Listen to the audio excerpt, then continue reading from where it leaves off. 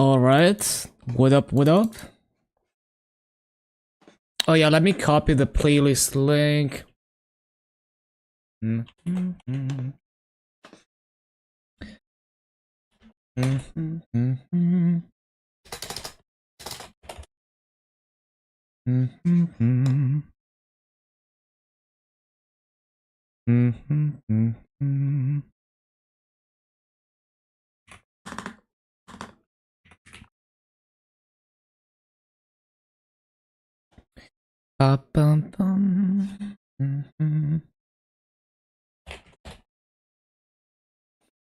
Playlist link. Hello, Whisper Shots.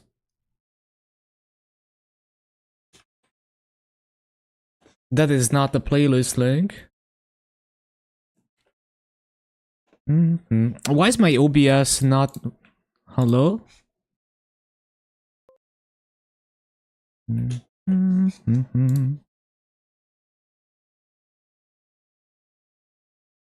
Yeah, just getting started. Just chilling, enjoying the slow burn grind and the boss meals.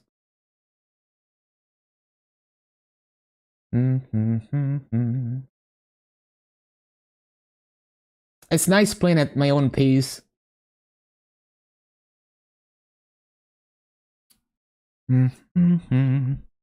Okay.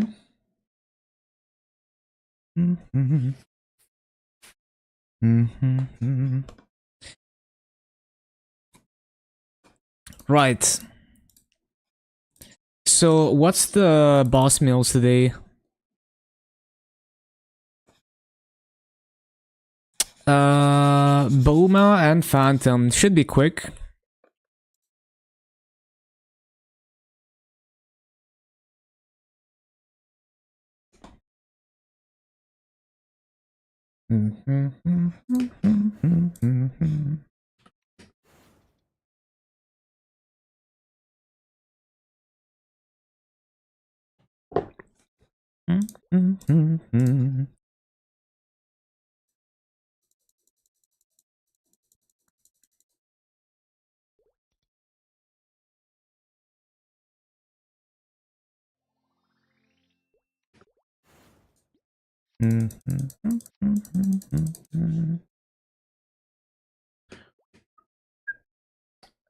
I forgot if I checked that YouTube is live.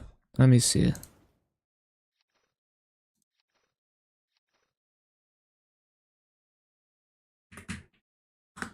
Okay.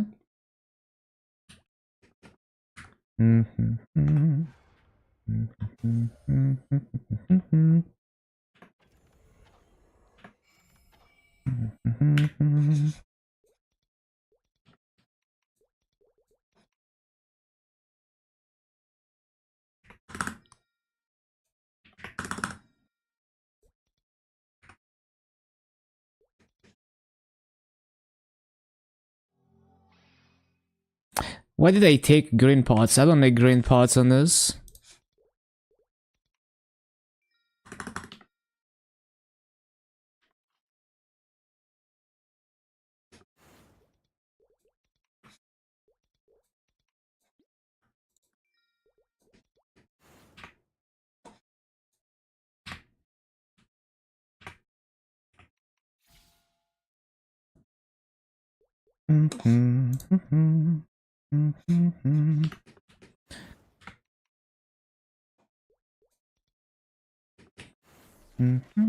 Did I take Tanjiro? I did.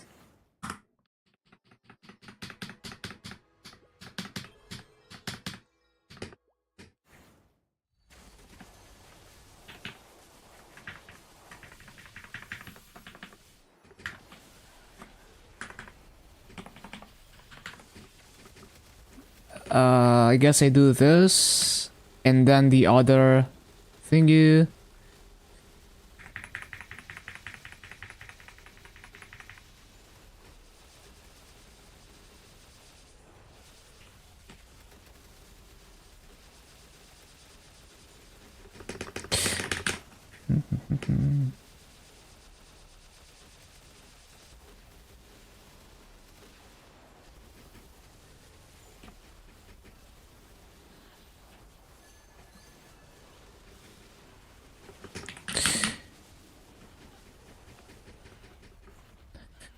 Bum, bum, ba-da, bum, bum, bum.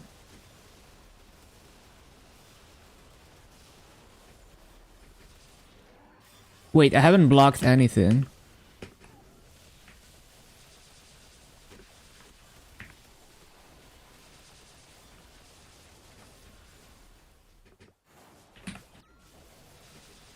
Hello, Tofu. I'm up early. Am I? I feel like I started stream later than usual.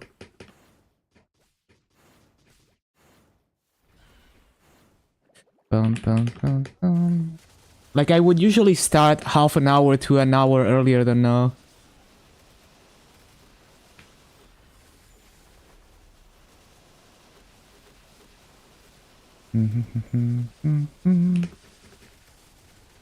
It's kind of random. Oh shit.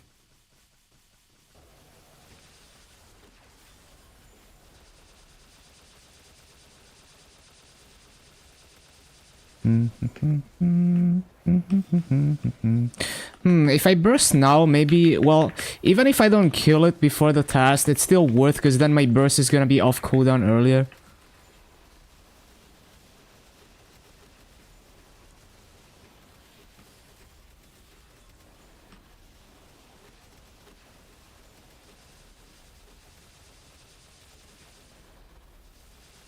Okay, nice.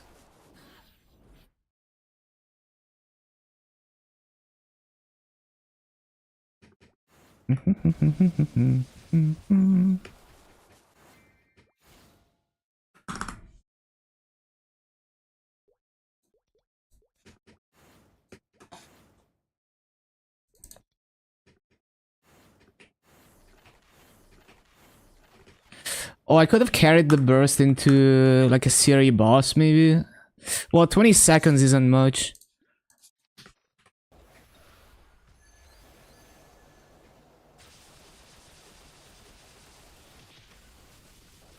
How is it still alive?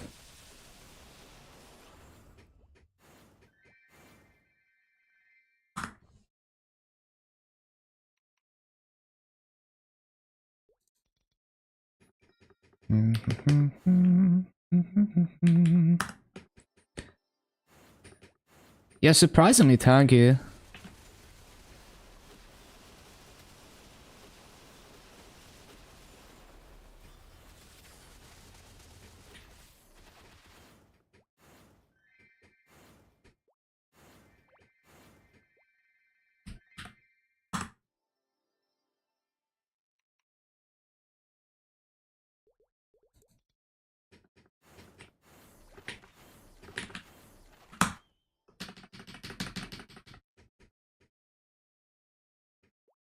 Go, go, go.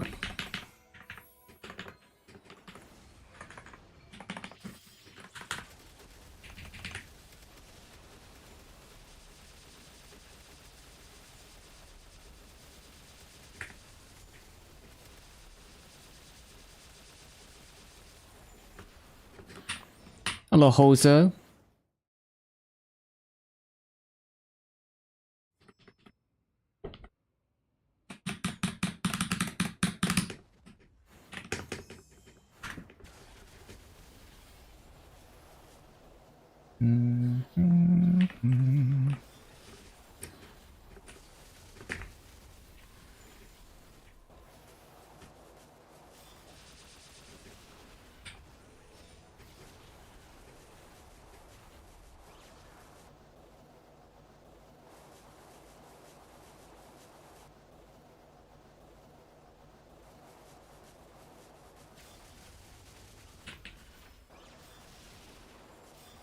Stop.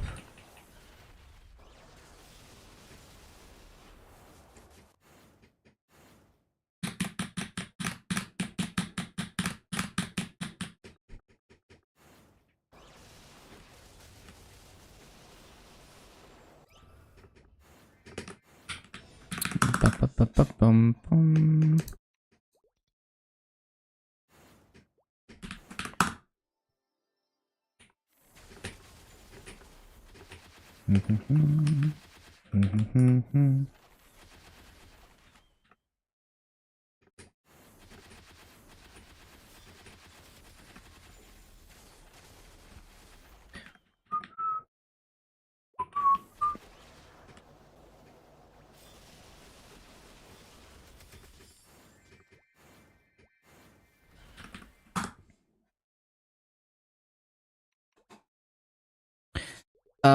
Lotus, I guess.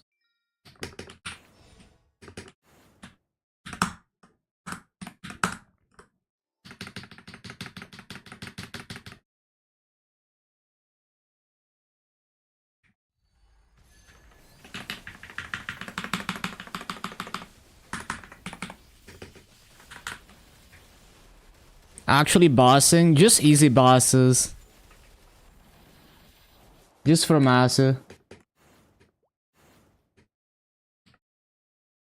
I've been doing up to No More Slime for the past 4 months to save up Masa for the symbols.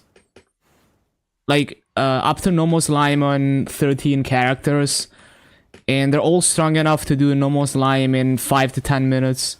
Some of them even like less than 5 minutes. If it takes any longer than that, then it's too much. Ideally, I would get everything, like every boss meal ideally would take under 20-15 minutes to do all the bosses, but at the moment, some of them are not strong enough. Yeah, exactly. I would want them to one burst No More Slime ideally, like Origin burst No More Slime eventually.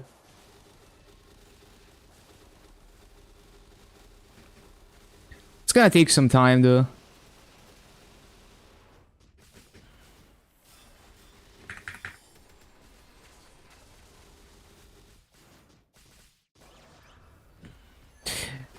Yeah, well, I'll probably, like, my damage is probably gonna be, like, less stat inflated and more from other things, because potentials are just not worth working on regular. Like, I slowly improve pots, but yeah, I'm not gonna min-max pots anytime soon.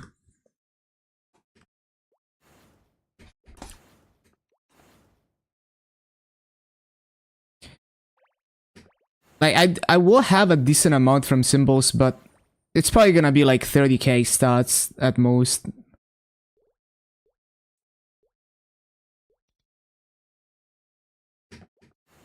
Buy 27 Garlux.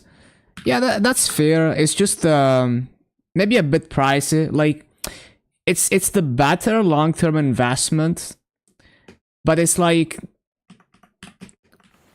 yeah, it just feels bad in the moment.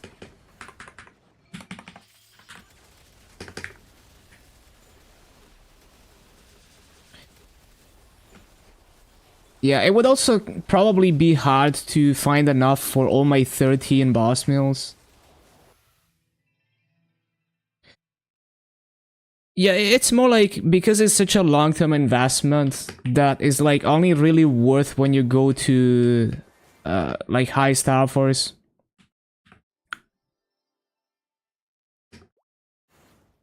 Because it's like, oh, I could Star Force my bad gear right now and gain more damage for the same Masu, but then long term it's like, oh, now I want better potential, so I should have bought a better pot to begin with. It's that conundrum, basically.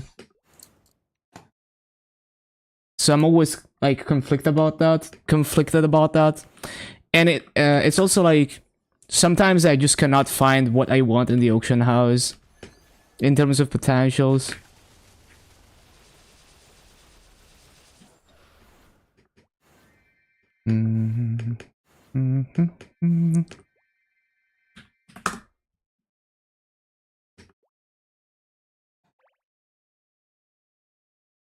Went from solo in C10 to solo in BM. Yeah, Star Force is so massive.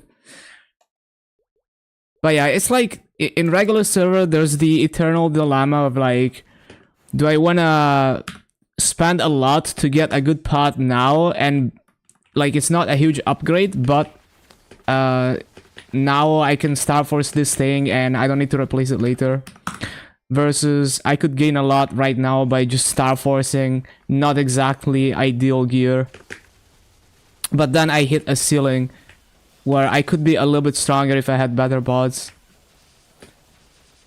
And then if you do decide to go for the pots, it's like, well, now I need to constantly look in the auction house until I find them. And then if you need to do that for like 10 characters, then you might need to wait a very long time. Trade-offs. I've been thinking about this stuff for like ages. I'm leaning towards stop forcing shitty gear though. Just because I wanna do it fast. Yeah.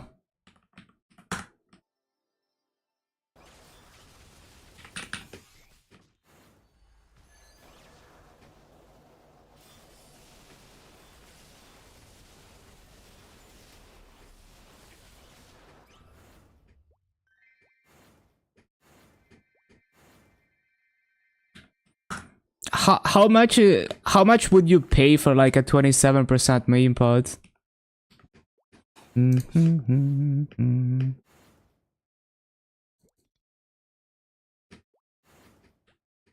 Always watch me for tips. Thank you, thank you. 5 to 9. It's kind of pricey, but yeah, I think that's fair. Because it's a long-term item.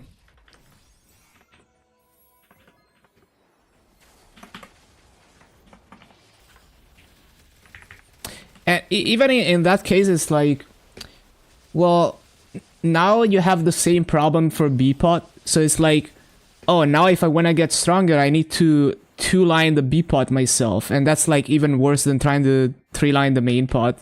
So it's like, oh, maybe I want to buy a good B-pot to, and then like, you know, like you can meme yourself into like, okay, now I need to buy like an end game pot.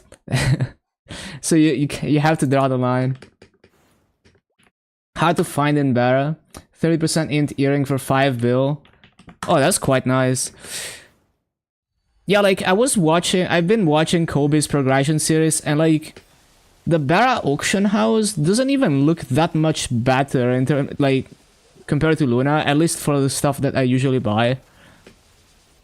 So yeah, it's kind of tough. Like it's like not like on KMS where it's like at any given moment, unless I'm looking for something insanely rare, I can just find multiple on the auction house.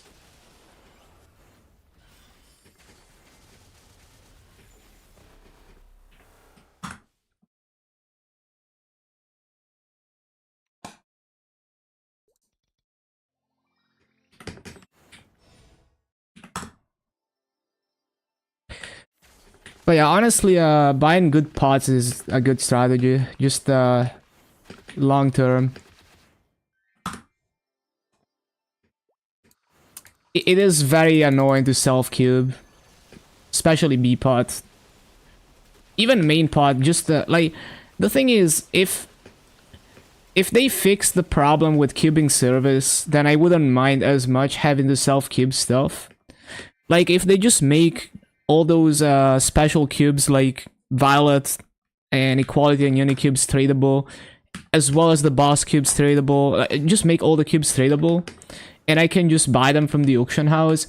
And on top of that, if they add the magic wand, then I wouldn't mind, right? Hold on, I need to do Helix. It would be so much better. Like, way less annoying.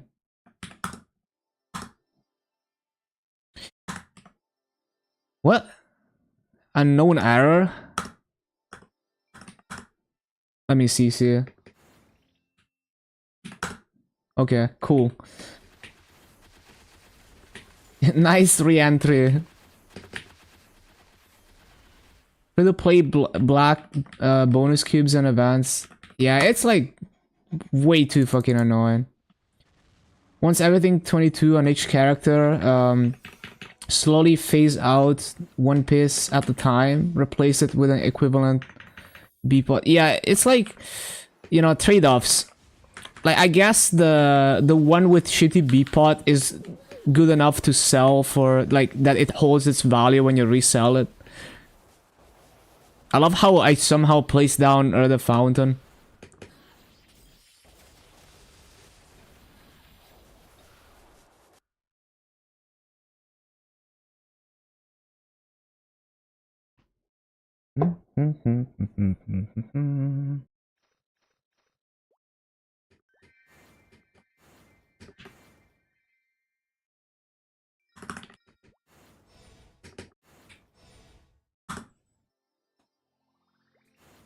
Another 3 years, probably, yeah.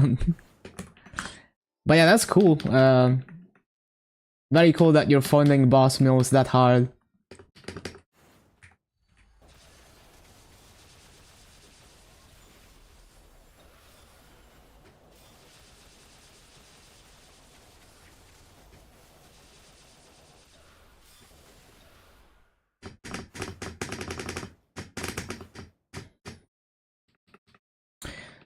Yeah, I think what I'm probably gonna do is Star Force shitty gear, and then very long term replace one piece at a time with good B pot and good main pot.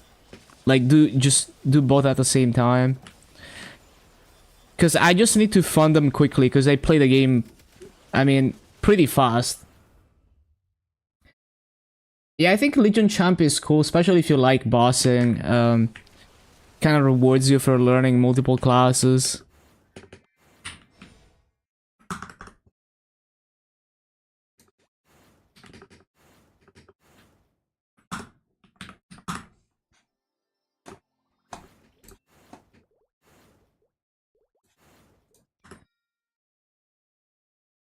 Love the idea. Yeah, I think it's great design. They should do more stuff like that that rewards other things that are currently not rewarded. That are not necessarily about pushing endgame content.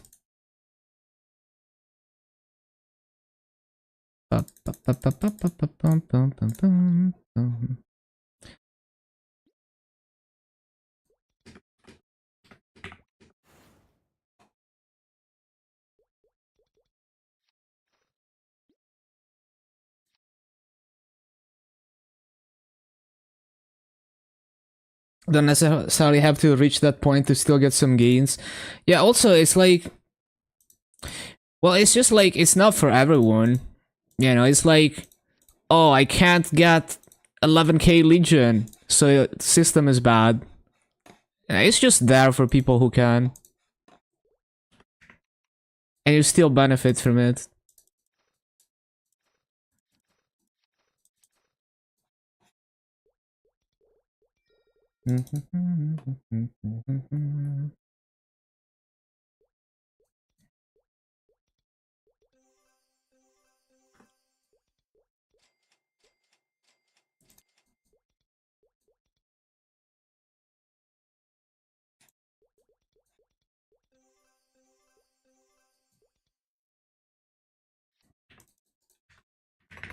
Symbol grinding. I finished the symbols.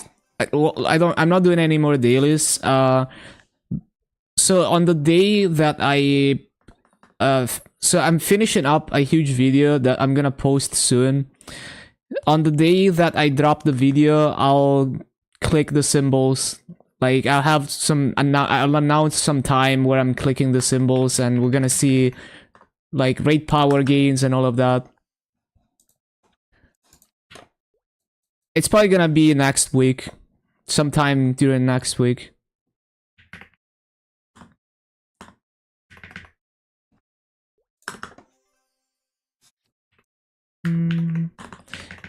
Like, I finished editing the video. I just need to like rewatch it tonight and see if there's any tweaks I want to do. And then I'll have maybe like a 1 week countdown to when I'm posting. Yeah, I'm done with arcane symbols. Like, everything is maxed, I just haven't clicked them yet. Like the arcane symbols.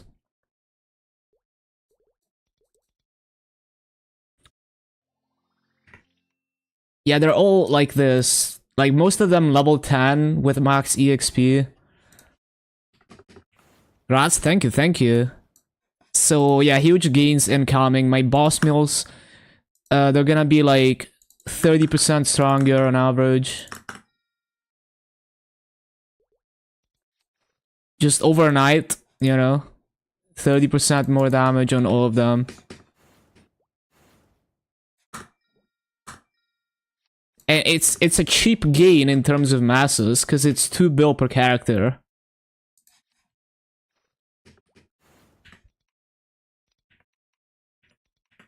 I've already done all the characters. Like, all 49 classes have max symbols. All of them.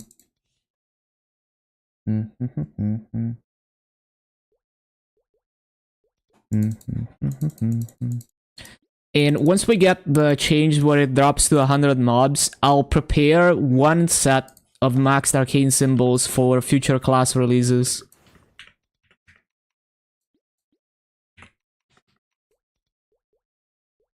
No, it's not just the boss mills. Every class.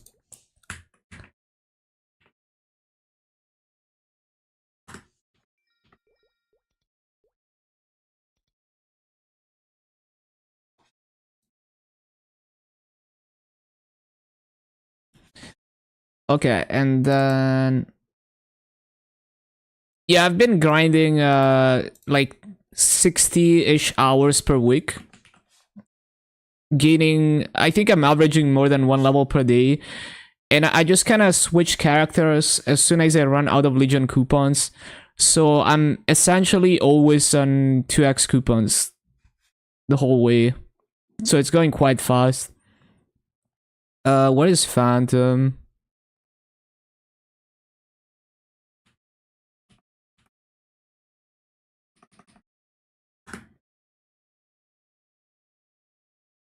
Yeah, as long as I have multiple characters with the master gear that I need to grind, I'm gonna keep doing that.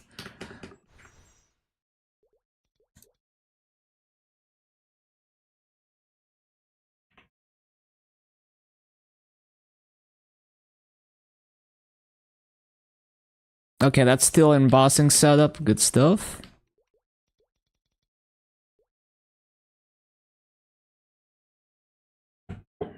Ba-da-ba-da-ba-bum, ba-da-ba-da-bum.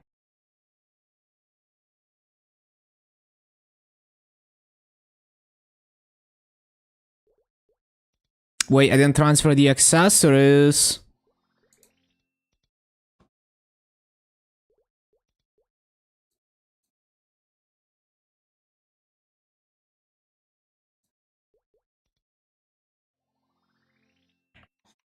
Another strat that I might do once my meals get stronger is half liberated Genesis, like doing the Hard Lotus mission. Because I feel like it looks like you could beat a shitty arcane weapon pretty easily with that, even if it doesn't have a potential. So at least I'll test it on a couple characters.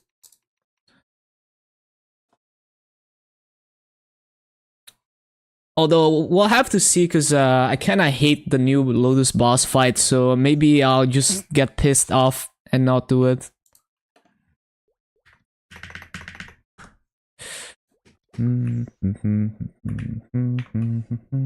But, I mean, once my meals get stronger, it's gonna go down in like 10 minutes.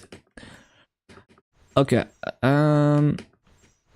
so it should be fine even if I'm playing like dog shit.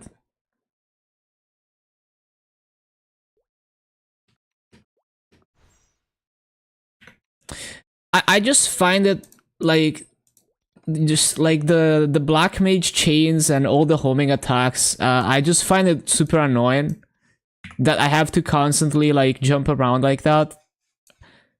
I just like in old Lotus, you have to constantly dodge, but not like that. It's not like every attack is a fucking homing attack. That's what I find annoying.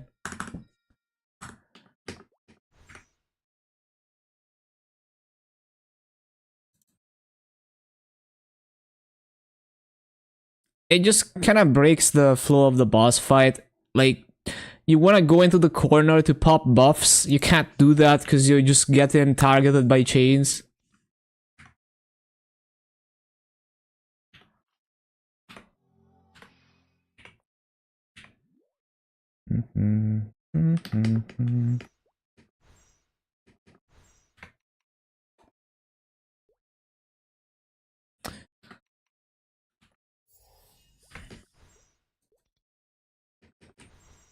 Maple achievements. I check them once in a while to see if I have anything cool upcoming. I don't actively try to complete them, but yeah, I got a few cool achievements. Like, obviously I have 100 million mobs, and I'm I almost have the one where, like, looting 2,000 arcane symbols. That one, I'm a few symbols off, which apparently is quite rare. Because, I mean, no one is grinding every class to 250 in Arcane Reaver, so... Yeah, and the thing is, I wasn't trying to loot all the symbols, so oftentimes I would just let them expire, because I was too lazy to empty my inventory. So I could have done it a while back. 400, yeah, because it's like, who wants to empty their inventory? But I've done so many 250s that I still managed to almost complete that.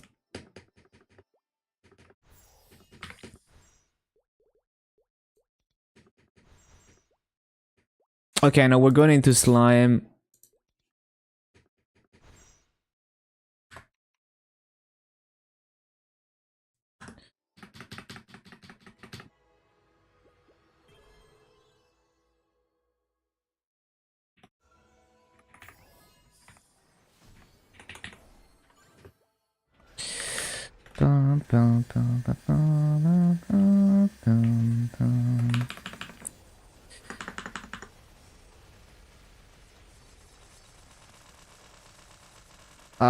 It teleported. Come on, slime.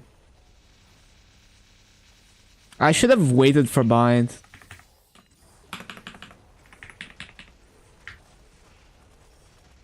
What? I insta-cancelled that shit.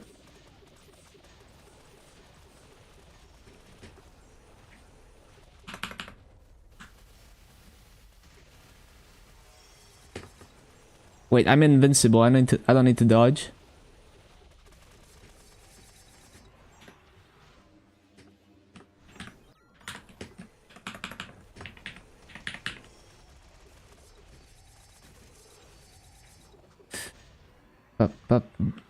Yeah, Fry's iframe is OP if you set it up. Tanjiro, yeah, Tanjiro is absolutely insane.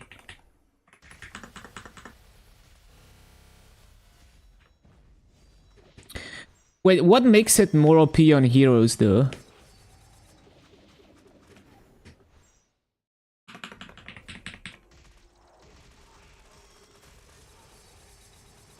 Is it because of, what, because I have more final damage than other classes?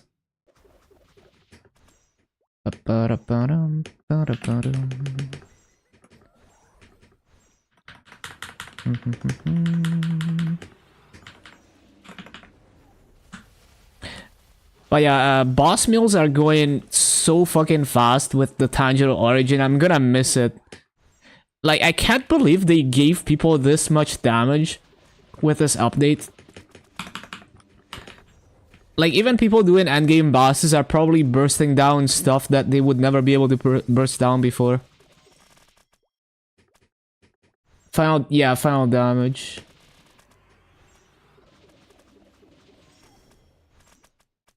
You can one-shot... Wait, you can use that in Ursus? That's actually stupid. What the hell? That's funny.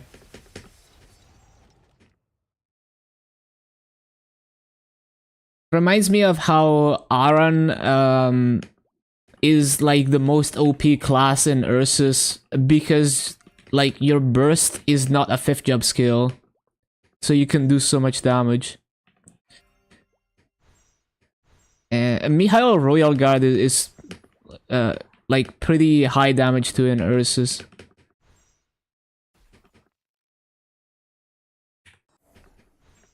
Well, my ready to die is not ready.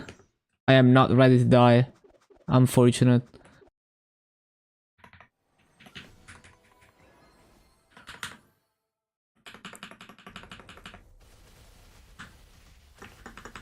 Bro, there we go.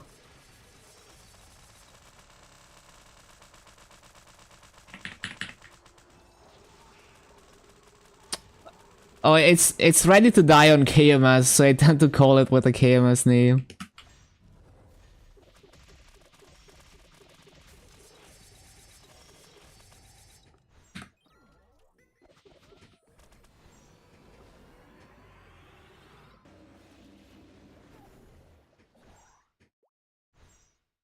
Yeah, I'm just used to the KMS name.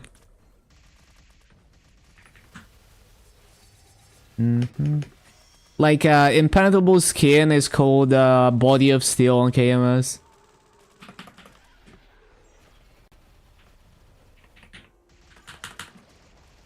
Can't wait until Grinders gets easier.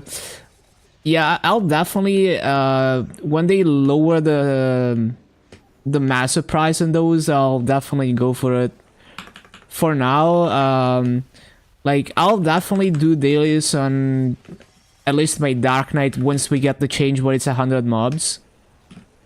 But I don't see myself actually upgrading the symbols past like level 5. Just because. So like I'll prep level 5 symbols for classes that I'll push to past 260 in the future. Because it takes like 2 months and a half to like transfer a level 5 symbol. But yeah, nothing more than that until the massive prices go down significantly. Oh, can we please kill it before the test? Please, bro. I'm begging you. Please. Oh my god, okay.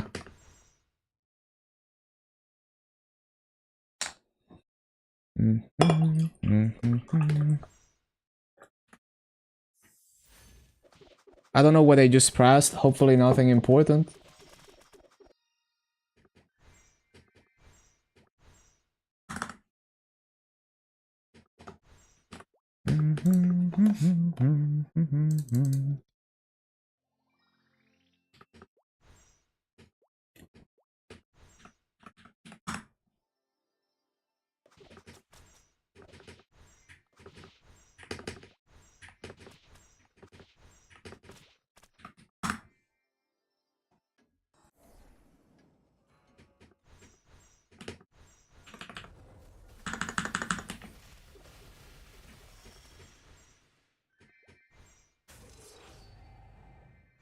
Looks very cool. Yeah, and I don't even have the mastery cores yet. Like the mastery core makes especially like the new ones, they make the skills feel like way less outdated. Like the spinny thing is actually like not clunky with the new mastery core, and the bossing skill feels like not a skill that's 10 years old. Actually super nice.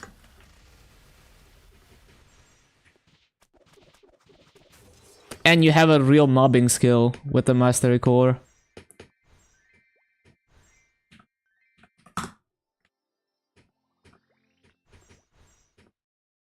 Yeah, I actually enjoy Phantom quite a bit once it's properly funded. Kurama's Claw. Oh, that's a classic. So that is from Threads of Fate, and it used to be a thing that people abused in Punch King.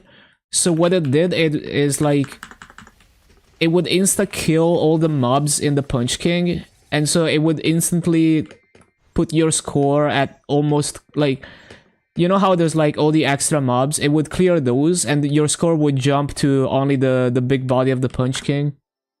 So that's what it was used for. I don't think it's useful in any other situation. But yeah, people abused it to push Punch King.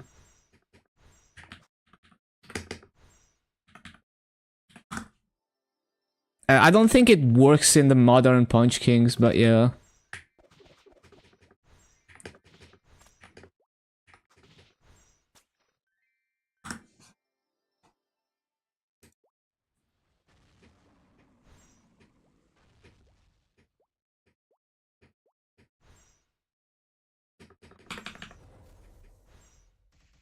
Why is it doing that? Hello, Valon? Why are you doing this?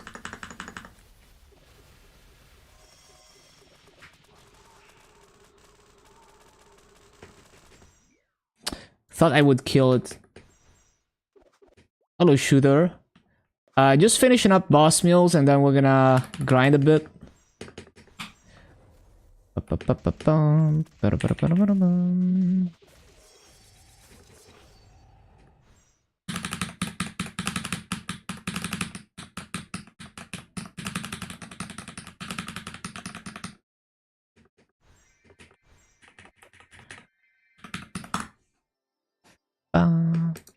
Do I have origin? Yup.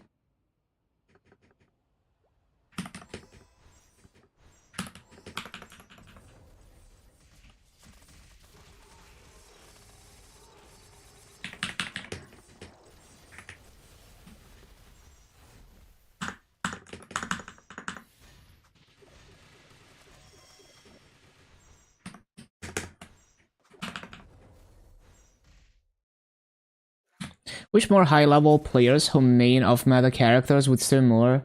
Honestly, I remember there was a guy on, I think, EO Reboot who played Phantom. He, his name was Ordine or something. But I don't think I've seen him stream in a long time.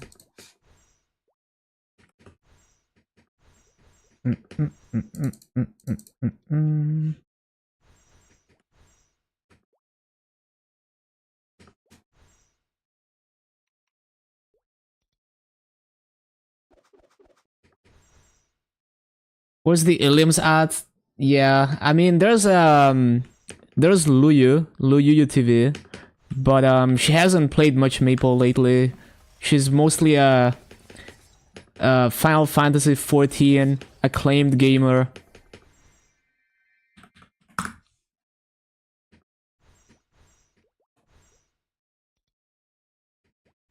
Can never find their streams, yeah.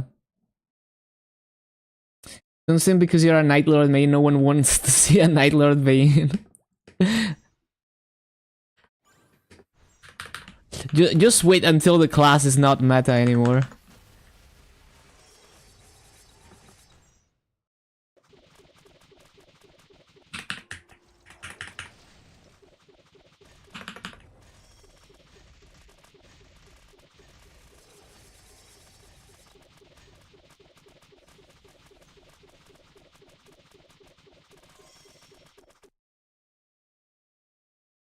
Fifth since 07. I only ever played mages back then. And like, I can't believe I used to tolerate getting knocked back all the time, trying to teleport through mobs. It was actually so bad. I can't even imagine.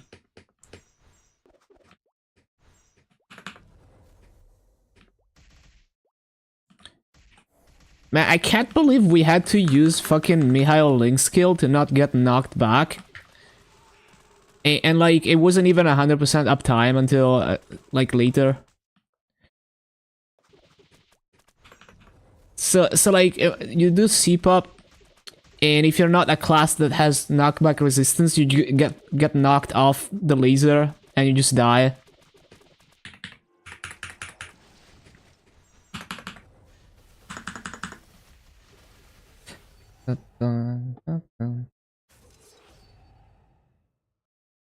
Oh yeah, I need to catch up on Togain's videos. His documentaries are just the best. But yeah, I remember Bigfoot was like... Why can I not skip? Hello, game? Okay. I remember Bigfoot used to be like super OP for EXP. And then there was a strat where you would have a power guard mill to allow lower level people to leech Bigfoot. So like, the power guard mill would be in level range of the leecher, and they would touch Bigfoot with power guard and survive a hit. And so because they hit Bigfoot, they would take a chunk of the EXP, which they would then share through the party with another person in level range.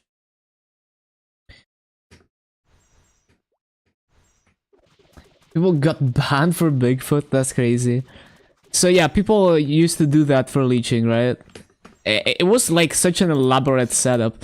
And I think I've seen people even do that in at like Scalgons. They would have like a power guard mill run around the map and touch Scallies, and then a bishop would clean them.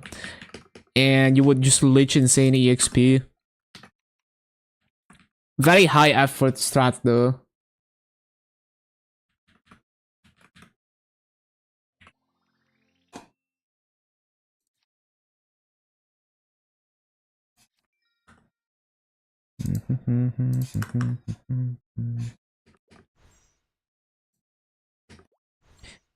Yeah, like as long as you had a power guard mill that was in level range of the leecher, and I don't know like what the minimum possible was, because obviously even if you spec everything into HP, you're not gonna be able to go to survive a hit at like level 10. So yeah.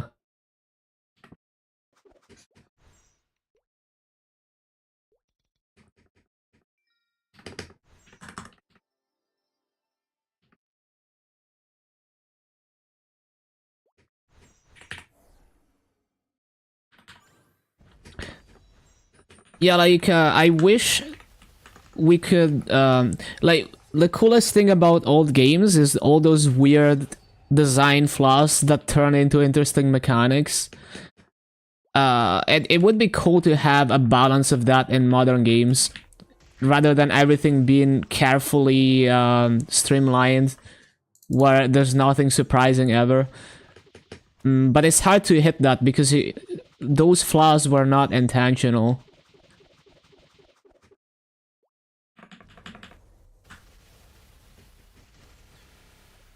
Why did they fix the DR, man?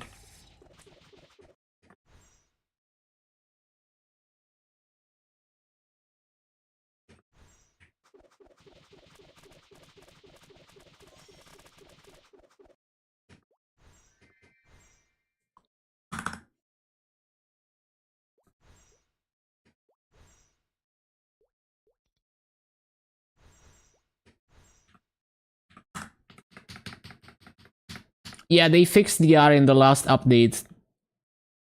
I don't know why. It was broken for months and they just decided to fix it.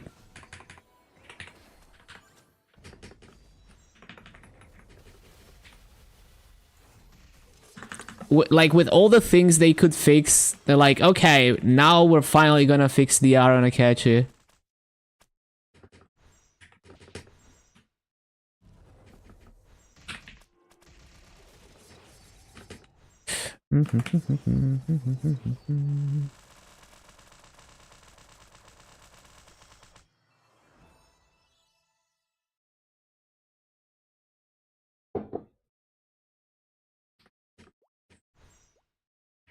Interesting bosses and mechanics. Some parts of the game feel so still, like Grandis, being Arcane River 2.0.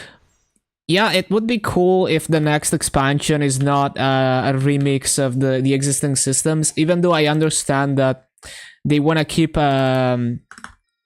like a consistent design where you know what to expect. Sometimes it's cool to not know what to expect.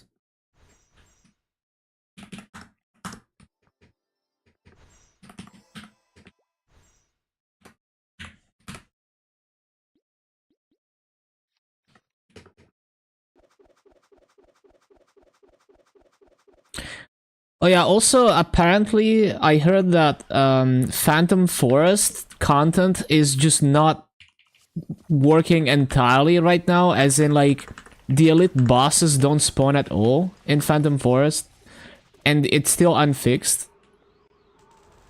And it's been broken for a while. My beard. Hello, Shift. Yeah, I mean, it's a weird beard because like I don't know, like it doesn't grow in the front, right? So it's only a neck, purely a neck beard. Oh shit, I'm skill locked. So that's probably why you didn't notice it.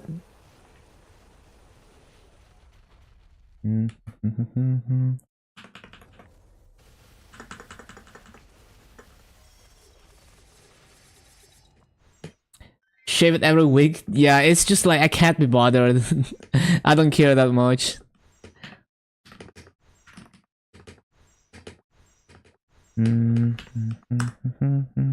Hello, Wavy. Nice to see you.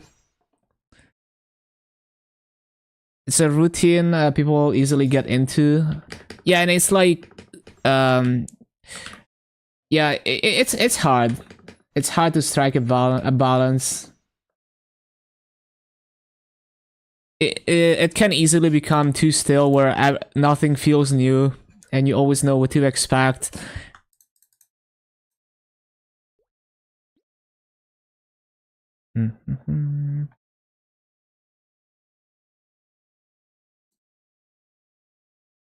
Still upset.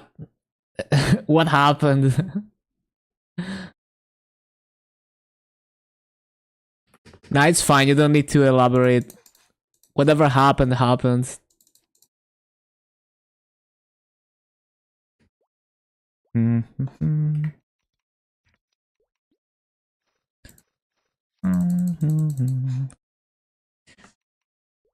Okay.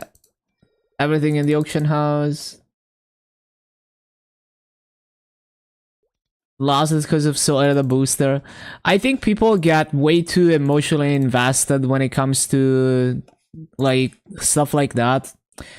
Every time there's a controversial change, people are like they jump to conclusions way too fast, and they want to be like all emotional about it and all of that, you know, without giving it time for the to really think about it, for things to sink in. And it's almost always rushed opinions. It's always either not as bad or not as good as you think it is. And that's how it usually goes. Like when 30 Stars was released, everyone was freaking out as if we were losing damage or something. When the calculator was, you know, like put together like a few hours prior. Like imagine if the calculator was wrong and everyone was freaking out about the wrong numbers too.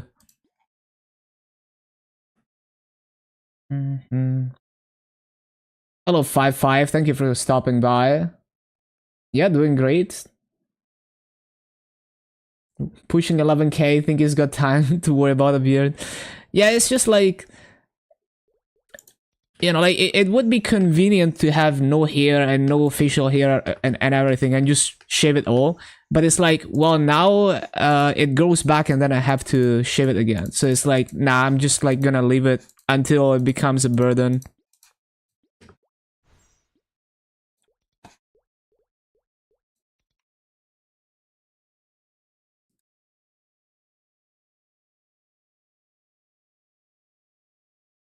Don't want to have to maintain it.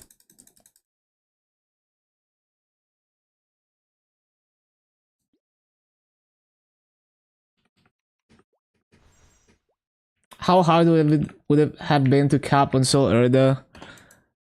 I forgot what the cap was gonna be. Was it like, what, like one Soul Erda per day?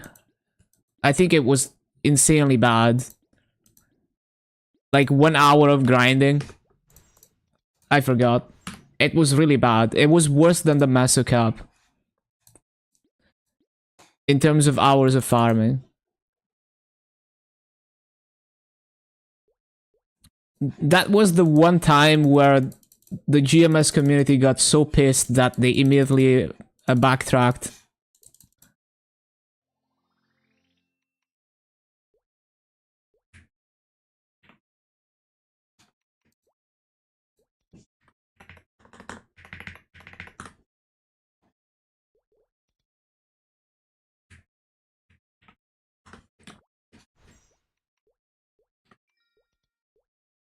Okay, the boss meals are done.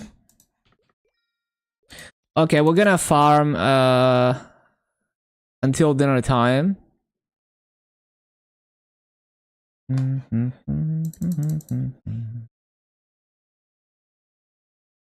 6 hours.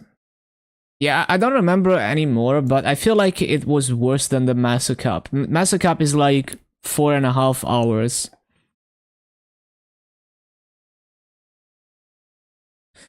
Okay, where are we grinding today? I forgot. I was grinding. Hold on. I was grinding mechanic. Yes. I've finished the symbols. I haven't clicked them yet. I'm saving the big moment where I click them for the day where I drop my next video. I have a huge video coming up. It's almost done. I finished editing it today, and I'm gonna rewatch it, and I'll have a countdown in the title in the upcoming days when I know the video is ready. And yeah, on the day that I drop the video, like I'm probably gonna do like drop the video like an hour before I start stream, and then on the day of the stream I'm gonna like have a predetermined time when I click the symbols. Okay, so where's my mechanic? Because I originally I wanted to premiere the video on stream and then click the symbols, but like I think it's completely redundant, because it's like I'd rather have people watch the video on YouTube at better quality and its full glory than watch it at shitty quality on the stream. So I'd rather drop the video before the stream and then yeah, just click the symbols and have like a predetermined time. Wait, I already have the paths on this. But yeah, it's gonna be a 1 hour video. There's a lot in that video. You will see.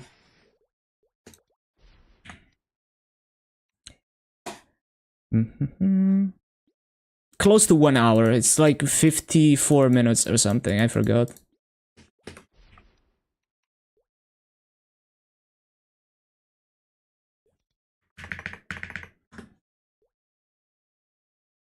One hour of purely hitting the enhance, but I'll probably make some kind of YouTube short out of that.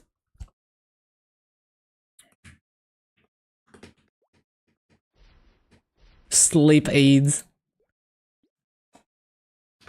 Okay, so I need to, let's see, we have coupons, yes.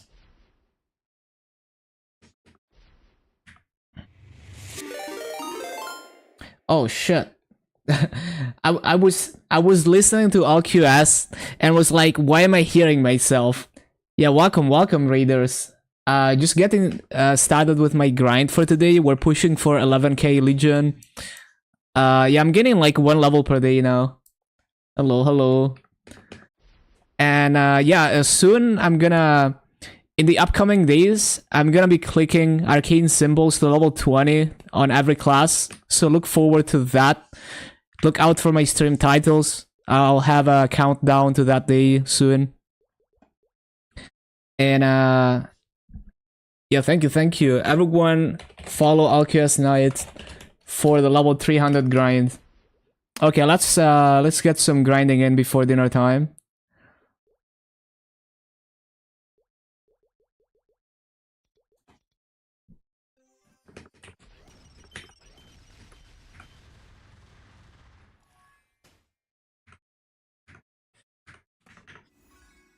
Let's go.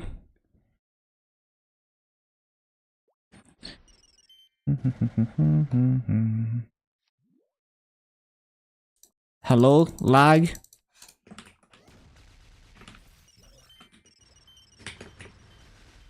They deserve to average 500 viewers.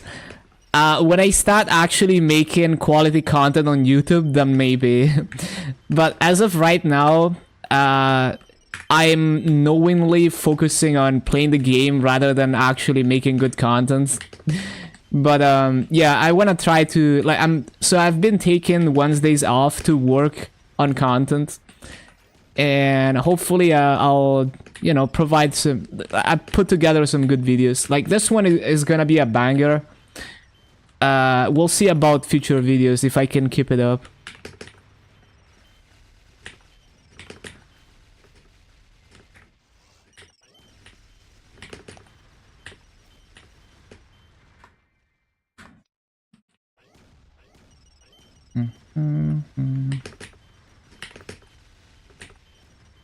So yeah, I'm actually putting some effort into making content now.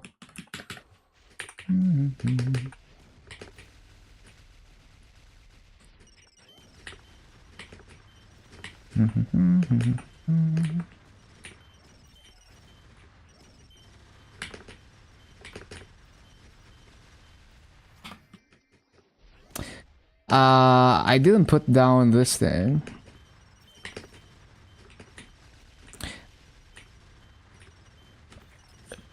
Yeah, I think the stream is like for people who are like interested in just being Legion mains.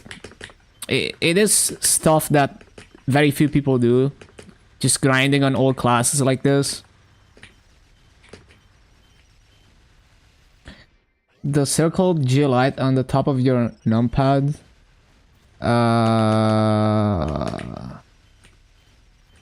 Is that a Logitech keyboard? That sounds like the Logitech logo. Game mode? So you don't hit the Windows key. Oh, interesting. Yeah, because my keyboard, I just press like FN plus Windows key, and it lights the LED on the Windows key, and it disables it when I do that.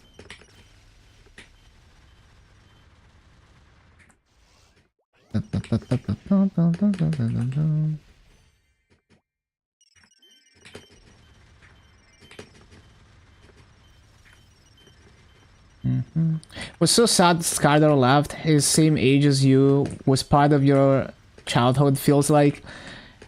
No, yeah, I think Skardar has like his very rational decision basically. It's, you know, I'm also very aware of like it would have been way more optimal if I actually focused on making content first and playing the game second. But you know, I'm not optimizing for metrics. That's just the way I did it, and now I'm trying a little bit harder for that. Now that I'm happy with where I'm at in the game. But yeah, like one thing that I've been observing is that, well, almost very few creators in the Maple space are putting content before anything else. So everyone is too invested into playing the game and progressing and grinding and all of that.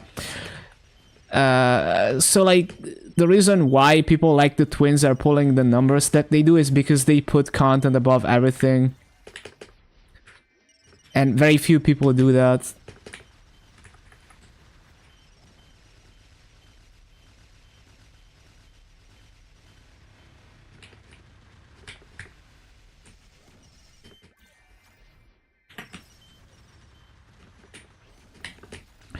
Ba-da-ba-bum-bum. Ba-ba-ba-bum, ba-da-ba-da-ba-ba-dum.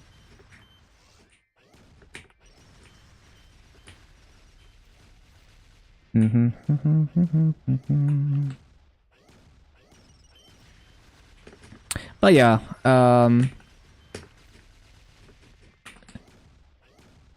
and also like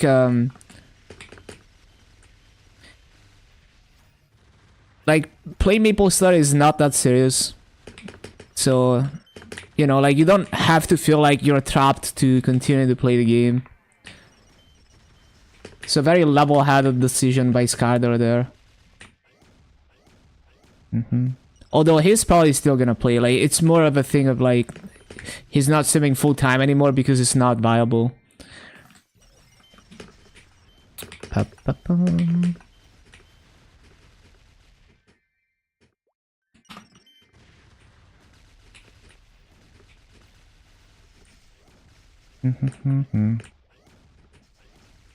Yeah, your presence is very important. Even if you're a free-to-play viewer, like most people are.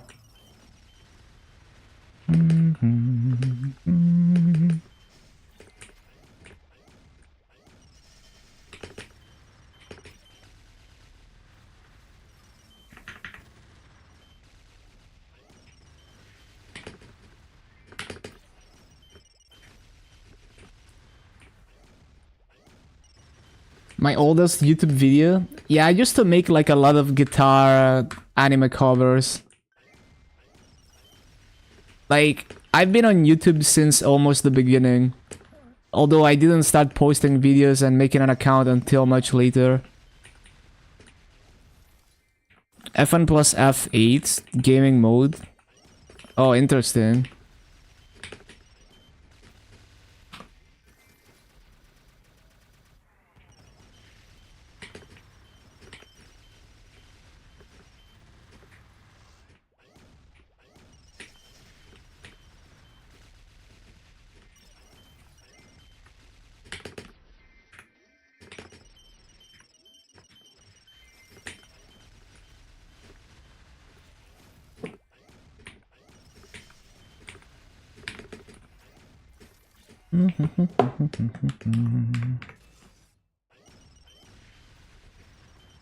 Instagram shorts. Well, I'll get into that. Like, I definitely want to try to make short form content, also ads. But yeah, I don't know how to feel until I've tried it for a while.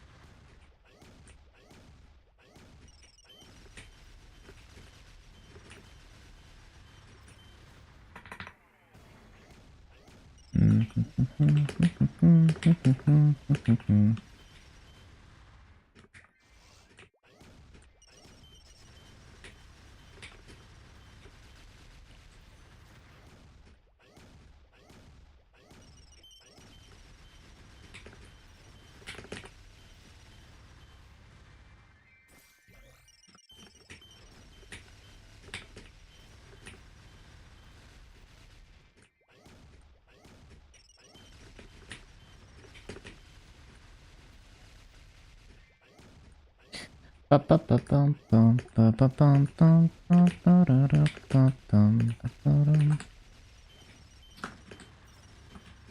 keep forgetting to resummon everything.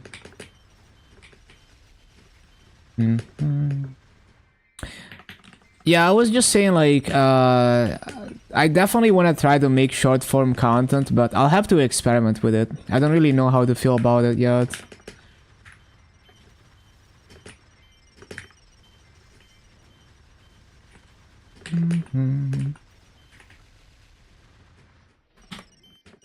I also think that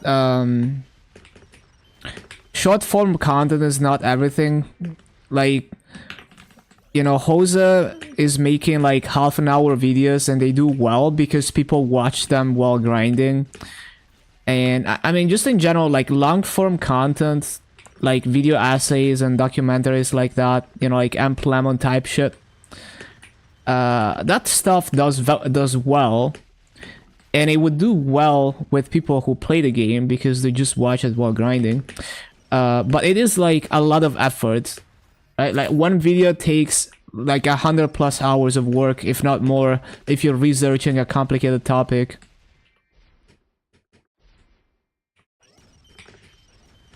So it would be cool to have higher frequency, shorter form content in between as well, to target different types of audiences as well. But yeah, like baby steps. Almost 276. Nice, nice.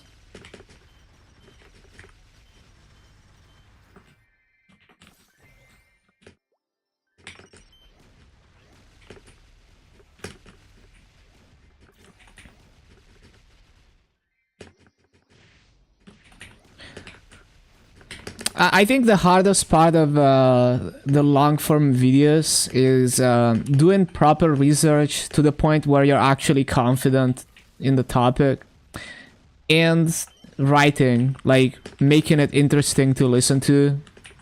That is, it's hard. Like I don't know, like which one is hardest between research and making the writing interesting. but I definitely spent a lot of time trying to rephrase things in a way that's more interesting.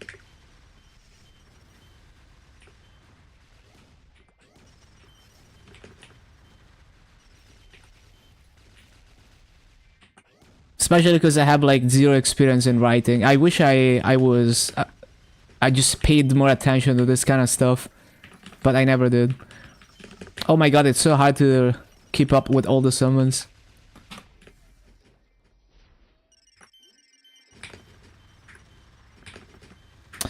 I wouldn't worry too much about the Beam Brigade stuff, because Yeratas showed me that in First Descendant, which is another Nexon game, they have a different streamer program, like a new streamer program that is similar to like Genshin type stuff, where basically anyone can sign up, and you know there's just like a very straightforward system where they award you points for making content and stuff. And honestly, that seems... I like that type of system better than like a special club like the Beam Brigade, even though it's just very different. Like the type of things the Beam Brigade would do were very different than a system like that.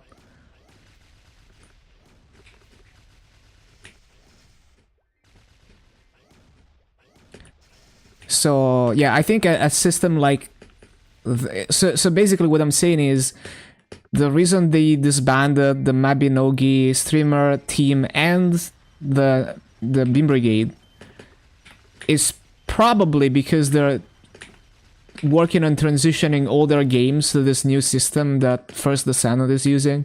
It's all speculation, but I think it's very likely, because I really don't think the Beam Brigade and the Soul streamers were costing them that much money, because they're giving you fake money anyway. And these are all points that pretty much like Giratus brought to my attention, and they're very good points.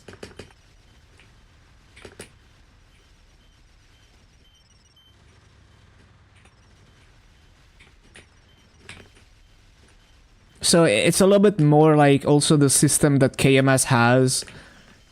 It's just way less of a... It's way more accessible, where it's not like this huge deal to join the streamer program. And the rewards are just as good, if not better, than what the Beam Brigade would give.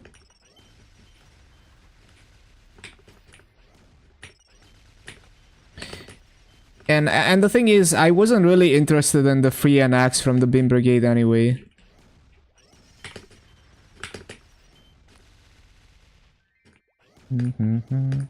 Like, most I could do with it is maybe do a giveaway, but I don't really care about like the viewership you get from giveaways personally.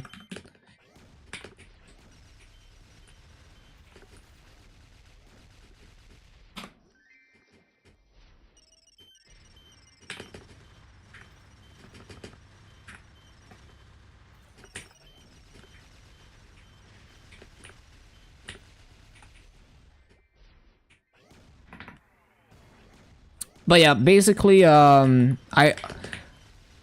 wouldn't worry too much about Beam Brigade being disbanded because of that, because it's probably just the first step into converting it to the new better system.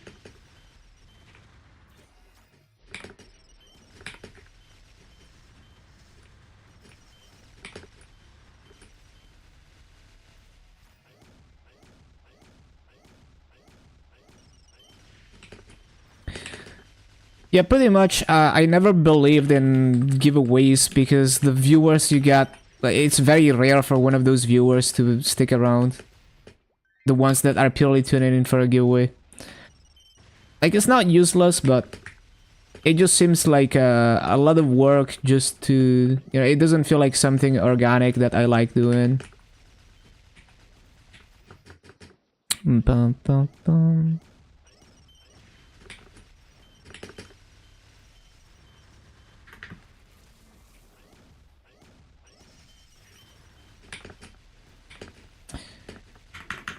Ba-ba-ba-bum.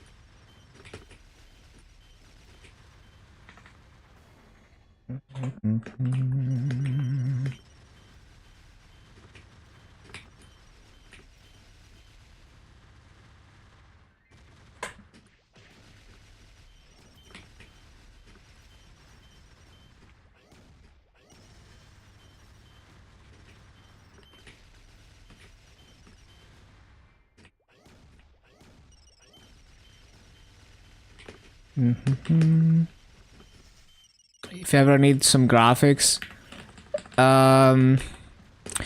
well, the thing is, I'm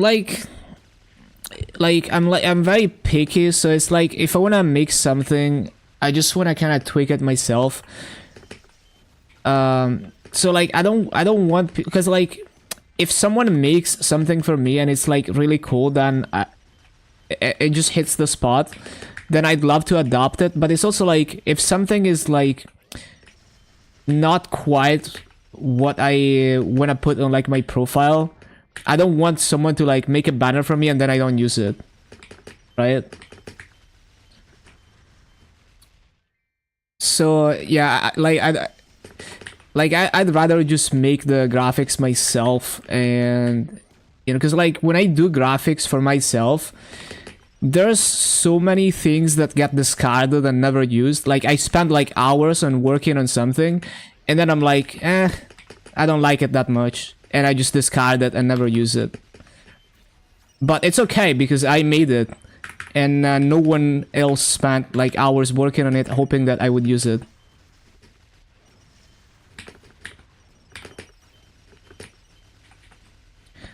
So yeah, it's okay. Like I have enough stuff in my Twitch profile for now.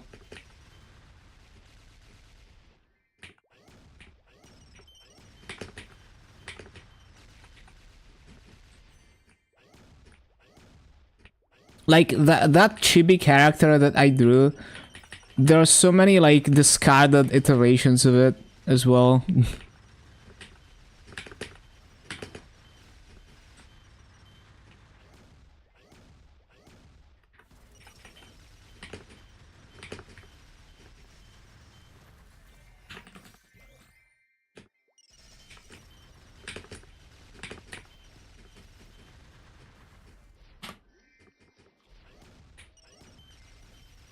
Oh, if you look on my about section, there's some new banners. That character. So the thing is, like, even though I was working on it and I had a vision in mind, I had to like just discard and iterate on it like so many times to get to a point where I liked it.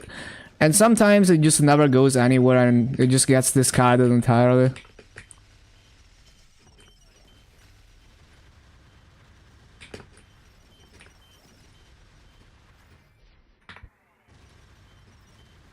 Yeah, I think it looks pretty good. It could be more polished, but it's okay. I think it has enough personality that I like it, even though it's not as polished as like a pro artist.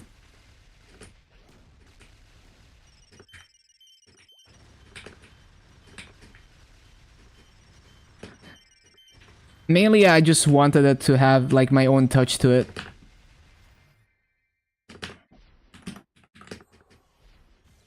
New Star Force system, we can see a meta switch in gear. I think it's more like it adds more flexibility. So like for someone like me, if I played Reboot, I would be severely limited by the way that Reboot works. Where it's, you have to put in work to get gear, and I just can't be bothered to clear bosses every week, especially hard bosses. And so I'm like, well, now I'm just perma stuck on like Abzu gear and 17-star arcane weapon and no Dawn accessories, no nothing type thing. But because of the new Star Force system, I would have more avenues to get stronger, even if I can't get better gear. Right, so for players like that, it's quite good. And for min-maxers, it means that you have like an extra step that you can go for past 22 stars. So yeah, I think it just adds more flexibility rather than a whole new meta. More flexibility to stray from the meta.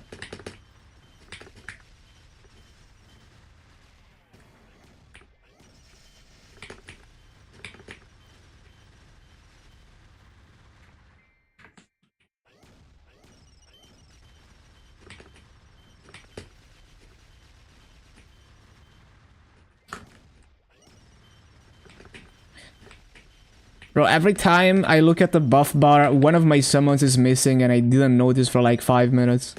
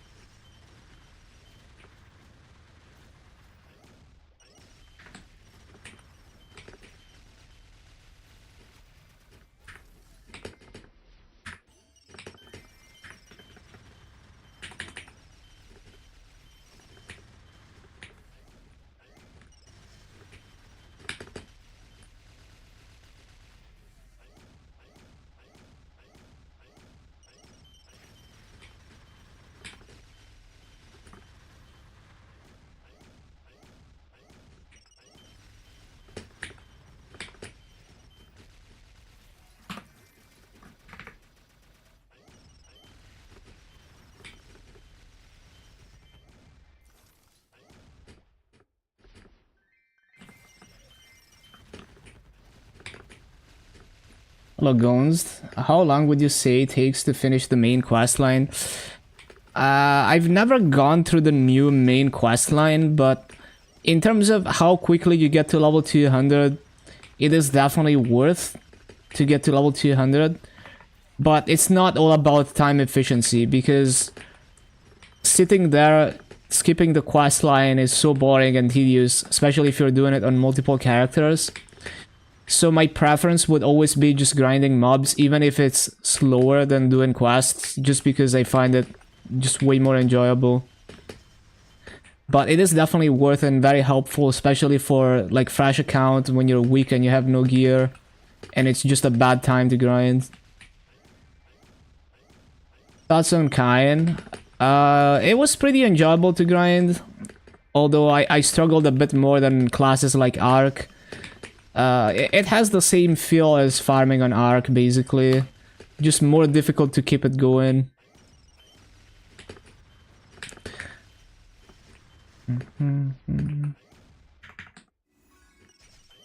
So nothing exceptional for me personally in terms of farming.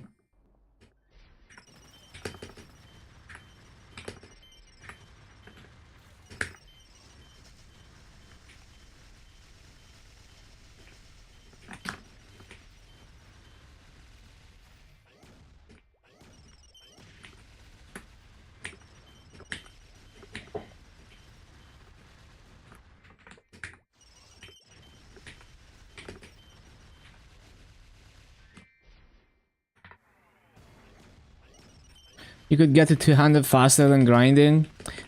If you're weak, definitely yes. If you're funded, I'm not sure, but yeah, it is quite good EXP.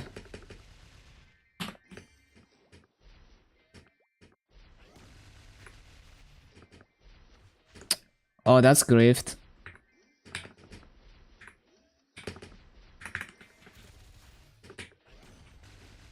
The struggles.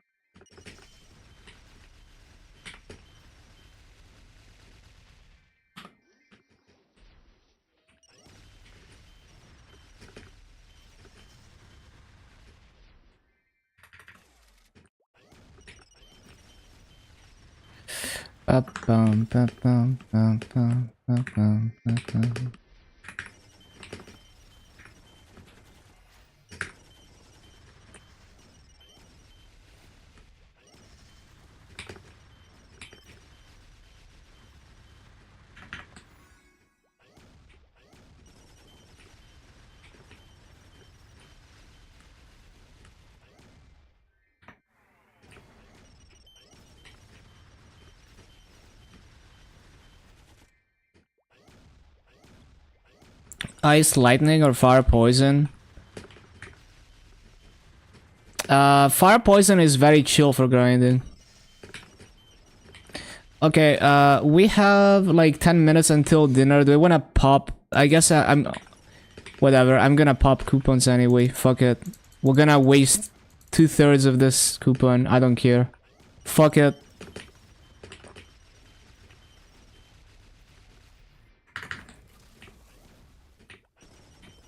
As of ice...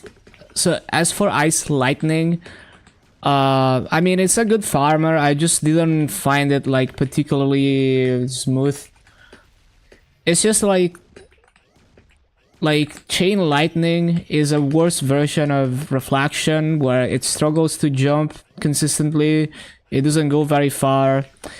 In some maps you can use ice strike, the third jump skill, but you need to be strong enough. That's not to say it's a bad mobber, it's just that those skills feel a bit annoying. you can absolutely do really good rates on Ice Lightning and do like laser rotations with the orb and stuff. I just like didn't find it particularly exceptional. So out of the Explorer mages, Fire Poison was my favorite in terms of farming. Bishop coming in second. Bossing, I haven't bossed on anything. Like, I've only done Syria on Bishop, but like I don't have much experience with that. Fire Poison is an okay boss mill, but I'm just like I'm bad at paying attention to Infinity and stuff. So all the Explorer mages are just not necessarily like the best bossers for me. But Fire Poison is like, if you're strong enough, it's pretty straightforward. It feels good as a boss mill because a lot of your damage is just the short cooldowns, so you don't feel like you rely on your burst.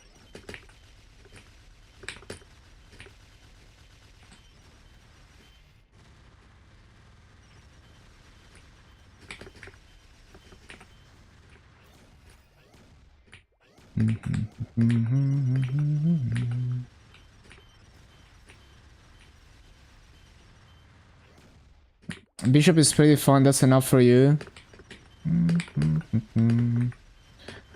Yeah, I enjoyed Bishop. Just haven't done any significant bossing on it, so I don't know about that.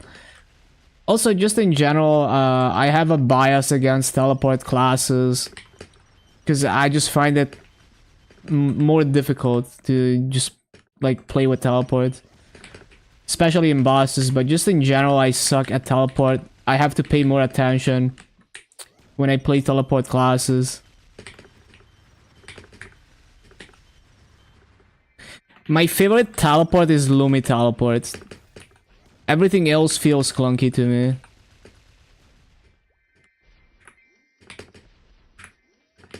Oh, I'm resummoning the wrong thing. It's the other thing that expired.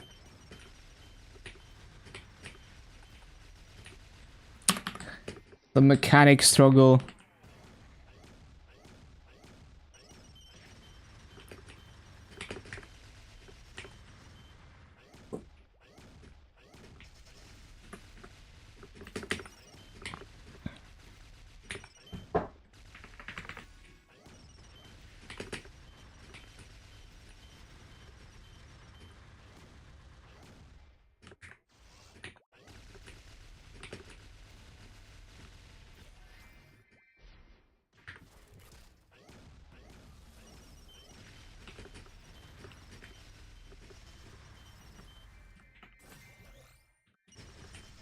Yeah, with Sol Janos it gets a lot easier, because then you can really just be on a 2-minute cycle.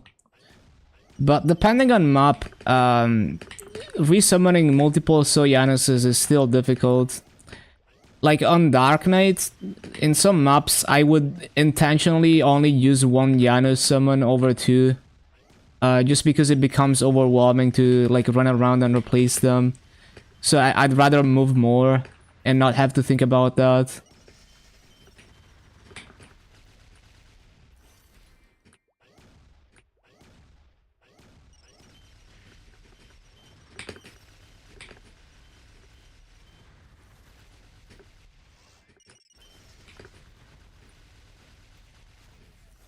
Wait, no, it's this one.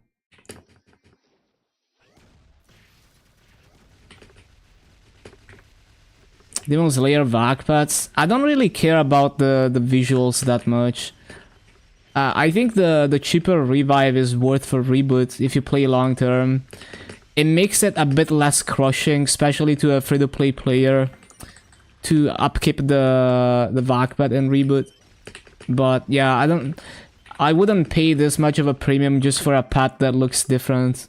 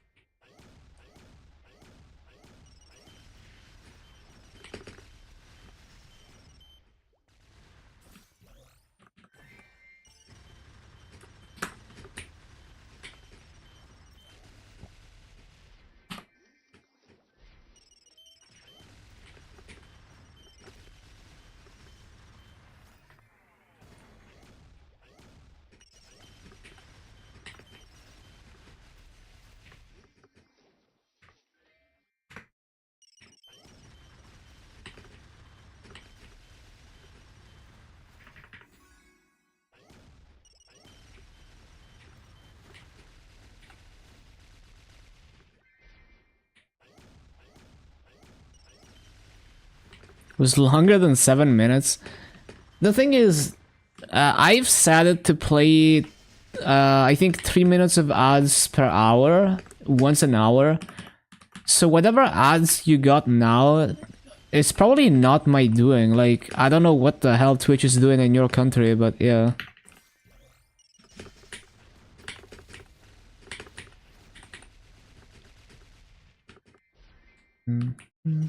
Oh, you want AFK? Oh, I see.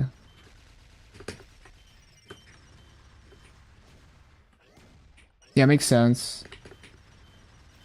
Kim is still doing remasters. They said something like before doing a remaster, they'll try to fix the class through mastery course, which is, for example, like on Phantom. Once you get all your mastery course, it's almost like a different class.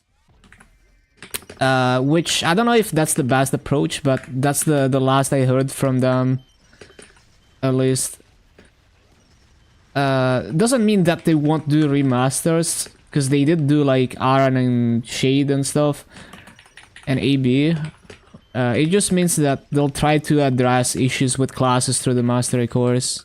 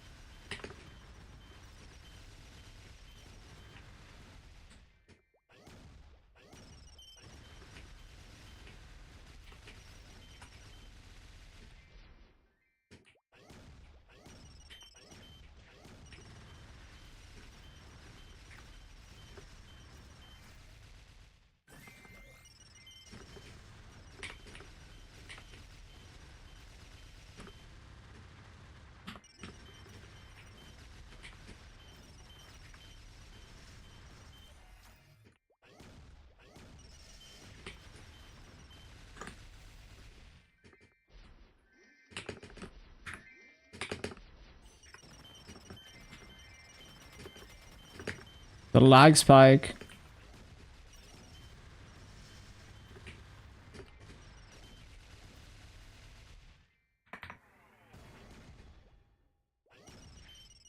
Oh, that didn't work.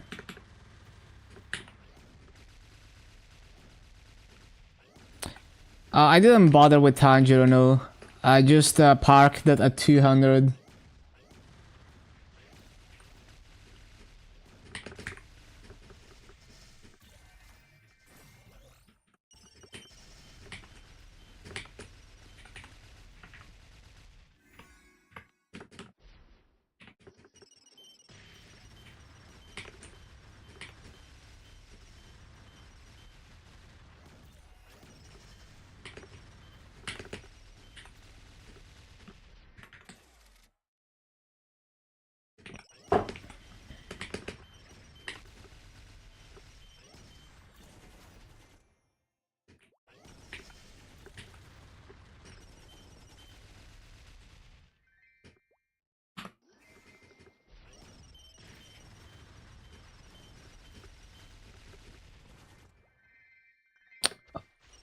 Not time yet.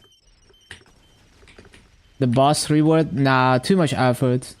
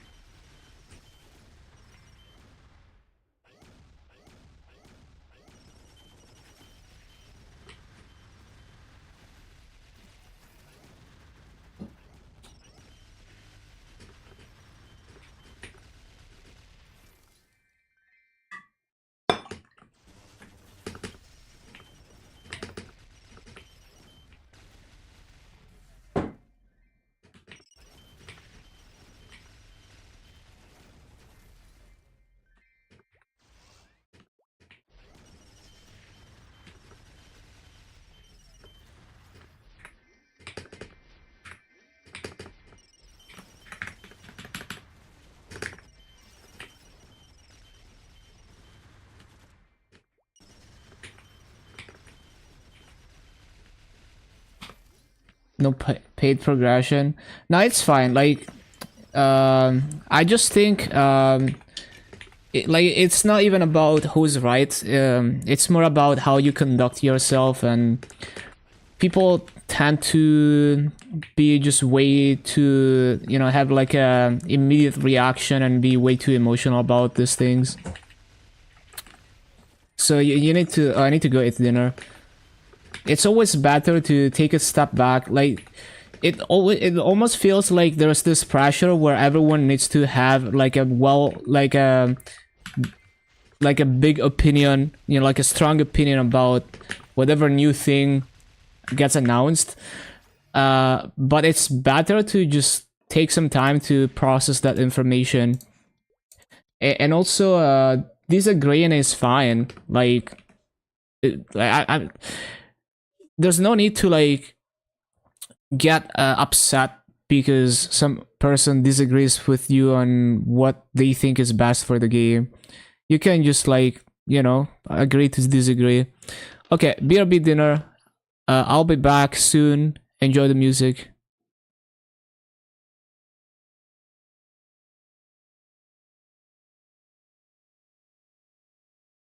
Oh yeah, one thing that you didn't see. The like the new AI art thingy trend. Mist put me in the thing, and it's like so spot on. It even got Umaru-chan. Okay, BRB dinner.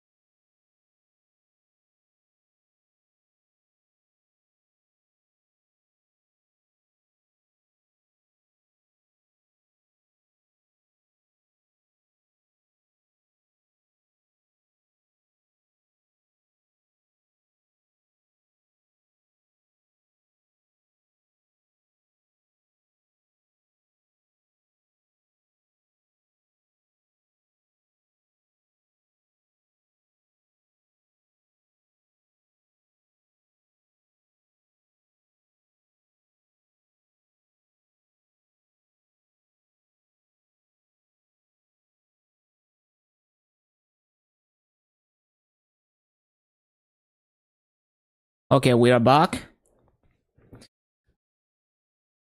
And we have an ad. Oh, the ad is already over. Okay. Ba-dum, ba-dum.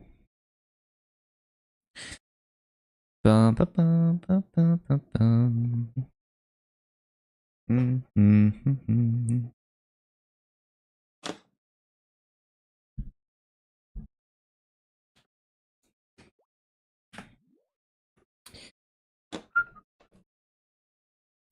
Ba-da-da-da-dum, ba-bum. Mm-hmm. All right. More grinding.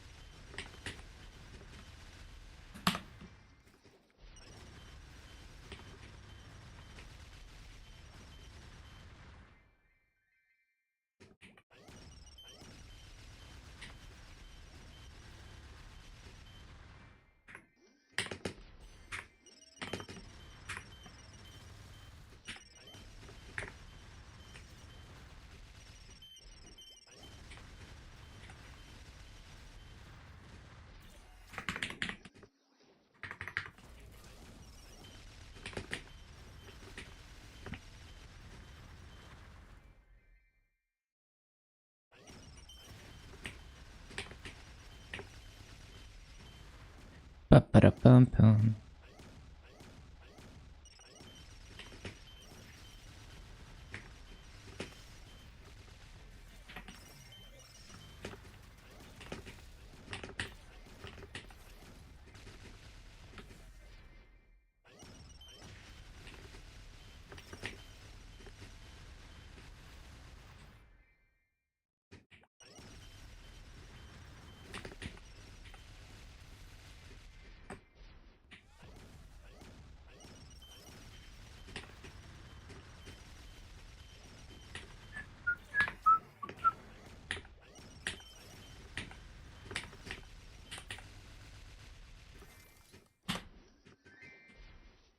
Ba-ba-ba-da-bum-bum-bum-bum-bum-bum.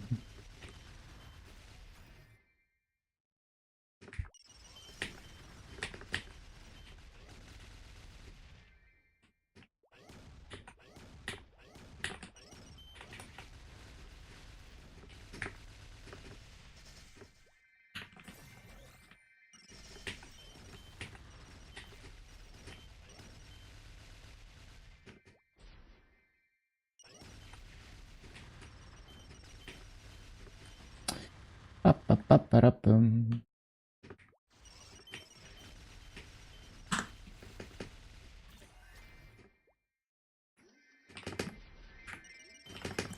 Go, go, go.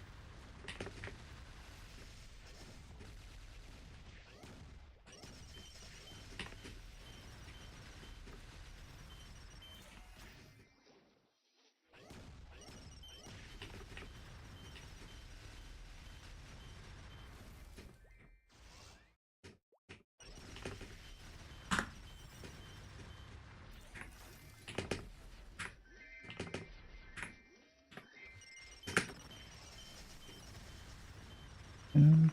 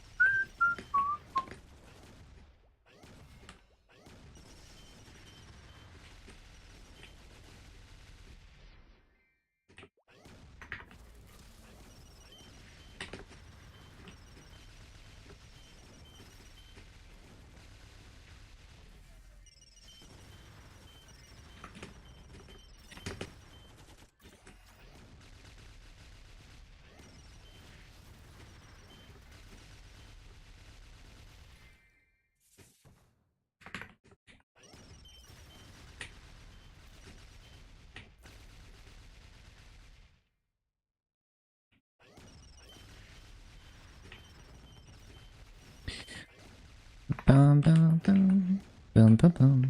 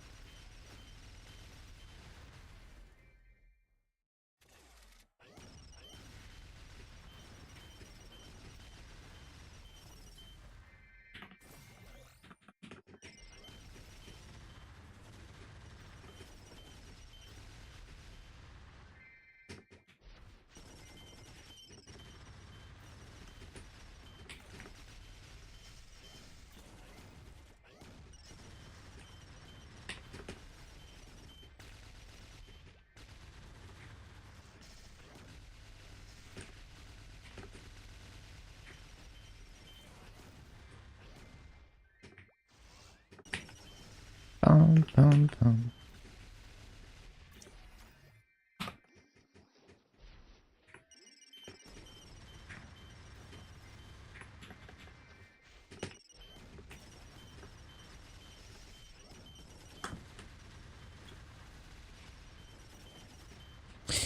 Ba-da-ba-bum, bum bum bum bum bum bum bum.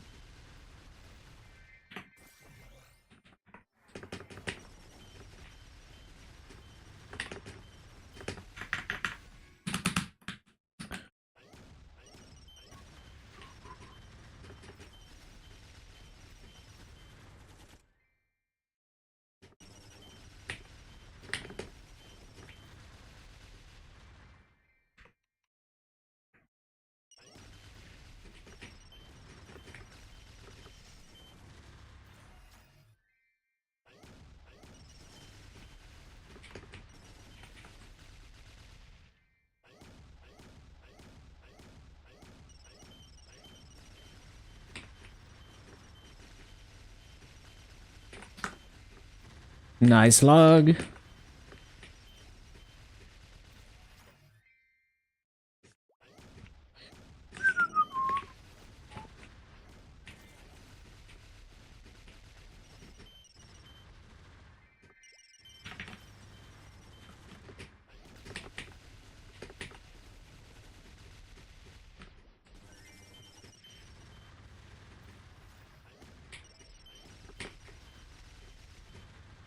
Ba-da-ba-ba-da-bum, ba-da-ba-ba-da-bum.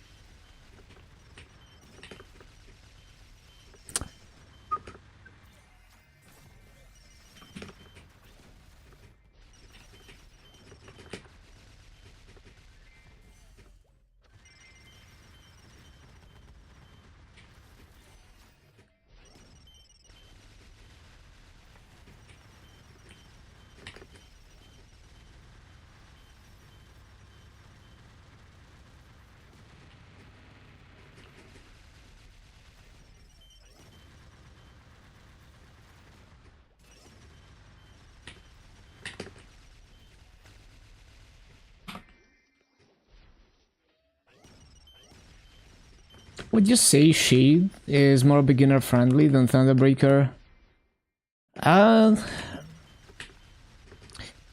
to say, like, they're both pretty straightforward classes, but with a high skill ceiling. I think you'll be okay either way. Well, I guess Shade is a little bit easier to farm on. Like, if you wanna min-max farming raids.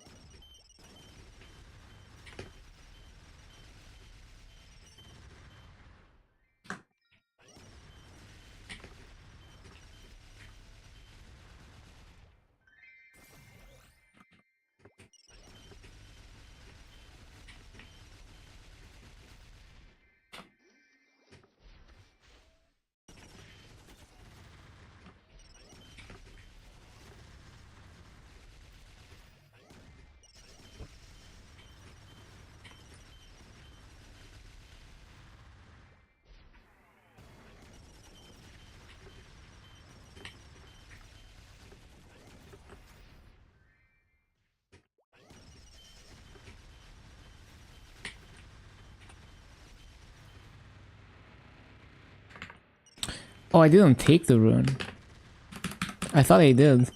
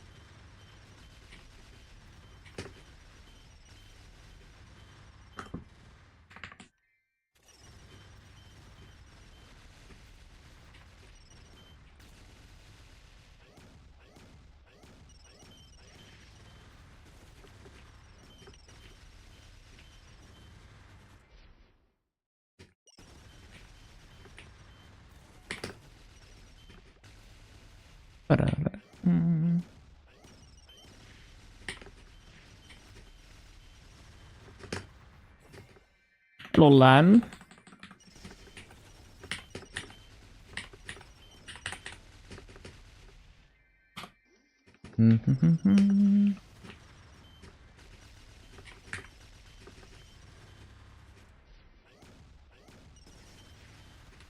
Hello, Remy and Cook.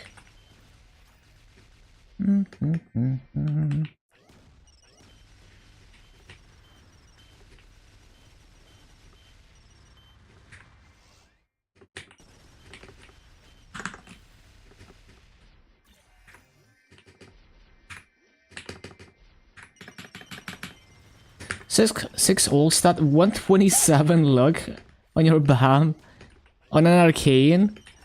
Damn, that is probably pretty damn close to max flame score. I don't know, that sounds ridiculous. That is crazy. You'd think it would be an eternal flame.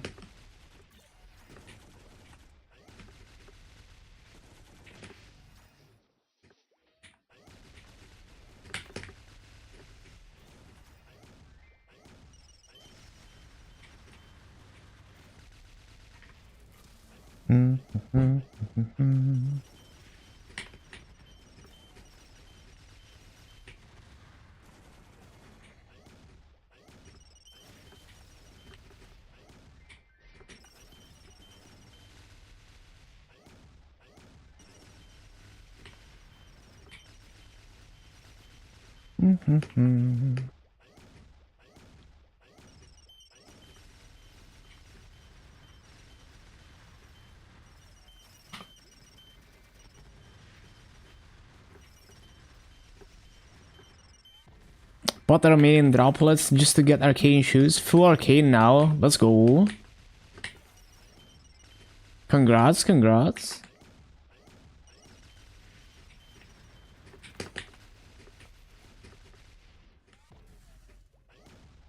Huge gains. Laggy.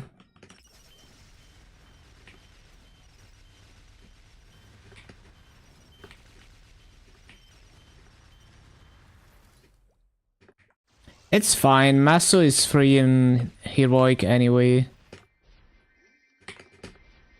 It's okay to burn Maso.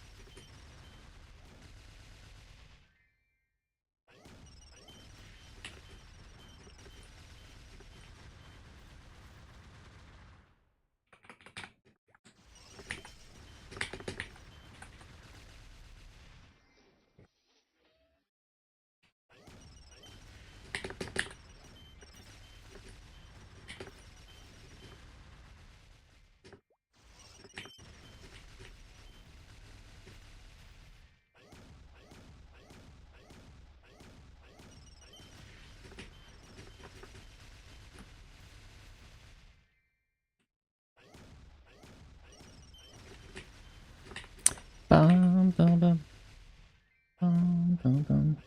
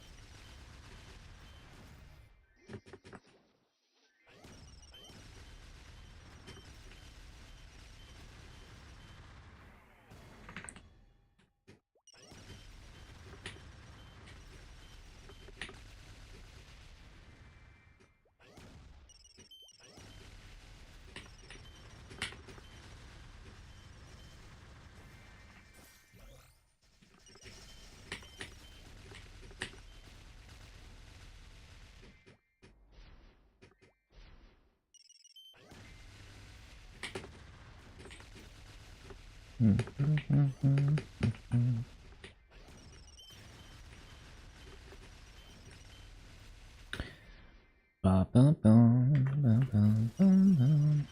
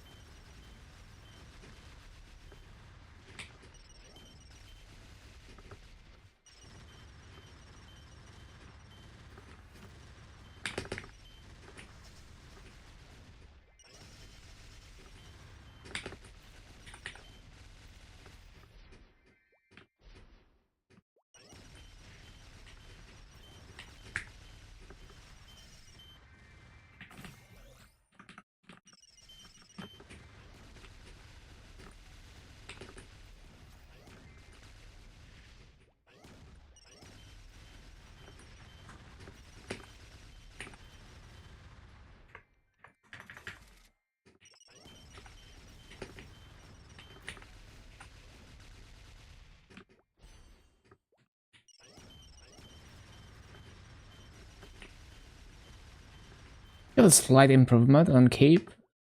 66 and 6. 6 magic attack. That's pretty solid.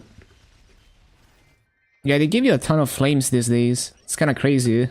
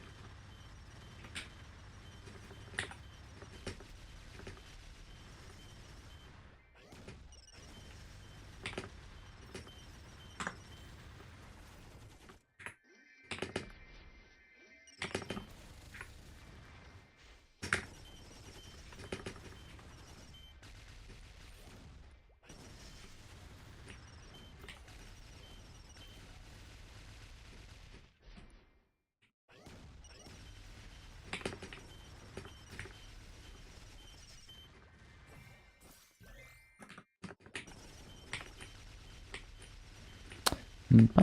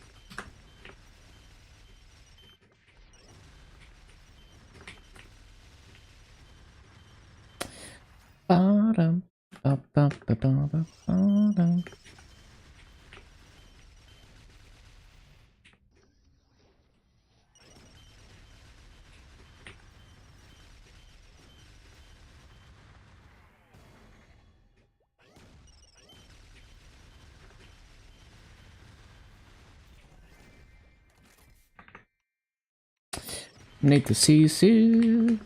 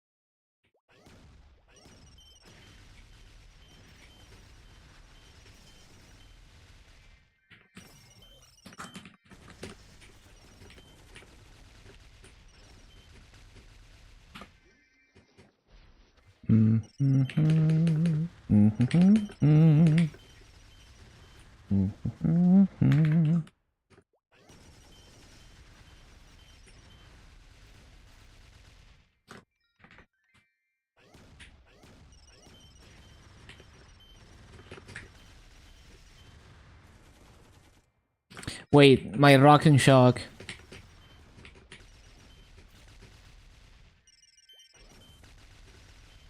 How did they fuck it up?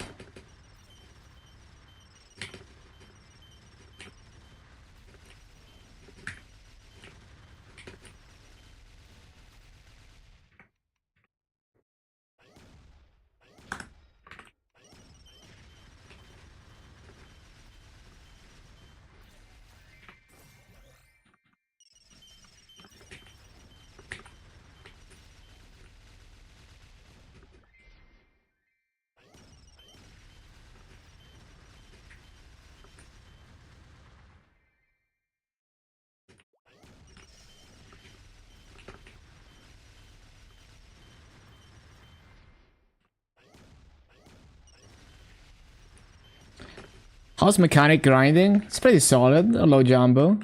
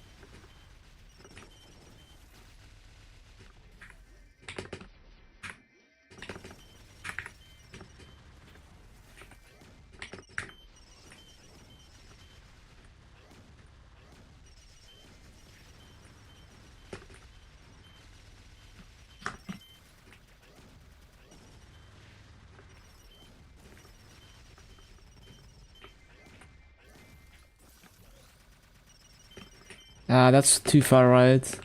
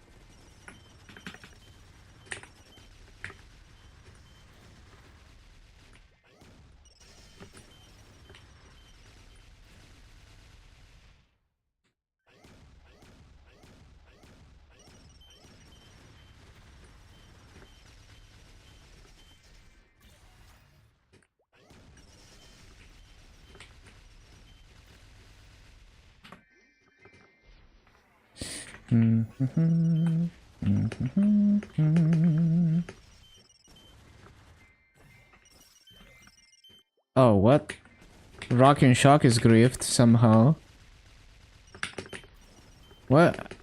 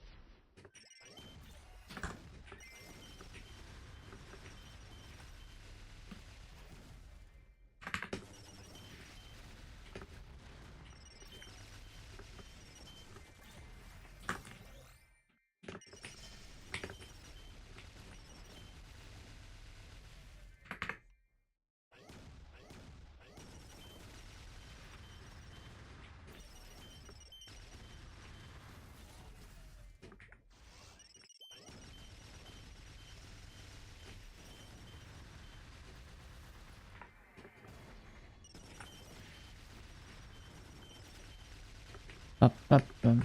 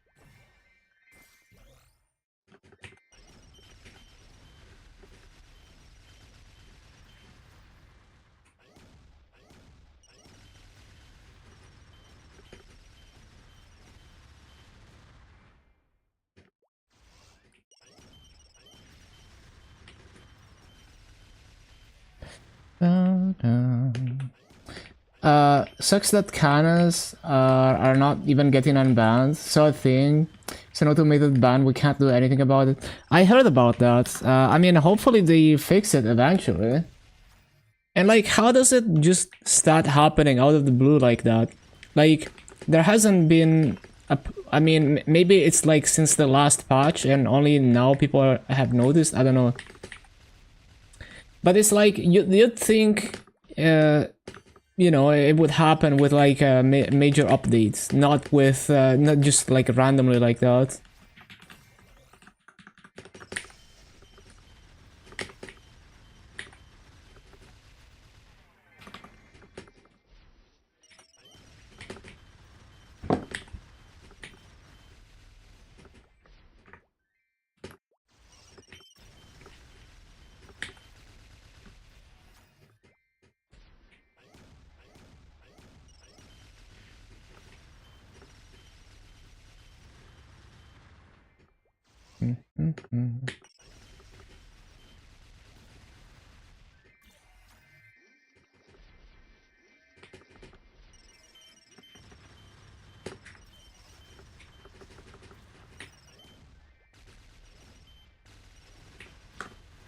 Gotta figure out how you want to do your Hexes stuff. Pushing Janus hard sounds fine.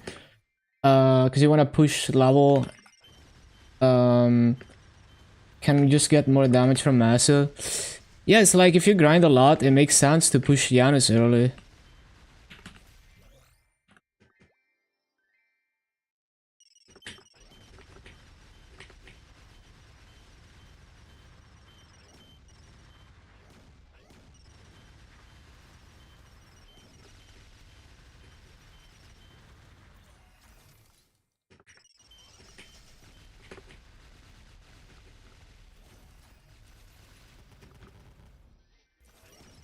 Three, 4 hours a day.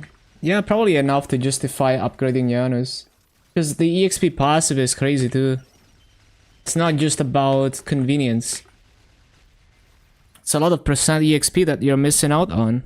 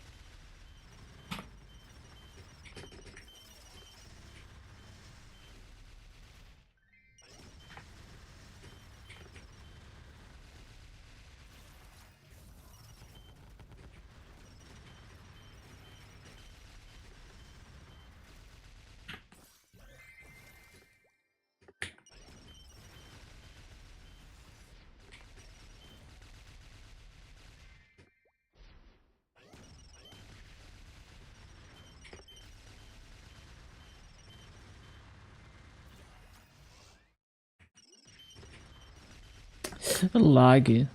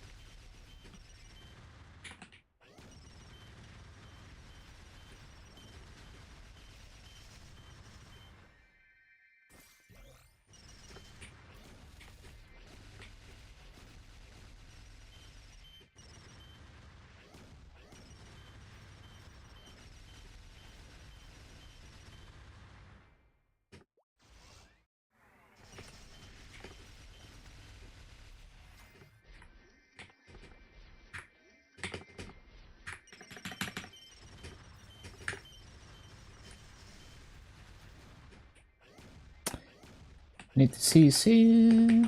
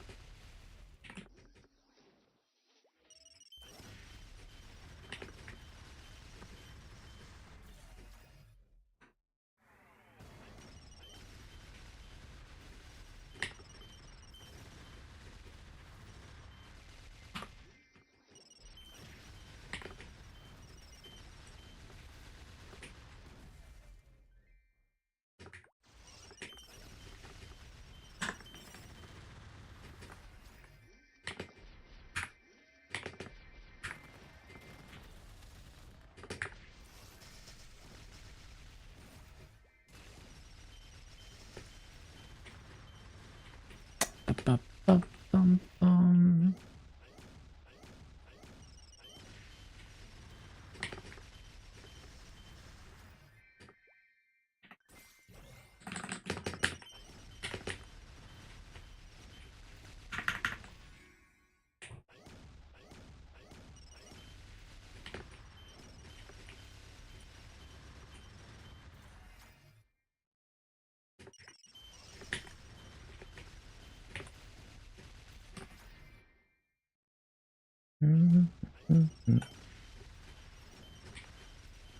Ba-da-ba-bum.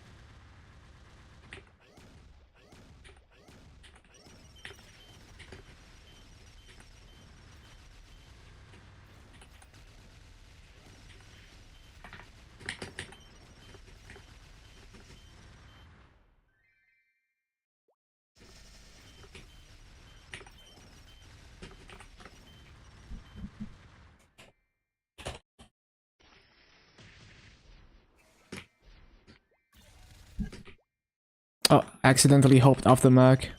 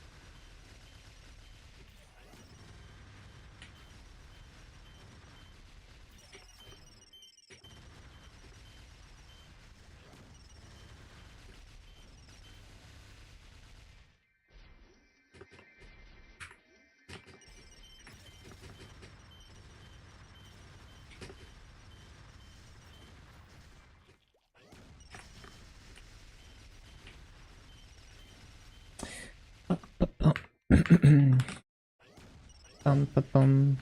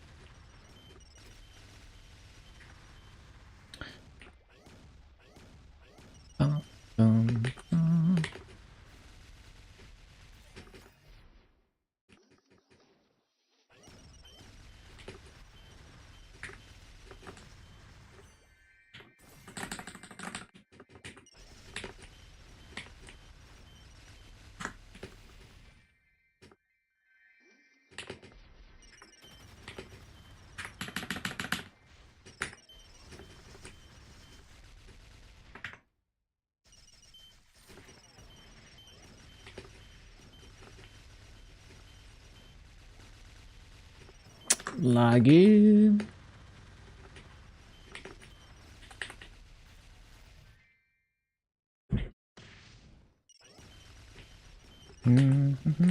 So basically after this wealth pot expires, I should use a half an hour one, and then we're gonna run out of coupons, and then I'm gonna switch to the next characters. I don't know which one is next, we'll see.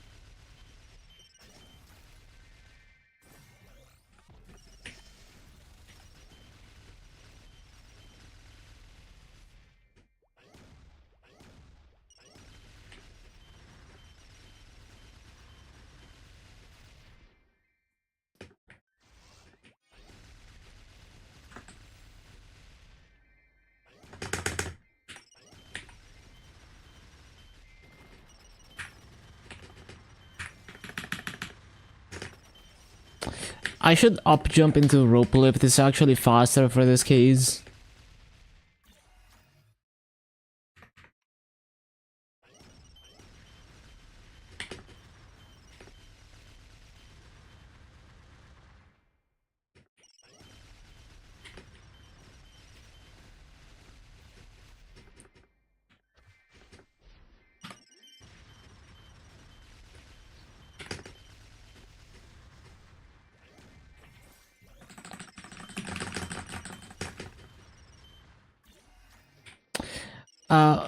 Did I keybind, where did I keybind the thing? Oh yeah, there we go. So that's also an option.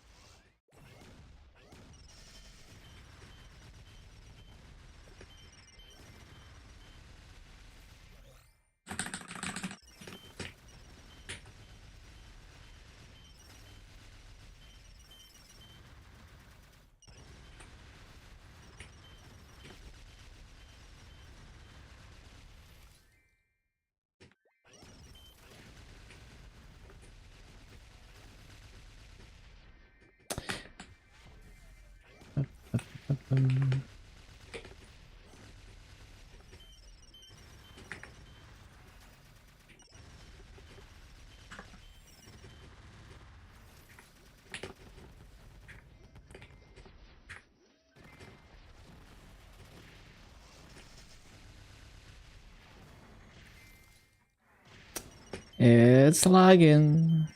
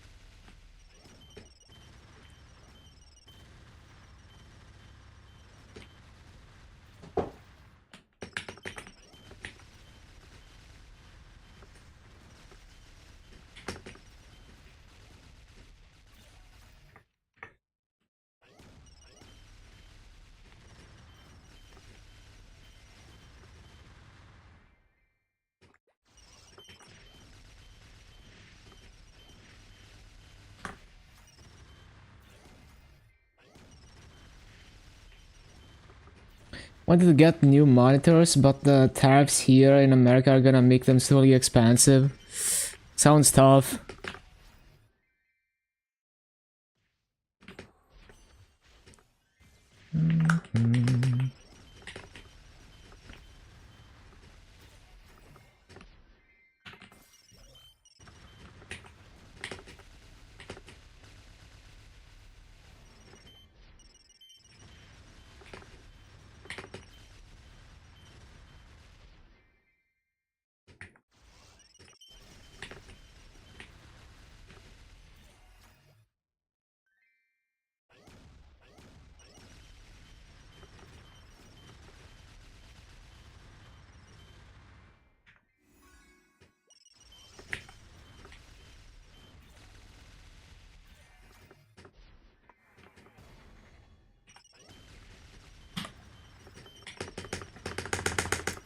Move.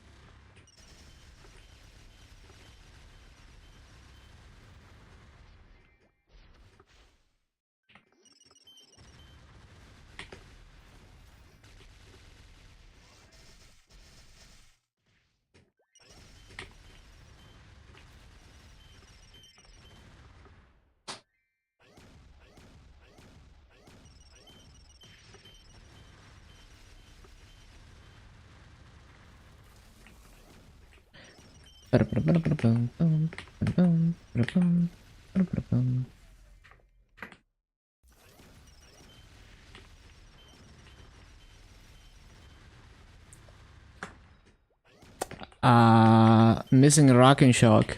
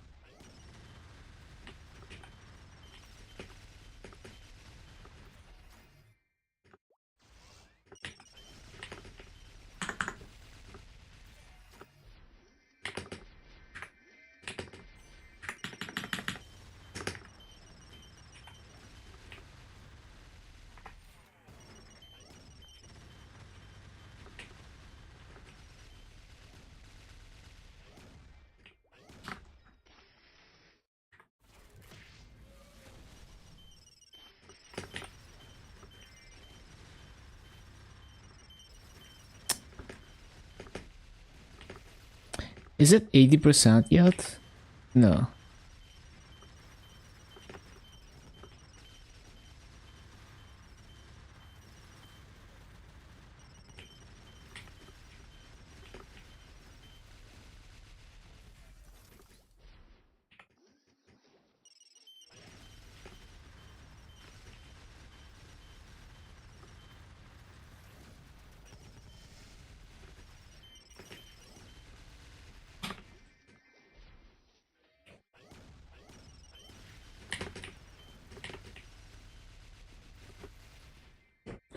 Bum, ba, ba, bum, ba, ba, bum.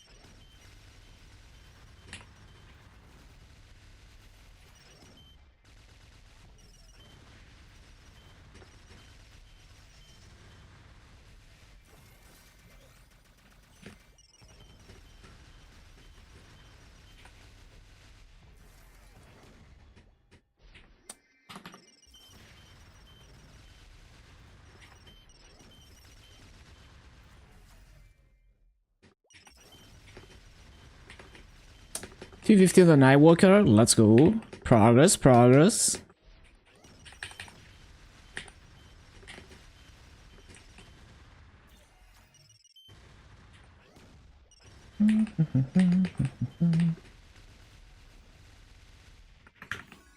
Wait, not in Labyrinth. I'll move there once I'm 254, when I'm within one level of the mobs.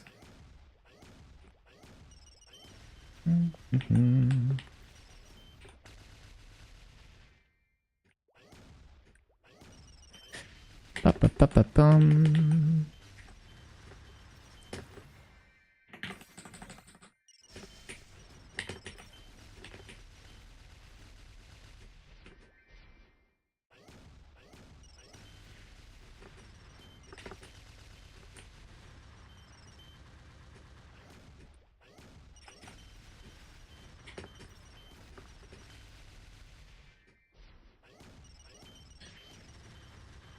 And I'll probably try other Moonbridge maps when I'm like 252.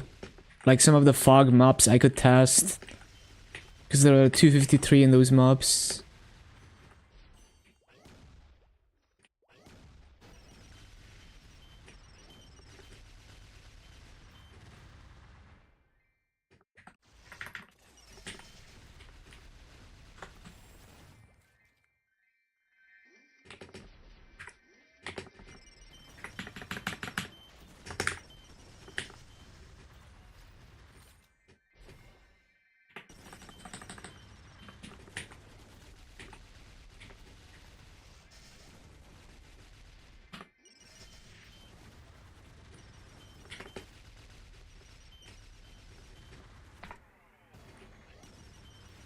One-shotting in Labyrinth with the bots, very juiced. Takes a lot of damage to do that.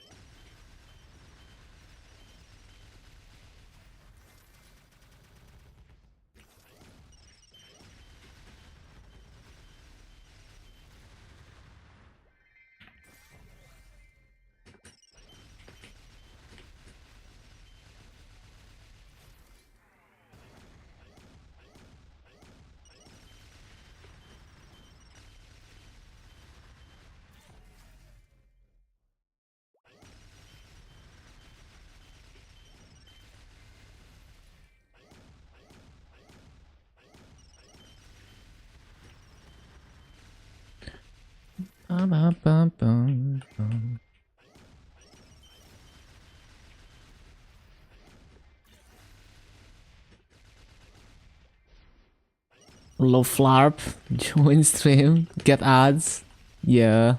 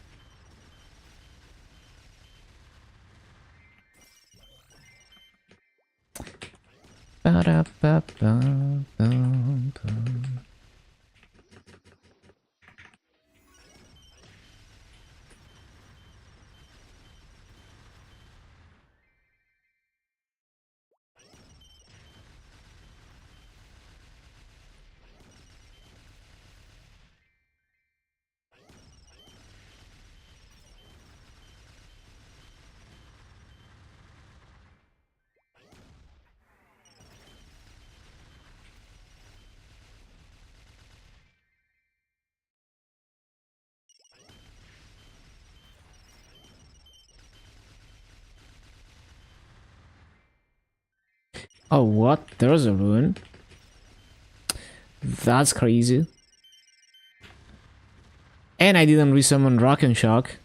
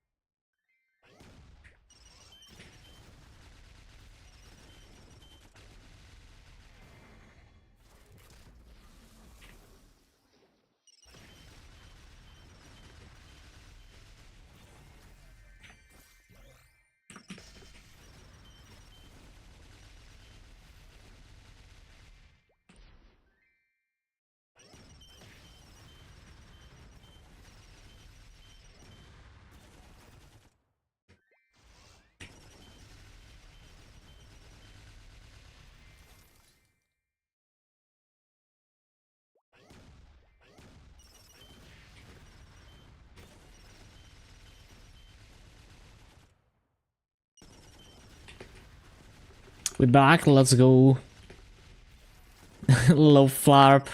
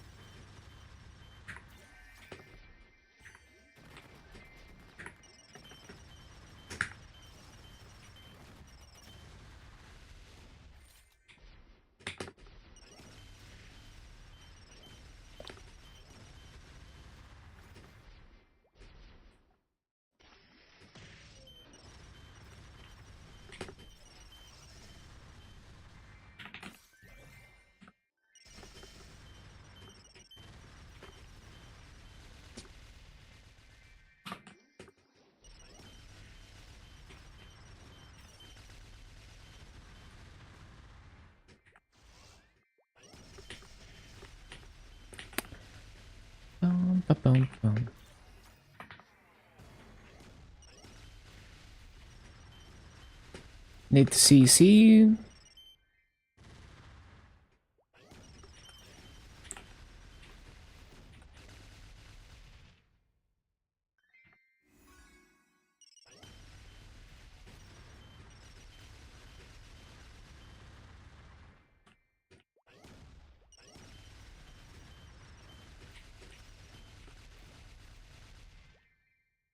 Okay, let's go.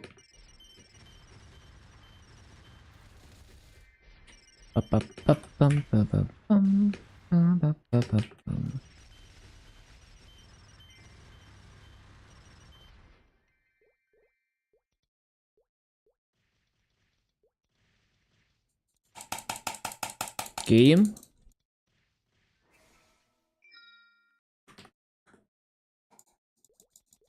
Okay, I clicked way too many times and now... Oh my god, there's so many boxes. There we go.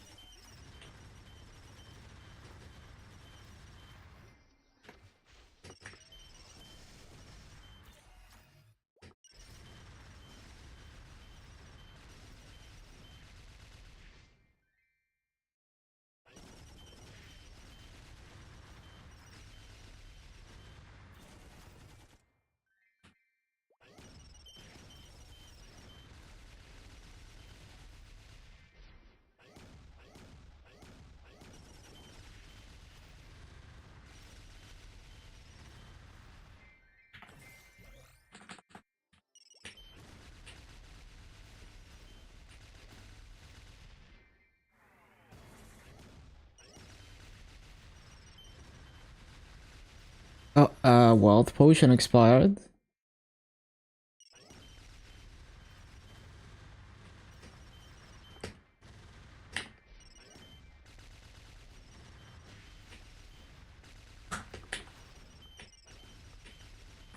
Right, so after this coupon, we go look for another character to grind on.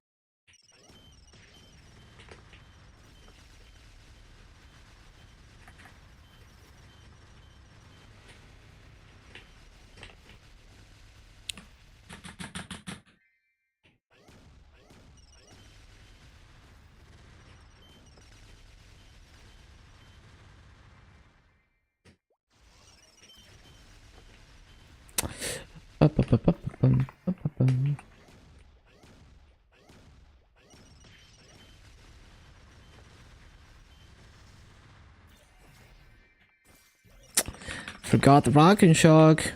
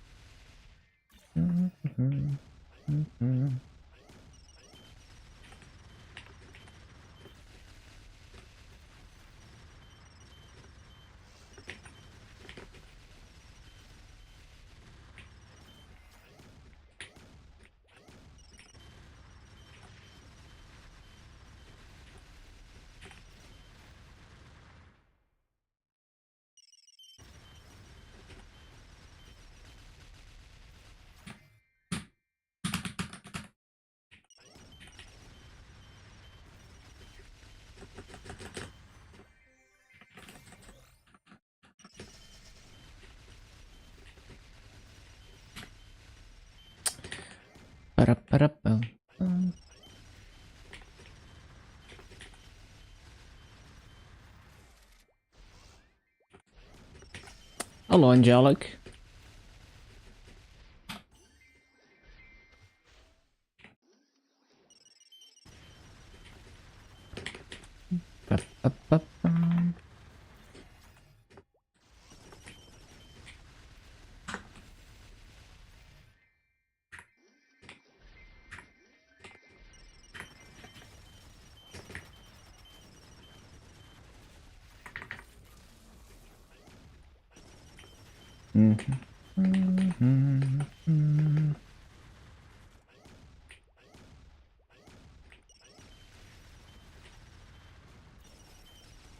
Had to discuss tariffs with the students? Huh.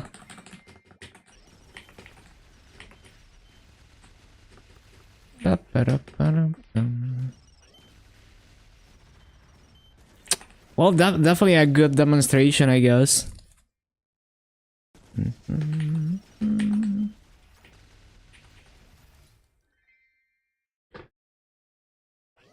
Did I watch the news? I haven't.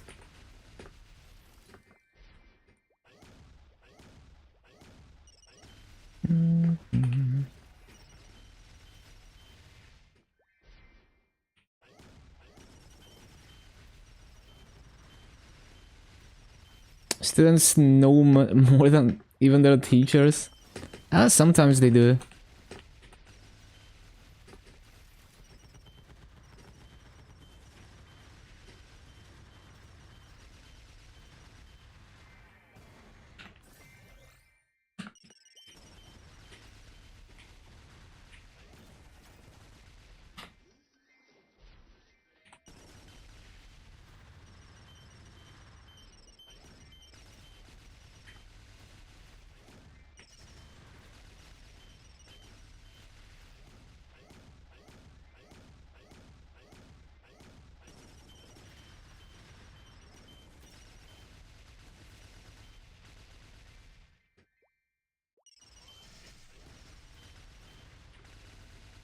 Time to boss? Yup.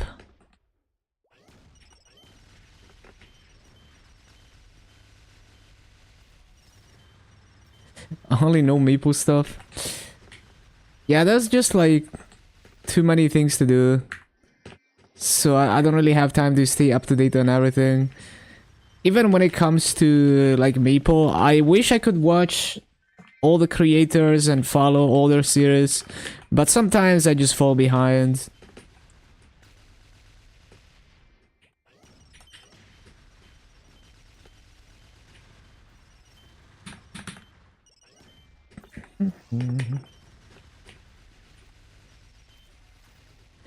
Flunduk made Maple content would be hilarious.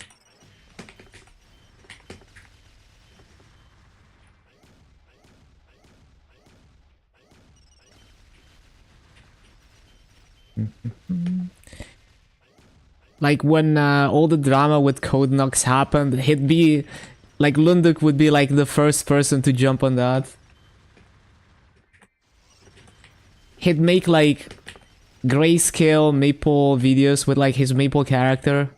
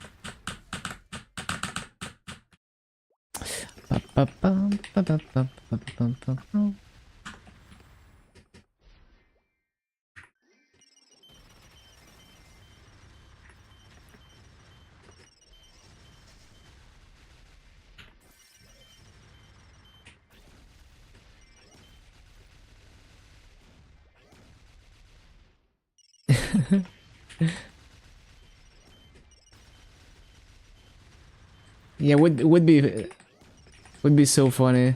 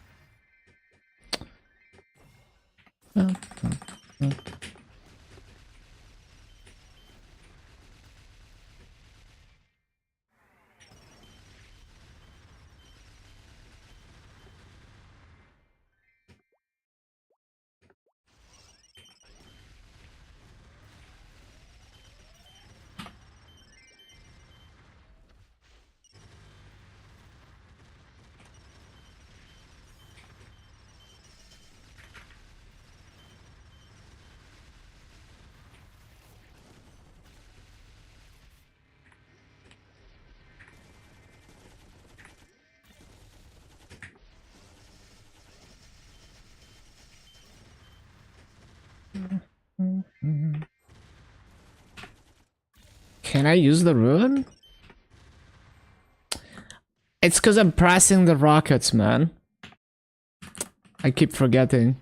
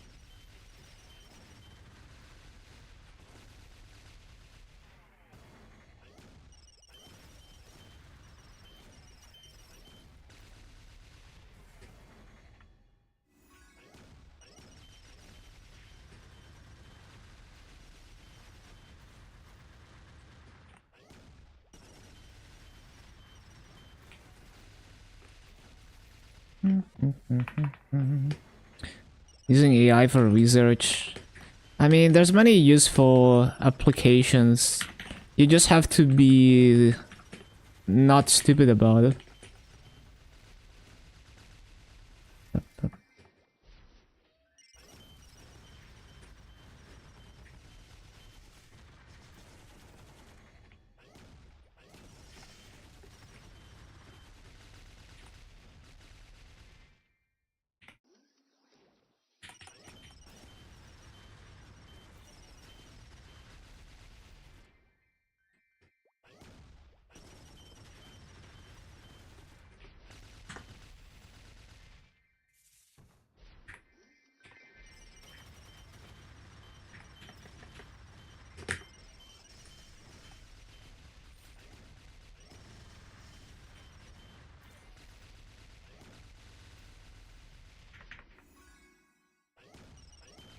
Like the people using AI in bad ways to cut corners in ways that, you know, just end up causing problems. Those people would be cutting corners in other ways, you know, like even without AI, because that's their mindset. They're not trying to do a good job. They're just trying to cut corners.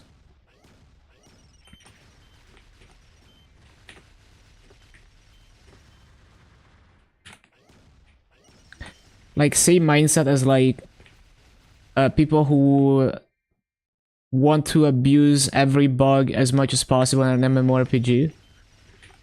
It's like, you know, like that's kind of the mindset of similar mindset as like people who are using AI as a way to cut corners and keep it going, you know, as long as possible, even though they know that like it will never materialize into anything. You know, like basically to like get money from investors as long as possible, or you know, keep a revenue going as long as possible. And those people, I mean, they apply that strategy whether AI existed or not.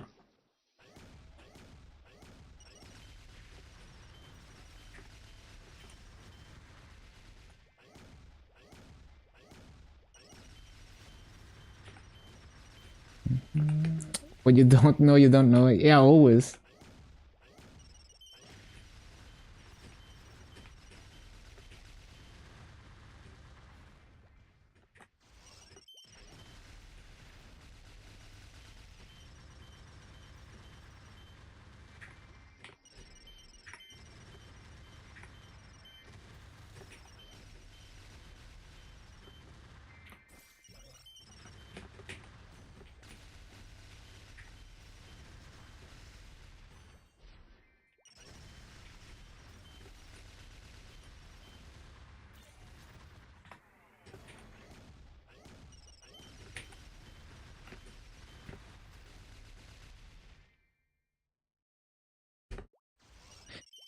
Ba-ba-ba-bum-bum.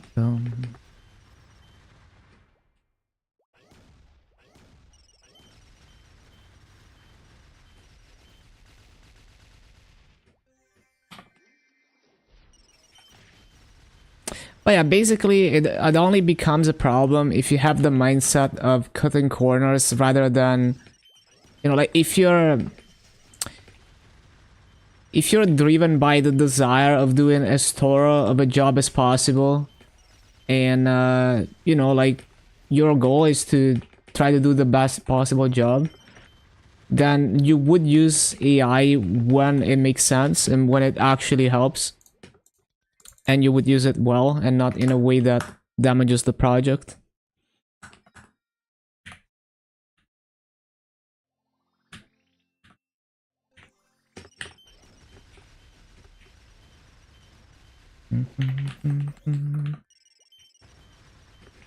Because people cutting corners and faking results that have not been verified and anything like that is nothing new.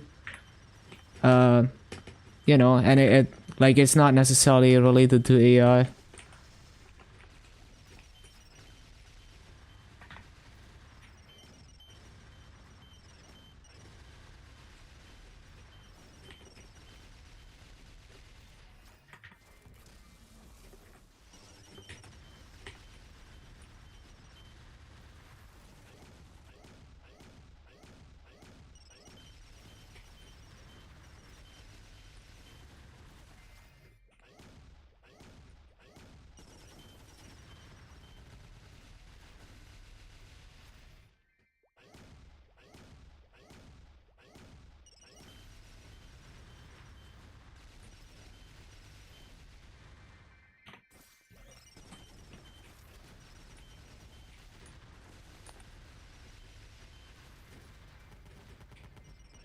$253.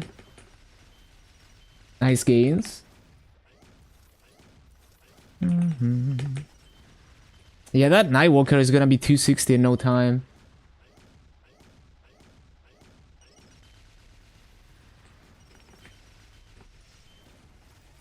People use without frame of reference when it is convenient to their argument. Yeah.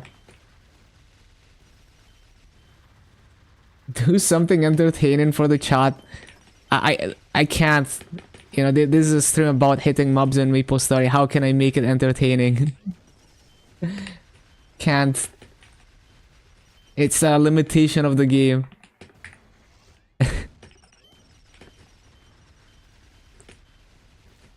Okay, I need to CC. Actually, no, I need to change character. Well, which is also CC though.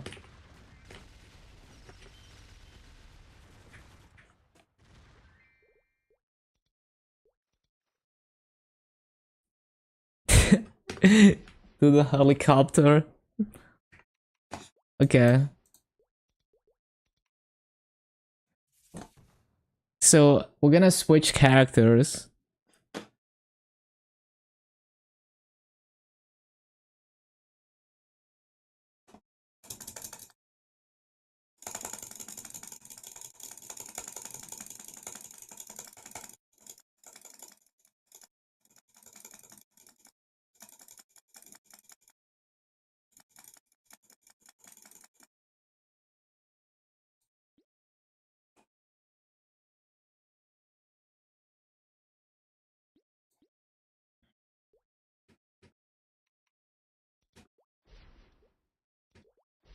Step 1, be entertaining.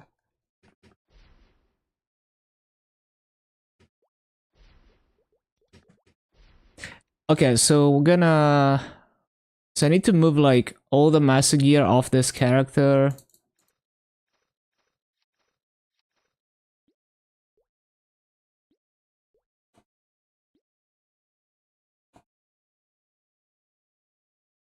Oh, I guess I could switch to this for raid power. So, 1, 2, 3, 4, 5, 6. And switch to raid power.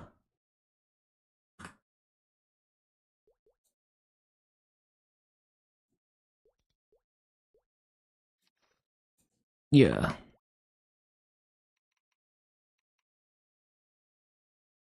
Yeah.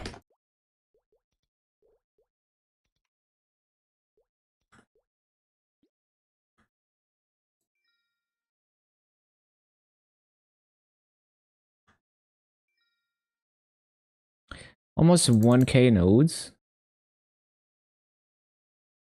That's a decent amount of nodes actually. Yeah. Juice up the boss mills. Did I move everything? I think so. No, I didn't move the master gear.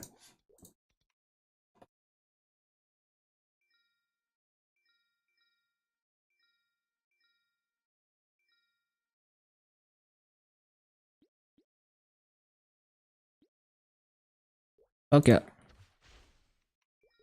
Did I move the pads? I didn't move the pads.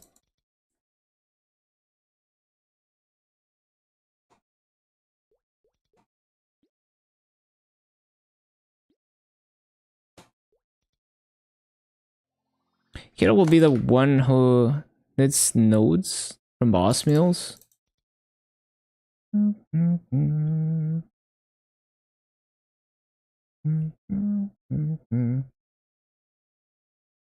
Oh, because the other ones are maxed. I see. Oh my god, my game crashed.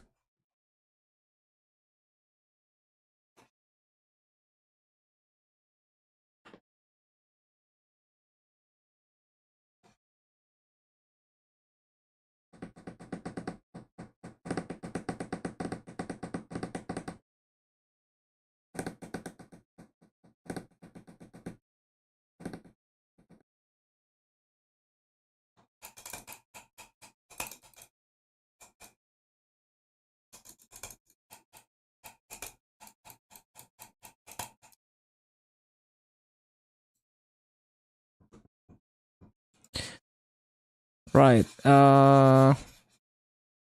So, oh yeah, what are we grinding next? Did I hope I moved the pads. So the other characters would be Corsair, Demon Avenger, Blaster, Wild Hunter. Nearly 9k Legion. Juicy.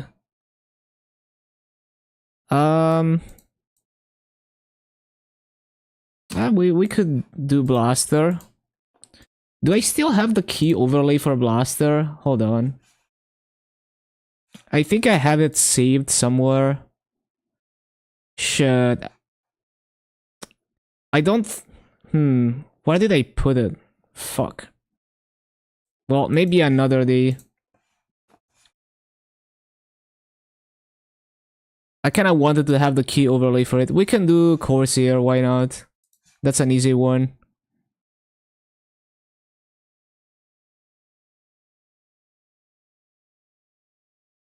If I can find it. Where is Corsair? Corsair, Corsair.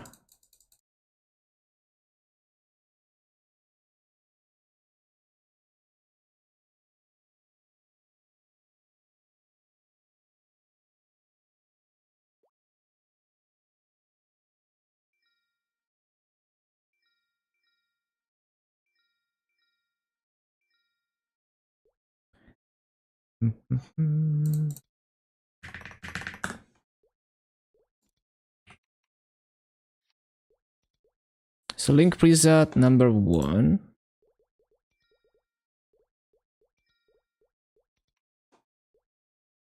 It's social science.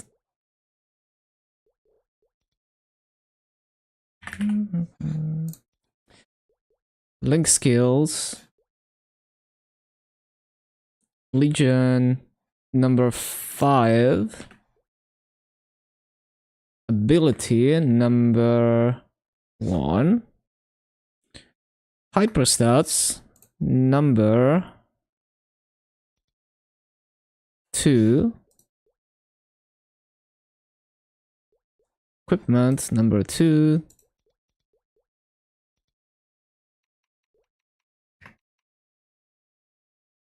Three master rings, that's nice. So we don't need the pink bean ring.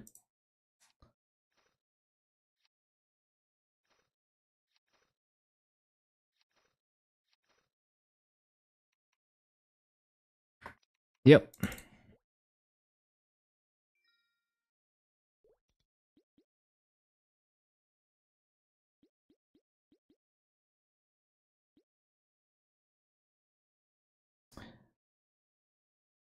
Seems good to me.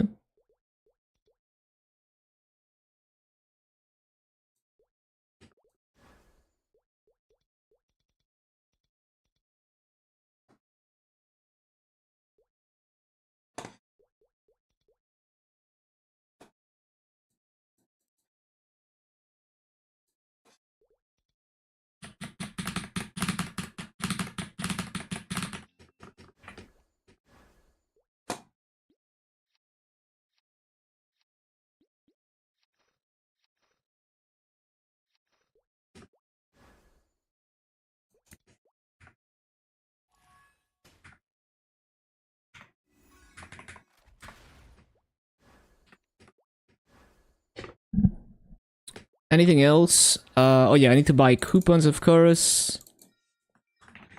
I need to take the stats and shit.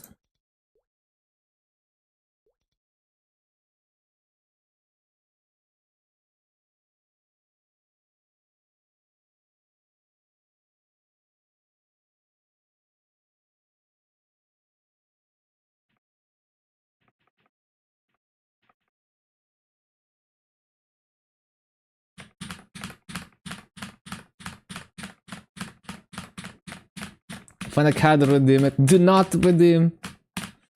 I don't Ravenous Bats, always battered. Also for mobbing. I don't remember the names of the toggles, but I believe you don't use the bossing toggle for mobbing. What? I didn't mean to do that. Actually, I've already completed this, so I can insta-fail.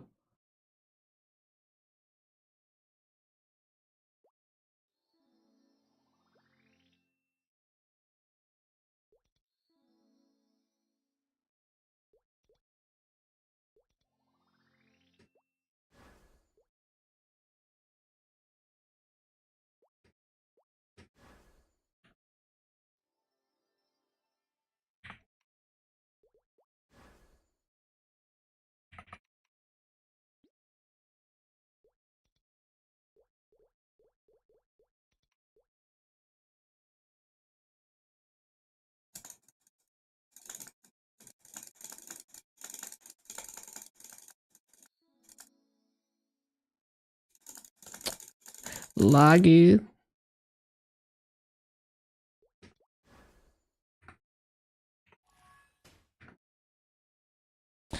Did I get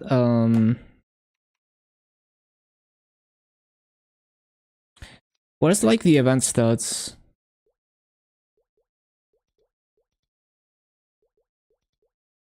Okay. No, I don't want to click that.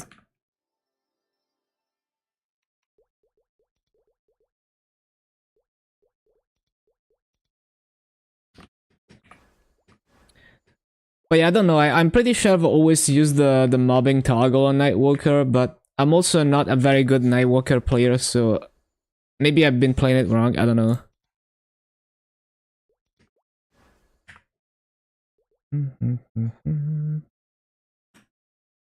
Oh yeah, the wild potions. And then keep buying the coupons.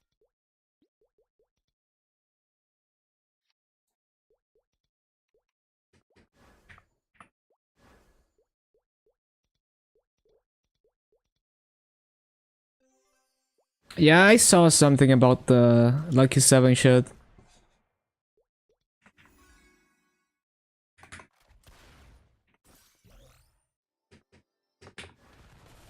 Wait, I need to pop potions and shit. Hold on.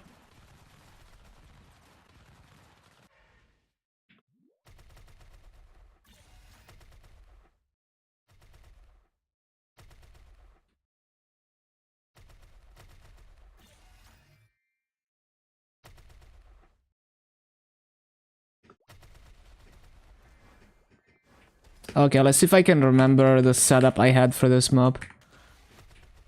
I had a pretty consistent setup here. Like, I remember I got like 18.4k peak in this mob on Corsair. Obviously, we're kind of laggy right now, so it's probably not gonna happen, but in perfect conditions, it was the highest rates I've ever seen in this map. Yeah, I'm sure I can get everything to 260 within less than a year at this pace.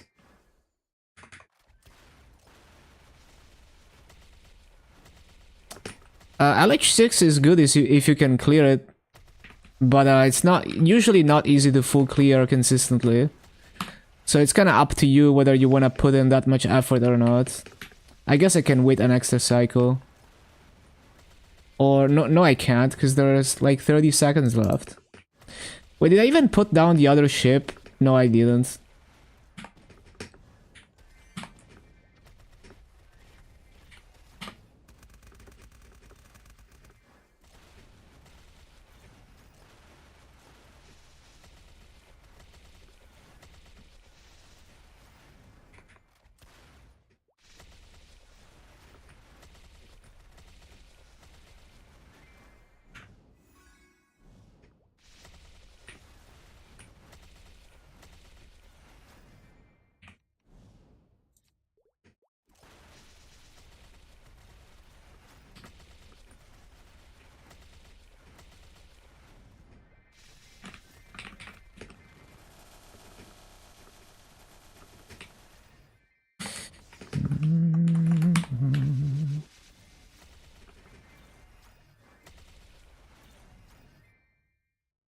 Level 40 artifact? That's a decent amount of stats you can get already. Oh, I'm so used to... shit. Playing mechanic and shit, I got used to not keep on up jump, and now I'm getting confused. Muscle memory is crazy.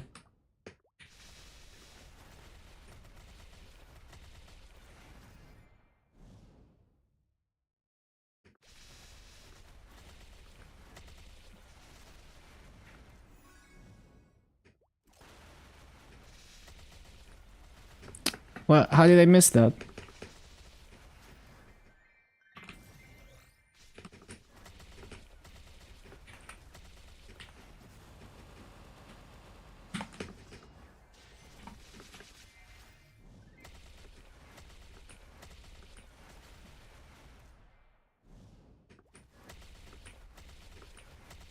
Man, it's so much...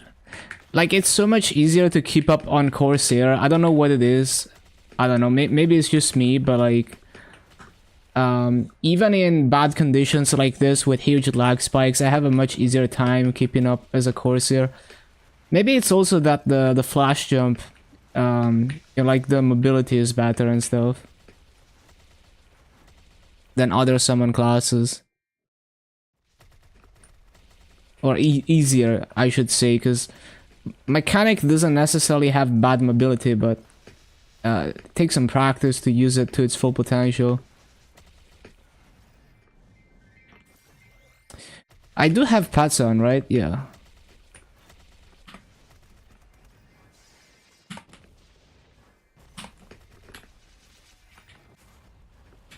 Oh my god, my muscle memory is like still adapting. Like I'm messing up my up jumps because I'm trying to press the up arrow key to up jump.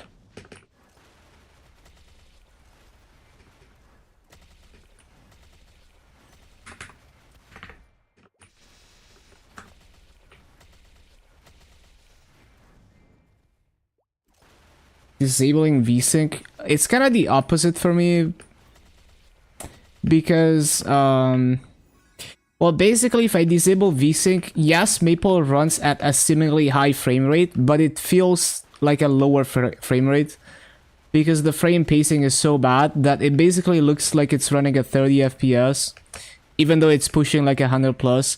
But if I use VSync, yeah, it's only running at 60 FPS. But yeah, it just feels way smoother. It looks less blurry as well. So it's kind of the opposite for me. The higher frame rate feels worse, just because the pacing is bad. But it's probably hardware dependent too. But yeah, basically I think Maple just has a really bad implementation of like whatever they're using for rendering. And it just has huge frame time spikes.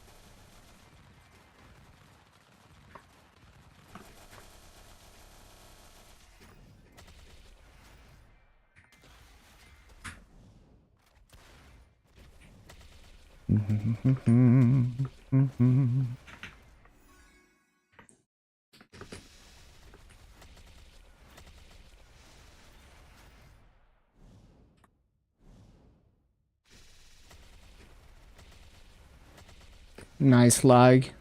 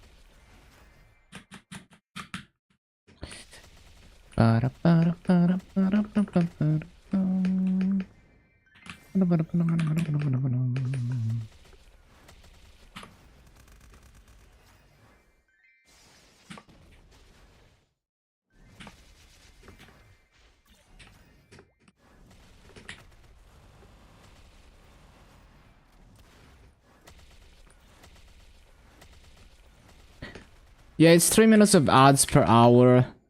Just the bare minimum to get the higher revenue share.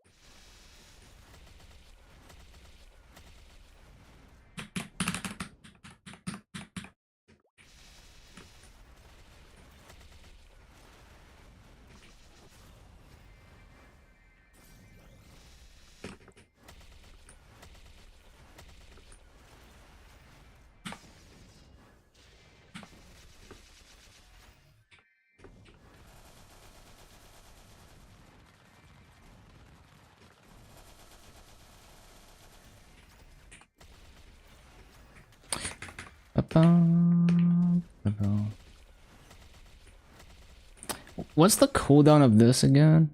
90 seconds. That is such a weird cool. It used to be 75, I guess, which is even weirder.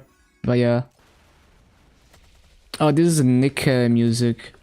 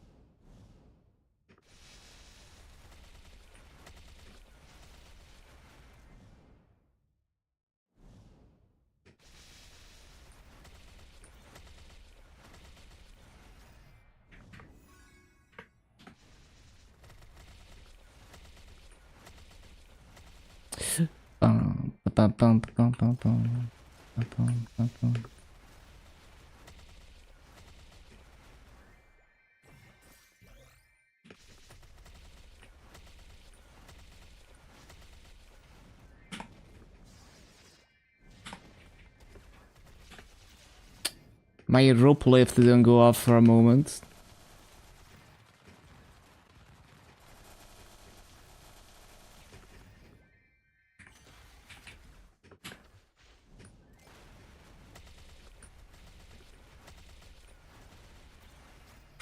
Dude, resummoning is so much fucking easier on Corsair.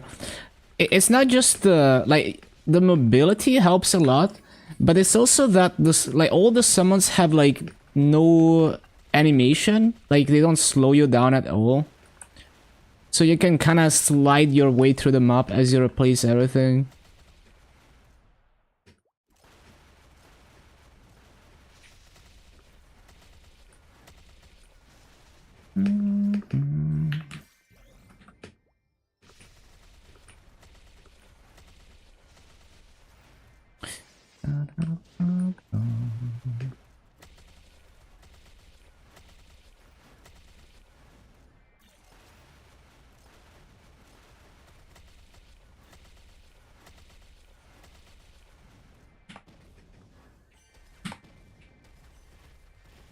Like, if I really wanted, I could replace the other thing on the same cycle as well. It would be a bit tight, but I could easily do that. Which is, I'm pretty sure that's what I used to do when I was grinding to 250. I would replace everything in one cycle like that. You just have to get the up jump.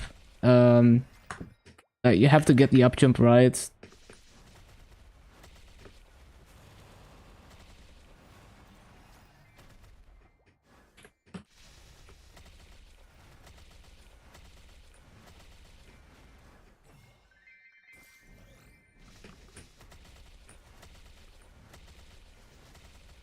Like, you do this, small up jump, this, replace that, some cooldown, and yep, you replace 3 things in one spawn cycle. Also, I'm lagging so hard. That spawn cycle was doomed.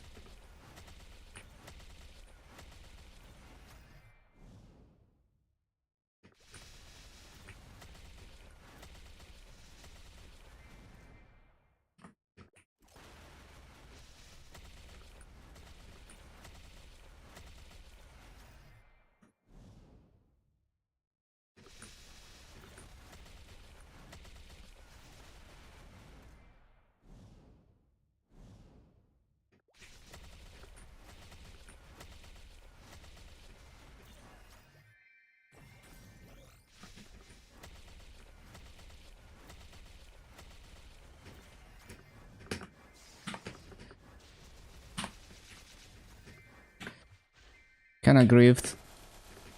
Because I wasn't ready for it. It's funny because even when I grief, I can easily recover from it because I have a million cooldowns that clear the whole screen.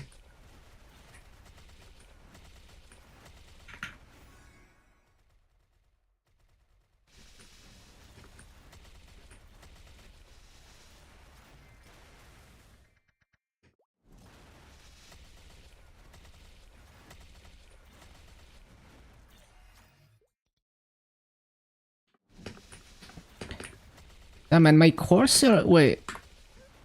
I think it has deflated comet power. The 4.2 mil... My gear is not that bad.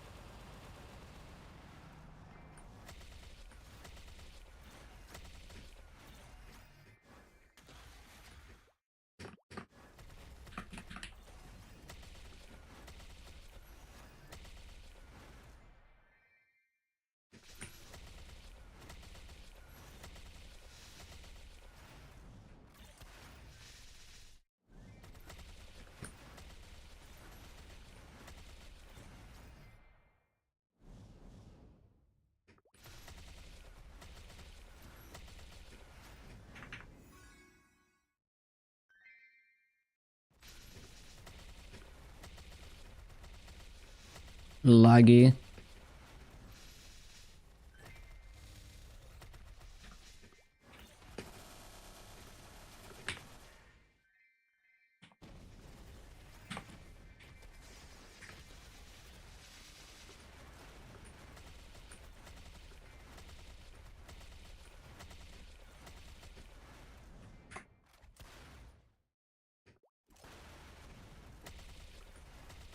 Bum, bum, bum, bum.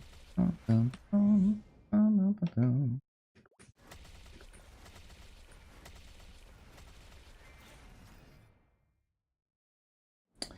Bum, bum, bum, bum. Bum, bum, bum.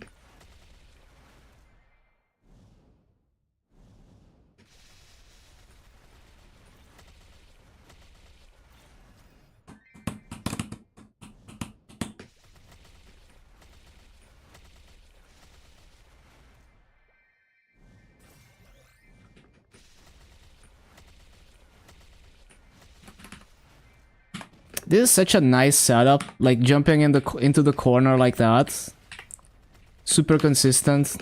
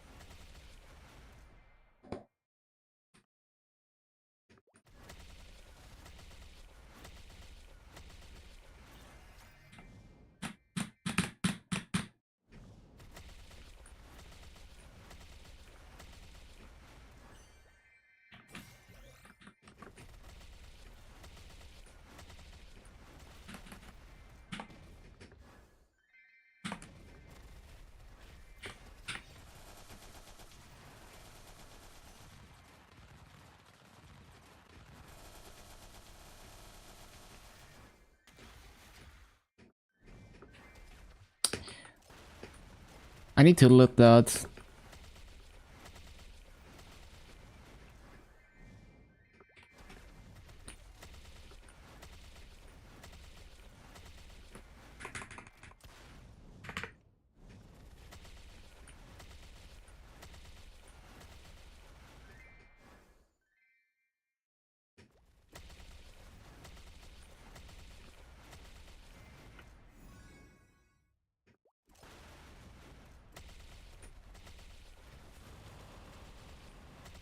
Look at the lag. Great.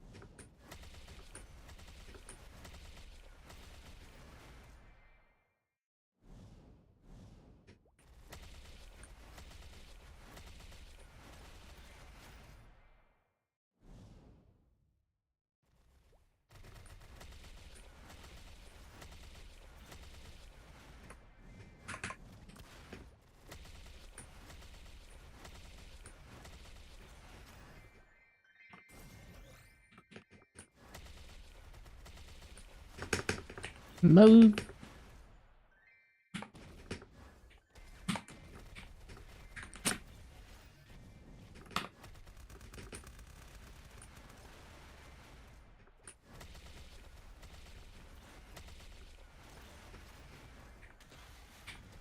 It's kind of amazing how much I can griff and still hold 18k plus.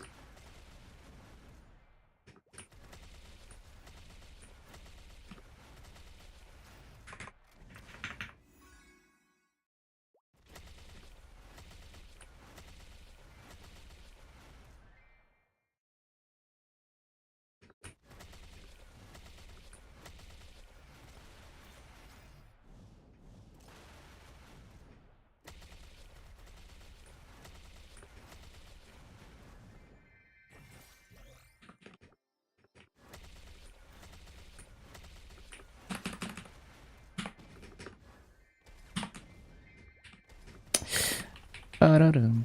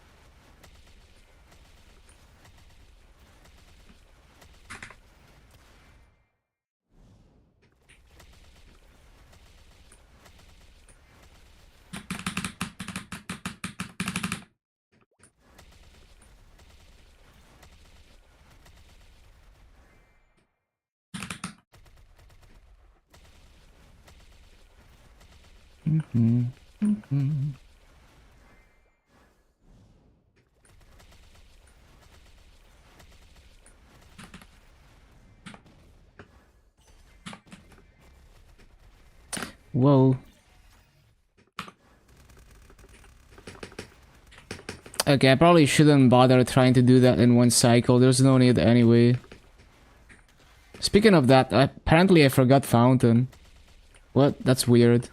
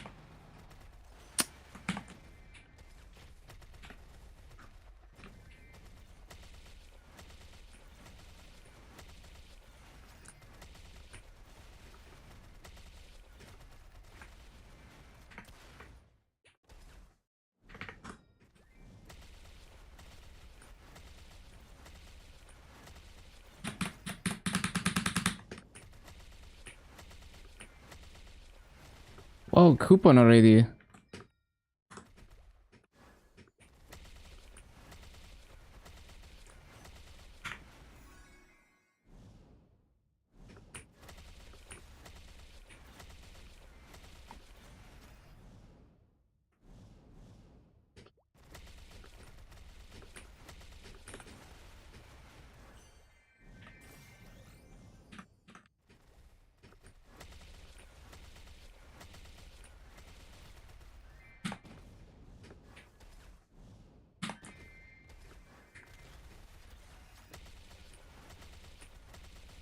Oh, we need to CC actually, 70%.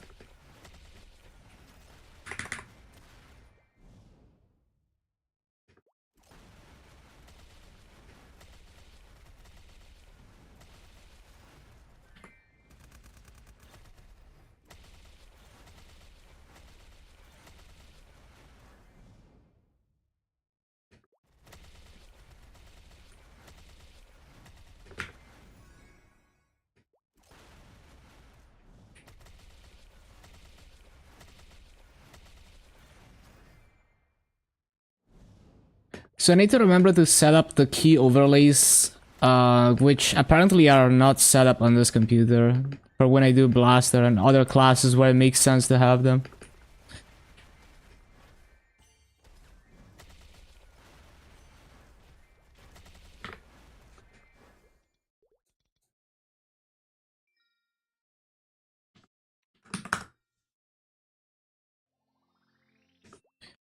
Mm-hmm.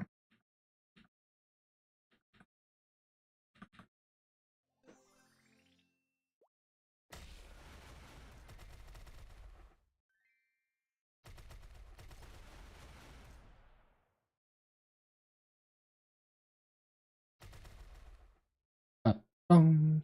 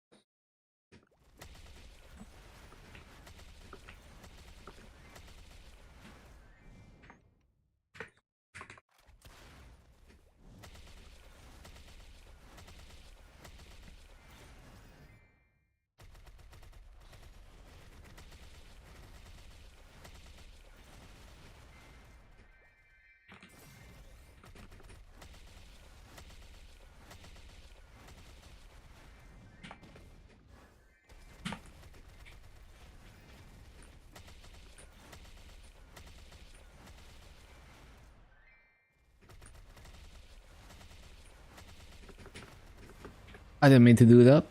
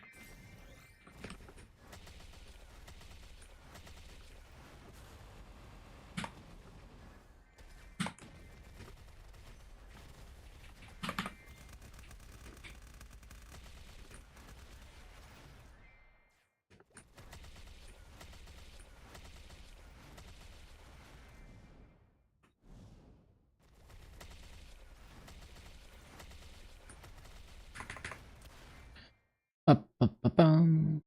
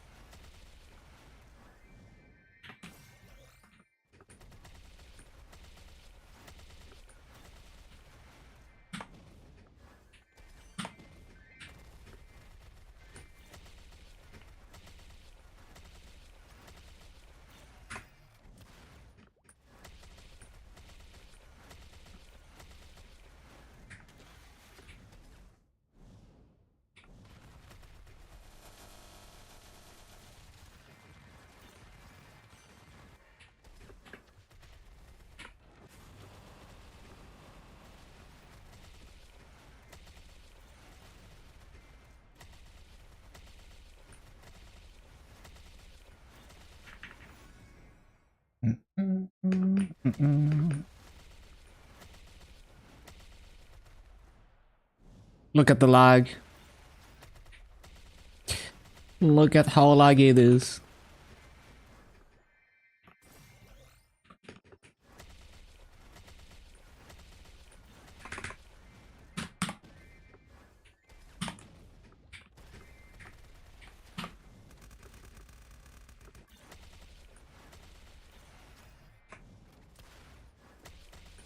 Warning.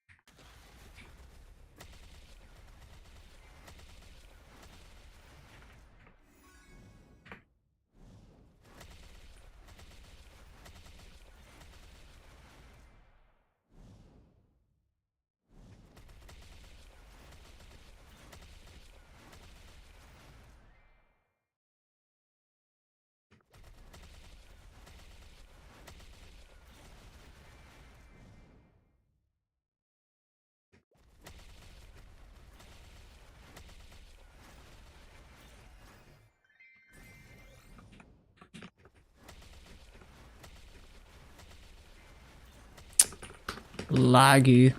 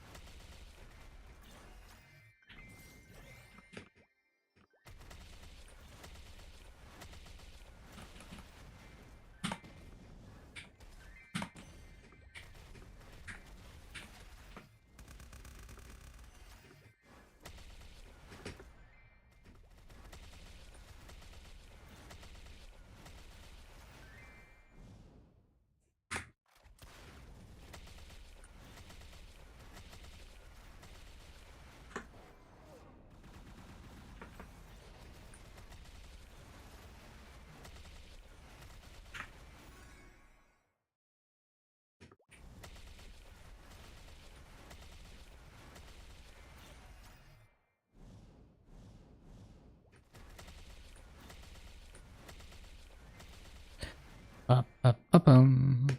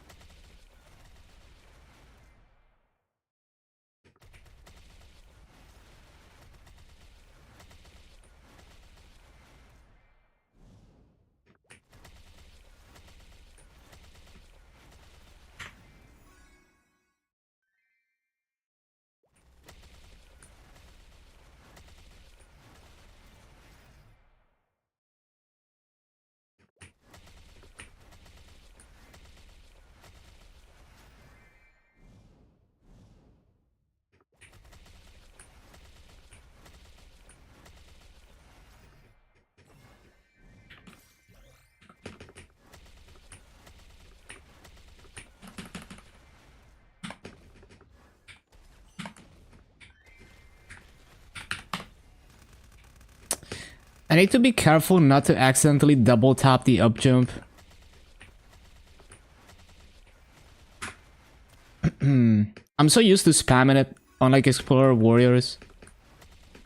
I like to spam it and pre-buffer the up jump as I land from a jump.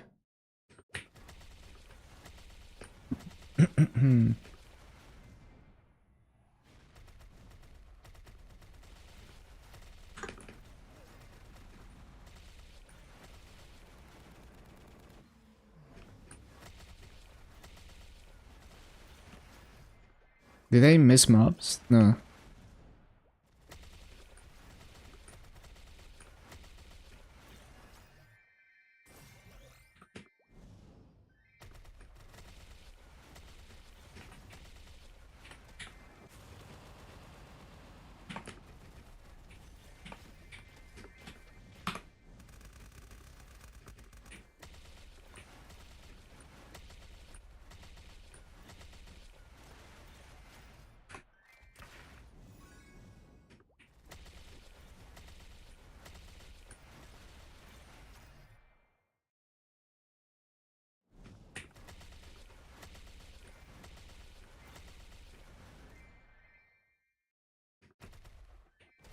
Oh shit, I didn't re-summon that.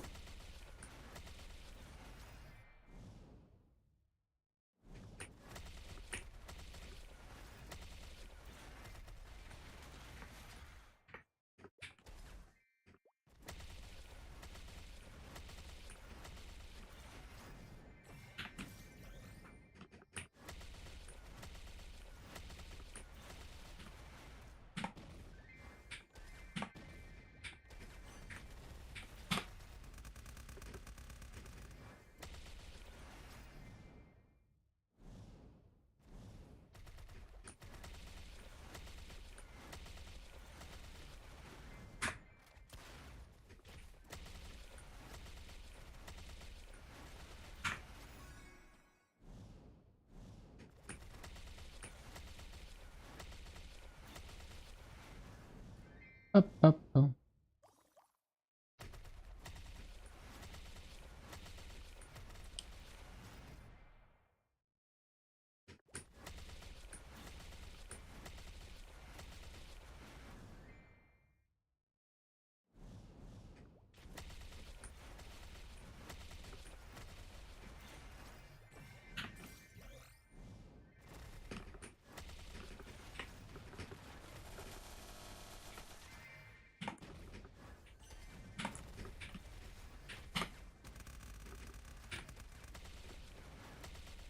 Fucking love this mobility. So smooth.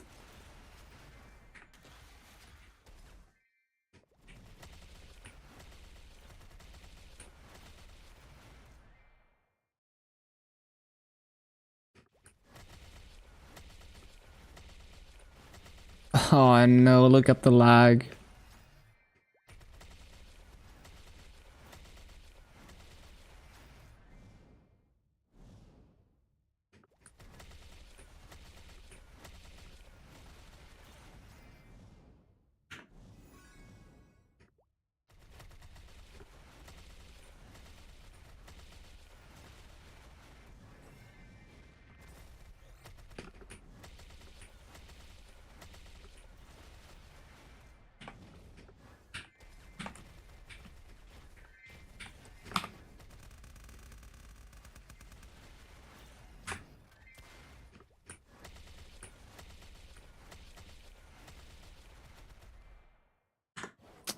Oh, what the hell? 60%? Oh, I need to CC.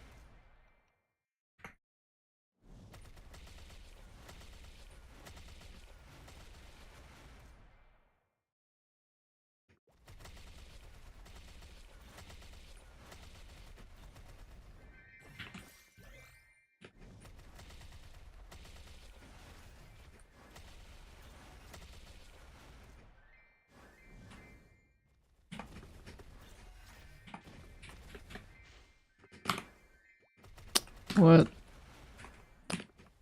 I pressed it and didn't go off.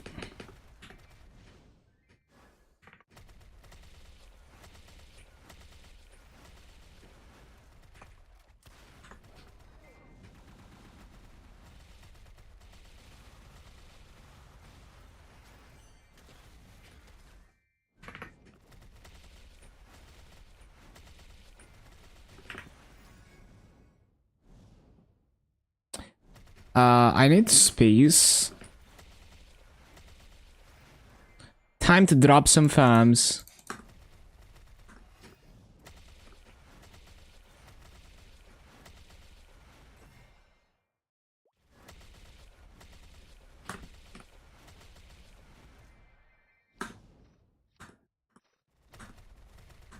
Reboot players look away.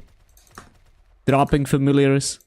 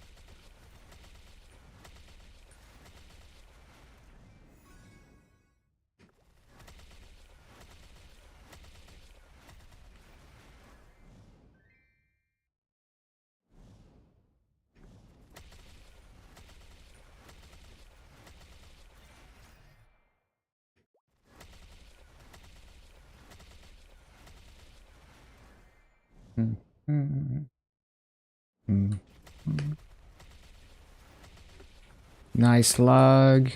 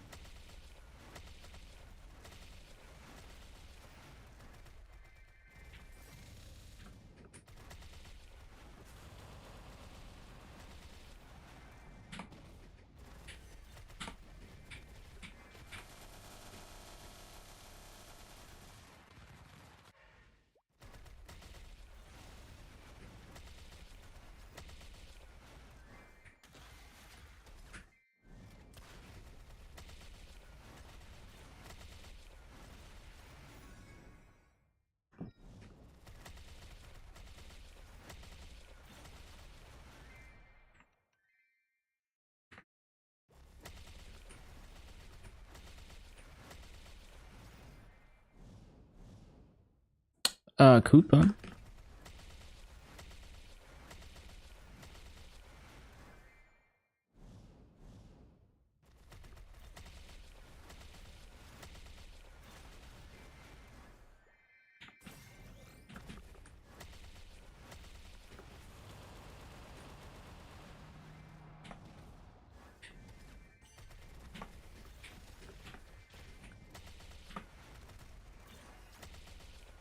How did I miss that mob?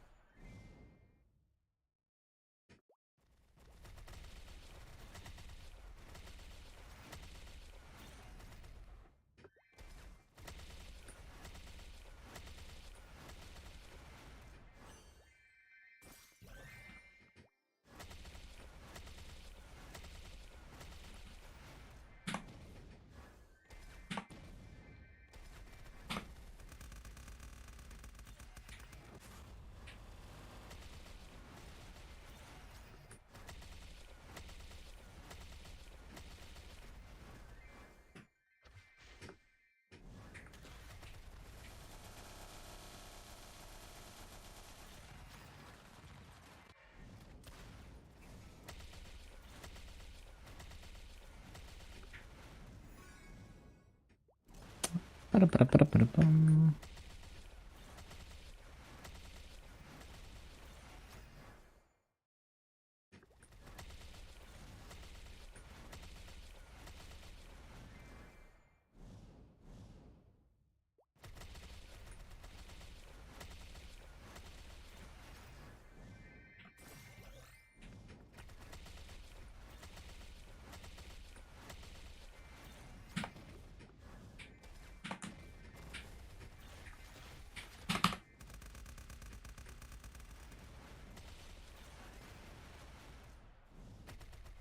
Stuff will be more expensive. Well, that sucks.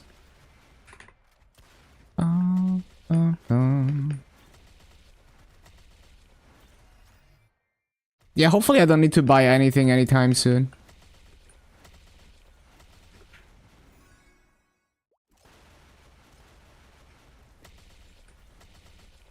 Inflation. Time to add Star Force in real life.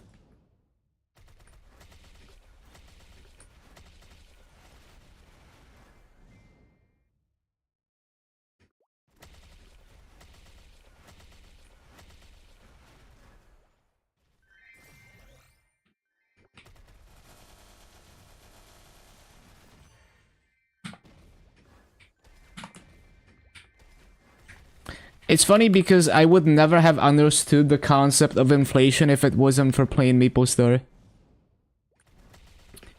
Bum, bum, bum, bum. Buying Nvidia cards. True.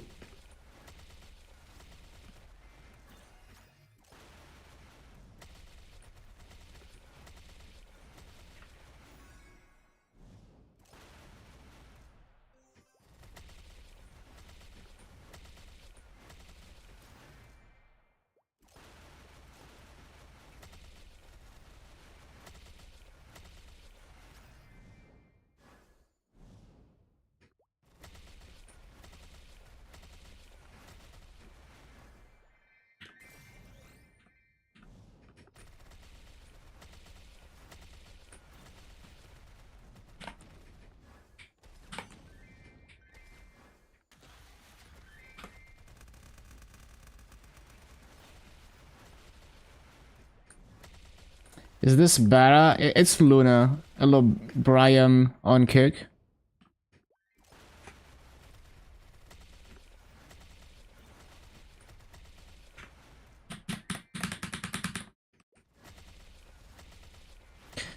Up, up, bum, bum. Bum, bum, bum.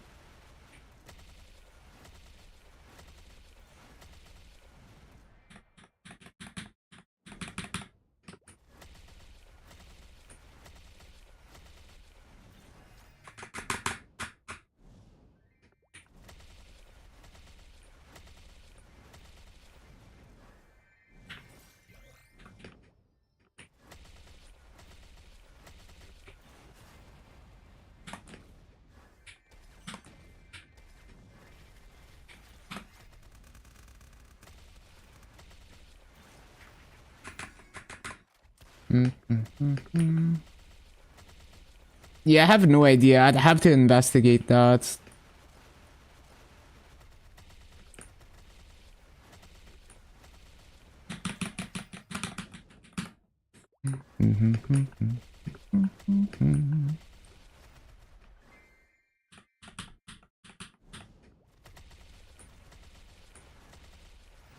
Like basically I would have to study all the things related to manufacturing the GPUs and like really understand the general process that Nvidia and AMD use to kind of figure out whether it's plausible that it's a shortage of, you know, like either manufacturing space, like manufacturing power or whatever, or like raw materials or whatever.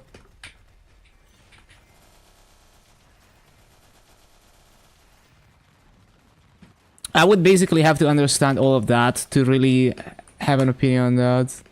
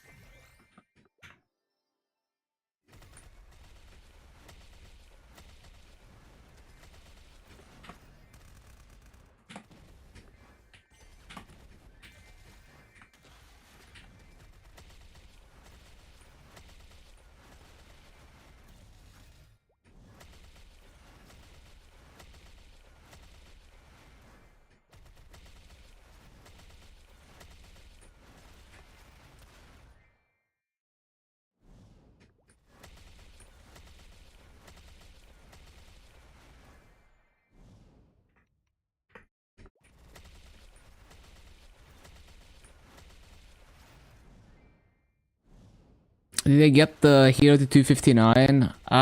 The hero was like 252, I think. Almost 253, if I remember correctly.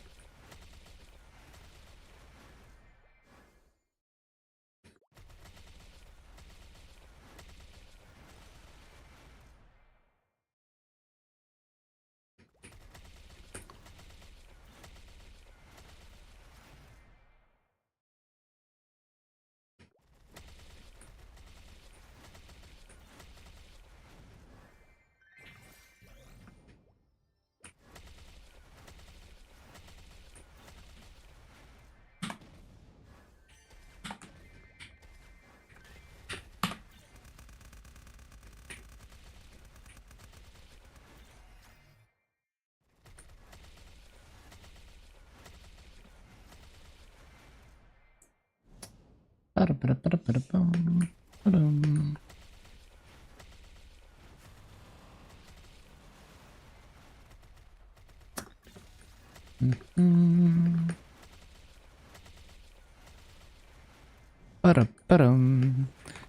much master per hour do I farm? I'm not using Legion Wealth coupons at the moment, so I think it's like a bit more than 90 mil an hour. If I use the Legion coupons, I would get over 110. So basically, like close to the best rates you can get in this map with no frenzy.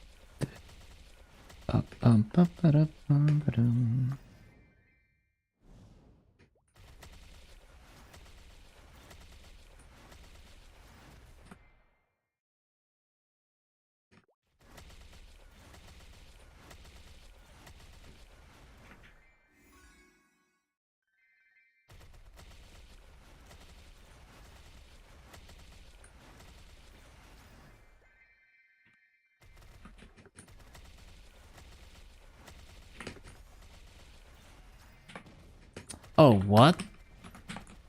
Why was the... Huh. I didn't resummon that, apparently. Wait, I didn't even resummon... Bro, I didn't resummon shit. What the hell?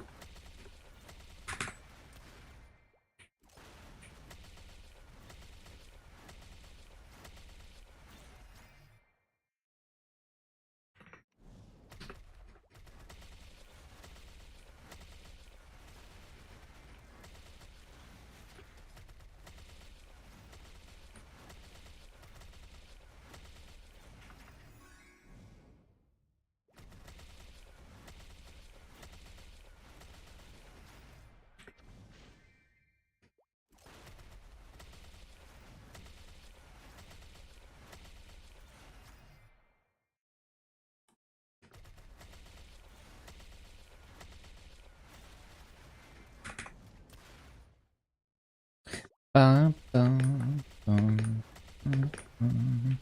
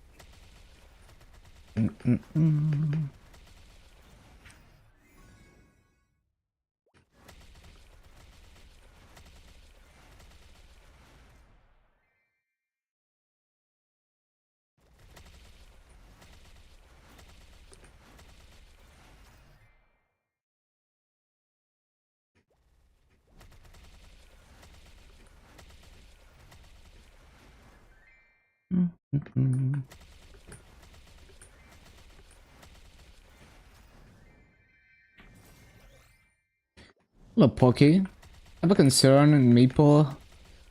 Did area quest. Wait.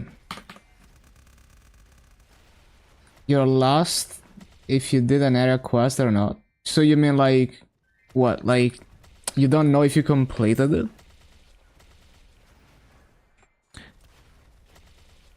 Like, it's not a big deal if you don't complete it. Like, it's not like you can't it's not like you can't proceed if you haven't completed area quest. Like, you can still level by either killing mobs or doing more quests. But it's really, like, the thing is, there's so many quests in Maple that it's like, even if you tell me exactly what quest you're in, there's no way I'm gonna remember that particular quest and how it goes. And every quest has like weird specific things and weird specific bugs about it. So usually if I'm confused with a quest, I might try to like find a video of someone else doing the quest and kind of retrace my steps, or find like wikis and stuff, even old wikis, because like some of the quests haven't changed in decades. But yeah, I mean, there's like, you could there are so many quests in Maple that you could spend thousands of hours probably doing all the quest lines, but it is not necessary for you to do every quest. Some of them are good for EXP, like the main quest line. But there's always the option to do other things to level up. Especially once you level multiple characters, it gets kind of repetitive to do the same quest lines over and over. Some quests are character specific as well. So, you know, like each class is gonna have its own storyline and its own story quests.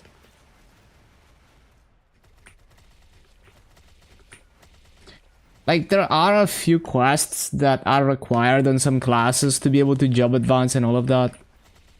But yeah.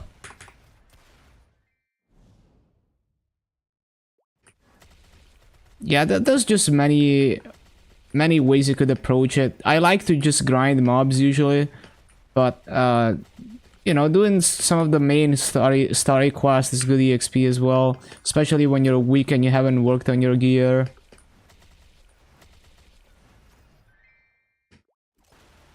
Yeah, Maple Guide doesn't show you everything, but it does point you to some maps that are okay for those level ranges. It also points you to quest lines sometimes, like for example, if you at level 30, it tells you to do like Gold Beach, which is a theme dungeon. So that's not just grinding the mobs, it's also the EXP from the quest lines. But yeah, there's a lot more than just Maple Guide, but it is a good starting point when you have no idea. And you can always explore beyond that if you feel like it. Like quest lines, there's so many quest lines in your Light World, for example, that are not necessarily in the Maple Guide. And Maple Guide also tells you, like, for example, if you're trying to figure out how to unlock a boss, it tells you which quest line you start from to unlock it.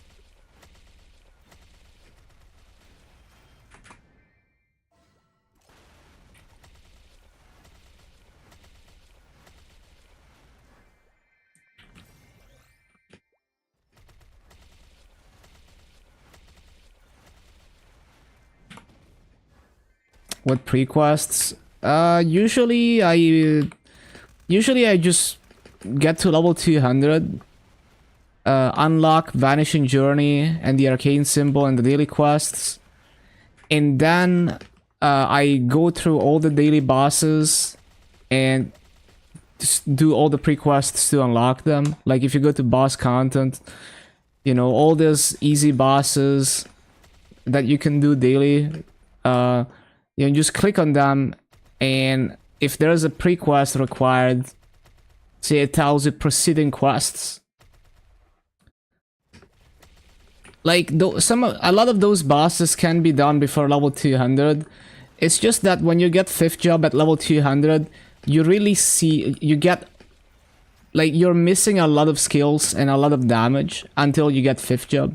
So you really see what the class is like, and you get your more powerful skills after you hit 200 and get 5th job. And you get a lot of damage from the arcane symbol, and you get a lot of free EXP from doing the arcane river dailies. So it's like, I personally like to prioritize it hitting 200, even if I have to brute force it.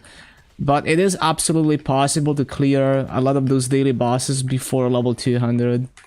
It's just gonna be a lot slower to kill them, basically. Oh, I don't bother with portals. It is optimal EXP to take them. I'm just too lazy to... You know, I just want to keep the flow of my farming rotation. So don't worry about me ignoring portals.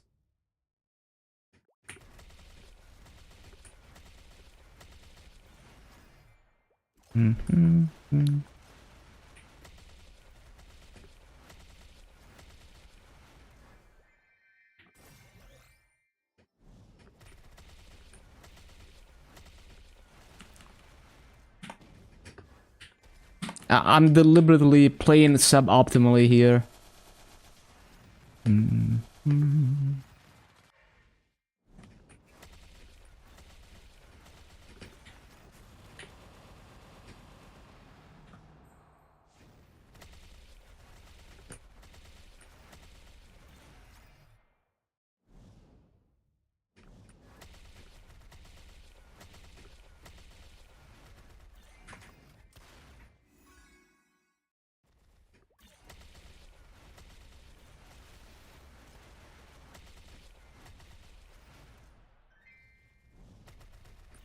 Like, if you want to get a feel for just the early progression up to early level 200, there's a video by the twins. Hold on. Like, on top of what I've already said, I think this video kind of gives you a feel for what it's like. Well, it tells you a lot of the important basics. Like, anything before level 200 is kind of whatever. It's more like understanding the core mechanics of the game. So I definitely give that video a watch, because it'll... Like, it's gonna say a lot of the things that I've already said, but it does help you kind of get an idea of what... just kind of the rhythm of the game and all of that, essentially. Hello, Gokiz. Because it's basically all the things I explained plus more, and, you know, just very nicely demonstrated visually. I think they did a good job with that. And it's also, like, very short. Like, 45 minutes. It's a very dense video.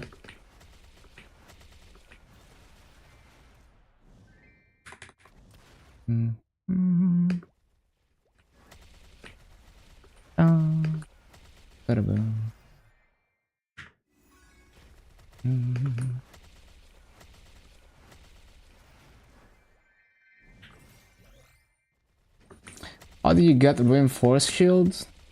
It's in auction house for 60 mil.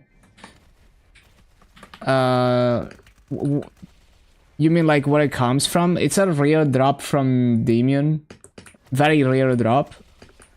But because so many people are clearing Damien, even though it's super rare, it's kind of like the Populatus mark, where yes, it's super rare, but everyone is clearing Populatus, so it's not really expensive to buy from the auction house. That is the great thing about having trading. It's the same thing with the reinforced shield. only one class, well, only 2 classes wanted, and everyone and their mother is clearing Damien, and so it is basically worthless, even though it's super rare. Hello, sausage. Plenty of supply and not much demand.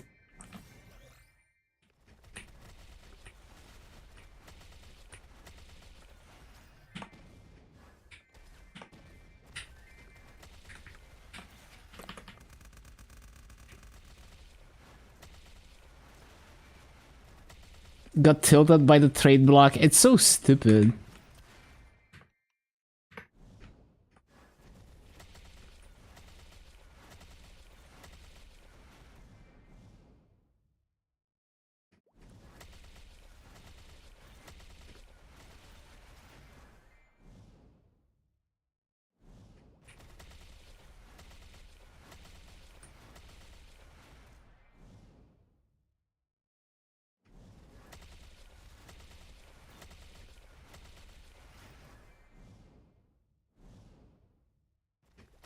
Was saving 17 scroll for Superior Galaxy Ring. Yeah, so unfortunate. Yeah, just use it on whatever. You know, just the high, like, since you don't have any hard to replace items, probably just use it on Abzu or something.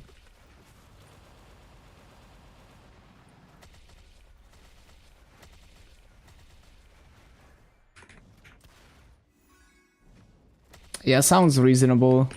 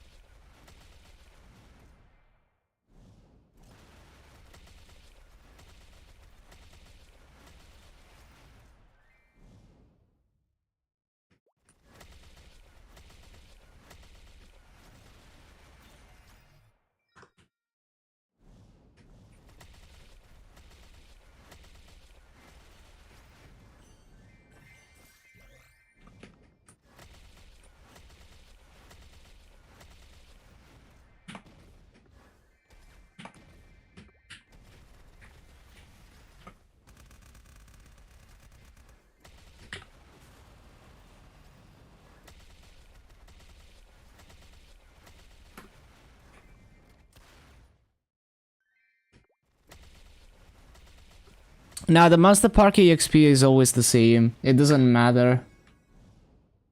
Doesn't matter how quickly you clear it.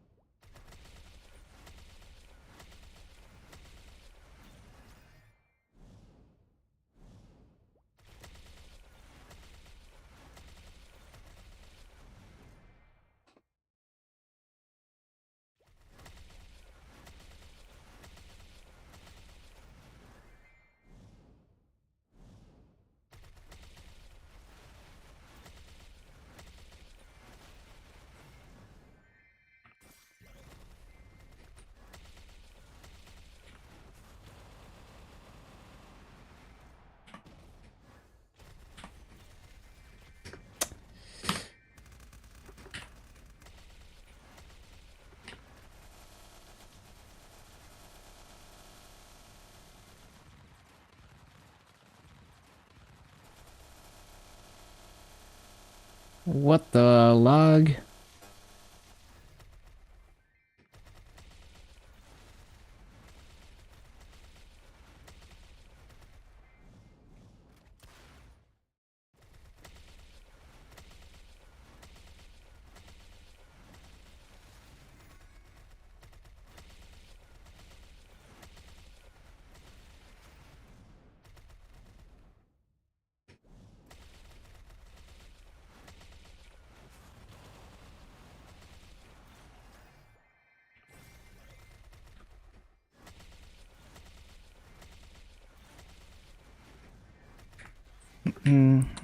Idea on what to do on your Evan Dragon? Yeah, no problem. I think the twins did a amazing job with that video. It's perfect for new players. So I kind of link it to everyone who's like very new to the game.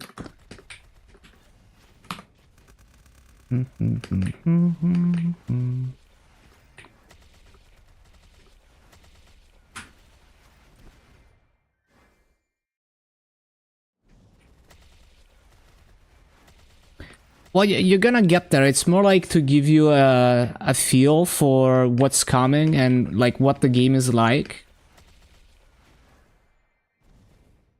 You know, to kind of like, it's important to like, because like maybe you're you don't understand that like you're giving a lot of importance to low level content.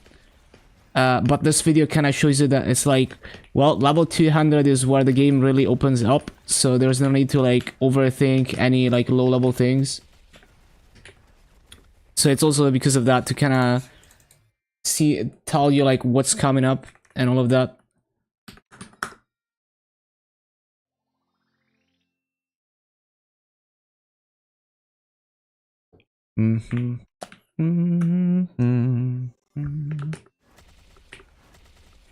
Found the better boss. Oh yeah, that's good, master.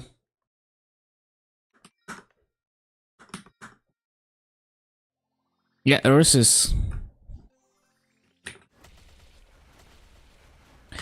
Where's the burning?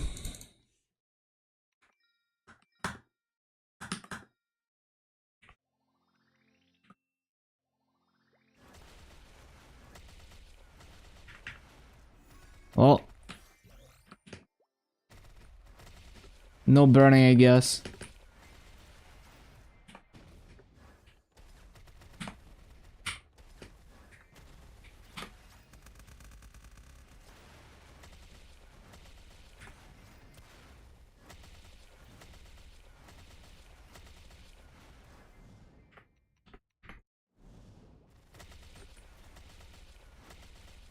Mm-hmm.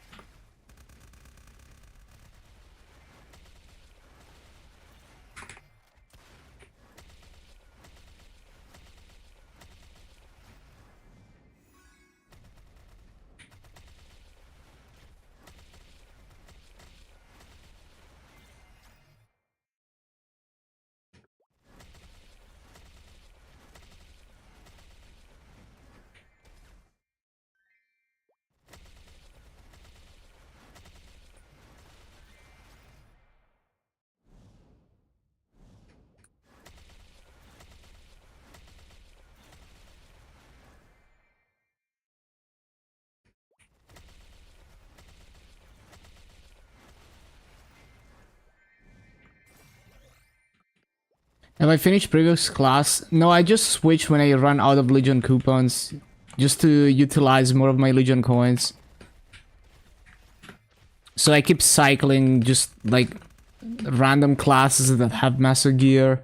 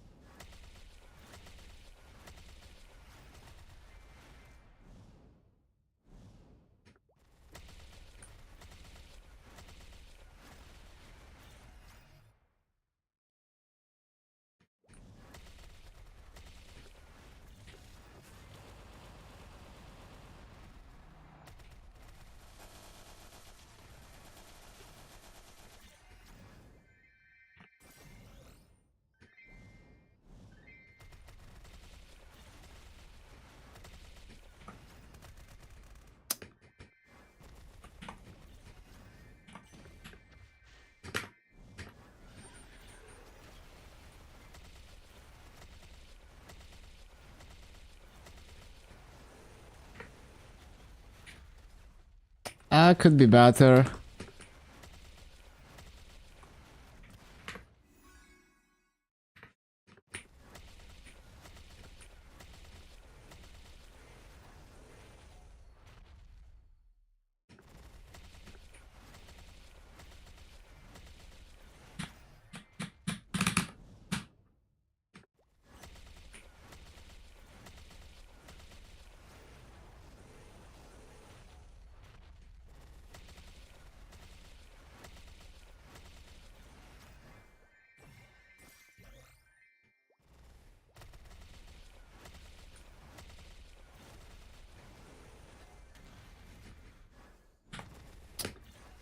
Ba-bum-bum.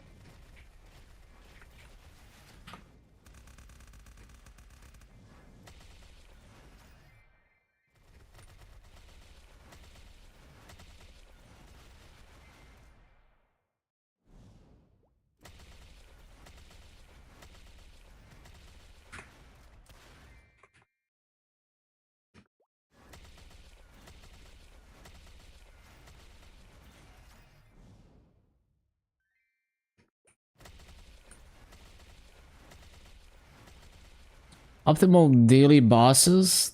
You can sell only up to 180 boss crystals per week. And when you talk to the NPC to sell the crystals, there's a button you can click to see all the crystal prices, so you can see which ones are worth more and all of that, and figure out which ones you want to run. But yeah, do remember that it's 180 boss crystals per week total, account wide.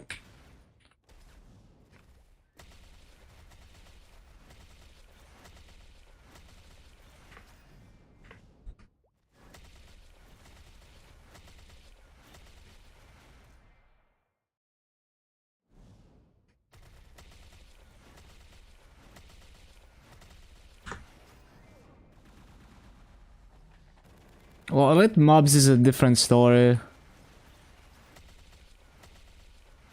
But yeah, that used to be a thing back in the day.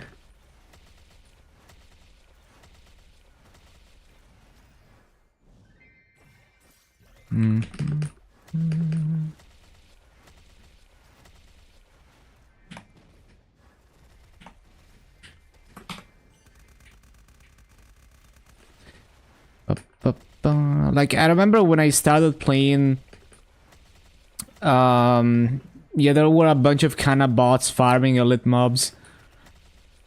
I never really bothered, like, actively trying to farm elites, because it's just too boring.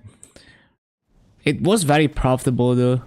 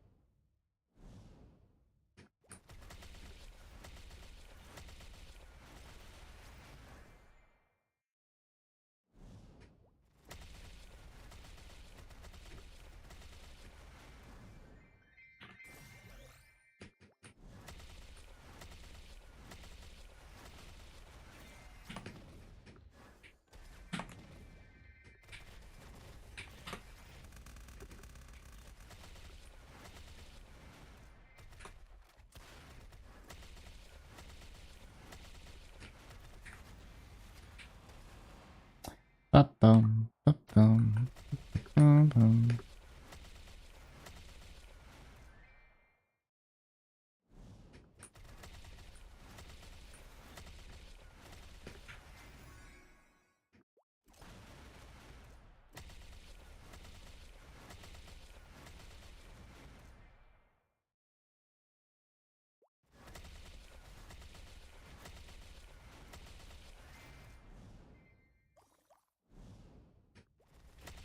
Oh, I just realized the overlay is not showing my nodes.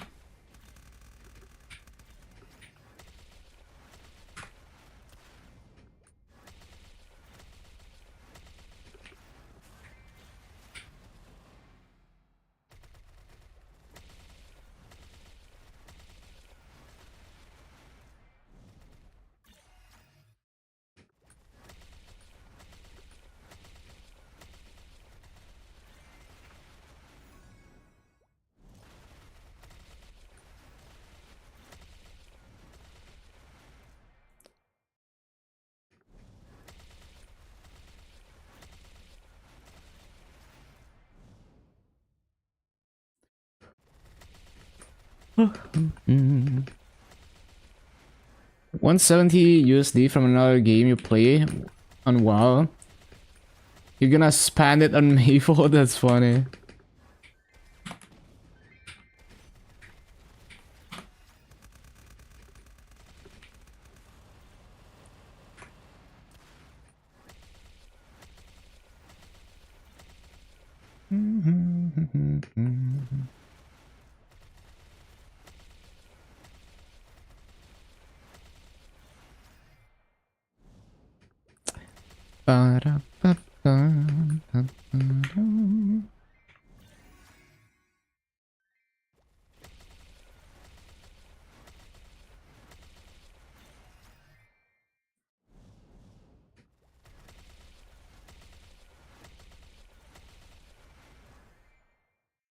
Yeah, that's pretty cool. Like, it's technically free to play because you earn the money by playing the other game.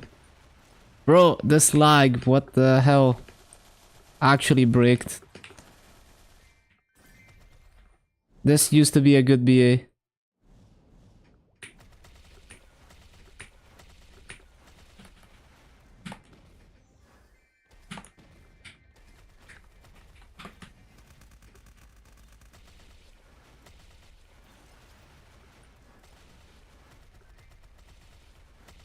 Yeah, I lost like an entire spawn cycle because of the lag. Amazing.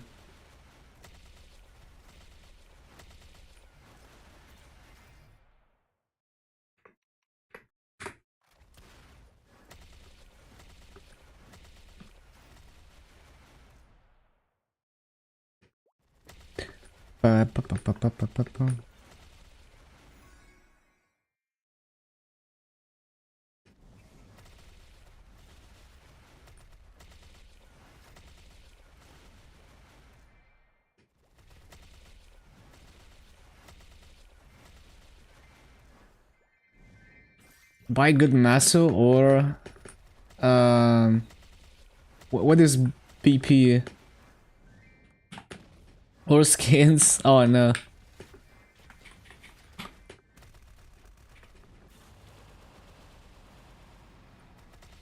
Oh, battle pass. Right.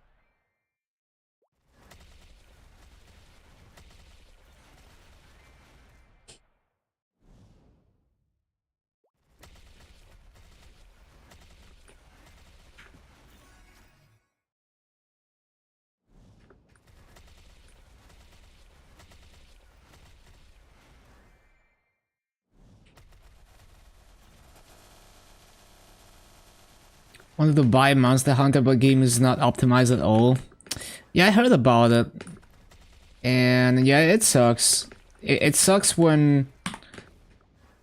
Especially, it's frustrating because you know that they invest hundreds of millions into the game, and it's like... You know, like, surely with that much money, it's gonna be polished, and then it's not. You know? It's kinda disappointing because of that.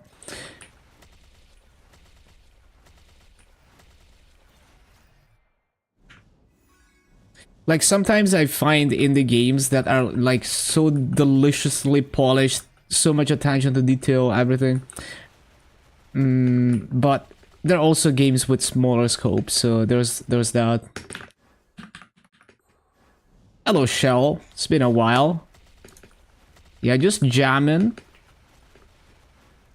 I've been pushing, basically just grinding out the Legion coupons and switching characters to use more Legion coins. So yeah, I've been pushing levels on multiple characters. No 12k. I'm working on a big video. I think I'll post it next week.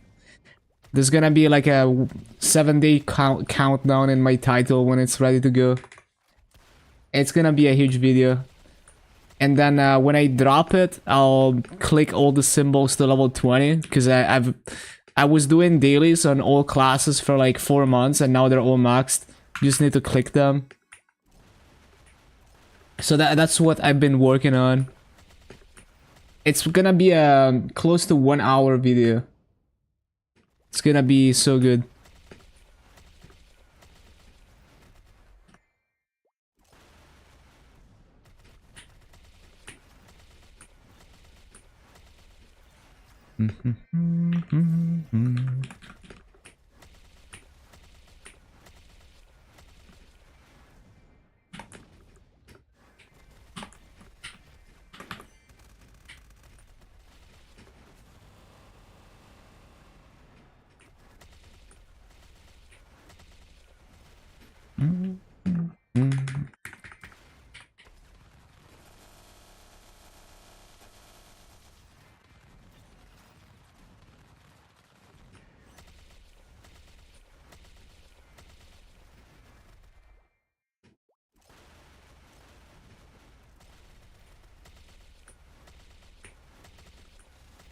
Working on Nightwalker. Yeah, it's the movement on Nightwalker is so much fun. Really makes you go back to other classes and you miss the freedom of movement. Was able to get the Inosuke message by telling how many you still need for his gift. Yeah, I think it stops at like. But like some people said it always says 199. Bite farming, it gets good later on, but yeah, early on it's pretty terrible.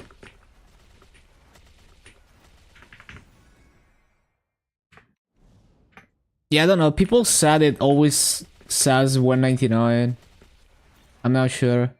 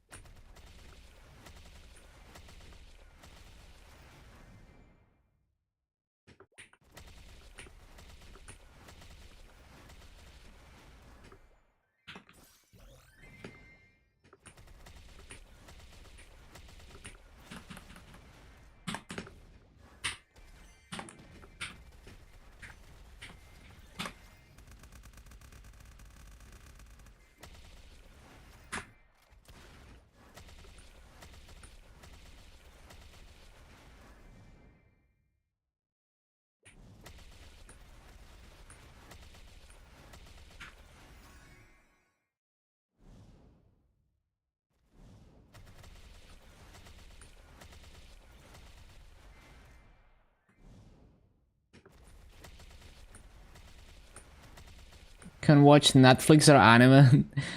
I remember when I was grinding this Corsair to 250, I could read manga while doing this rotation. Because it's like, on this class, you have so many ways to recover from mistakes. That, yeah, even if you make a bunch of mistakes, you're still holding perfect rates. And I did my best rate, like, my Corsair has the highest rates I've ever seen in this map. Like 18.4k for a 1 hour VA.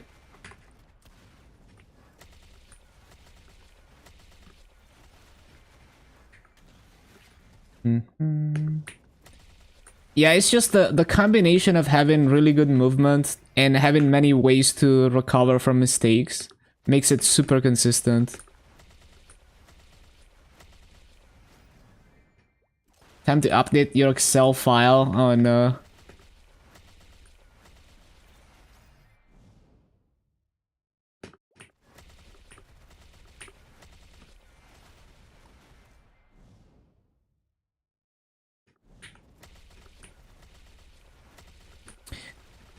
Yeah, like the summons, if the map layout works well with the ships, it's super OP. And also, there's no animation on summoning stuff, so it doesn't really slow you down. You know, you can kind of just resummon everything super quick. And there's no cooldown on the summons.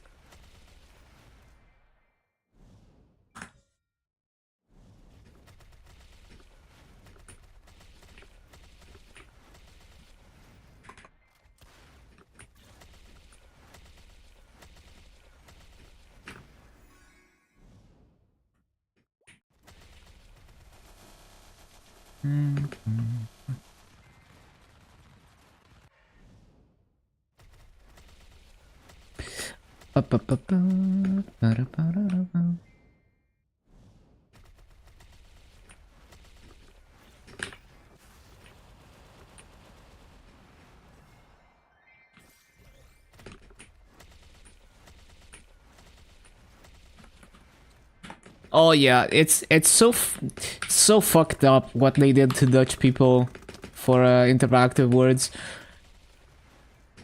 And it's like in Mabinogi they lifted the trade restrictions, so why can't... It's also an Nexon game, why can't they do it for Maple?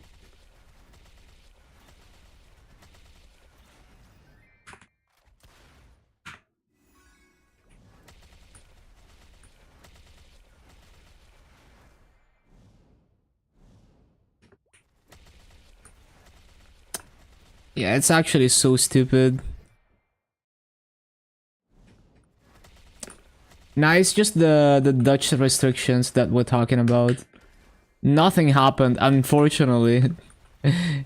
Even though they said they were gonna try and alleviate them, and they never gave any updates.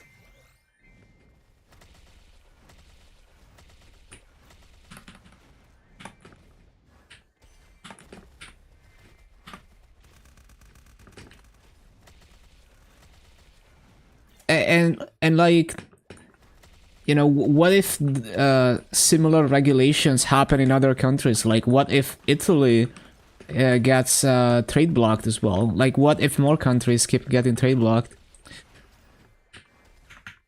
Like, I'm just glad I'm at the point where I'm so established that I could even continue. Like, if I got trade blocked, I could continue enjoying interactive words because I've built up so much. But like, obviously, it's like completely fucked if you're a new player because there's just nothing you can do.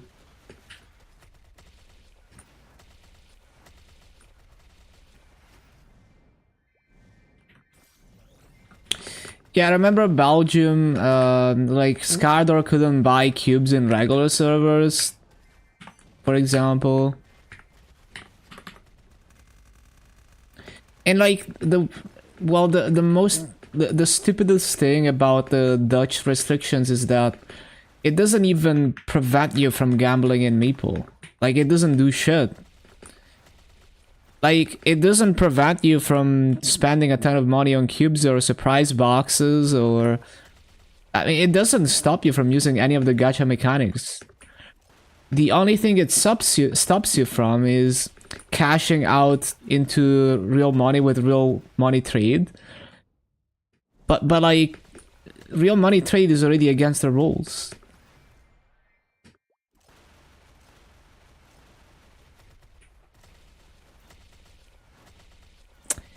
But yeah, it's pretty messed up.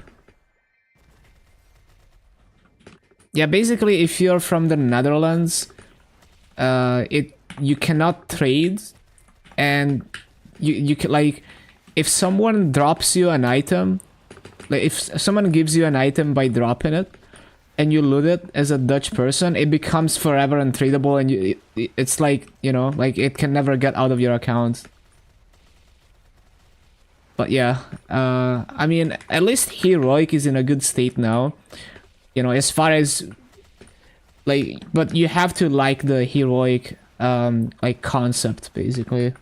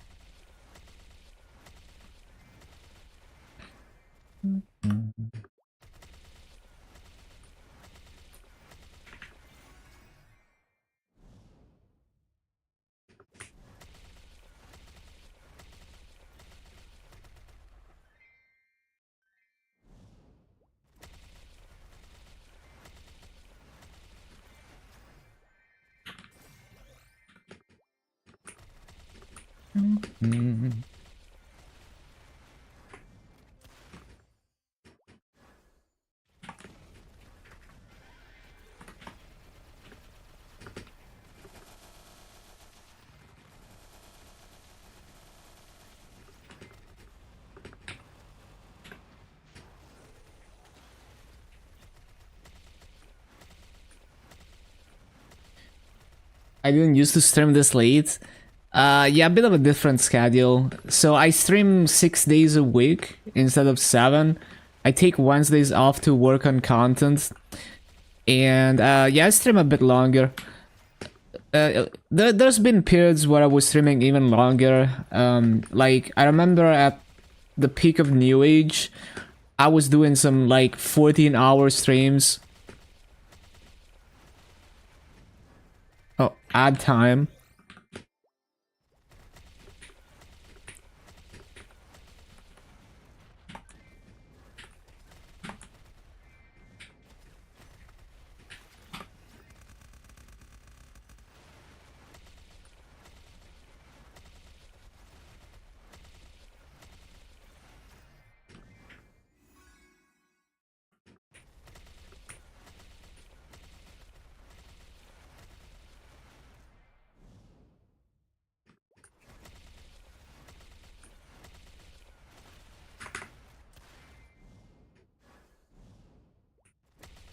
Prime time? Thank you, thank you.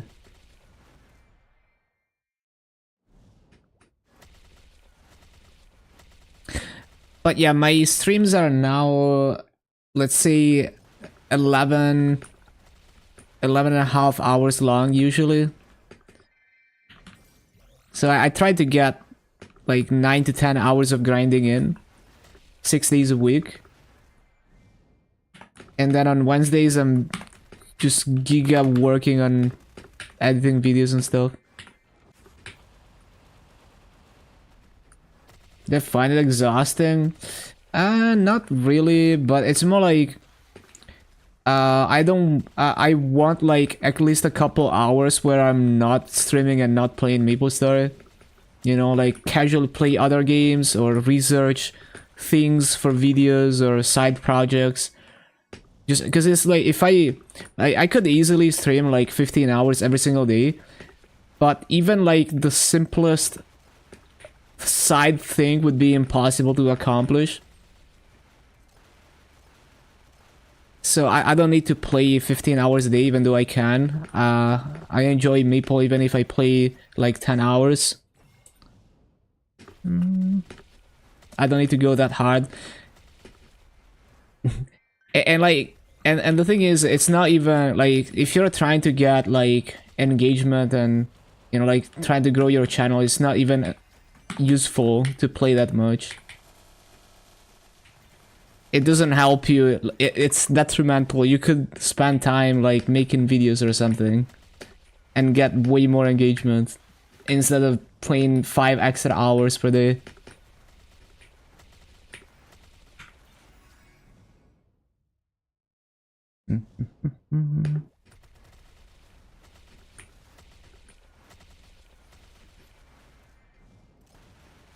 I don't even need to play that much to be one of the highest level legions in the game. And I'm not even competitive.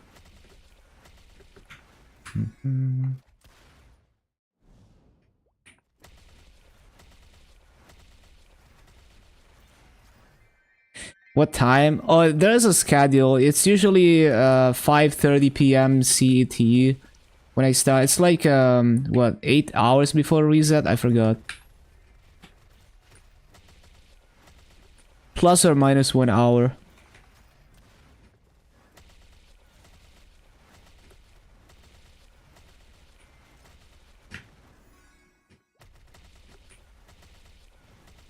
Well, it's like 11 hours to 11 hours and a half, usually.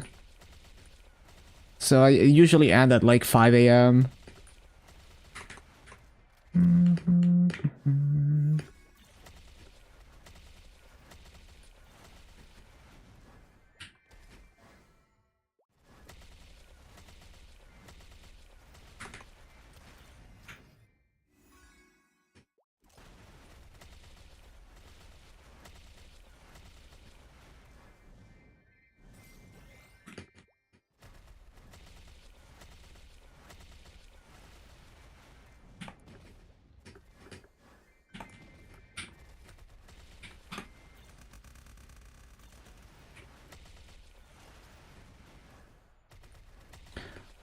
Yeah, the Tanjiro event is a bit of a trap.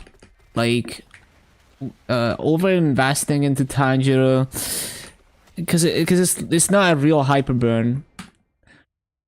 Like, so the Tanjiro is just extra base EXP, like extra percent EXP. So you can't just casually hit 260 off of dailies. So you have to grind a decent amount. So you don't want to overinvest into it. Like, you don't want to be like, oh, I need to like get every single Tanjiro reward if you don't play the game a lot, because you could be spending time on other things. It depends on the situation. And then the hyper burn you get from Tanjiro doesn't give you any gear. So that's also a little bit of a struggle, although definitely already easier to complete with dailies.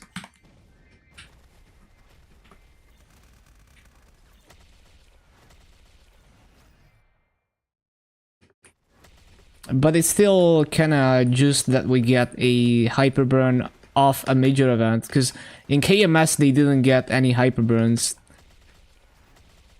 Like, usually it's 2 hyper burns per major event. Only winter and summer.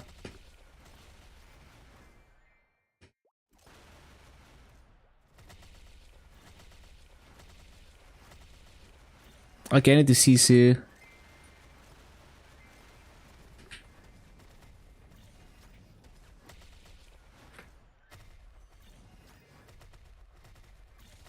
Hello, morning song love.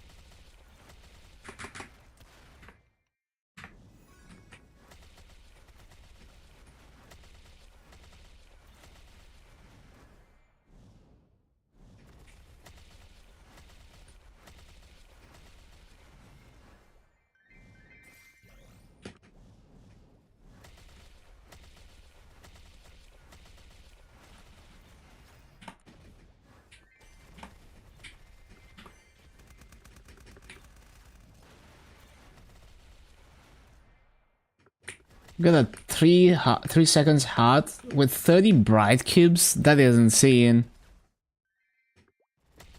Byte farming is gonna go crazy.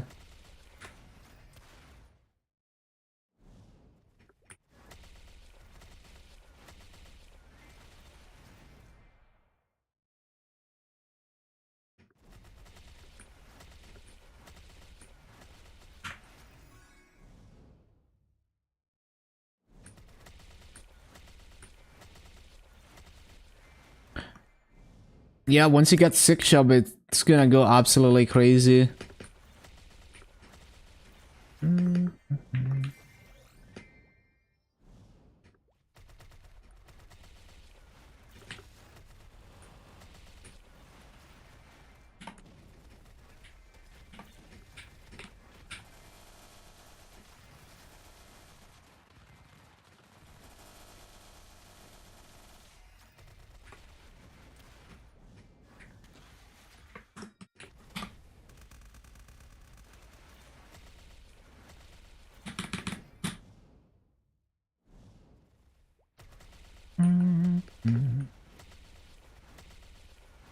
Laggy.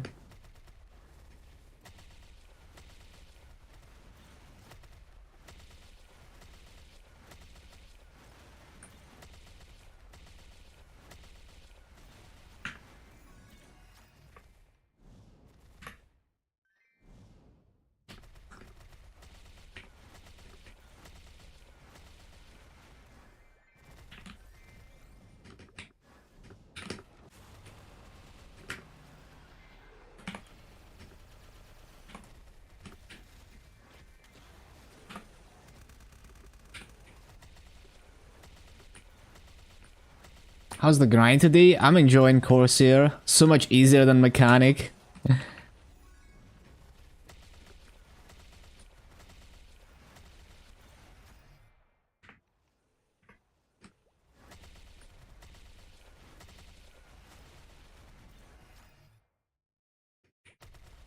Yeah, Mechanic is cool, but it's just so much easier to do the same thing on Corsair. Mechanic does have better coverage, depending on the map though.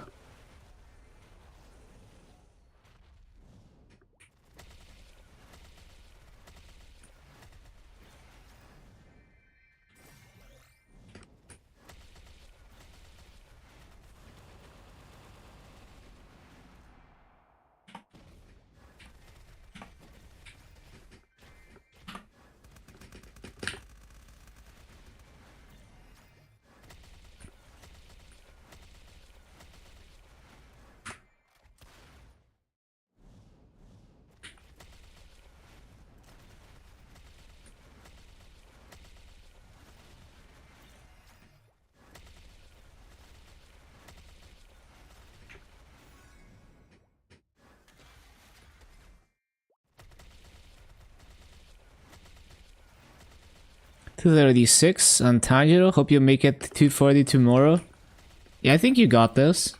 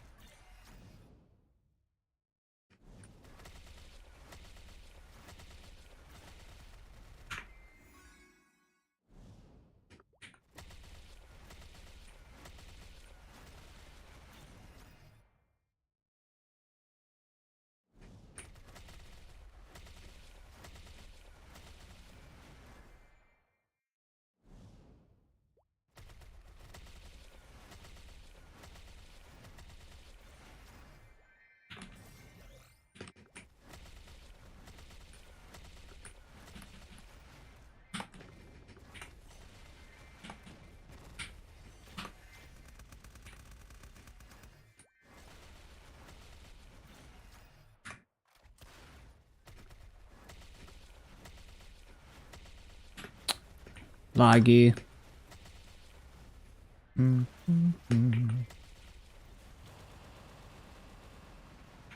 It's inspiring to see Mushroom gamers working hard on their goals.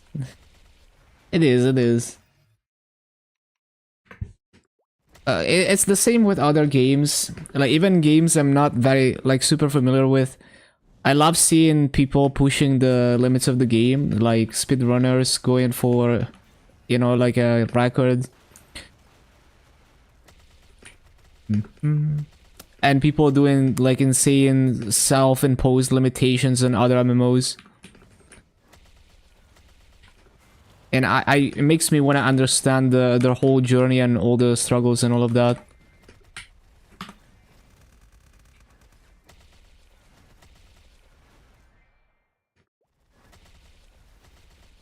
Unfortunate that Tanjiro becomes a hero. You could like... Well, if you don't like any Explorer Warrior, then it's gonna break, yeah.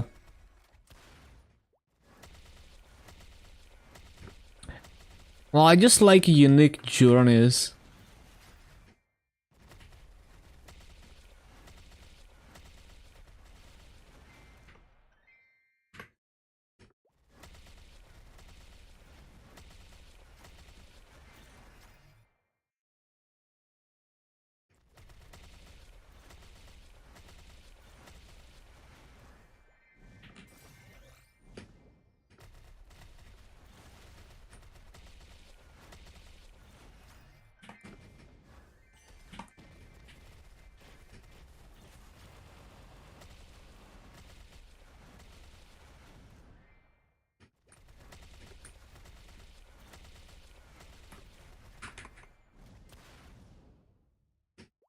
Make it into a paladin.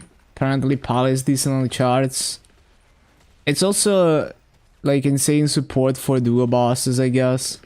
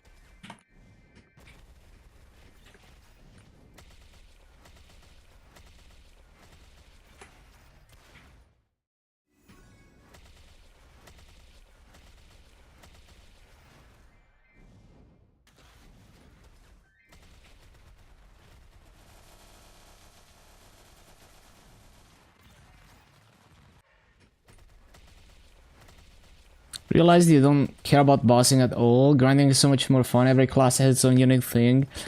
I mostly agree, yeah. Like, I don't hate bossing, but it's not something I would want to do regularly. Like, doing like big boss runs every week, it becomes a chore. I like to boss at my own pace. Like, maybe once in a while I just go and practice a boss.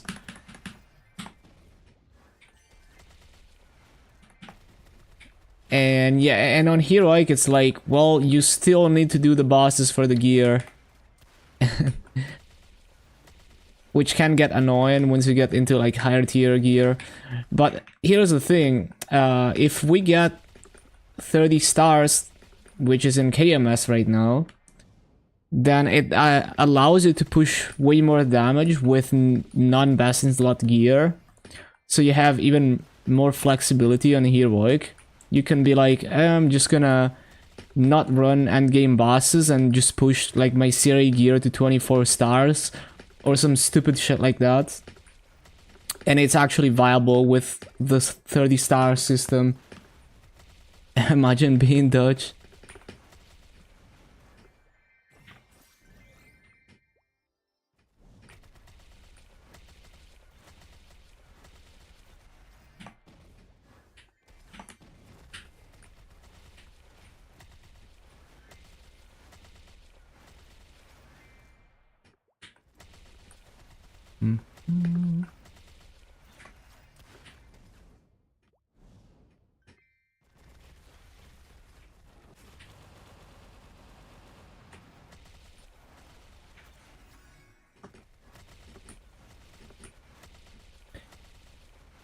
So yeah, I'm hard. I think I'm hard saving Maso, because if we do get 30 stars, then I'm way more motivated to go on my mules and Star Force them, because it's also like way less clicking.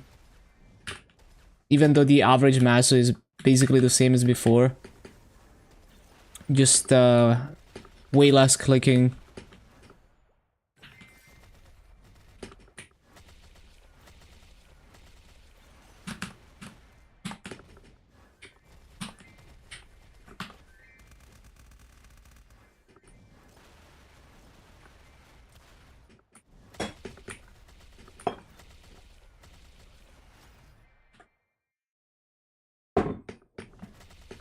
Up, up, up, up.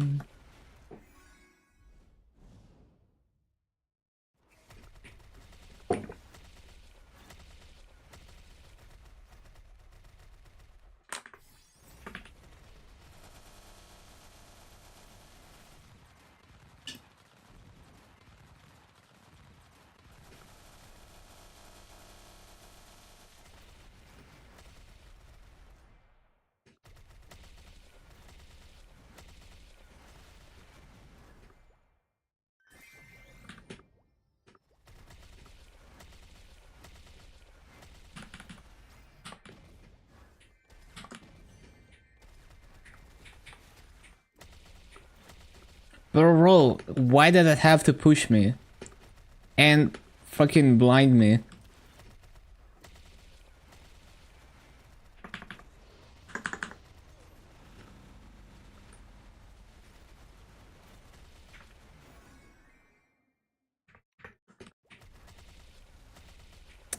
Classic E-Boss Graven.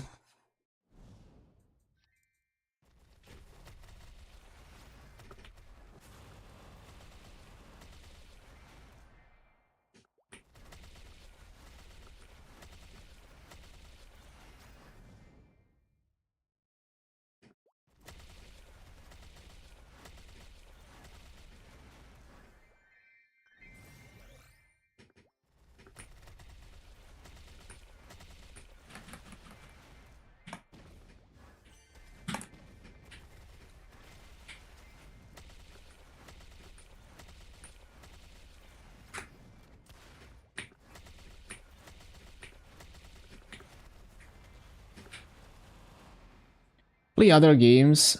Just like all kinds of single player games. Like there's always more games that I would like to check out. Lots of retro games. Yeah, because I haven't played many unique games. And so there's so much backlog to catch up on. And yeah, like just all kinds of single player games, yeah. Like I played Hot in Time, I played Star Wars Outlaws. I've been playing Dave the Diver recently. Super cozy game. Like top tier. This is the only time where a MapleStory collab actually got me to check out what they collabed with.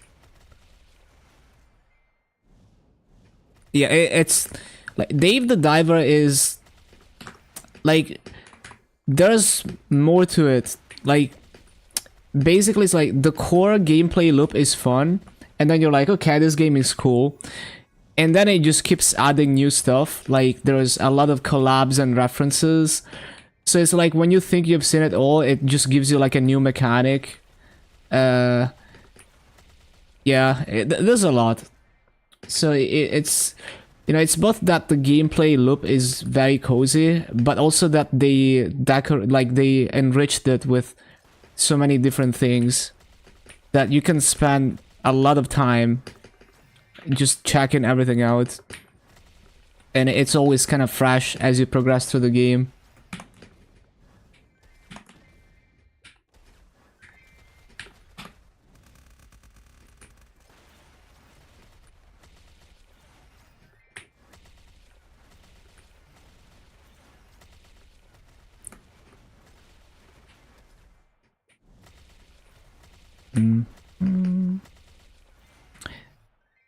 But yeah, over time I wanna like just play through, like check out the entire libraries for some of the most iconic retro consoles.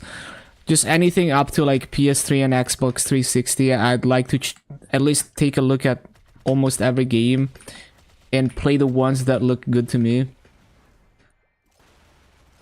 So yeah, no shortage of games there.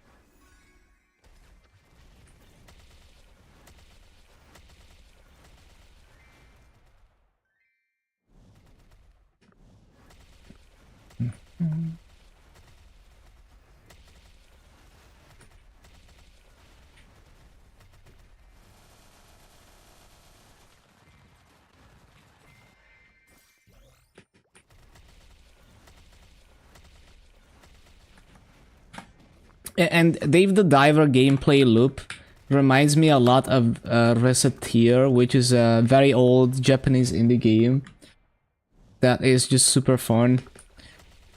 Because it's like Recettear is half of it you're managing a shop. You know, it's like a RPG game in a fantasy setting. Half of it you're managing a shop and like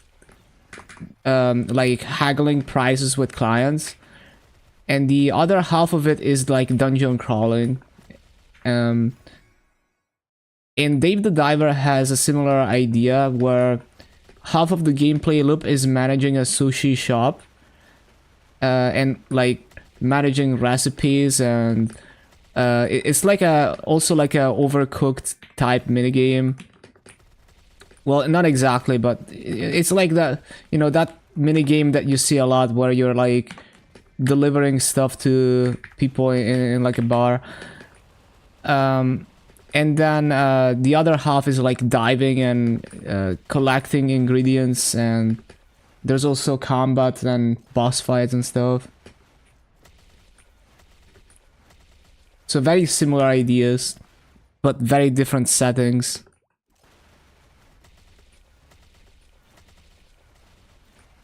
There's also like a decent amount of story to Dave the Diver.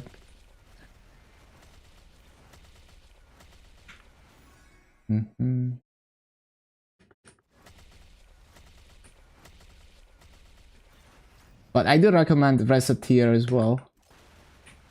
That's a classic, that just eternal classic game.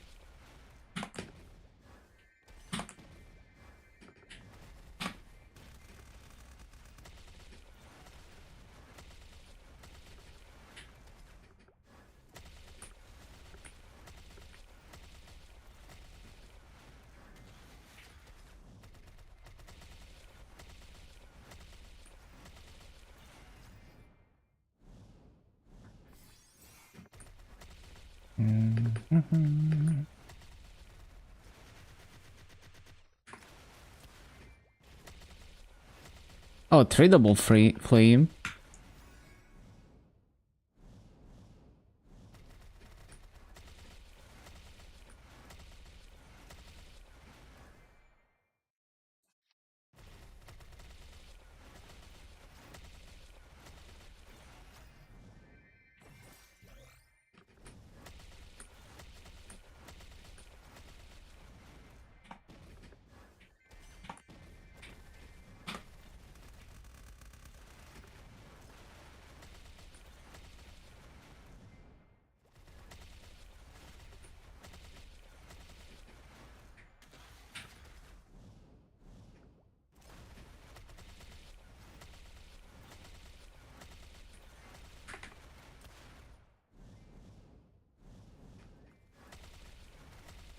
That was a really nice 2D game, heavily music based. Oh, was it like Bit Trip Runner?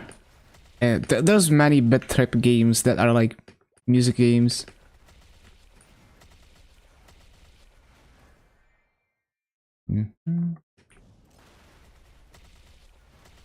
There's also Geometry Dash. I never played that. Thinking about it, the Bit Trip games were kinda... Well, I don't know if Geometry Dash was before Bit Trip, because Bit Trip is like a very ancient indie game.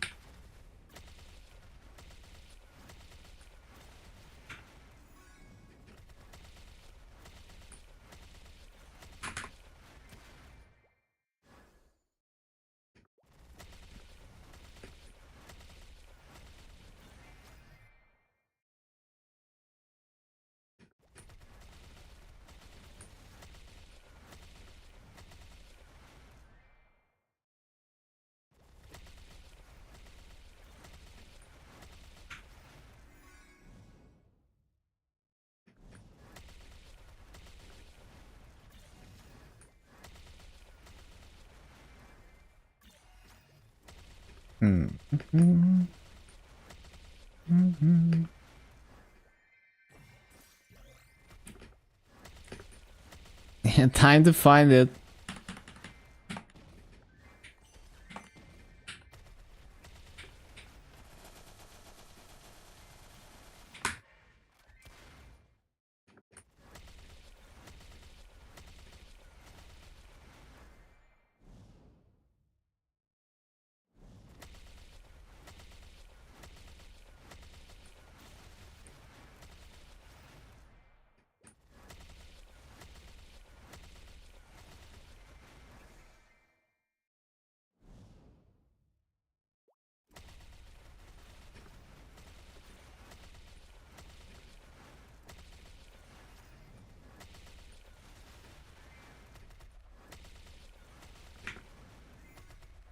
$140?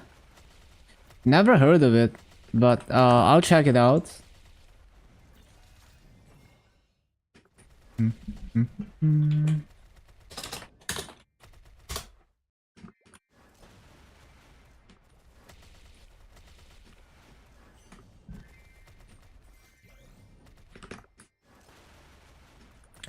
$2013. I've probably hold on. I've probably seen this before. Maybe. Yeah, it's like Geometry Dash. Well, it's like a similar concept.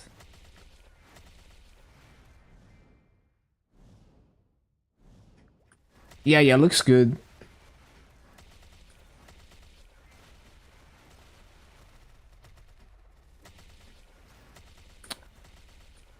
Yeah, it's like you can go so crazy with the stuff, with the visuals.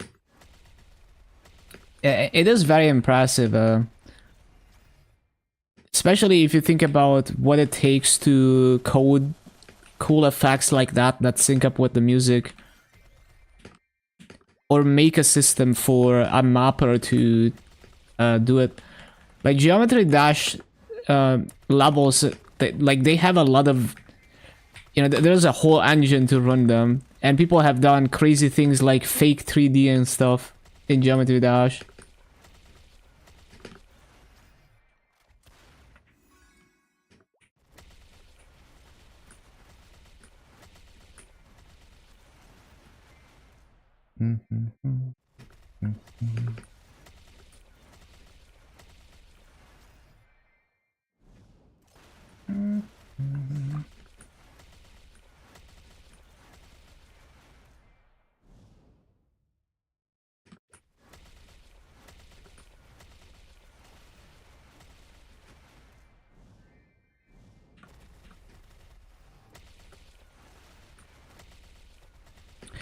Another old game that I really enjoyed was Faz. It's like a 2D game, but there's a lot of puzzles and hidden things in it, and I enjoyed just blindly exploring it and just trying to figure out as many things as possible. And like there's they use a fictional language in that game, so there's like signs in a fictional language, and I spent so much time deciphering that language, which is, well, it's basically just English, but like with a weird, like arbitrary writing system that you have to figure out. And the thing is, you don't need to figure out, like, you don't need to reverse engineer that language to finish the game. It's just there, like it's there, and there's things that actually make sense that are written with that, and you could figure it out, or you could just beat the game and never realize that it's there. And there's just like so many things in Faz hidden in that game.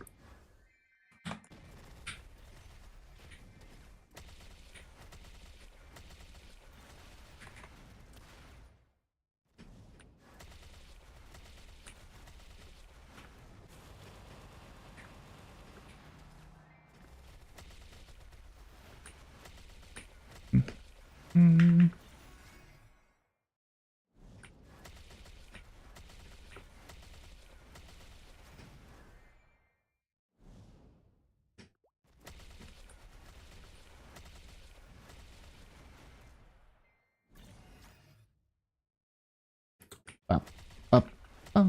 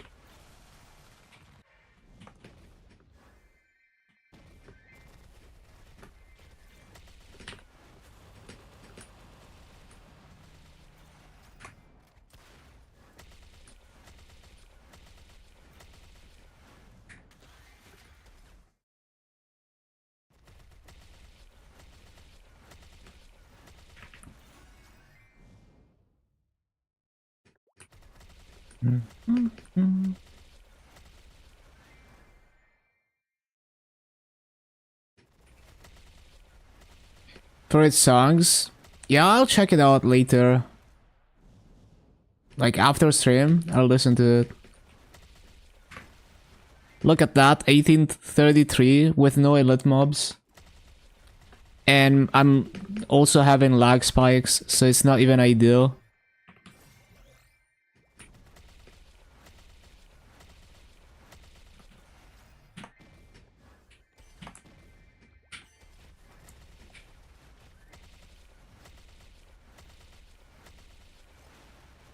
$140 BPM makes sense. Big brain.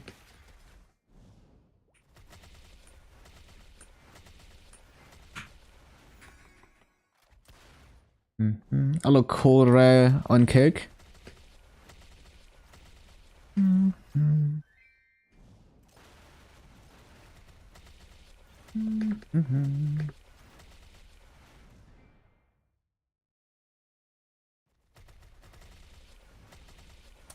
Ba-ba-ba-bum.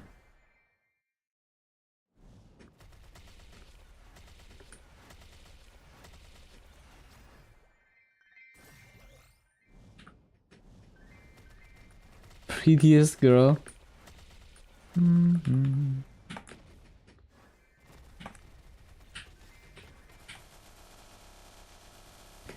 Yeah, I remember this Santa outfit used to be like Gunnar bait back in the old days of Maple. Like it was the only revealing outfit you could get, pretty much.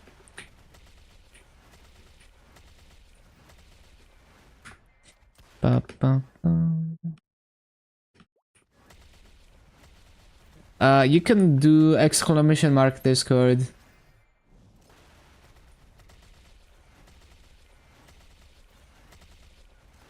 Yeah, I thought you already had my Discord. That's why I didn't see anything. I thought you were already in there.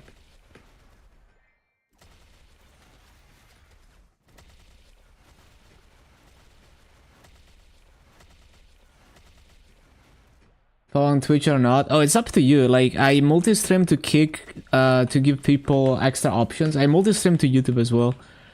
So it's like, if you prefer watching on Kick, it's up to you. It's there for a reason.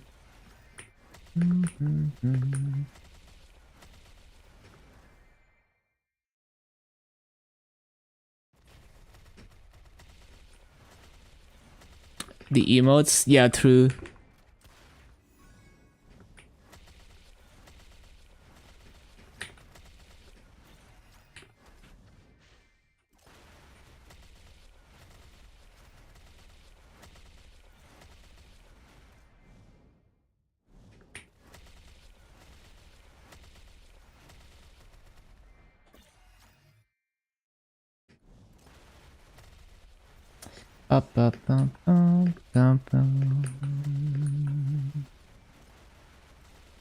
Oh, wait, I forgot fountain.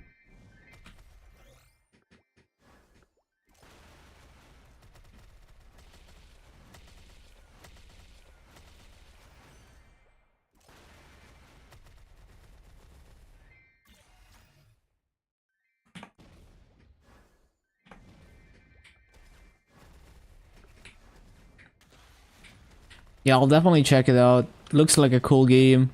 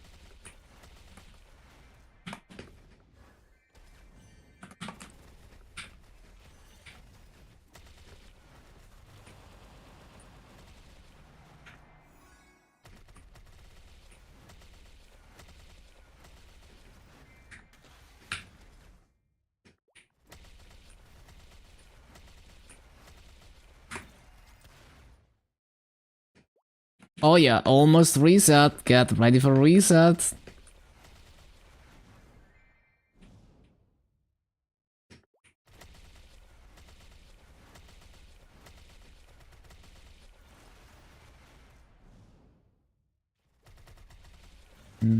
What's my character? Oh, this is a Corsair, but I cannot play every class. So every day I'm playing like a different class. Reset soon.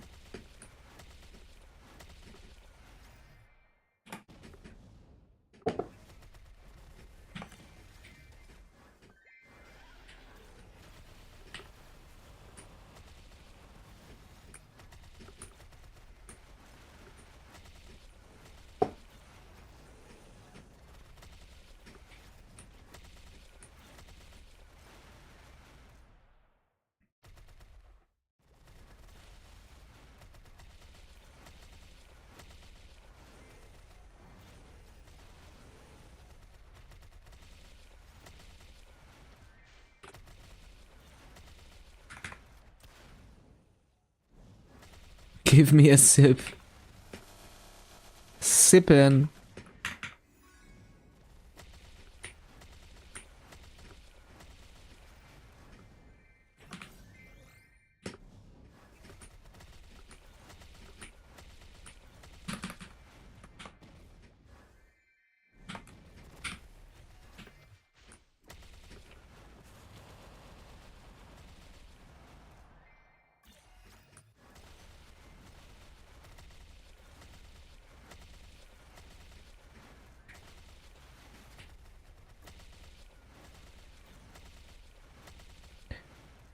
Majority of my viewers from Twitch. Yeah, it's mostly Twitch. But it is useful to multi-stream to YouTube and Kick. Like on YouTube, it's basically automatically archiving all my VODs forever, unlike Twitch. And yeah, like the reason, like people who are already popular, for example, people will watch their stream VODs on YouTube and they will get decent views. That's what tends to happen. So I started multi-streaming before this whole trend, but yeah, recently a lot of people have started multi-streaming to YouTube, both because of the Twitch VODs thing and because it just, you know, like basically ever since Critical made a video explaining why his like YouTube stream VODs do well, everyone is doing that.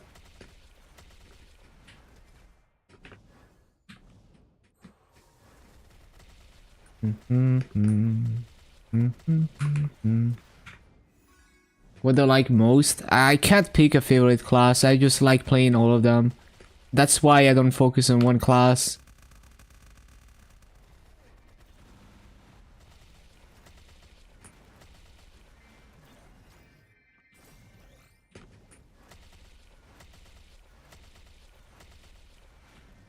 Oh, that's just the Twitch chat.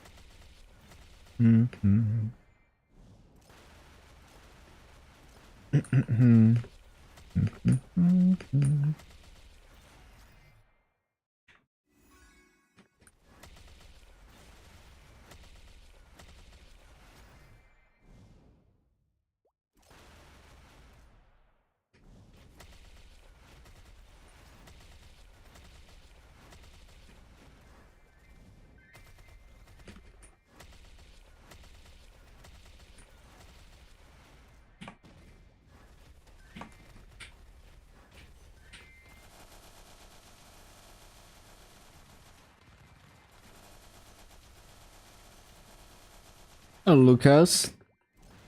Just chilling, grinding the Corsair, getting insane rates.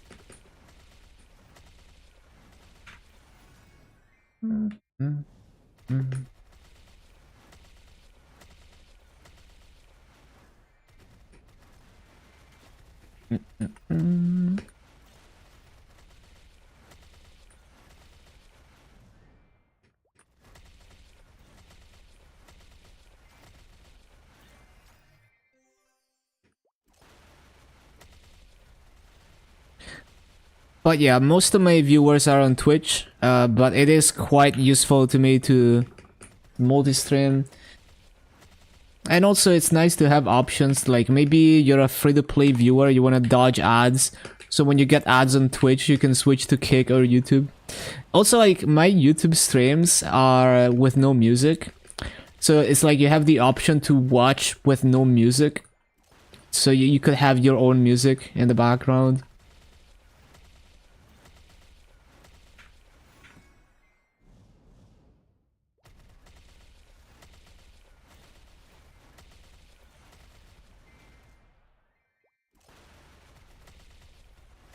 Can check all my rotations. Yeah, I need to.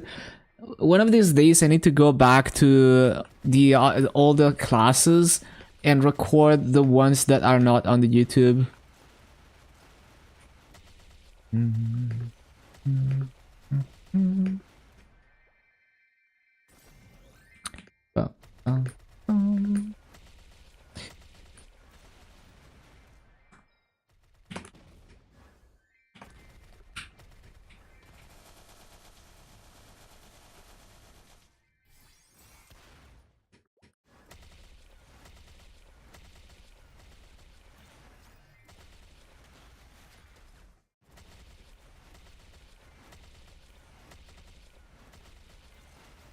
Do active rotations with Janus.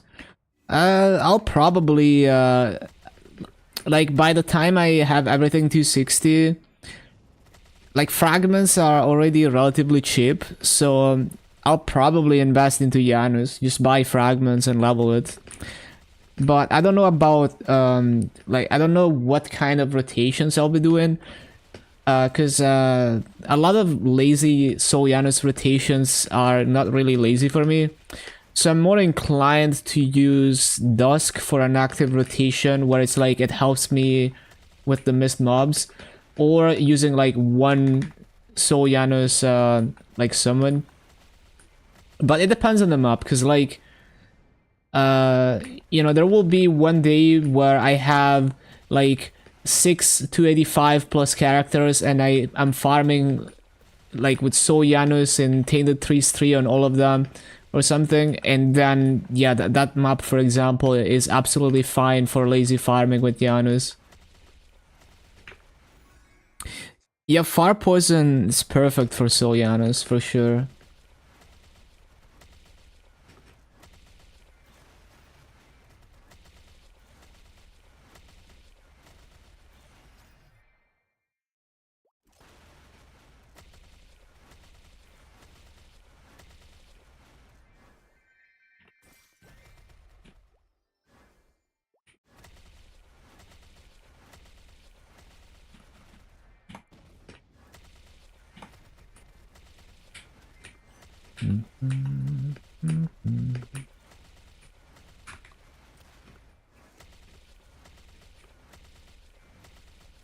But yeah, even now, like, if I want to max Soul Janus, which is...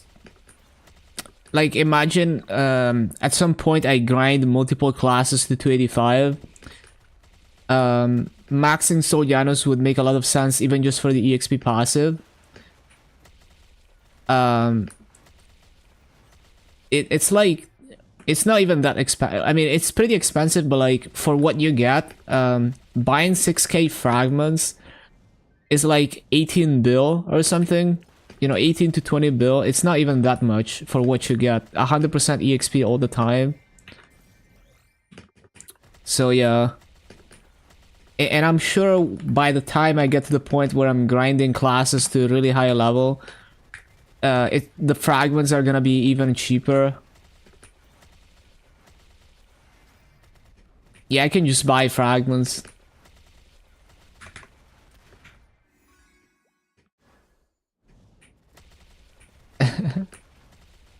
Yeah, on heroic, you kind of have to choose if you want to get damage or if you want to get Soyanis.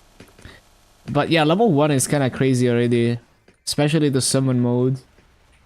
Helps you with low damage grinding and stuff.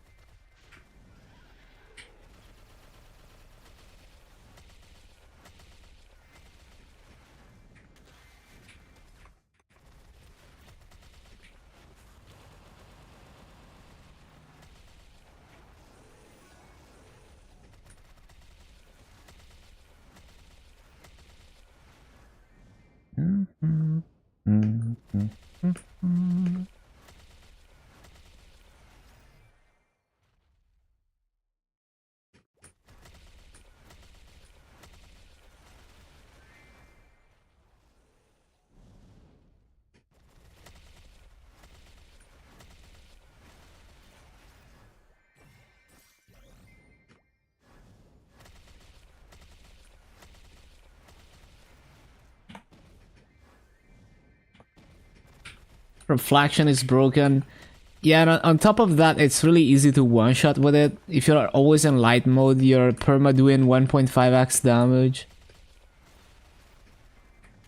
And yeah, I was getting like over like 17.7k or something in Living Spring 7 or something like that. Like one of those like really goofy maps. But as a Lumi, you can make it work.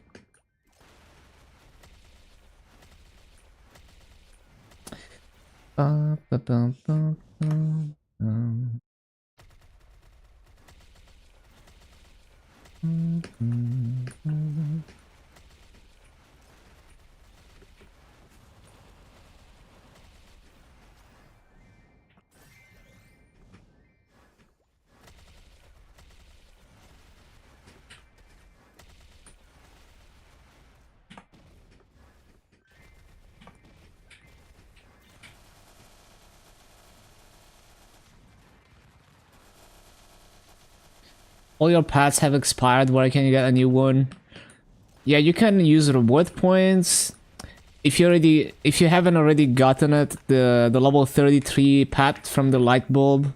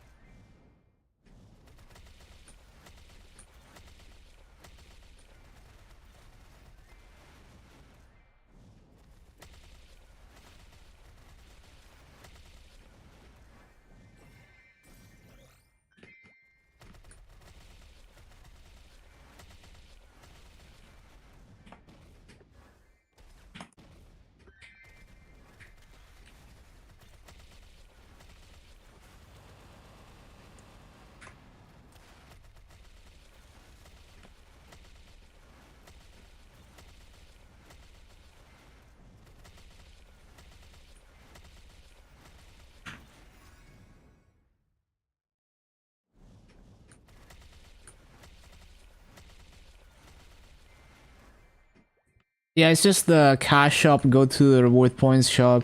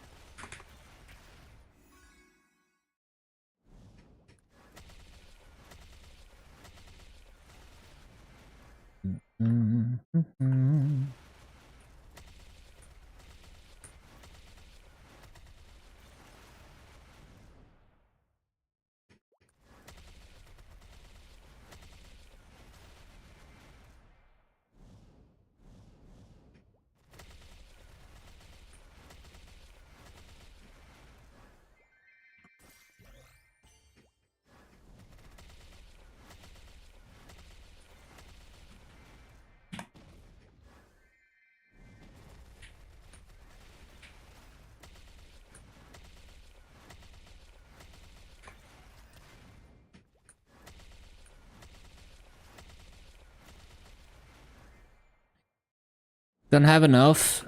You'll get there eventually, but yeah, early on, like basically, like daily bosses, they do give reward points, but it's kind of slow.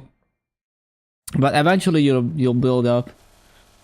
And if you play on interactive worlds, you can also just buy a pet from the auction house.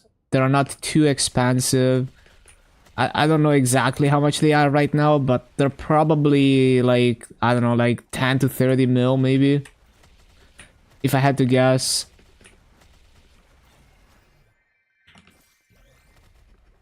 $8 mil? Yeah, super cheap now.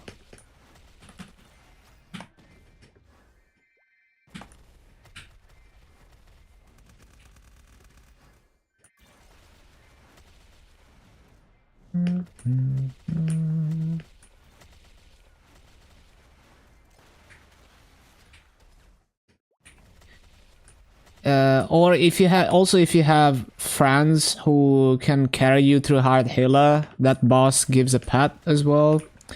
It's not a good pet, but yeah, I mean it's like it helps you until you get like a proper pet.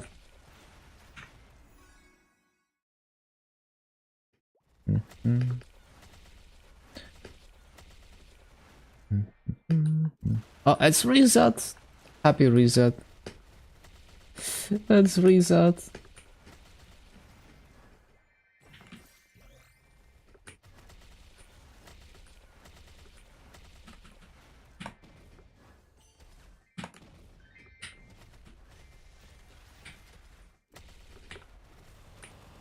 $300 symbols, yup.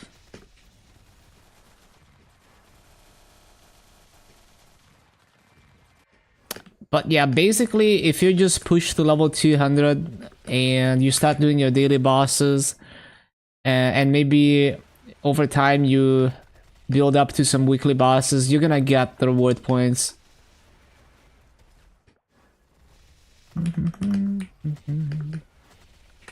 Been waiting for them, yup.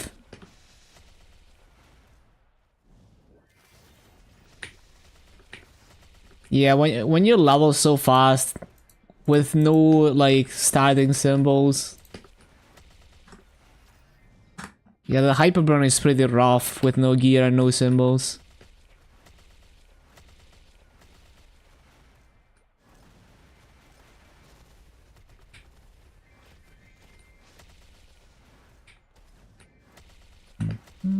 I was gonna CC, but then I realized I'm on Rune.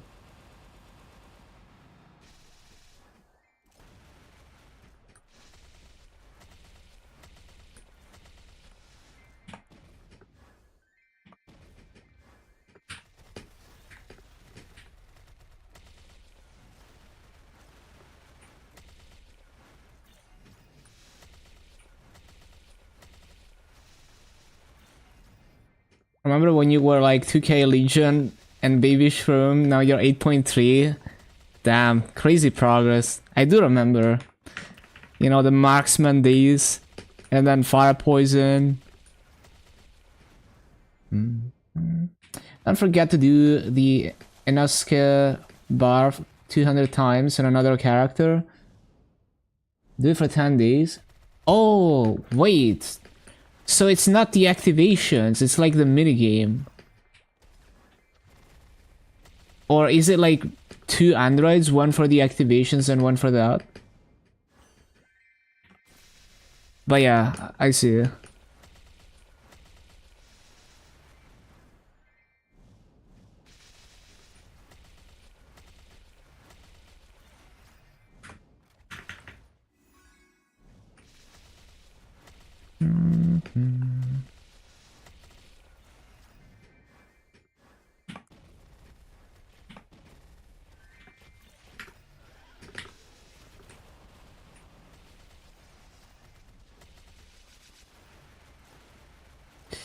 Yeah, like it was a lot harder before New Age.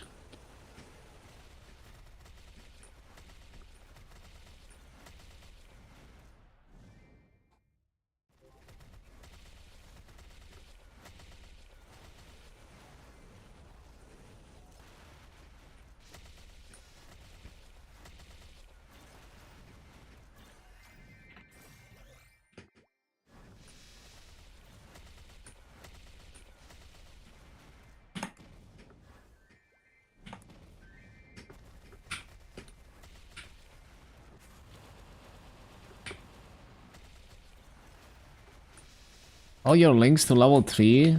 Nice.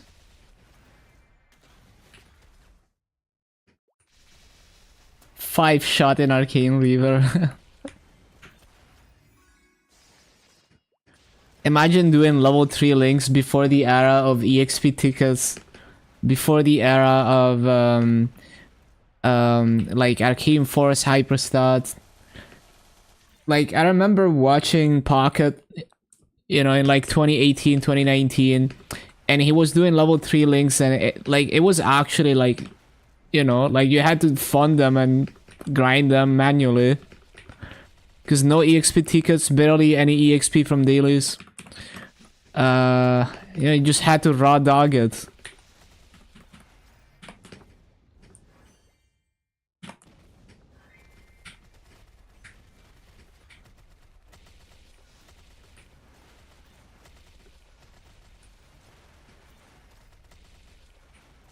Like Pocket was 9k Legion.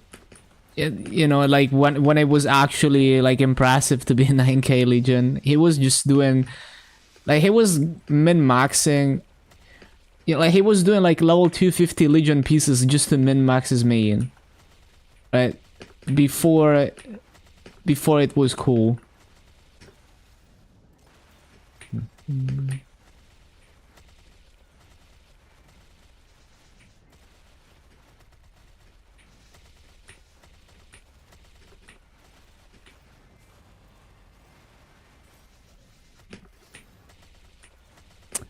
Ba-ba-bum.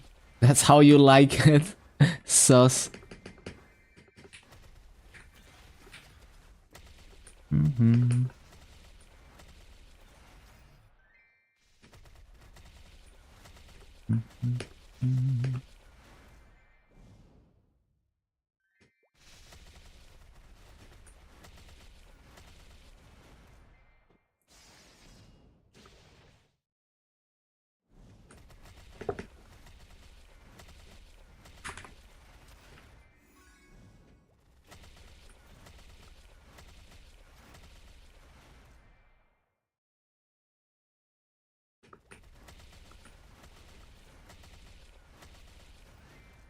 Mid CC.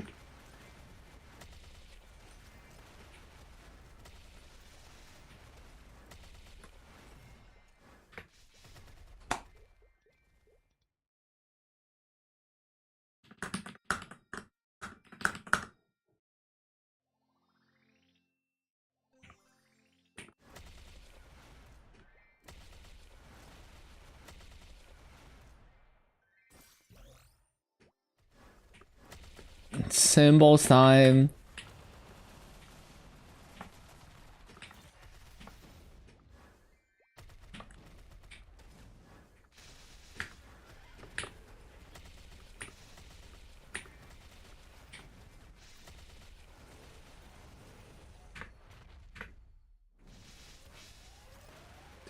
E-boss time.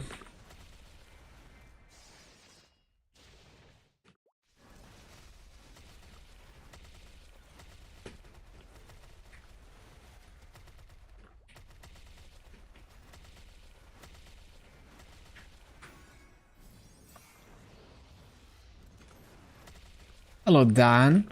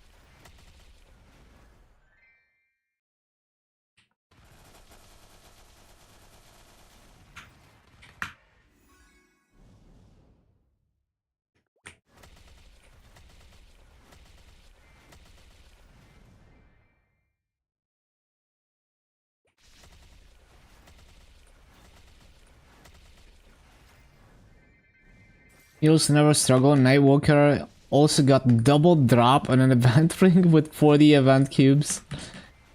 Man, my Aran in Burning Word got 2 double drop rings with 3 cubes. Like on event rings. So crazy. Actually ridiculous.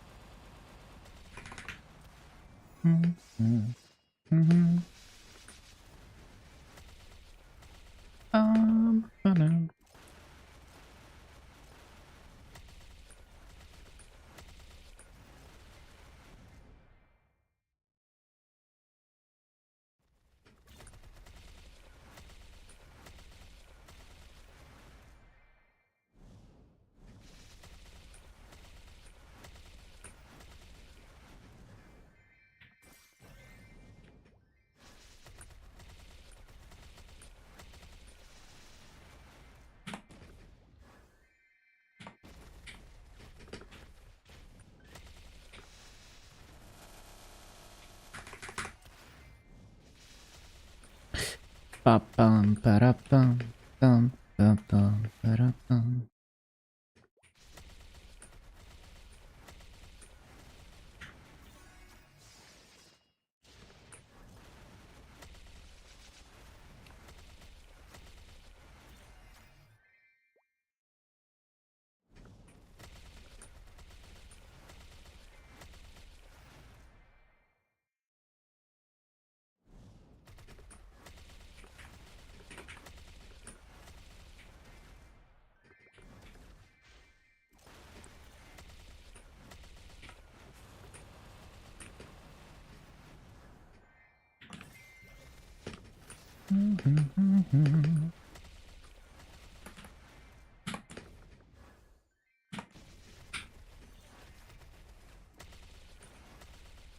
No.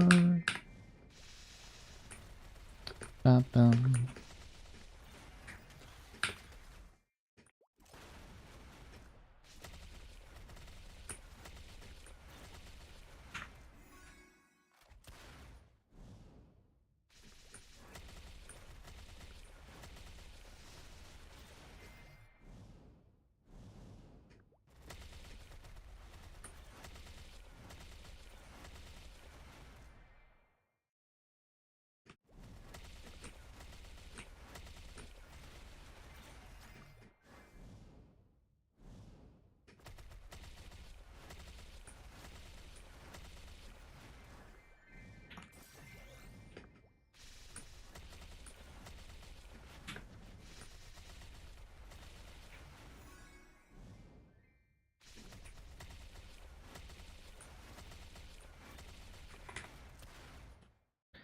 Insane leveling difference. Yeah, because after New Age, they slashed the EXP curve in half, all the way to 260. So before New Age, it was taking me like 3 weeks to do a 250. After New Age, with the event perks, it was taking me like just over a week to do a 250. And so after a New Age, I was going crazy with the 250s.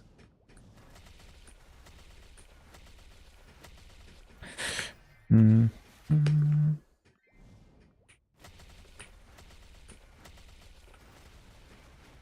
Mm.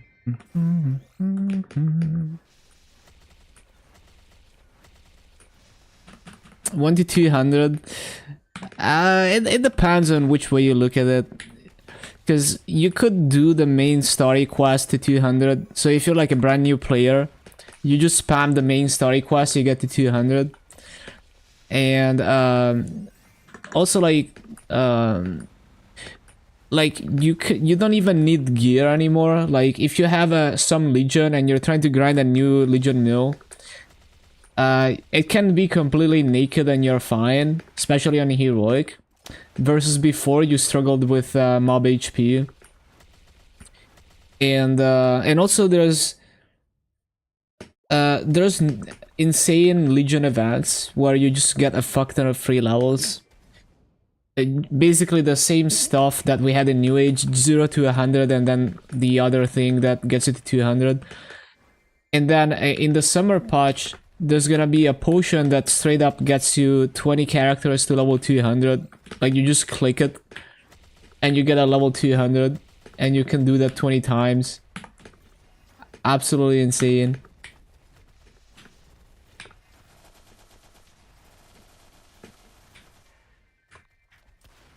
Yeah, literally free legion. it just gives you plus 4k legion just like that.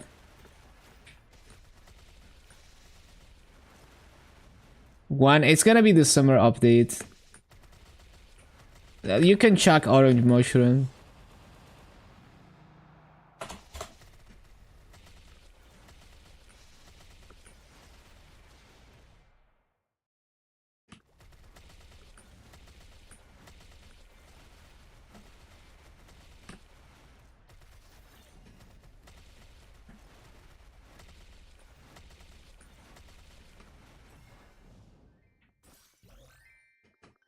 Yeah, it's kind of up to you, because you can wait, but also it's many months away.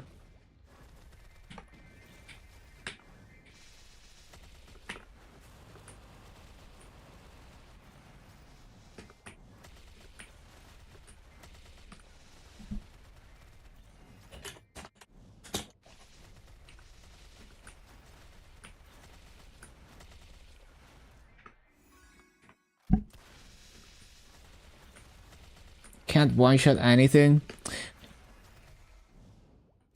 Over time, with more experience, you learn to do it more efficiently, and you know, you learn to like build up your gear.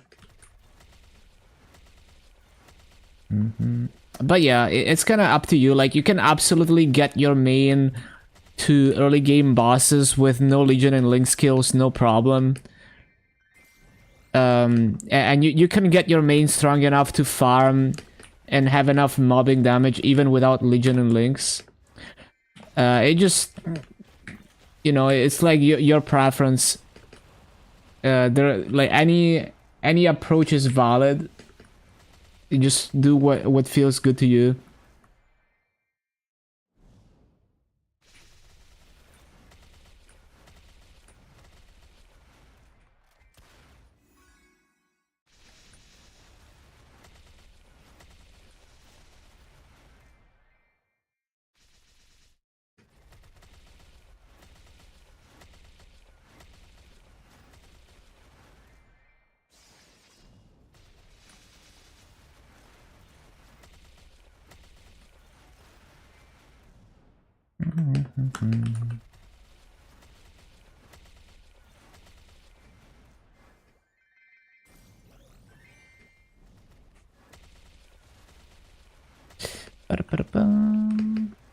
They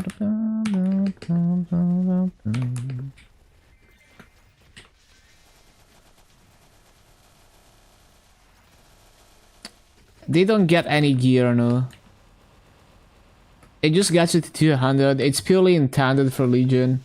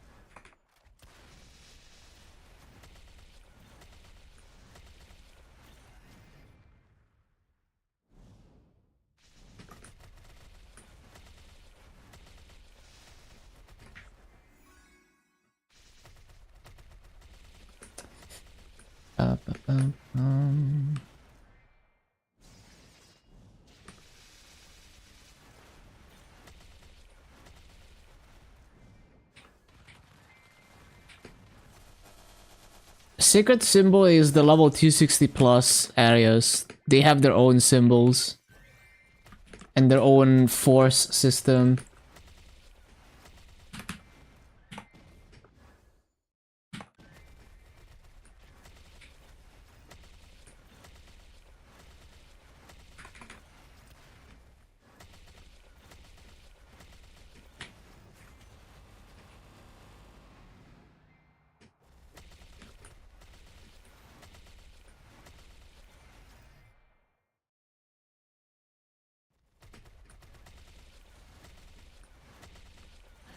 Any approach is good. Push, like, focusing on your main with no Legion or links, you can get very far. So it's just whatever you prefer. It just means that you get easy damage gains when you finally work on your links with advance. But you can get very strong with no Legion and links. Like, you can even get to like mid-game bosses with no Legion or links. And you can learn all the fundamentals of progressing and upgrading your gear and playing your class and, you know, boss mechanics. All of those things you could learn before you even have Legion or links. It's just like the reason Legion and links are good is because it's a lot of damage that you get for relatively low investment. But yeah, like, it's not like you need them to start playing the game at all.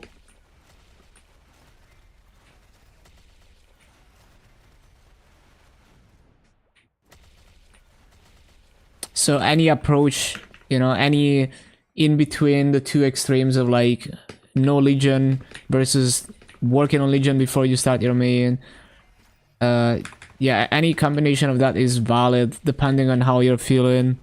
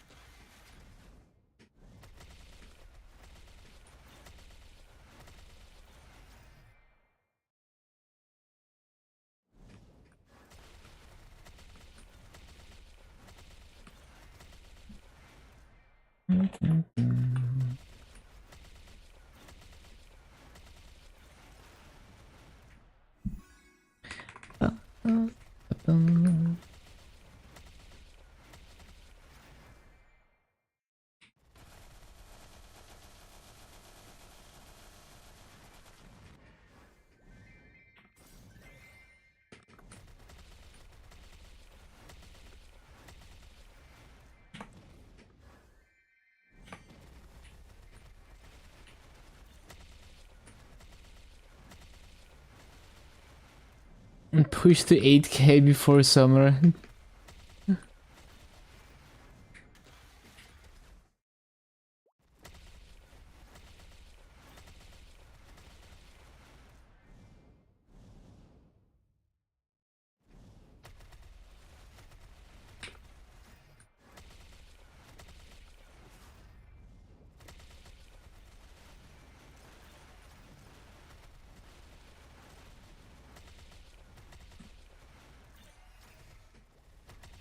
Yeah, basically, the the Legion growth potions. I'm looking at the orange mushroom. They're from Challenger World apparently. So I do wonder how. I mean, I imagine GMS, because we still have reboot, they're gonna give them in some form to reboot players as well, because Challenger World doesn't affect reboot. Struggle to 6K Legion was quite fun. You get to experience a lot of classes. Yeah, for sure. But I also think like full sending one character, even if you don't end up maining it, you learn everything about the progression and the gameplay loop. And then the next character that you do is so much easier because you already know what to do.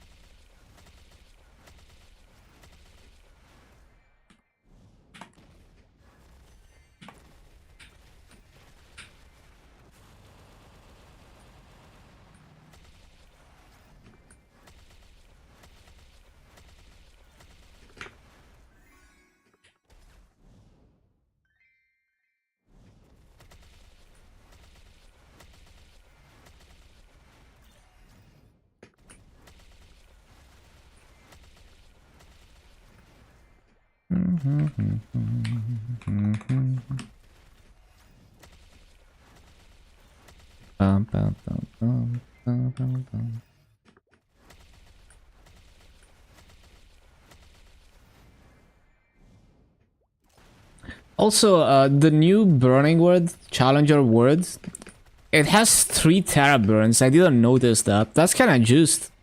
Like 3 Teraburns plus 3 Megaburns plus if you complete the Burning Word challenges, you can get up to 20 level 200s from those potions.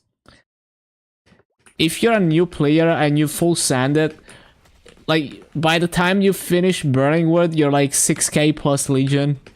So crazy.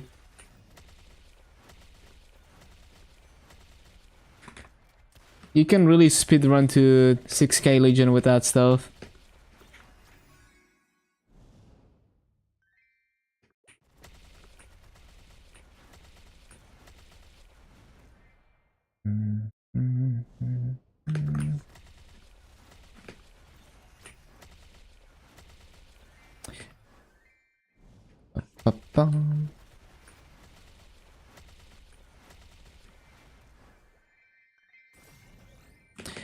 Yeah, 6K gives you access to the whole grid. It is quite nice. Especially like early on you're lacking in crit rate and ID. That helps so much.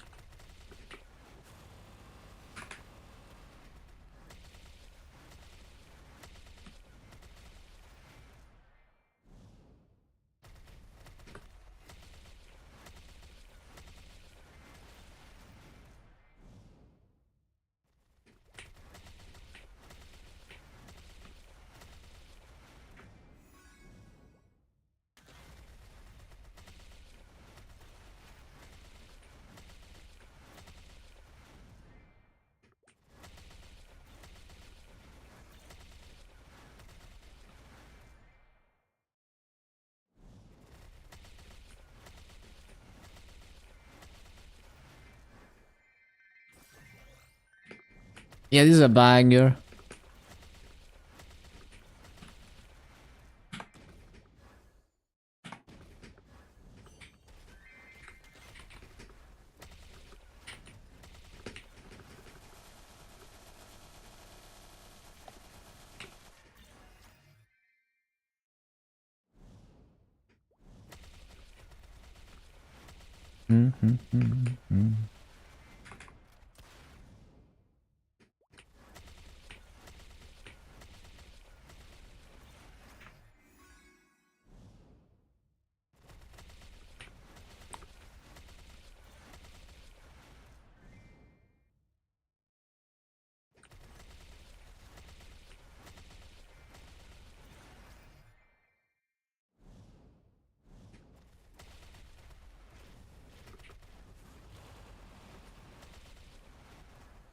Laggy.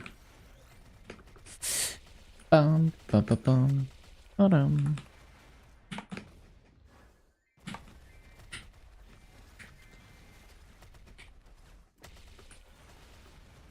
Move.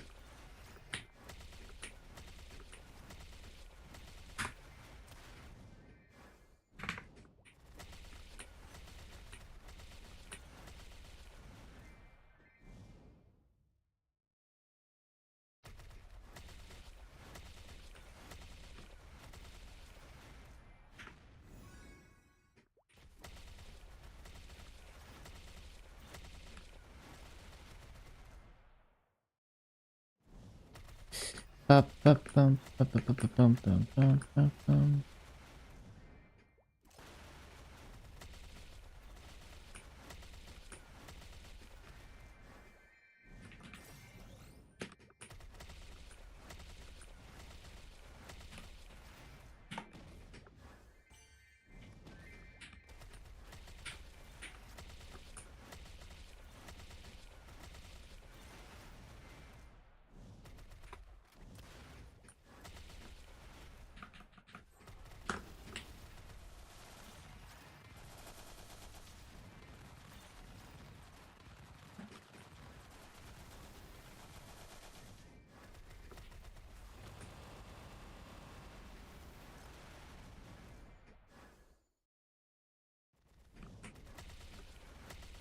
Bum, bum.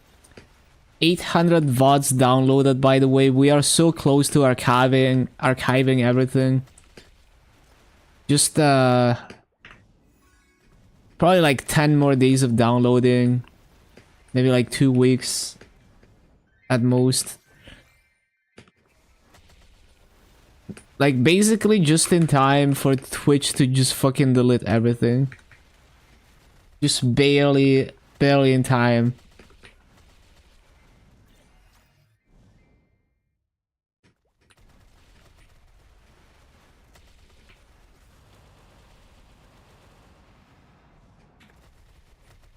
I love the singer. Very cute voice.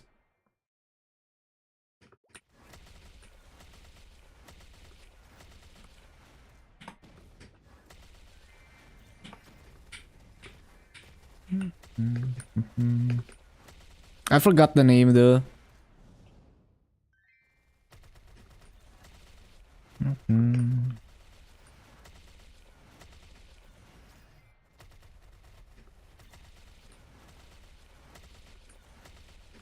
But I've definitely played many awesome maps with the singer.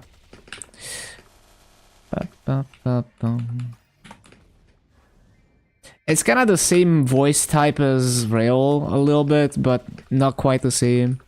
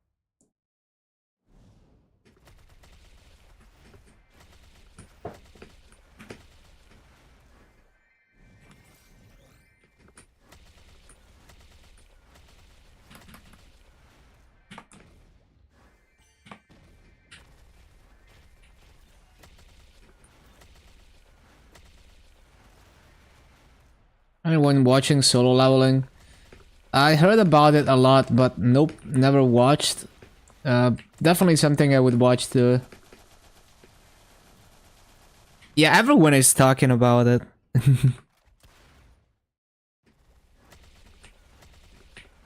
It's been ongoing for a long time now. Read the manga. So cool.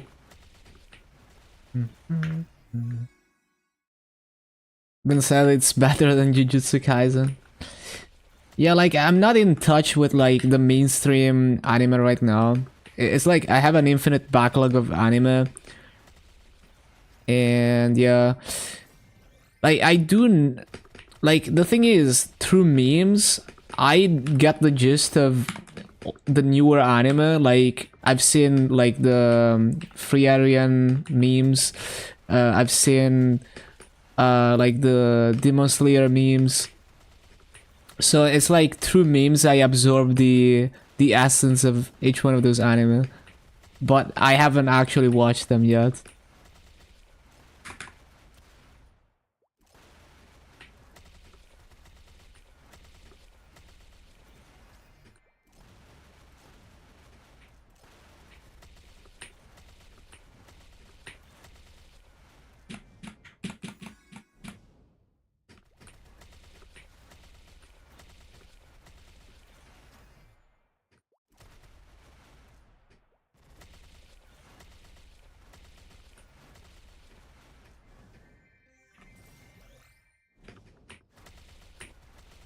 Favorite anime? I couldn't pick one, and I also haven't watched enough anime. Like, there's so much I want to watch. It's kind of the same situation as video games, where it's like I want to watch everything, but I can't.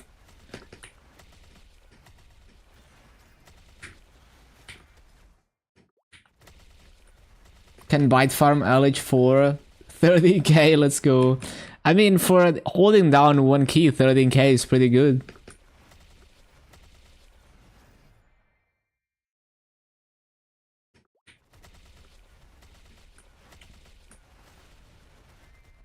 But I like my favorite types of anime are just like I'm focused on the art and the music and the animation.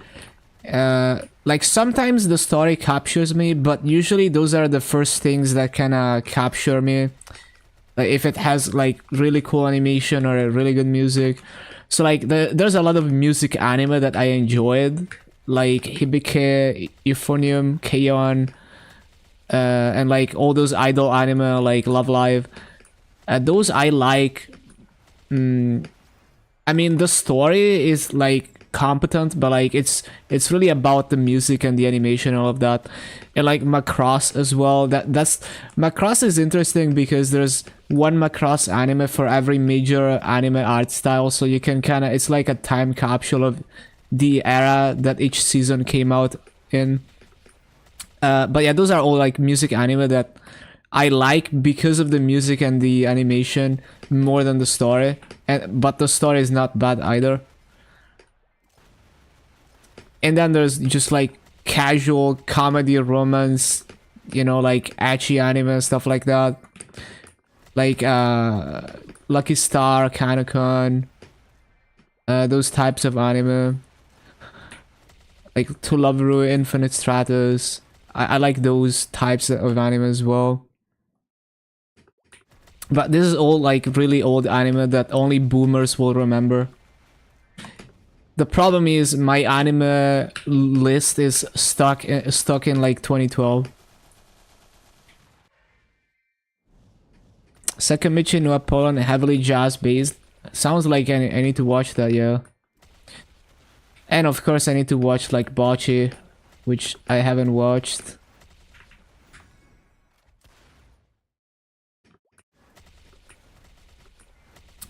But there's a few anime where the story actually captured me. Like when I watched Gosek, I got so hooked that I had to look up. Like the anime doesn't cover the entire story, so I was like, oh, I need to like find the novels. And then it's like, oh shit, no one translated the novels because they're written in really advanced Japanese. But maybe by now someone has translated them.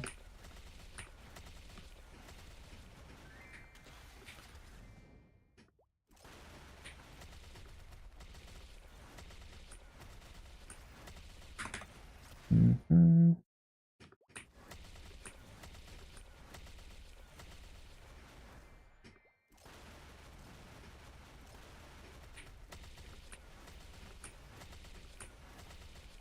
Mm-hmm.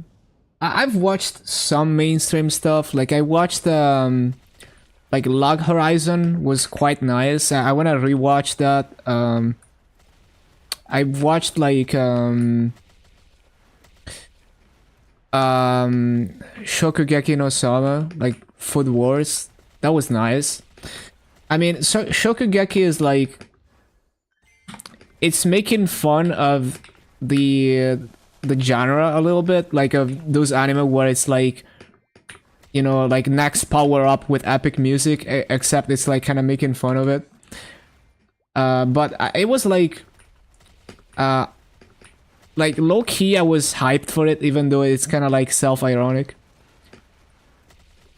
I kind of get the appeal of like I don't know what they call it, like the power up meta. I forgot. You know, the anime like Dragon Ball and, you know, those types of anime. I get the appeal, even though it's not something I would watch all the time. Man, there's this one channel that has a video titled "Why Goku is So Strong," and it's like a 5-hour video. And there's like a bunch of other videos like that.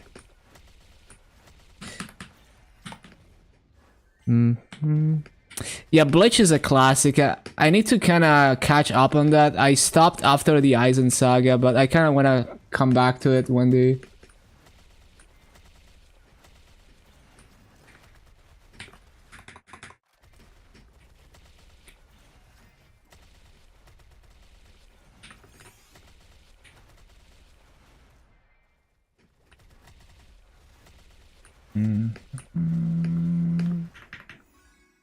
Also stopped at the end of Bleach. Yeah, it's just like, you know, like after the Aizen saga, I was like, I'm kind of done with Bleach. You know, like I'm kind of bad at following like really long running anime. Honestly, like I think people. The thing is, I'm a different breed of anime watcher because people hate on fillers and they want the plot to continue, but like I'm the guy who watches anime about cute girls doing nothing for the whole anime, so I don't necessarily hate fillers, right? Like I can watch filler episodes if there's like comedy or whatever, or if it's a bitch episode. You know, I don't mind. I unironically watch fillers when I watch those anime, even though I understand that the crowd watching like Bleach is not necessarily after that type of content.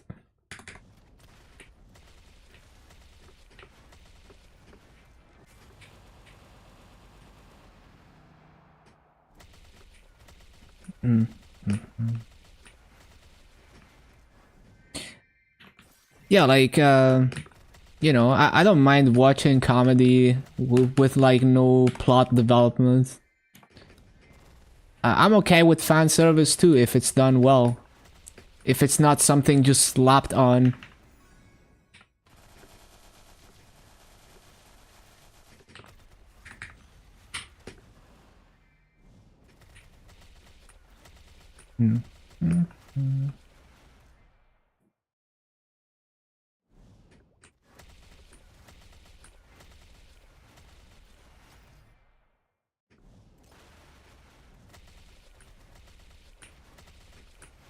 But yeah, it depends. It depends.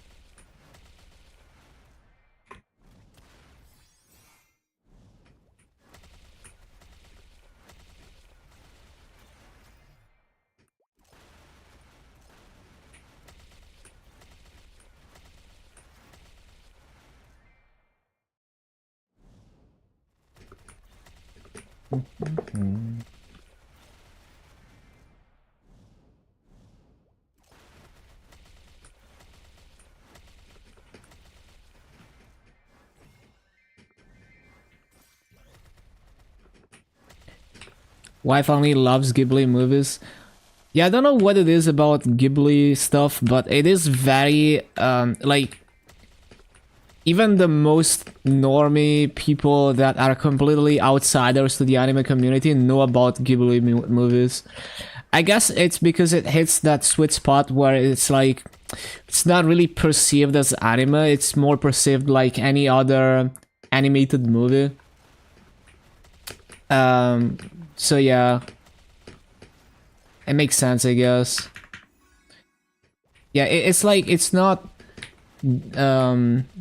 yeah, like it can blend in with all the mainstream animated movies, basically. And that's why it, like, appeals so much to the general public. I haven't, like, I don't know if there's like deep lore with the Ghibli movies, because like I honestly I haven't watched any of them, but like I've seen the art and the animation and it looks really good. So you know, it's like, even if it's just the studio flexing their insane animation and there's no like insane story, like that's the kind of stuff I like watching. Bum, bum, bum, bum.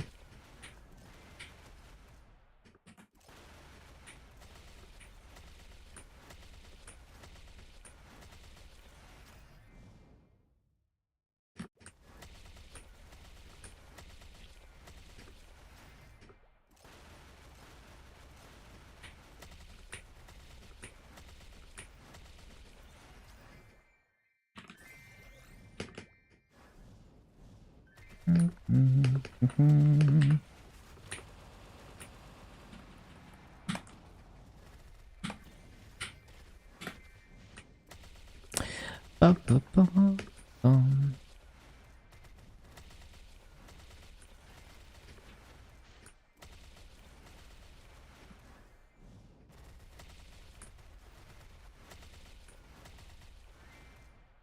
Coupons.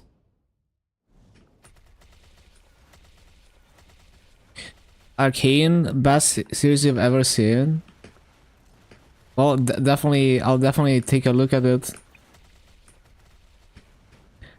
I don't know if you told me about it before or if I heard it from someone else, but I've heard the name before.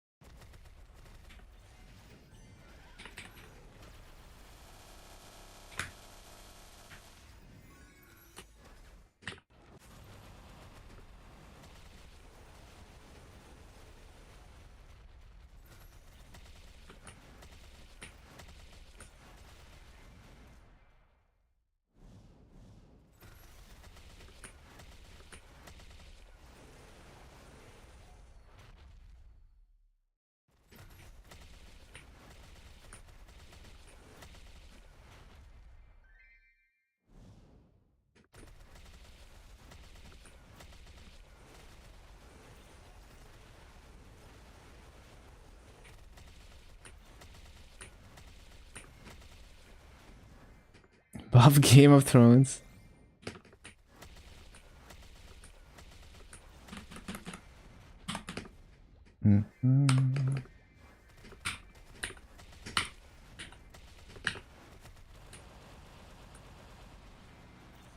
Lot of details, nice animation. Sounds good.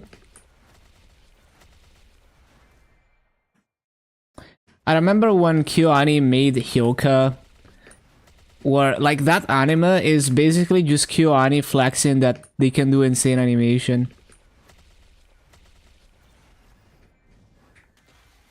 I love when artists flex like this. Like I remember like Negima, the or is it Negima, the manga. If you read the first few chapters, like the artist is basically just flexing for the first few pages, where like he intentionally comes up with this scenario where there's like 1 million people on screen, and he's just drawing this massive crowd just to flex. Bum.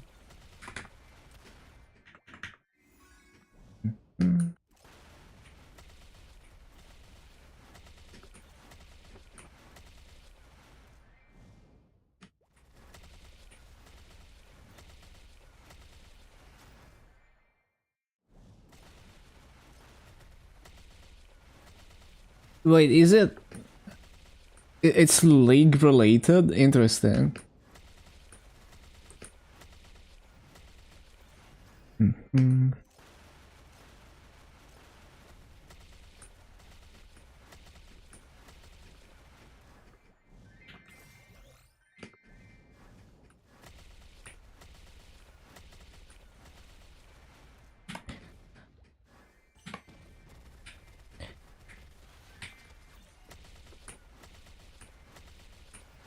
Like another thing with Negima is that there's so many characters in that, like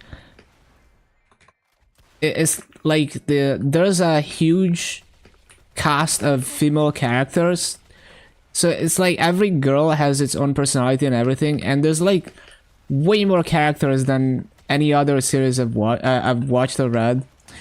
And so I feel like the whole idea of having this many characters in the Negima is just the artist wanting to flex just that he can do that shit.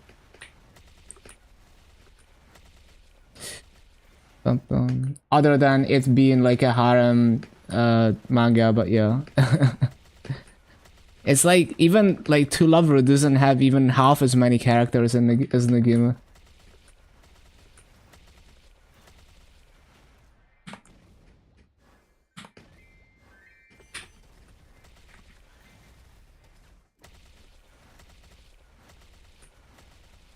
Because like Negima is like, you know, it's the setting is like an all girls school, and it, like, you know, like every single girl in the class, you know, it's like the main character is like a teacher. Every single girl it has its own quirks and personality, and then there's, you know, other girls from other classes. There's like so many fucking characters. And there's many scenes where there's like you know, like 10 characters on screen. So it definitely feels like it was also like an artistic choice. Yeah, I just mean like, you know, it's like, it's interesting to think about that it was probably also like a artistic choice to, you know, kind of give the artist a challenge.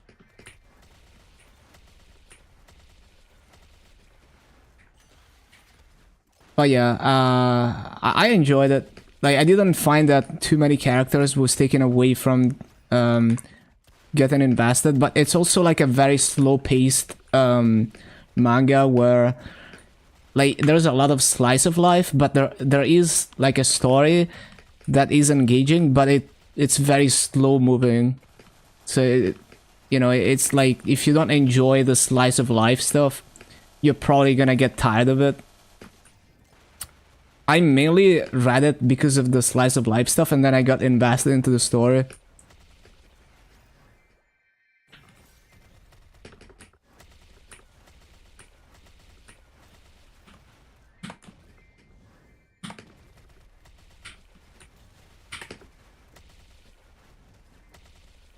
Ba-bum-bum. Bum-bum.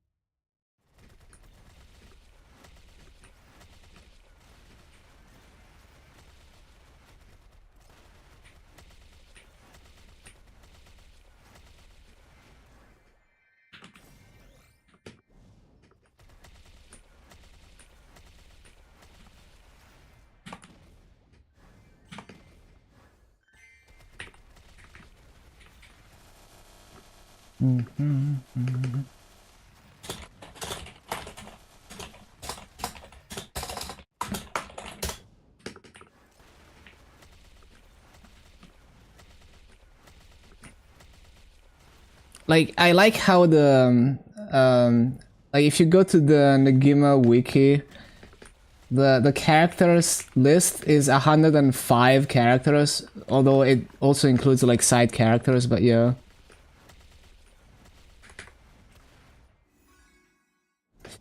Why are there some deals with only 10 symbols and others with 20? Sounds like you forgot to do your... so like Choo Choo, for example, if you unlock Yum Yum, the level 215 area, and you complete the prequest for that, it goes from 10 to 20. The same thing for Vanishing Journey, you have to complete Reverse City. But yeah, the wiki says 105 characters, but that includes like side characters. So characters with like actual, you know, like well-defined personality and backstory, probably less, but there's a lot.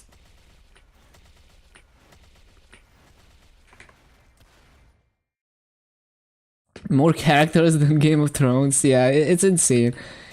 And like the first few pages of the manga is this crazy scene where it's like the entire school is like the entire like all the students are doing this crazy rush to get to school, and it's like this ridiculous scene that, you know, obviously like intentionally made to hook a new reader, and to, you know, to an excuse to have as many characters as possible on screen. But yeah.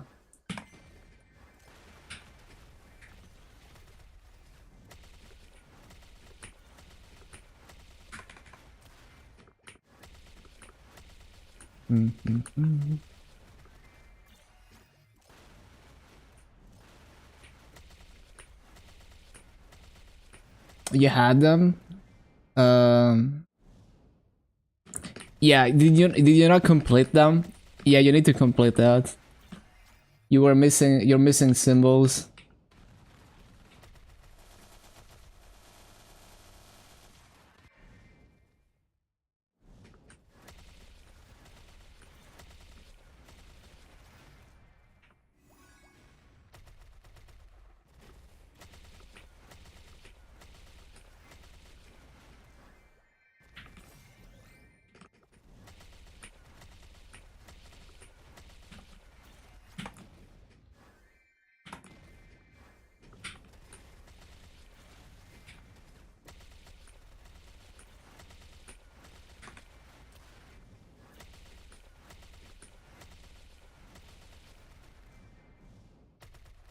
Auto harvesting, yes, we do.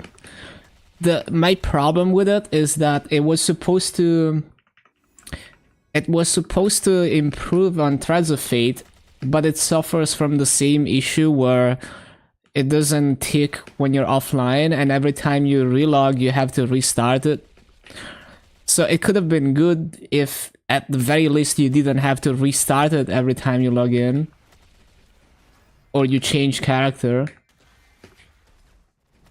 So kind of disappointed because, I mean, I don't need it, but if I was a heroic player, I would absolutely hate to do what it takes to make wild potions, and that would alleviate that as well. So I don't really understand why they need to make it stop when you log out. It makes no sense. Like, if you want people to stay online, fine, but don't make me click the button again every time I switch characters.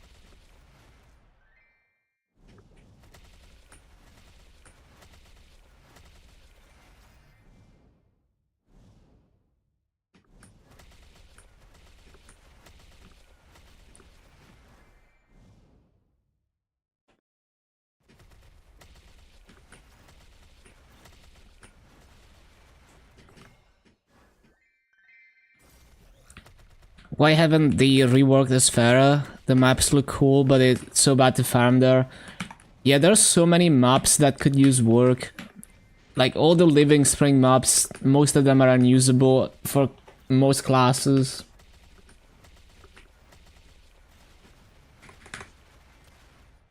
They could definitely with the map design, like they could take the map design that they have now in Grandis and can apply that to Arcane River. It would improve things a lot. Almost all symbols level 10. Okay, juicy.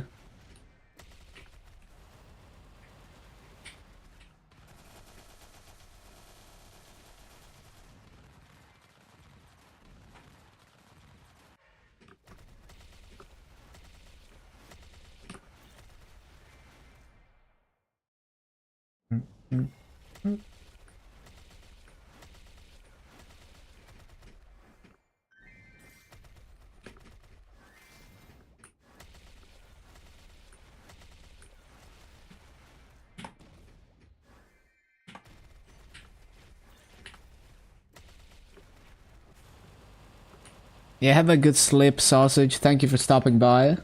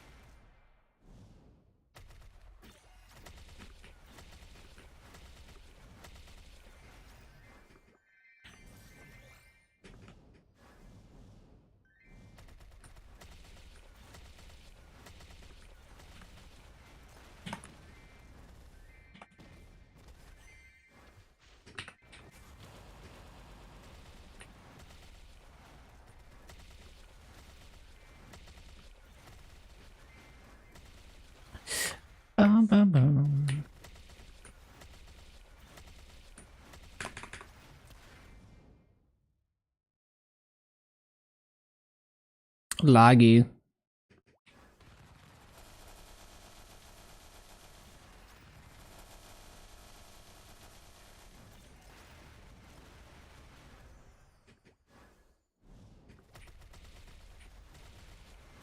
Also, time to CC.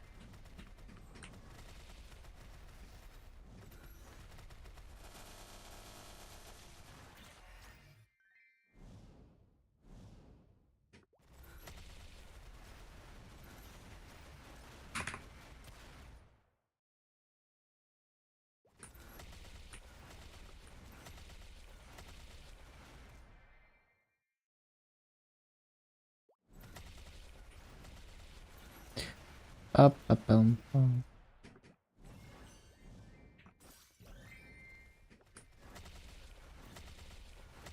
Went to a drum and bass festival.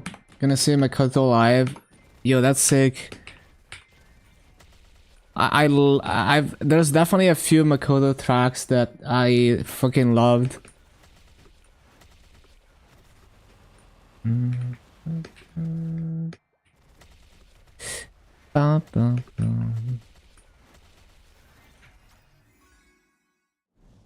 I'm pretty sure I have one of his live shows in one of my playlists.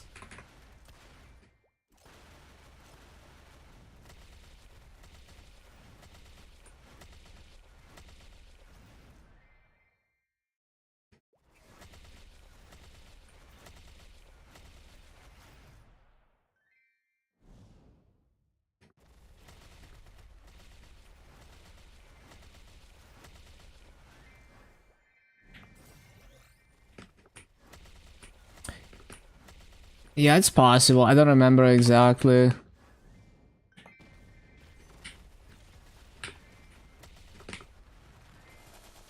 Yeah, isn't Liquidity in the Netherlands as well?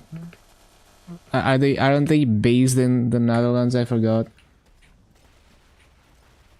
Big drum and bass culture in the Netherlands.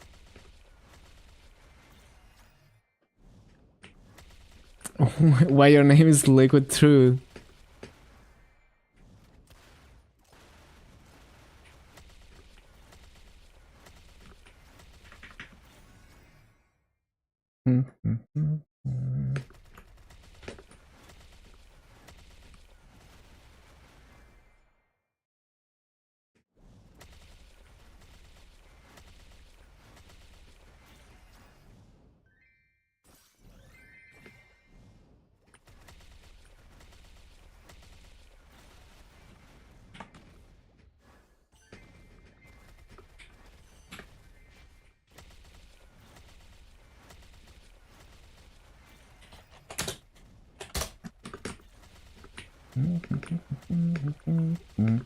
Yeah, it was a Liquidity festival, the Makoto set. So yeah, 2022.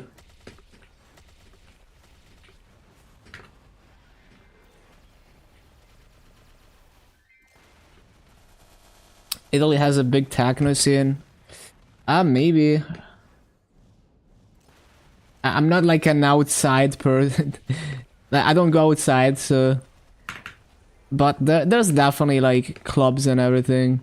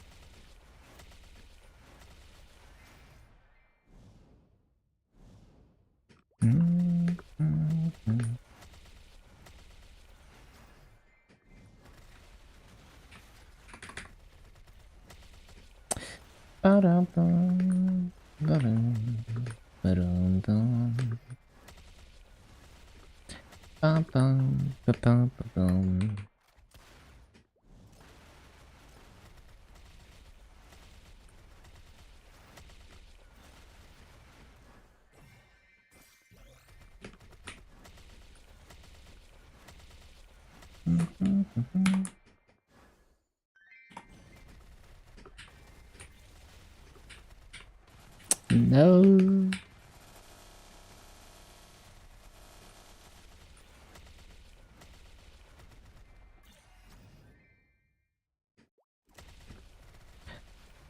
Man, I wish this playlist, it doesn't include the name of the singers, because like Hiroyuki Sawano works with like many different singers, and it just says the name of the song. Just tell me who's singing it.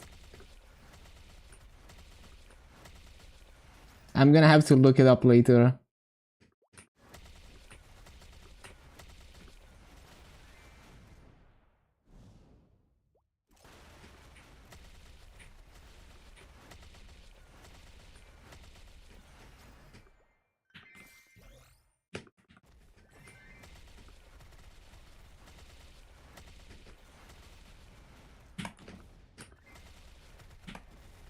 The service to the artist? Yeah, for sure. Like, I mean, Hiroyuki Sawano is an insane composer, but you know, he works with like some of the best Japanese singers like Aimer and Mika Kobayashi.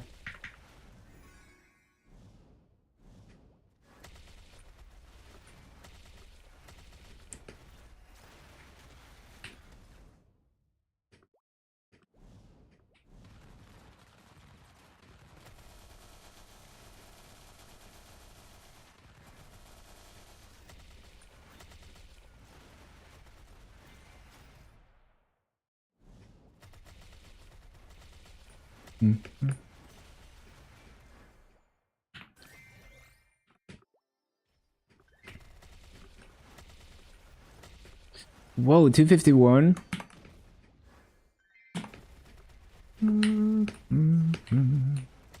Another Legion level. I'm gonna be averaging like a level per day.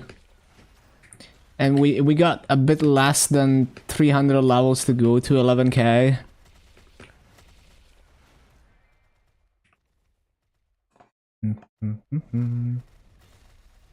Yeah, like 278 levels left.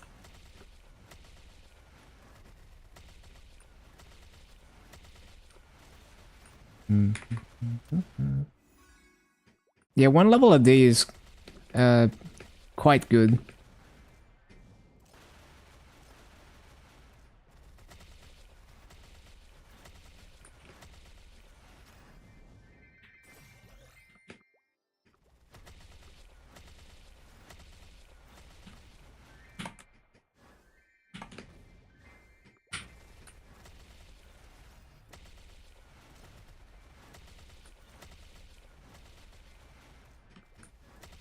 Yeah, most likely at the beginning of next year, we're gonna be 11k.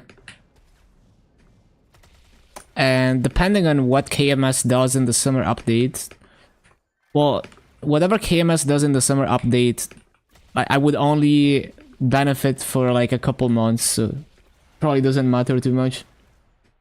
There's a banger. Yeah, I think it's Nika music, right? Yeah, Nika BGMs.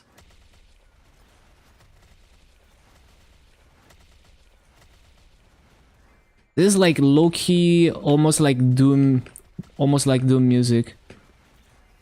Kind of similar style.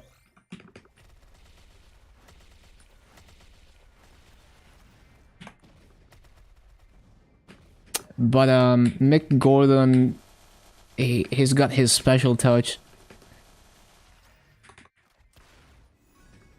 I think he fucking sampled, like... I think he fucking samples, like, lawn mowers and then makes them sound like guitars. Friend got you into heavy metal? Loved music? Yeah, I love so many different genres. Which video is this? It's the Nika Complete OST Part 1. And so the name of this track is Slaughterer. Hold on, let me...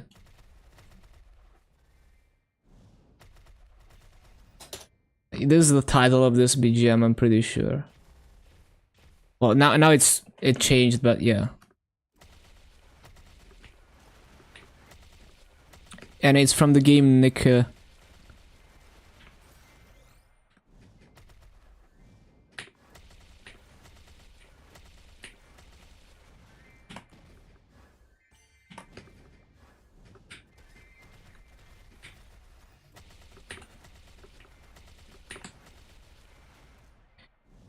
But yeah, I love like I don't listen to that much metal these days, but I enjoy many different flavors of it. Like one of my favorite bands is Pantera, which is a kind of unique style, like a unique twist on the genre. And it's not like the the most hardcore metal or anything, but I also like metalcore, for example, very different from your average like metal subgenre. So a wide spectrum of different flavors of it.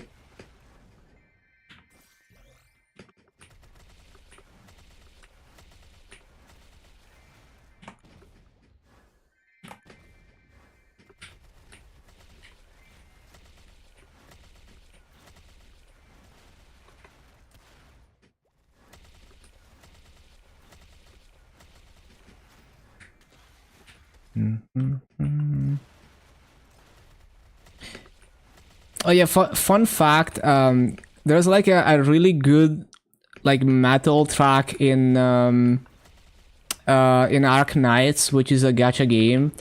And then I look up the singer for this. I find her YouTube channel and she's like doing black metal shit. Like she's like such a good singer. She like low-key she's sandbagging for the gacha game. But yeah, I even from like she doesn't even advertise that she worked on that game, right? But even just that one track captured me enough to like look her up. Actually, let me see if I can find it. Like, I'll send you like the gacha game song first, and then like I'll show you what the like black metal stuff she does.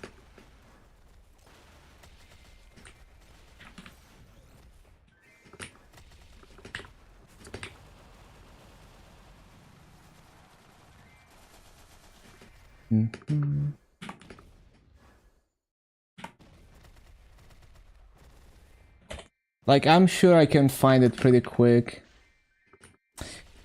Well, it's not even exactly black metal, because she does stuff that, like their music is like a mix of many subgenres of metal. So like sometimes there's parts that sound like black metal, and then it goes to other subgenres. So it's very interesting.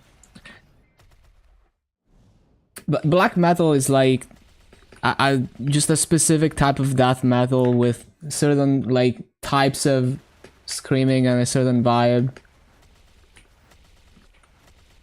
It's kind of hard to like define, I guess, but you know when you hear it.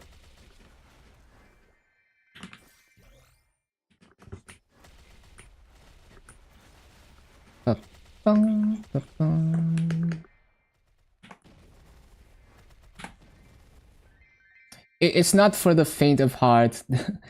Hold on. Yeah, so this song, I think, is the one I'm thinking. Yeah.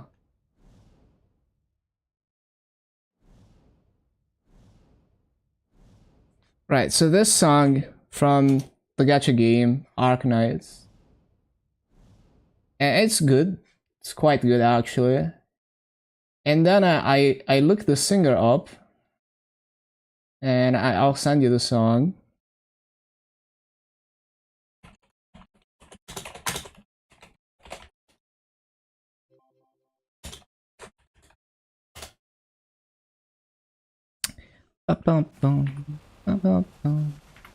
Yeah, this song, so insane. And this is the singer on her personal YouTube channel. And like, imagine me, you know, like looking her up and finding this.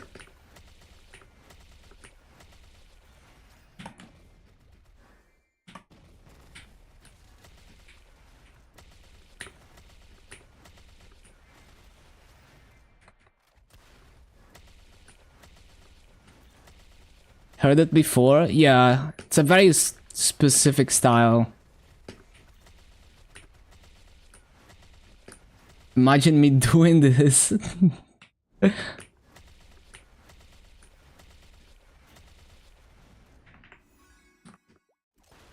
yeah, it's funny, like she doesn't even, like I think I checked her website, she doesn't even advertise that she made music for Arknights. She's, you know, she doesn't care. Even though like that song is such a banger. Yeah, and it's crazy, like she has a really nice voice, but then she can also do like scream vocals really well.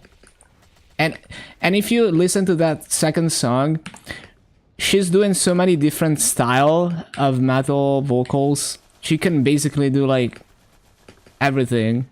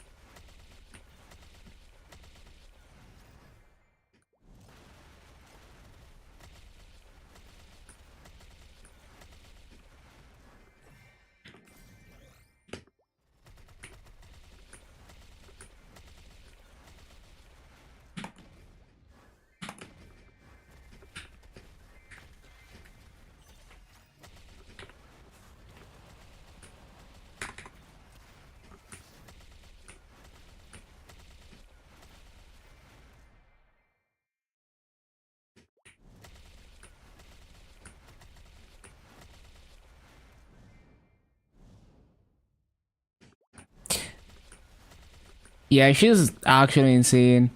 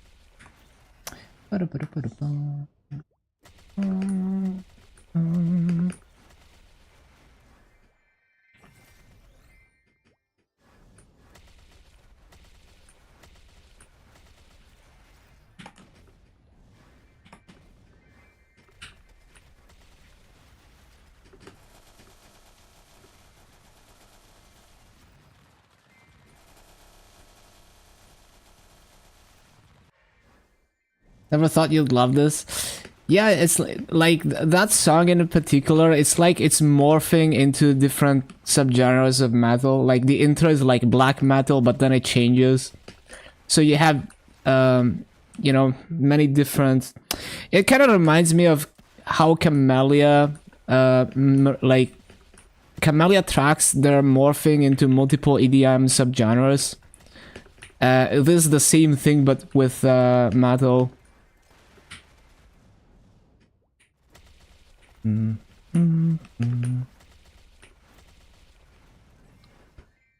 Yeah, she's definitely honed her tech.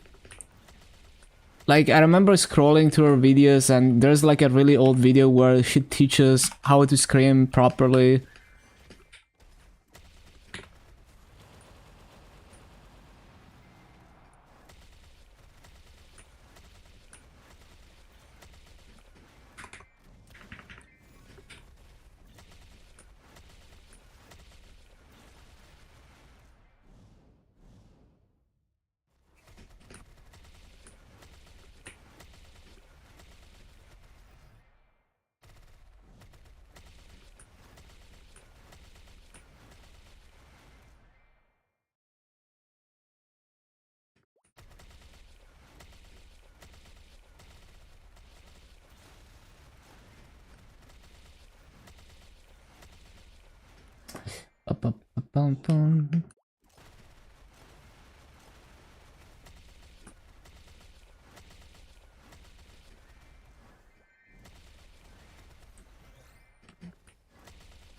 Yeah, it is really like that.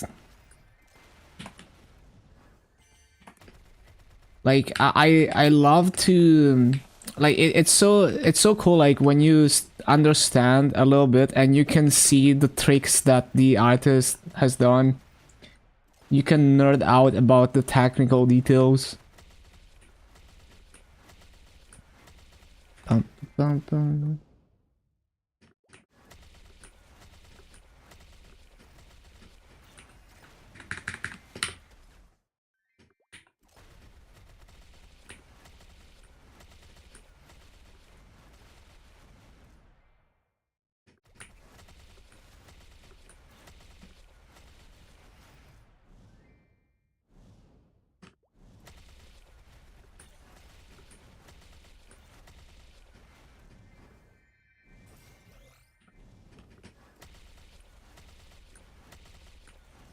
Bum, bum.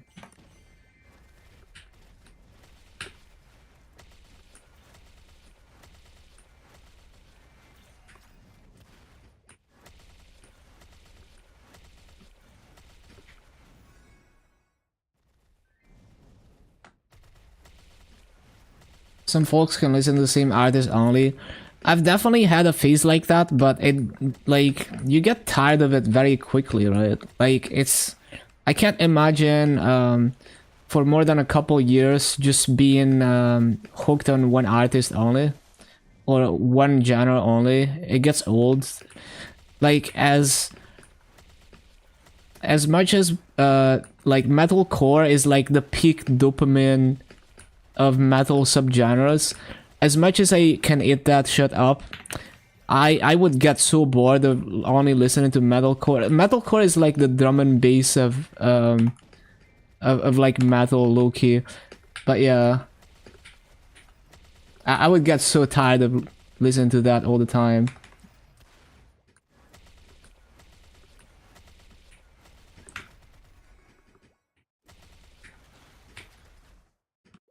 Mm-hmm.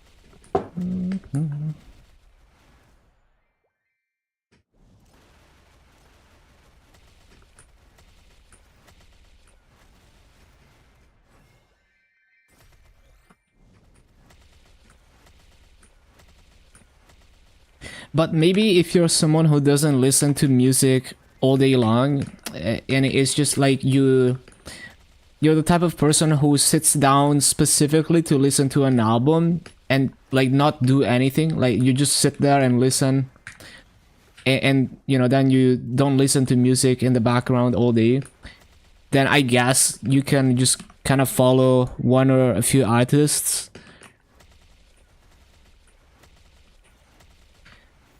Well, it's just like some people love music, but they listen to it, you know, like actively like that, and they're not like looping the music in the background all the time. So in that case, maybe you don't get tired of always doing the same artist, because it's this activity that you do once in a while.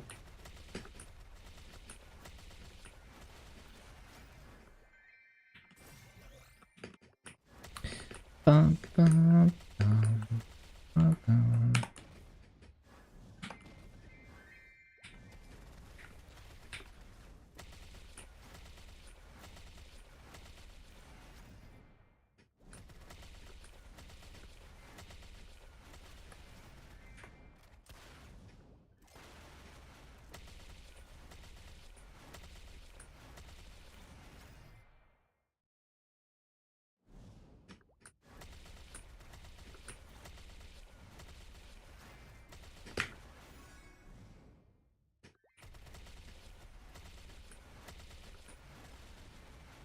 In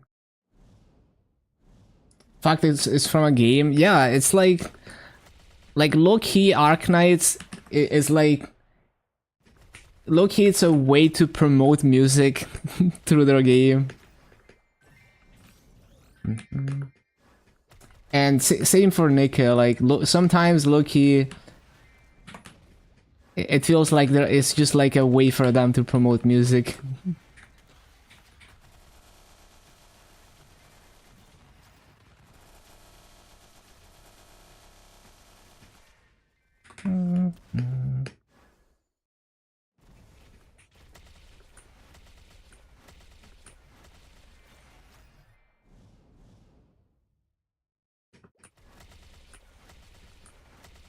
Have you ever listened to the Doom soundtrack, Mick Gordon? Because it's a pretty similar style, but like even more like elaborate and technical.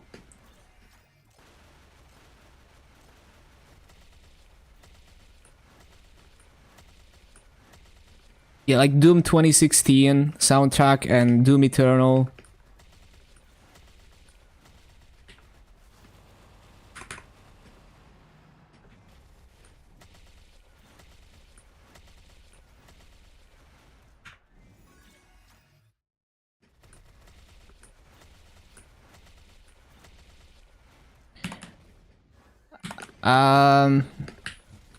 Hold on.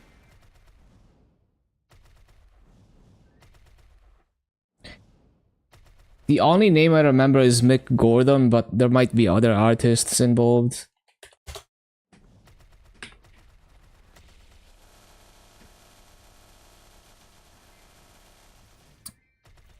But just search for like Doom 2016 OST and like Doom Eternal OST. You're gonna find it.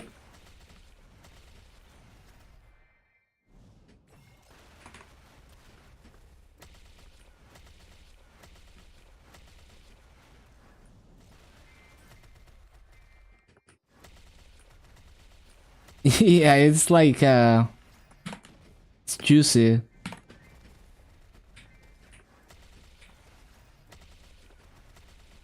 And like I heard that like this guys sampled like lawnmowers and shit to and made them sound like guitars.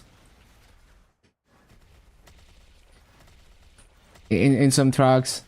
Bass player, yeah.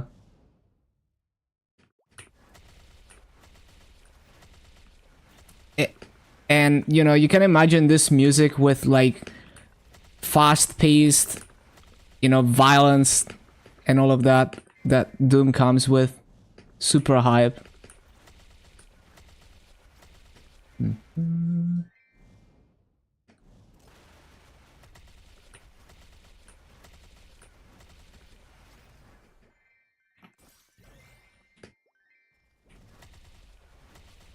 Goes into your metal playlist 100%, yeah. It's very iconic.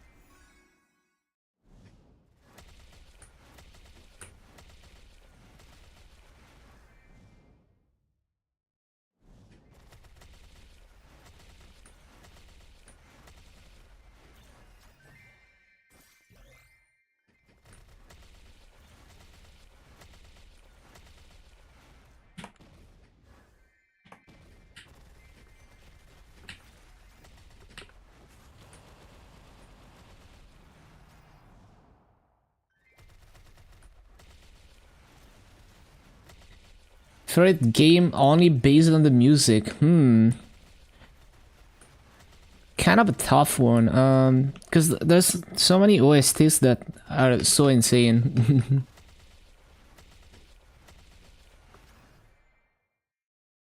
Like Atelier, the Atelier games, like Atelier Ryza, for example, has insanely good BGMs. And the other Atelier games too, but Ryza kind of takes it to the next level. Yeah, Final Fantasy also has some insanely good music. And the music for Atelier is interesting because there's a lot of just interesting tempos, like odd time signatures and stuff. Like there's a lot of like 7/8 stuff and even more elaborate stuff. So it's fun to listen to, also because you're trying to figure out what tempo we're even listening to. The fact they have orchestra, yeah, some of the orchestra versions of Final Fantasy stuff, so good. And the thing is, the music all the way back to the first game on NES was composed with orchestra in mind. So like the arpeggio from Final Fantasy 1, you know, very iconic. You know, the guy who composed it, you know, he had orchestra in mind for that. Bum, bum, bum, bum, bum.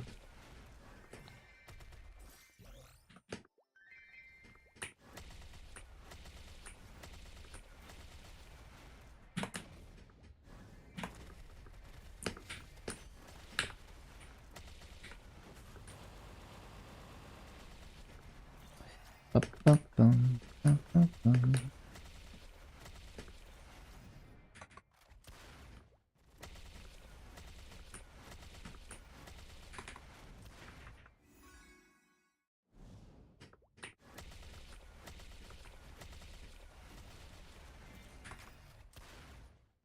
And of course, Maple itself would be in my top of like games with really good music.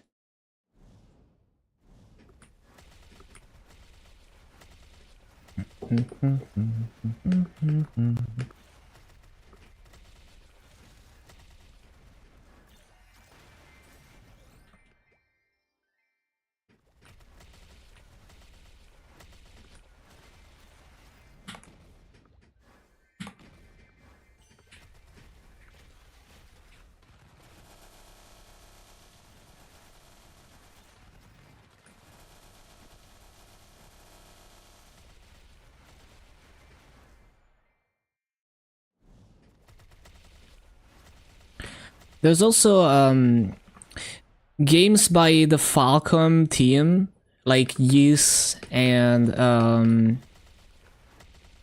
what else? Well, mainly the Ys games. They have like really cool and unique music. Yeah, that's another franchise that has really good music.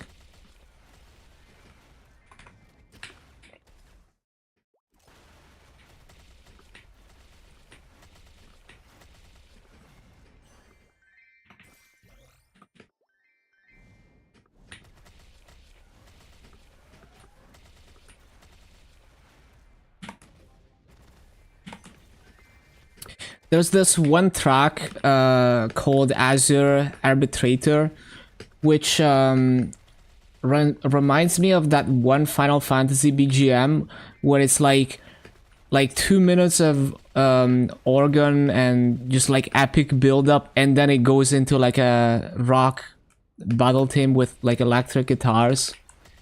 It is very similar to that in vibe, and like similarly very hype track. But yeah. Hold on. I'll let's listen to Azure Arbitrator. It's like an 8-minute track. There's a really long build up. Oh, it's not even from Ys, it's from, but it's still a Falcom game. Let me listen to it.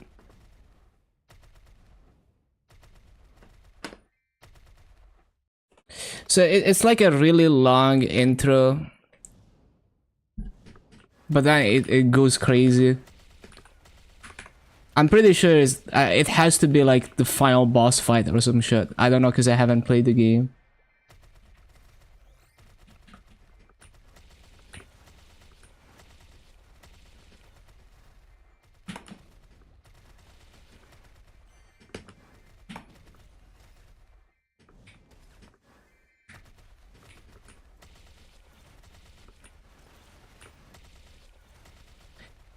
I'm pretty sure the full track is the intro is even longer than this. There's like a longer build up. But yeah, it's such a fucking hype track.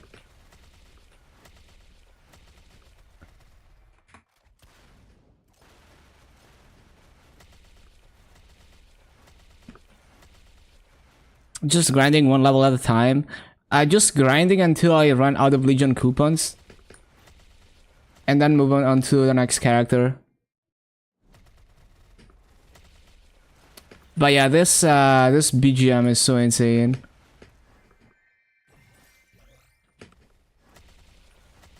And it is kinda similar in style to Final Fantasy battle music.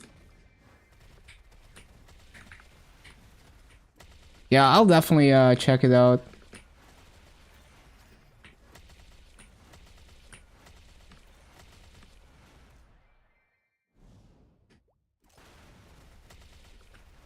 Once this track is over. But yeah, there's like a I don't know which Final Fantasy game it is, but there's one BGM where it's like this super long intro that sounds like you're in church, and then all of a sudden electric guitars, and it's like super fucking hype.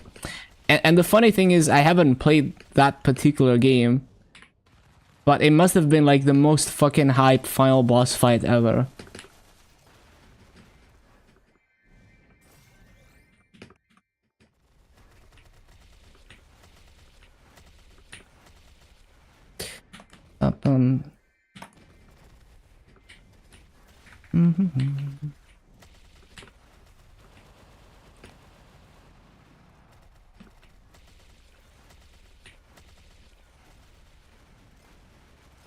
Yeah, it is very similar to battle themes in Final Fantasy.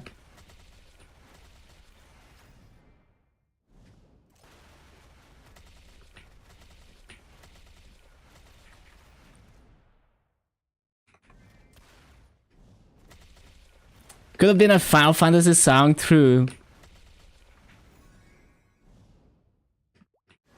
And yeah, a lot of the music from Ys is...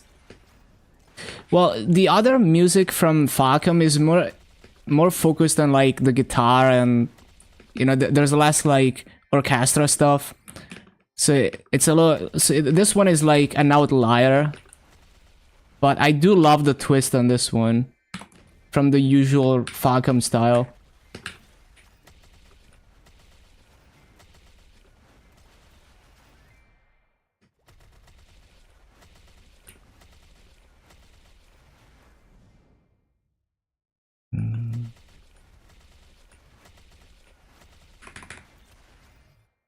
And funny thing is, I only know this song because of Osu. And from there I discovered all the other stuff that the Falcom team has done.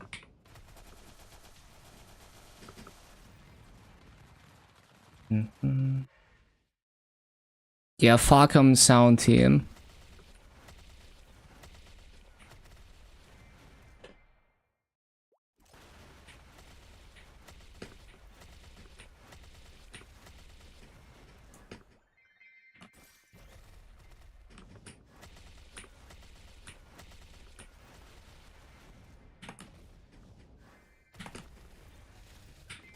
Yeah, imagine fighting your final boss fight to this.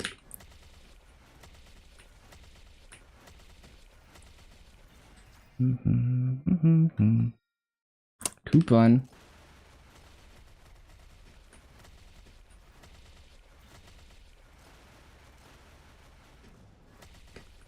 Exactly. I remember there was like a meme of like when you when you rage at the boss, but then the music is a jam, and so you're not upset anymore.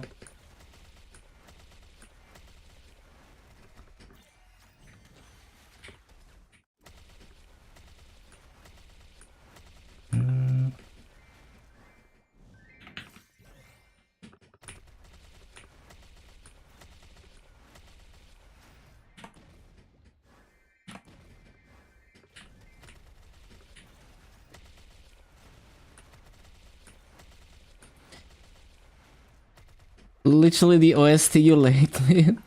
PTSD because you kept wiping at the boss.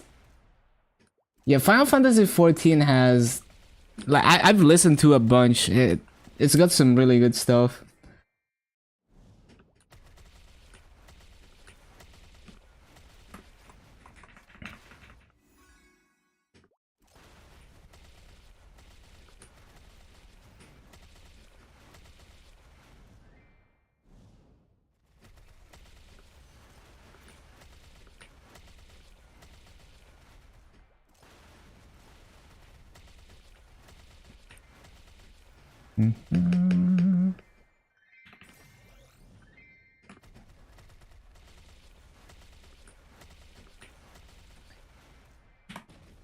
Could talk about music all day long. Yeah, this is pretty hype. Man, I need to play more of these games. So this is from the Legend of Heroes, Ao no Kiseki. And there's like so many of these games. Yeah, there's a bunch of Ys games and there's a bunch of Legend of Heroes games.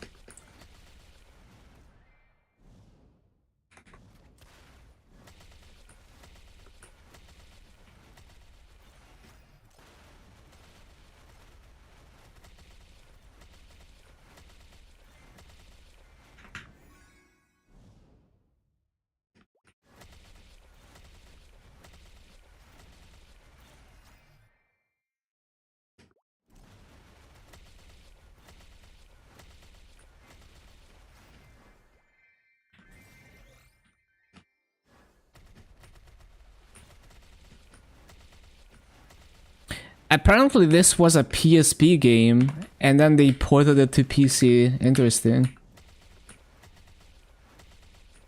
Man, the PSP is such a cool little handheld. I still have it.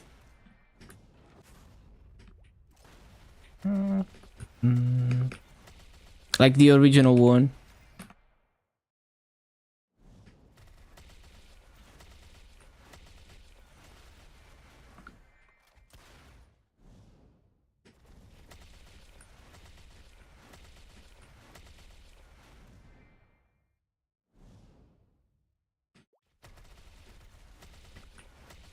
We're old. You had one too. Yeah, at the time it was kind of ground. Well, like the PSP was like one generation ahead of its time because it was like insanely expansive, so they went like crazy with that shit.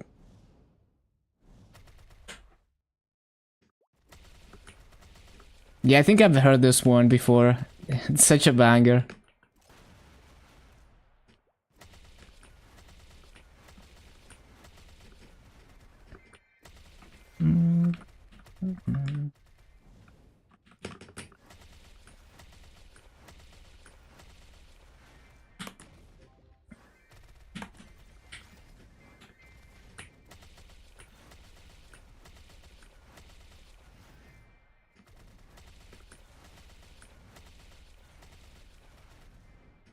Yeah, it's so good. Mitigate heal wipes. Classic.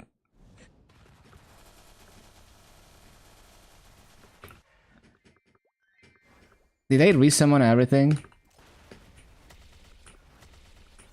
Yeah, it's like when I watch Lu TV, she's always playing Final Fantasy. Every time she's doing boss raids, the music is, without exception, always a banger.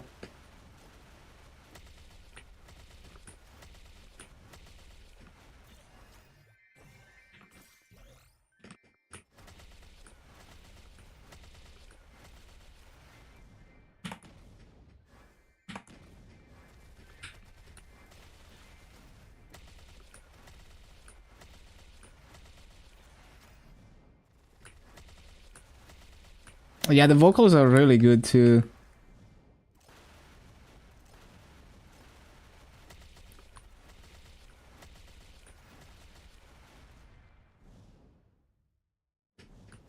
And the vocals are interesting because, like, usually you wouldn't have this type of vocals in this type of instrumental.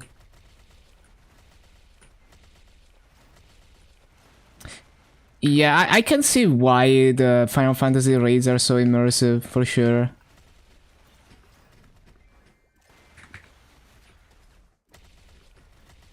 Like, as much as I'm not, I'm not interested in games where it's all about doing the raids.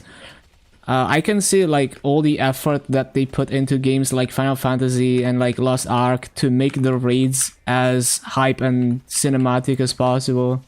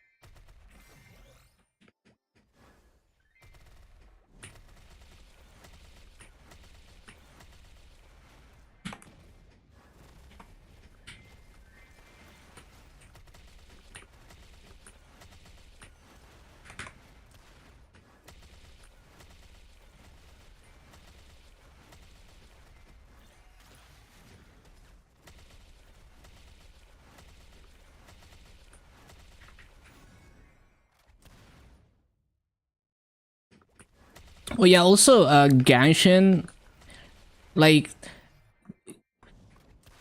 Genshin is like up to like 10 hours worth of OSTs now, and basically every single track is really high quality, but that's just like because they have money bags to brute force that. But yeah, Genshin OST is really high quality. There's a channel that uploads the entire OST, and every major update they update it and it gets longer and longer. So it's over 10 hours now, I'm pretty sure.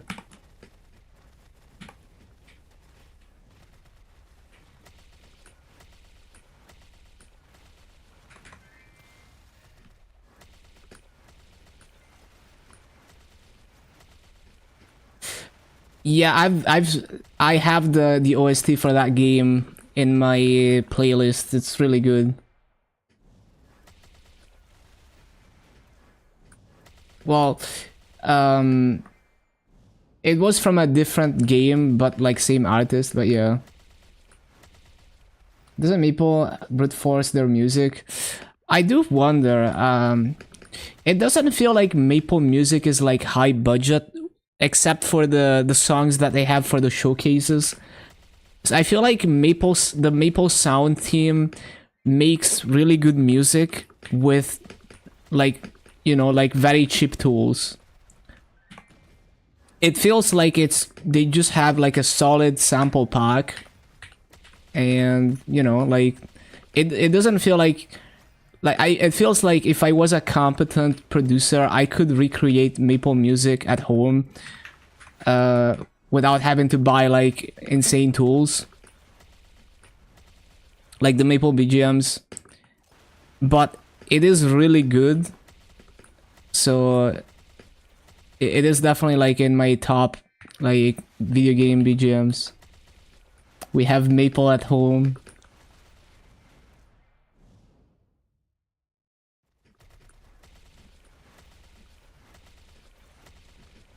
Another example of soundtracks that were made without like insanely like without insane high budget, that kind of embraces the limitations, is like some of the newer Pokemon games.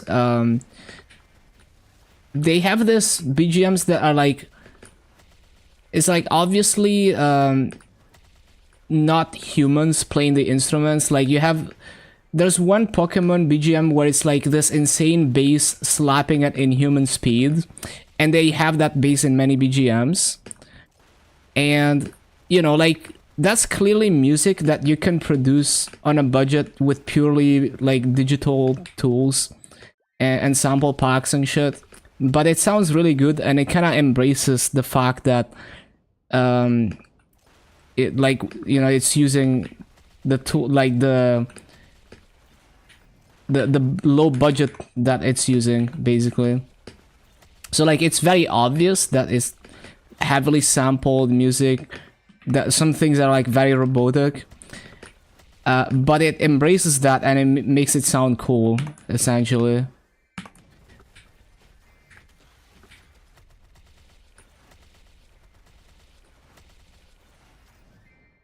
If you're good enough, your talent will show. Yeah, exactly. But it's also like yeah, like basically like a really good artist will take the simplest concept and make it cool. So like the Final Fantasy 1 Titan everyone wiped here, is this like the super hard phase or what?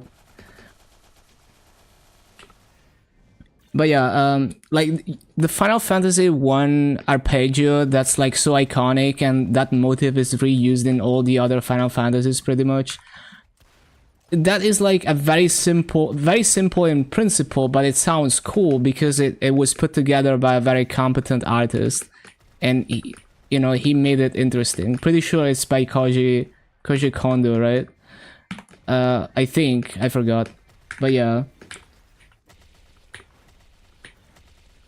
Public lobbies were a nightmare. Damn.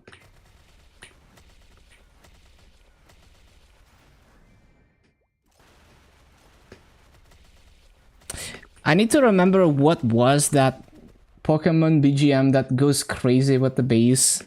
But it was like really unique and interesting. It's not just the bass, like it was basically like just the yeah, it's kind of hard to describe, but it's like spamming bass slap and like weird instruments that like it's obviously like inhuman, but it's like really interesting. I'm sure I can find it if I browse my Pokemon playlist, because I do have it in one of my playlists. Nah, it's not from the newest game, but it's definitely not like the really old like Game Boy games.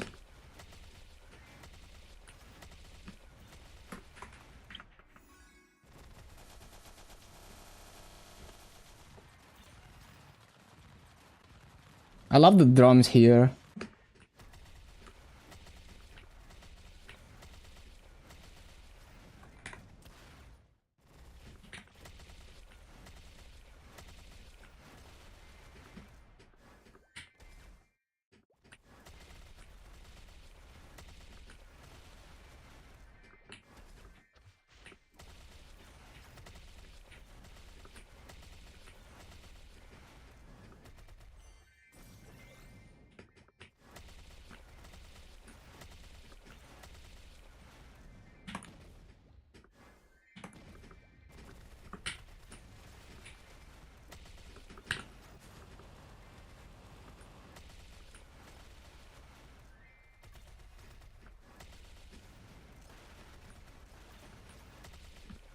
I think it might have been from Arceus. Let me see if I can find it.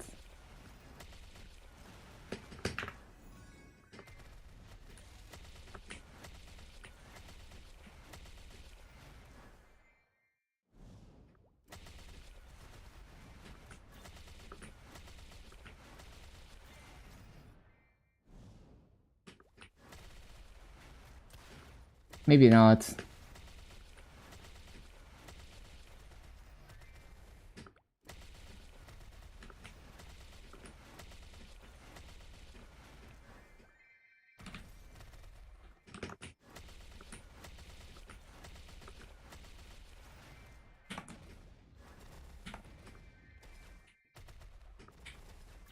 shit?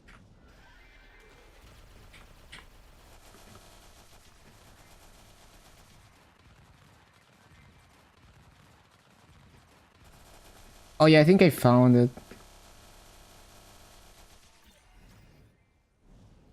Yeah. Okay, I'll show it. Like I will listen. We're gonna listen to it after this.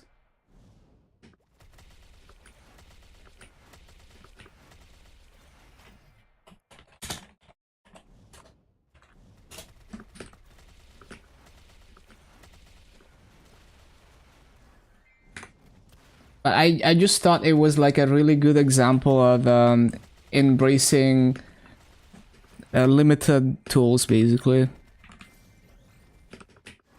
and making it into a style. Okay, let me lock in on this rotation. Last phase, sounds like it. Like low-key, the vibe changes almost remind me of the Mr. Incredible meme, where it becomes like louder and louder, and then the last version where it's like complete despair is like very silent.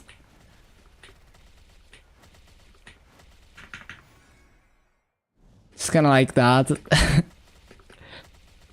Reminds me of that.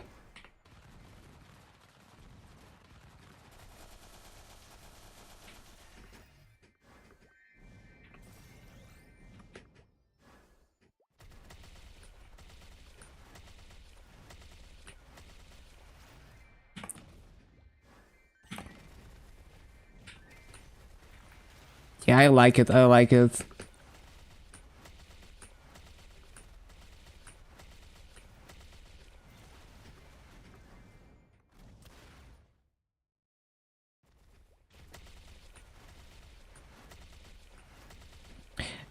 This almost sounds like a BGM I heard in Genshin, but more epic.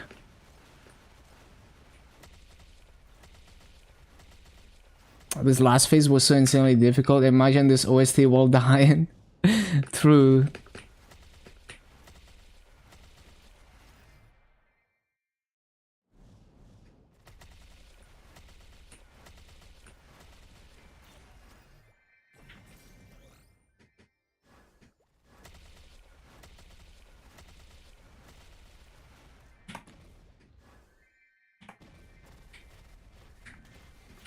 Still haven't cleared to this day.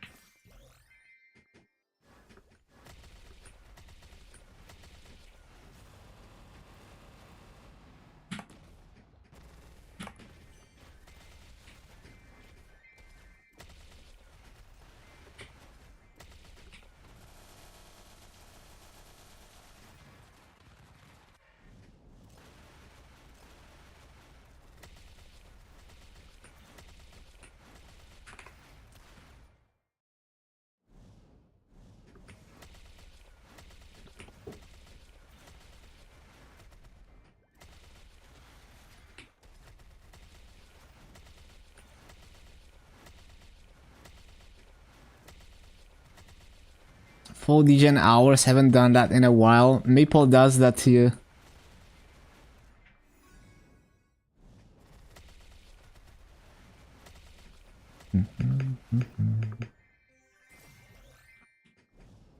Oh, I need to see Sue.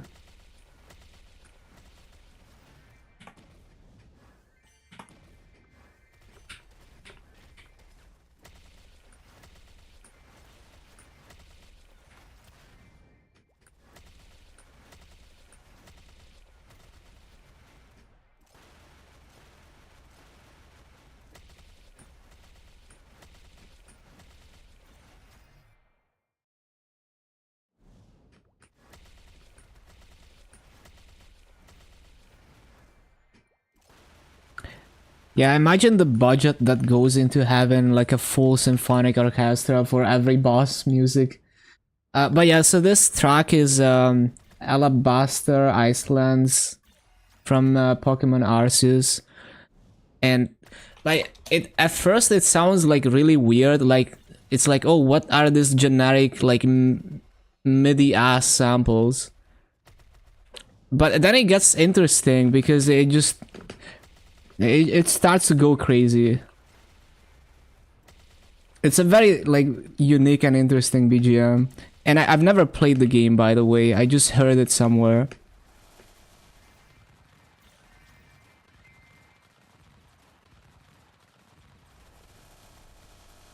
Also, why did they put Fountain there?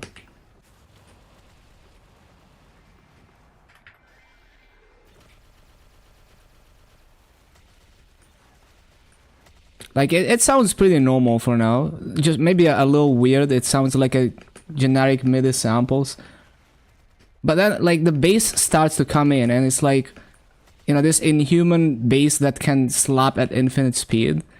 And then they just start spamming it and going crazy with, like, the bells. And it just, like, gets really...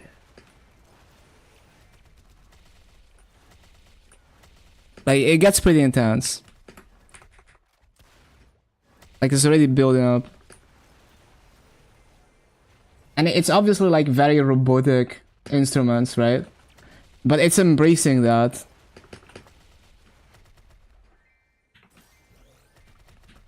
It's such a crazy BGM.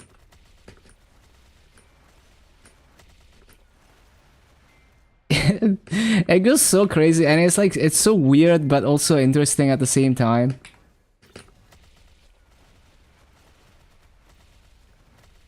Yeah, like, you see what I mean? Like, it's kind of hard to describe, but you can tell that this is like just spamming a bunch of, you know, like MIDI instruments. But it's doing it in an interesting way. It's very unique.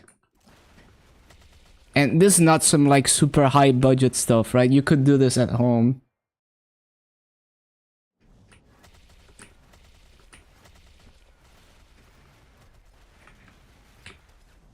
So yeah, I just like this whole game's OST is like this, using these instruments, but they're able to make it like super interesting, even though it's the most generic like MIDI samples you can imagine. So yeah. Yeah, that's the BGM. Okay, back to my playlist of Nika music. Oh, I almost closed OBS. That would have been bad.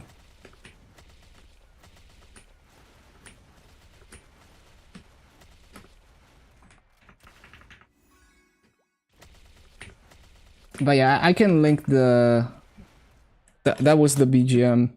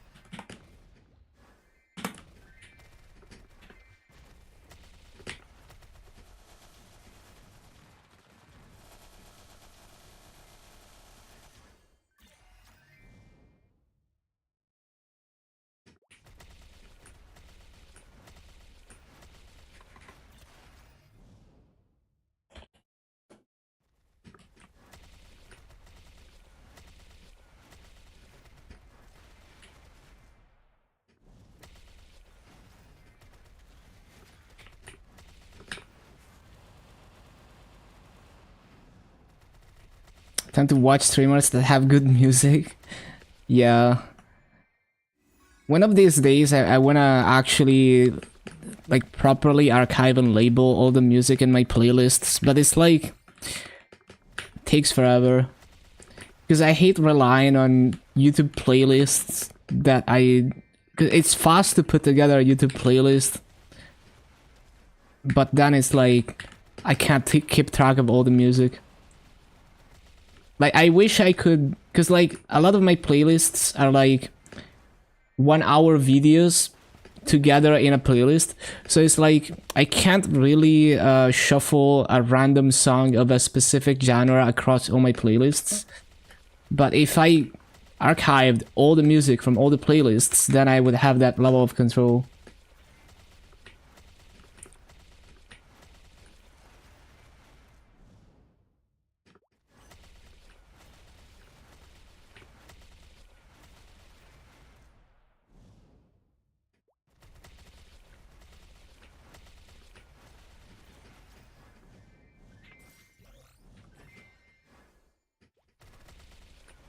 I need to CC still.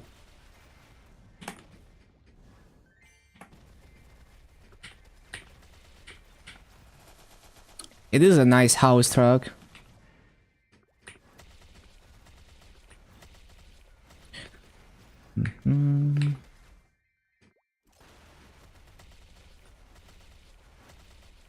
There's also there's a YouTube channel, I think it's called Marco Meatball, where this guy like reviews video game music and has like people from the music world that are not necessarily into video game music kind of take a look at really good video game music. And that's where I found Arknights and other gacha games that have insanely good music.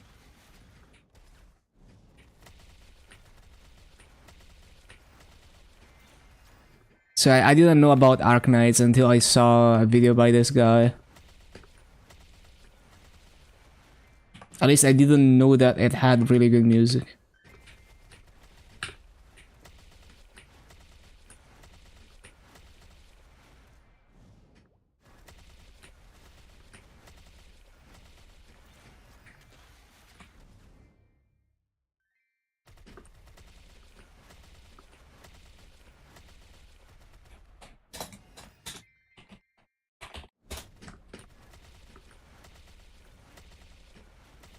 Yeah, Marco Mythball.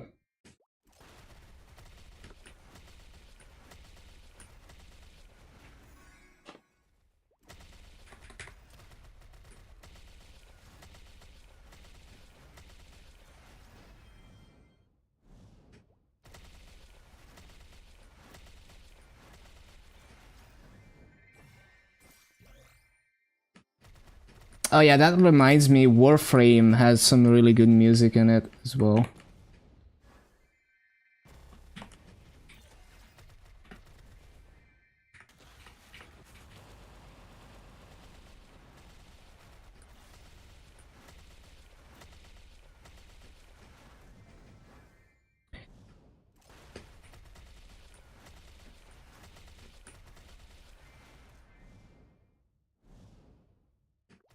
Yeah.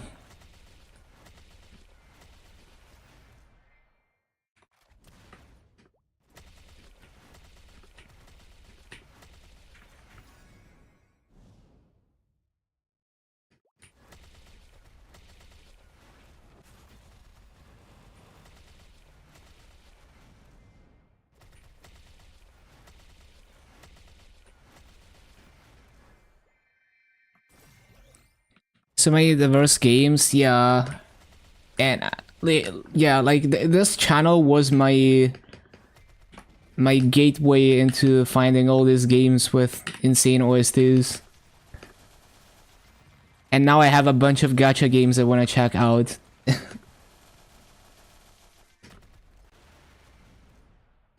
Hello, cow. Hello, rough day. Have a good night. Get some rest. You need it. About to find some hidden games. Yup. And he did a few videos where he has like, you know, like professional opera singers take a look at video game music. You know, people who are not necessarily into video games, and show them just like really good video game OSTs.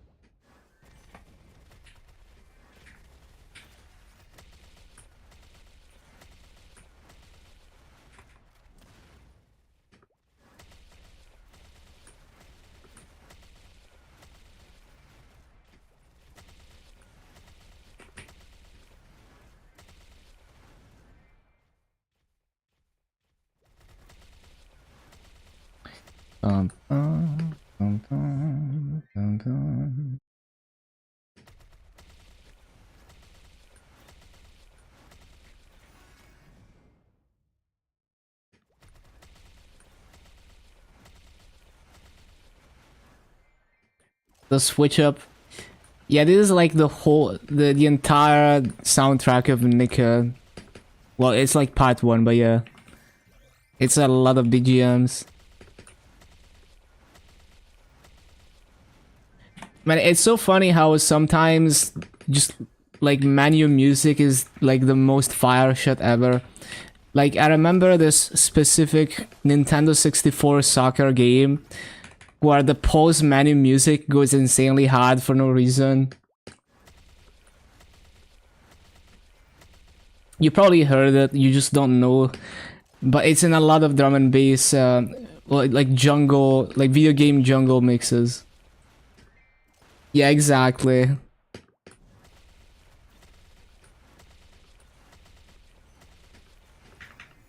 And it's so funny in context that it's just like, oh, it's just pause menu music.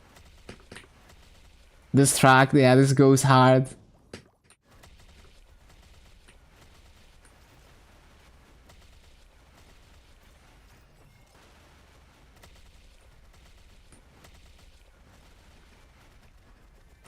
I don't know the context of these BGMs, but they sound like lobby music or menu music, maybe.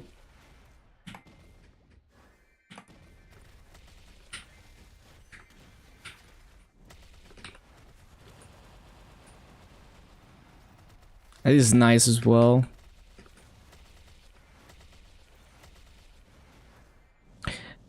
Yeah, these gacha games, they got money bags to work with.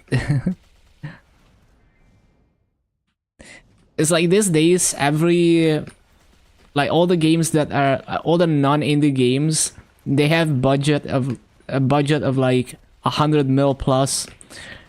So the music is always insanely good. Scammers. Yeah, I mean, gacha games, especially, they have hella money.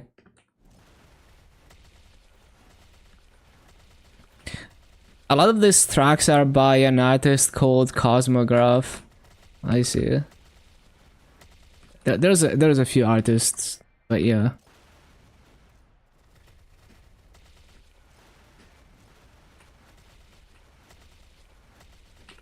Oh, did I CC? No, I haven't. But yeah, it's the Nika Goddess of Victory OST.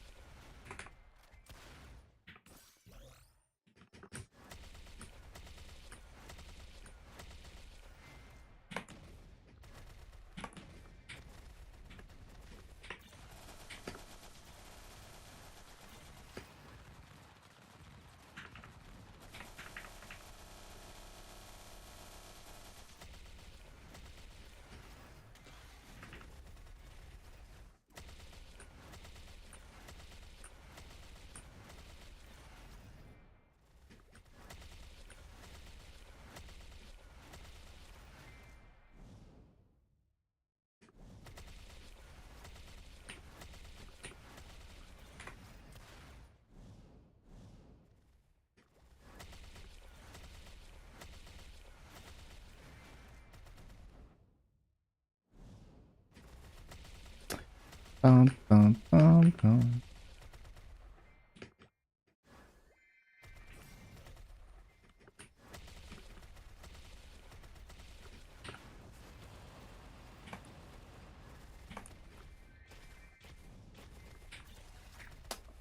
Grift.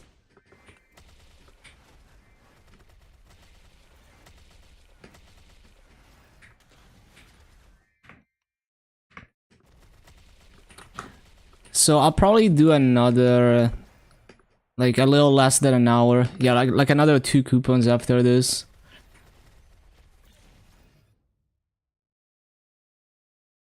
Well, actually, no. Like this coupons plus another coupon. Yeah.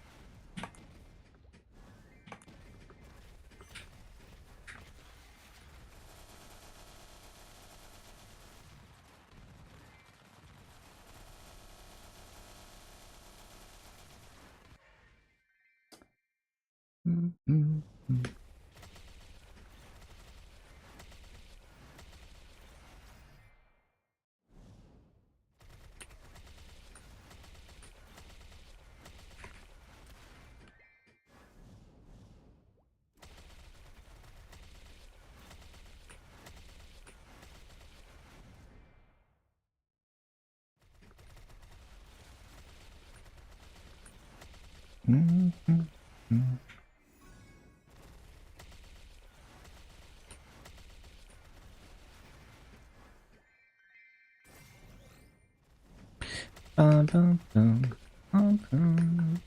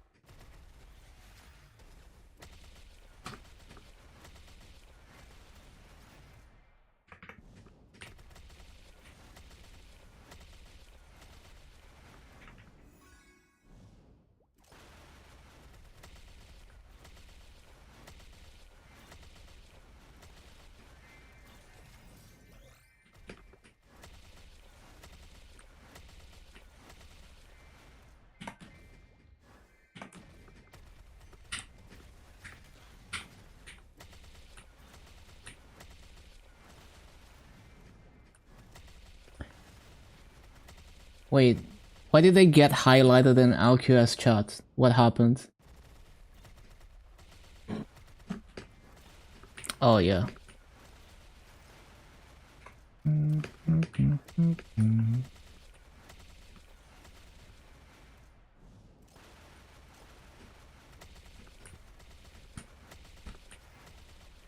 Hello, Jose. Yeah, I love this BGM. Like this would be like great lobby music, which is probably what it is.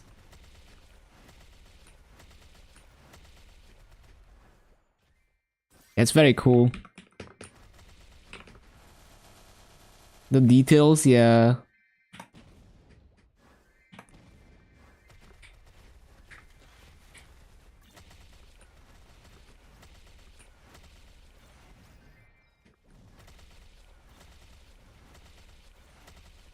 Pogging out.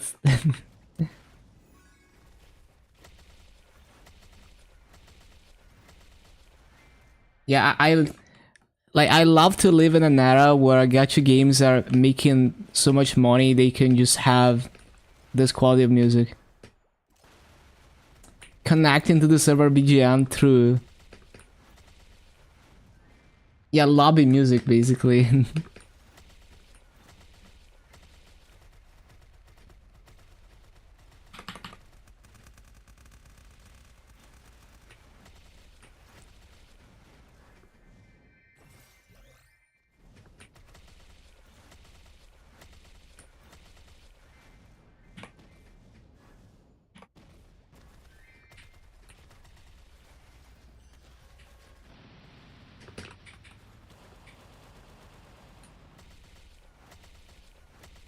Lobby music shouldn't be this good. True.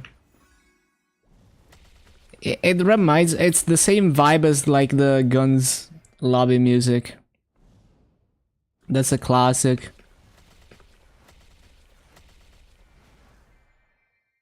AFK mob, classic.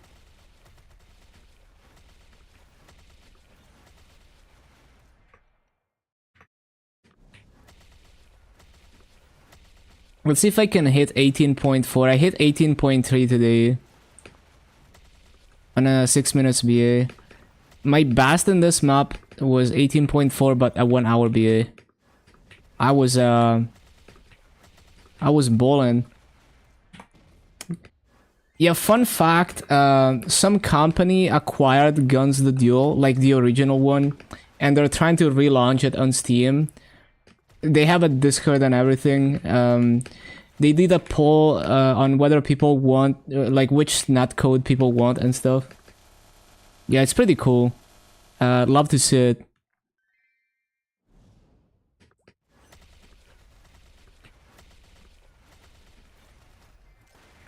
Because, like, it's really hard to intentionally create a game with mechanics like guns. So it was an accident. And, you know, it could have been like an insane esports game if it was designed for that.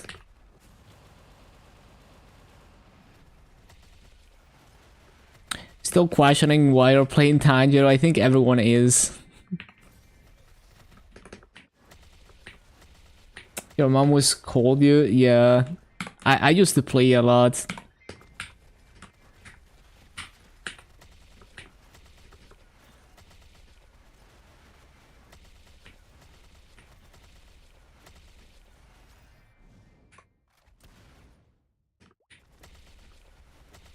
Well, we're not gonna hit 18.4k with this lag spikes. Which song is this? Let's see. Yeah, this is cool. 4820. I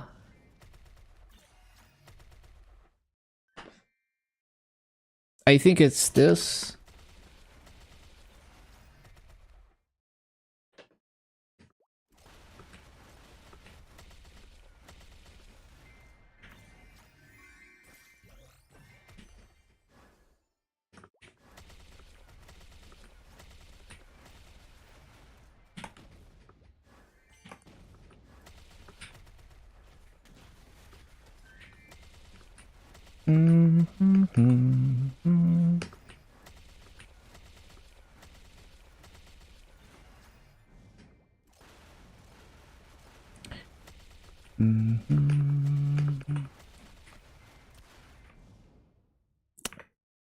Yeah, this one is probably one of my favorites from Nika.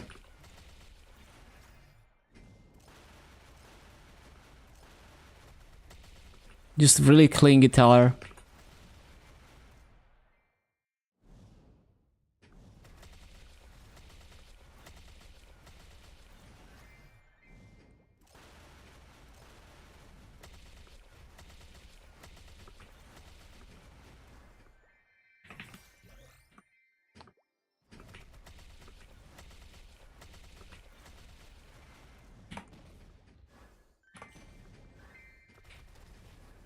Yeah, it's super clean.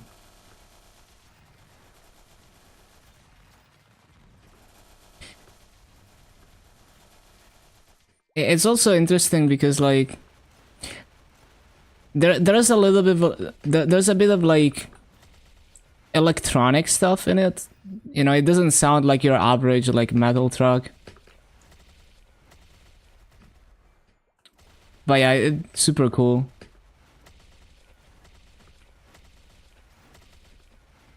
Very catchy.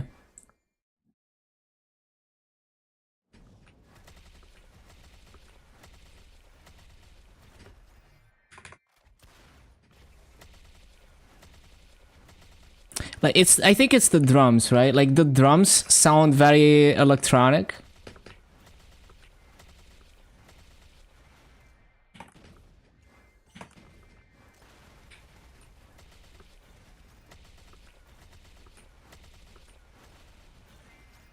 Yeah, like the kick sounds You know, like almost like a drum and bass kick.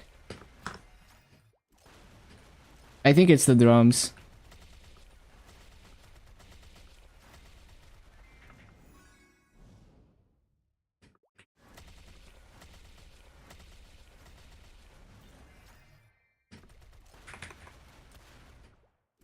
Yeah, the drums sound very interesting. It's like somewhere in between electronic drums and yeah, it's very interesting.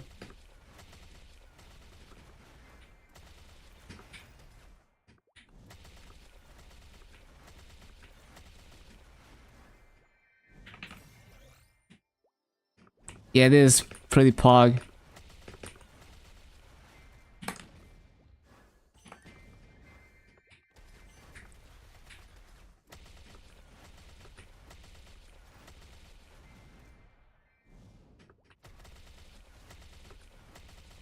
It is a pretty cool mix of EDM elements and like metal and stuff. Discovered more music today than the past month.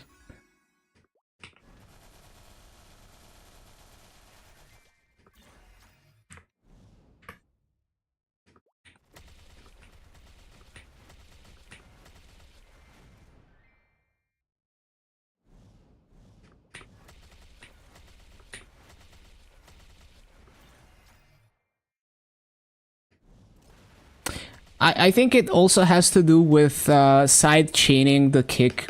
Like, so a common thing in EDM is that when the kick drum hits, everything else gets quieter. So that's the side chaining, and they applied that to this track, even though it has some like metal stuff in it, and that also what gives it that feel. So, and it's kind of like, because like when I was trying to recreate the style of drum and bass, like I was learning some music production, I couldn't figure it out, and then someone told me about the side chaining.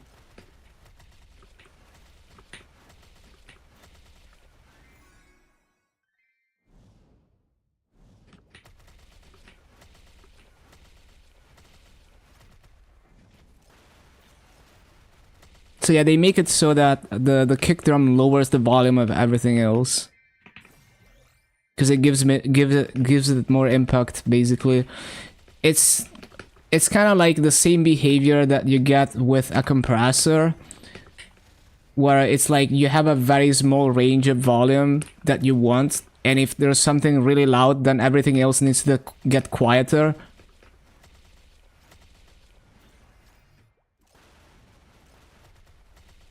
Favorite of today?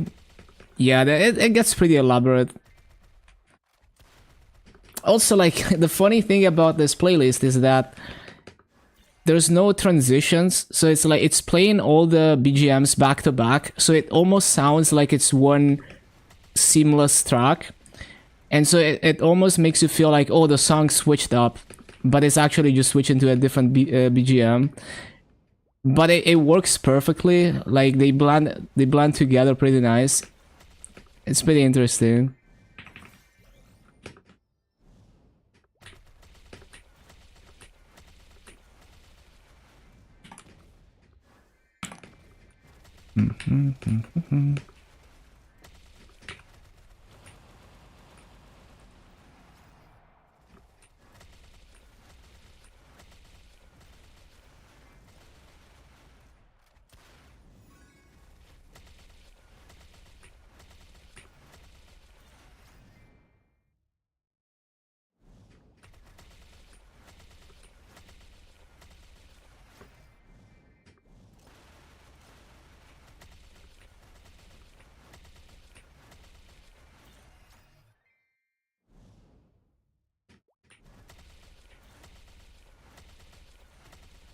He's a rugged dub DJ, pretty sick. Oh yeah, I think you've told me before.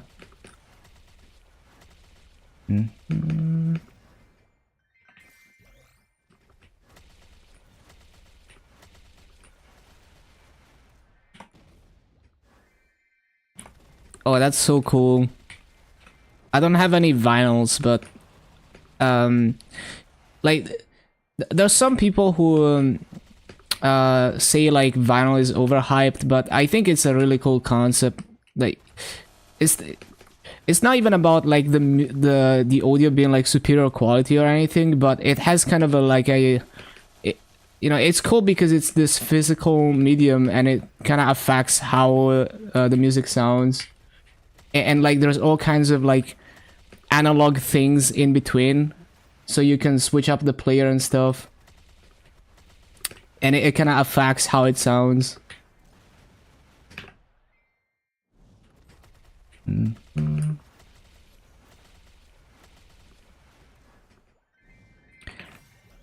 So yeah, I think what makes it interesting is the like the analogness of it, I guess.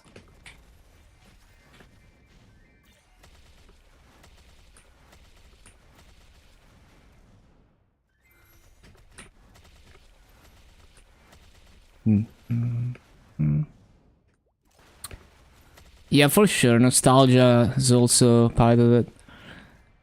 How am I doing today? Just chilling, finishing up the grind. I think I'm gonna do like another coupon. I think we got like almost 10 hours of farming today, and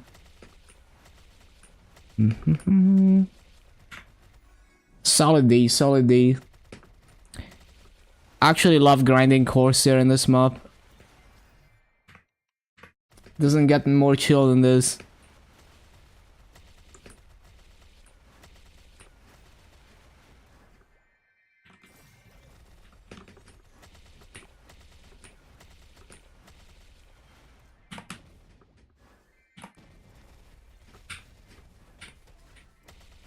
Let's see if I can hit a 18.4 kBA.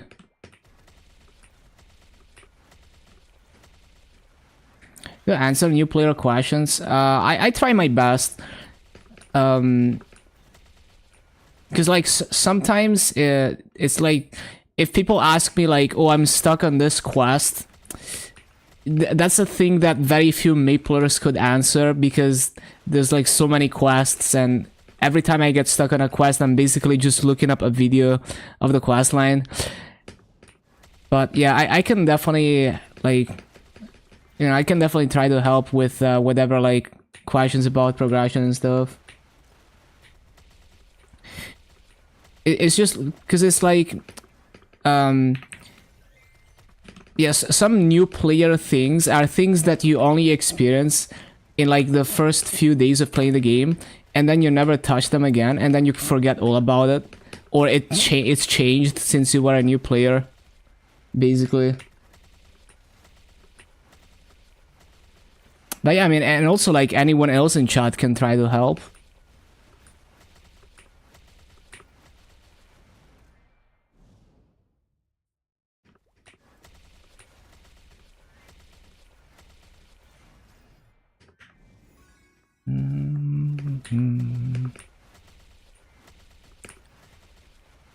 Yeah, this is also a really good track.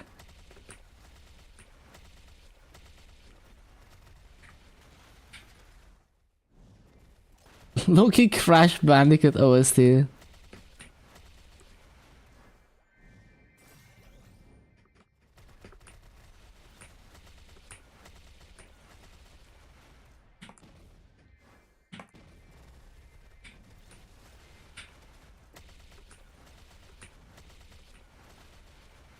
So this is like the OST we heard earlier, but with more layers, basically. Don't know which quest to do. Yeah, it's like, so here's one thing. You don't necessarily need to do all the quests, and every class has different story quests, and some classes, they need to complete certain story quests to be able to job advance, and other classes can just do absolutely nothing and just go grind mobs. So it's like, I'm not saying like just ignore the quests, because like it could be interesting to you as a new player to read the story and experience some quest lines. But I want, like, basically I want to make it clear that you could just try to figure out what you can get away with in terms of you know, like what's the quests that you actually need to do to be able to job advance, and then you just go grind mobs basically, or do like theme dungeons. So like a player who's to a player who's like more advanced, they're just gonna tell you like, oh yeah, just like, you know, just skip all the quests and just go grind mobs basically. But so you can check what quests you're even on from the quest menu. It's a keybind, and then you can like search the quest name and try to figure out what's going on and why you're stuck. Sometimes canceling the quest and taking it again might help if it gets bricked.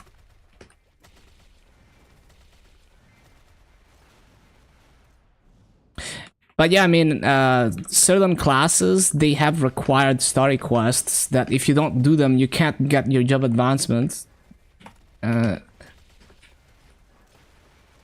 So there's a light bulb here on the left, and there can be a light bulb over your head as well. But check your quest menu, see what you have there, right? You can start from there. And it also has a navigation button that tells you, you know, where to go. It doesn't always work, but it tries to tell you where to go. Depending on the quest, it might not work. So you can take a look at that.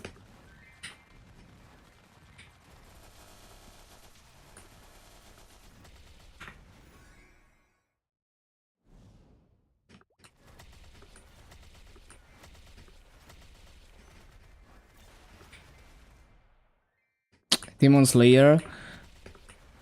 Yeah, there's probably I'm pretty sure there's a few story quests that you have to do as you level to get the job advancements. I'm pretty sure you don't need to do everything, but I do remember a few quests being required for job advancement.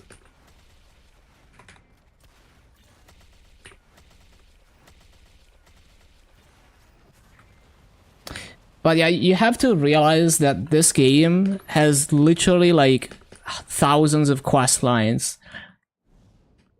So it's really, it's like no one can, like almost no one can tell you exactly what to do at each step of the way in a quest line.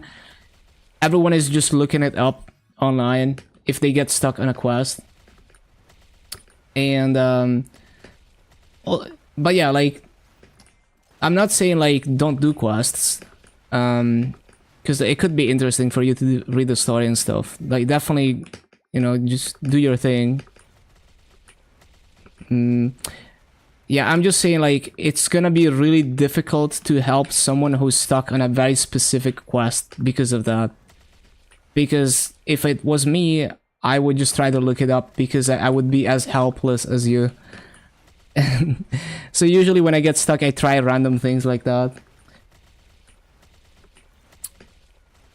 How do you check the main tag? I think it just like, see, it says like main, so those are like the main story quests, and they kind of get you to level 200. Also, I need to close this alarm. Okay.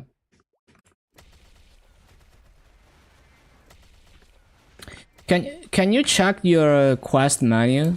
Like, I think the default keybind is Q, I forgot, but quest log.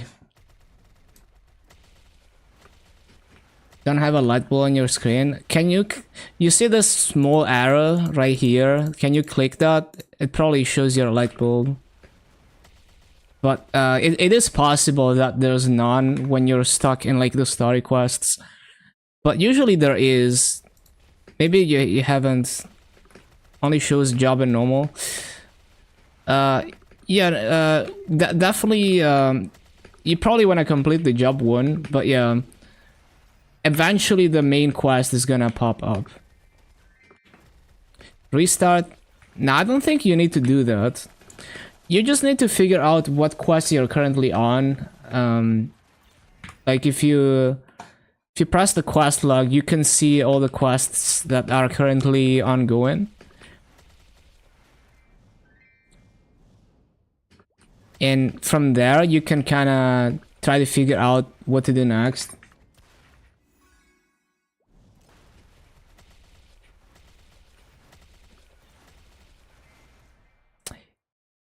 But yeah, this is the type of stuff where there's 49 classes, and like almost every class has, well, like every class branch has its own different quest lines and like story quests and required story quests. And so it is very difficult for one person to remember exactly how every single class goes. But it's also like, I was theory crafting, like what if I document all of that? It would be like a really useful content for new players, because it's easy to get stuck in these things. Looking pretty today? Hello, Andrea.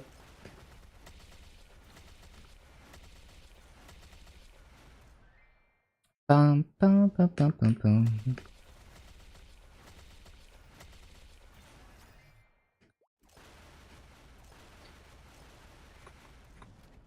Get the name back.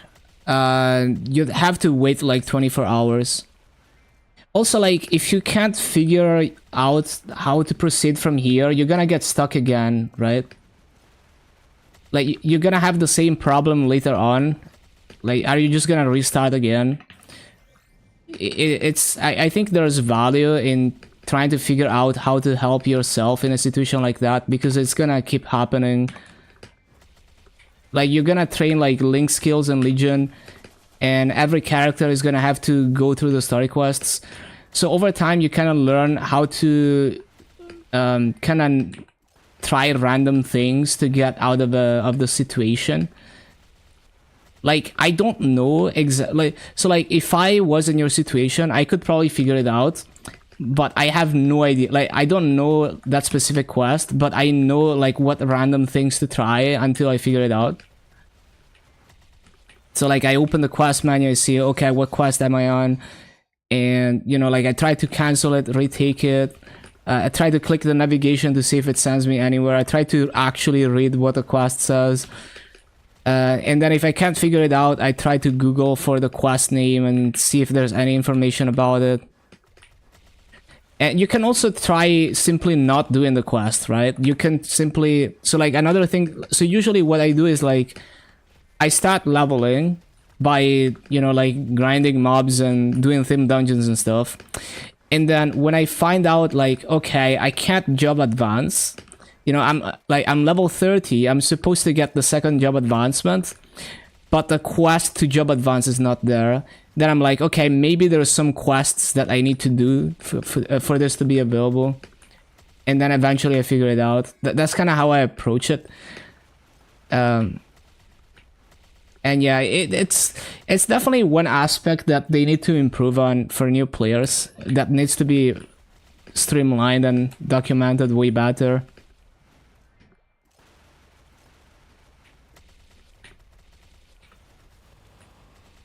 It is unfortunate. But I promise, like, over time, you're gonna learn how to get yourself out of these situations.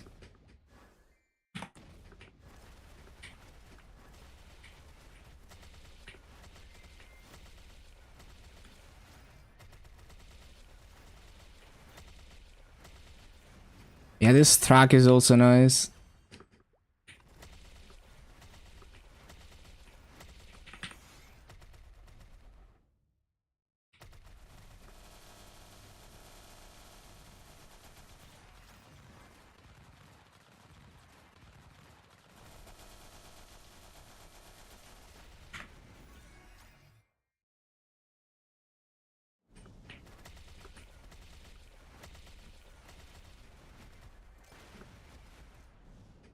Blown away by the OSTs. Yeah, it's so crazy.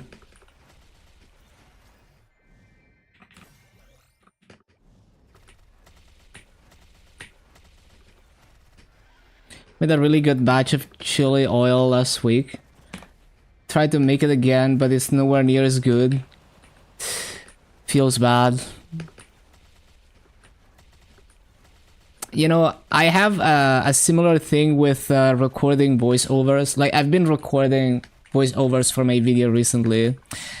And it's like, I want to record when I try to record extra voiceovers after the fact, I can never match the first take. And I know you can like match the EQ, but it's like my voice doesn't sound as good as the first take. It's like it's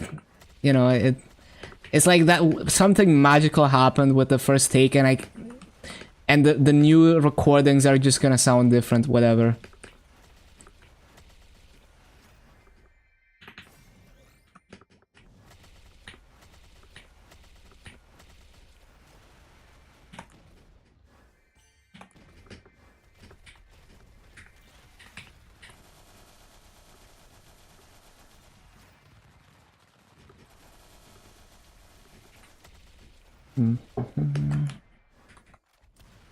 So I just kind of gave up on trying to match those, because there's a few clips that I had to add in after the fact. It's gonna be very obvious that it's not the same recording, but whatever. It is what it is.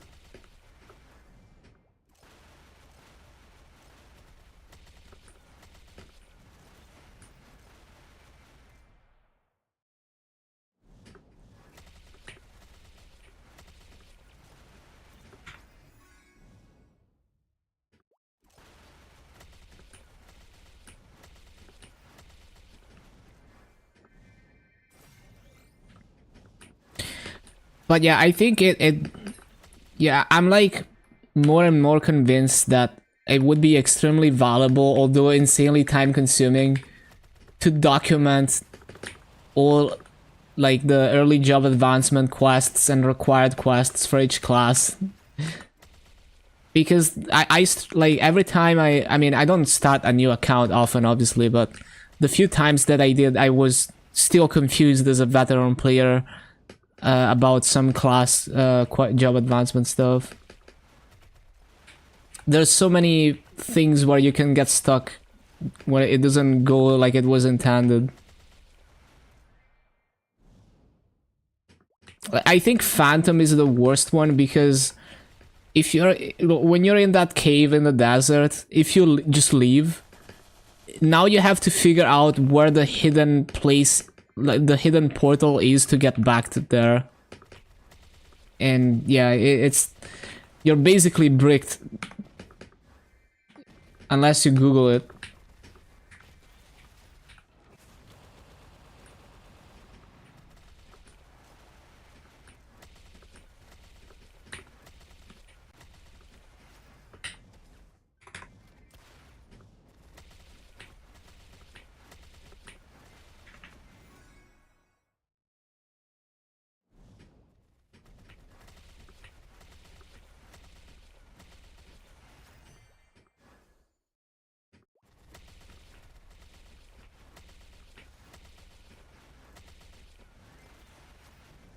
Imagine you play this OST at your wedding. It's funny because it's a very very degen game too.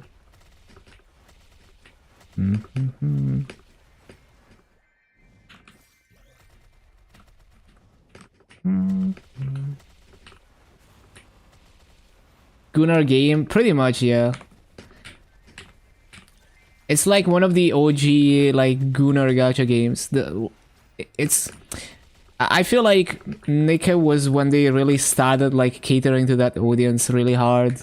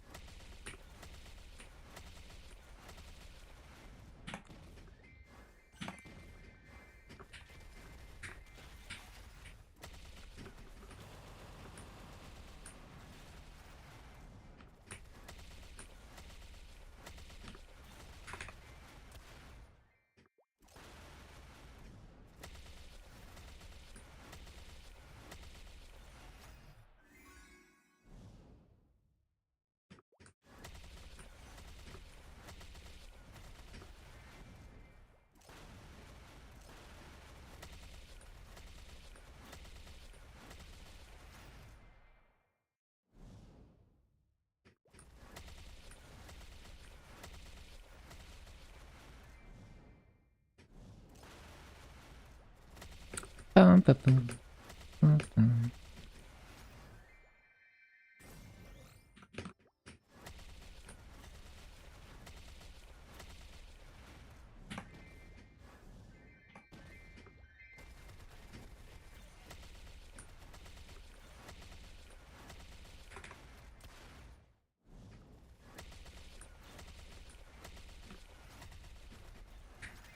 Bum, bum,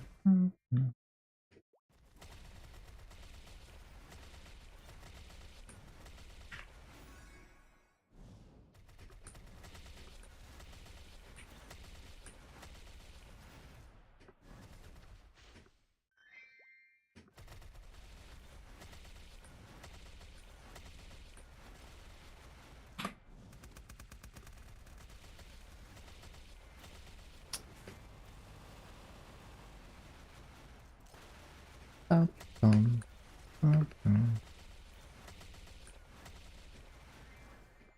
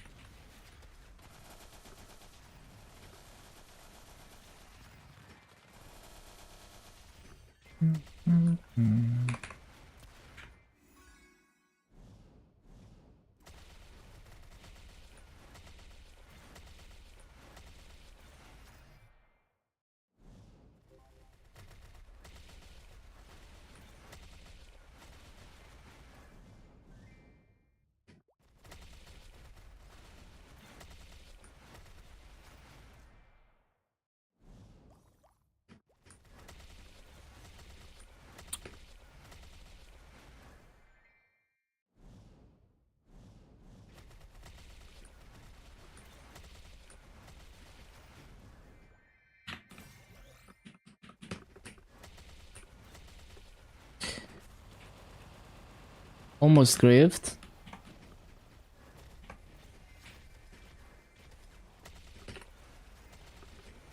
Well, that was pretty bad.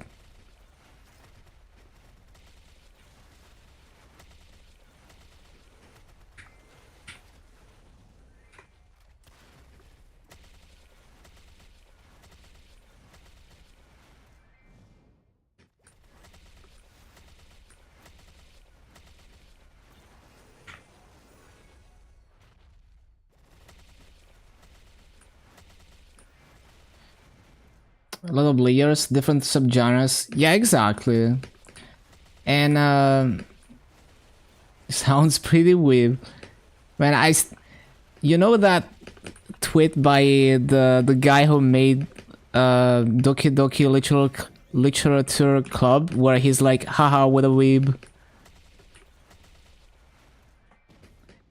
But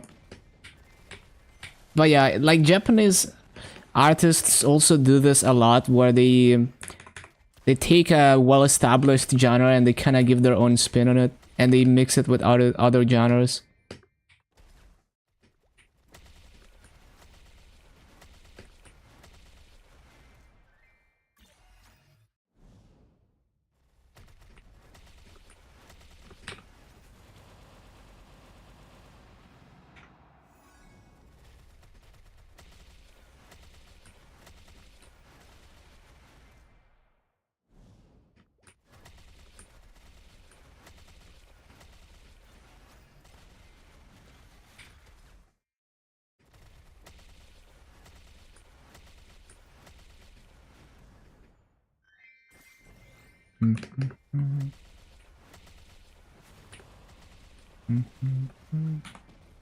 Nice lag.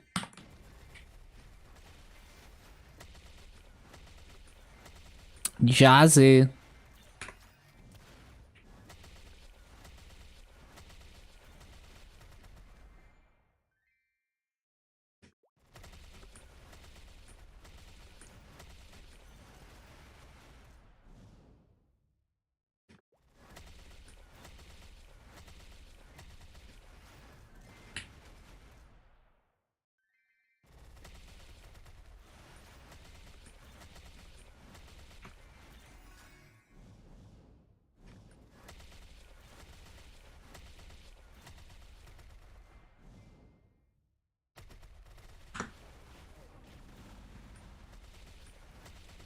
Oh, I didn't see the BA. Rip.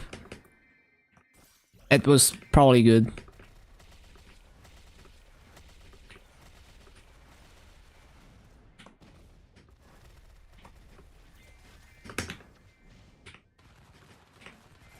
I'm lagging so hard.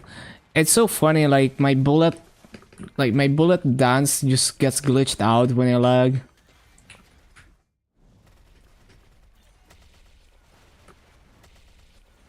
Bullet barrage.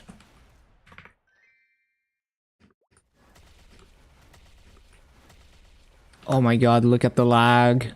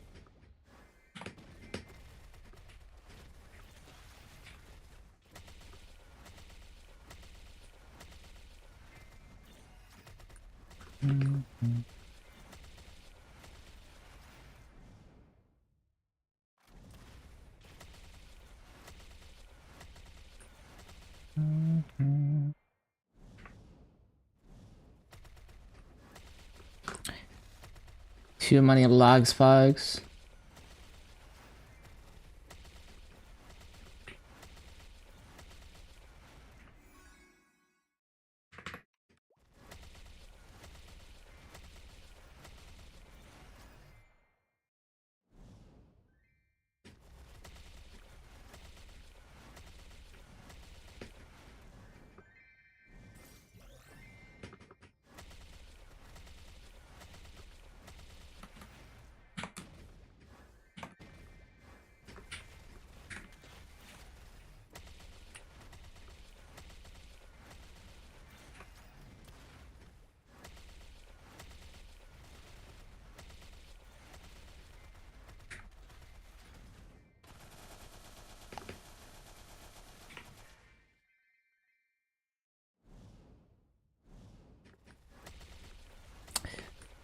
Ba-dum-ba-dum.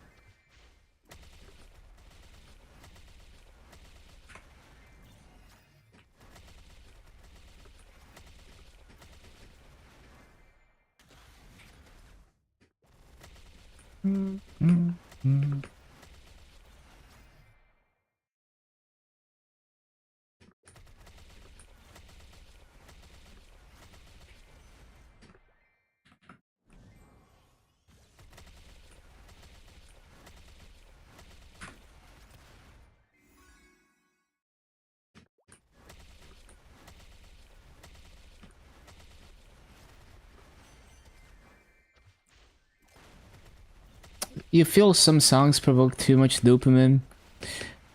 Yeah, earlier I was talking about how genres like drum and bass and metalcore, they're very catchy, and you know they're like dopamine genres, where it's like yeah, it's like you just want to keep listening like non-stop.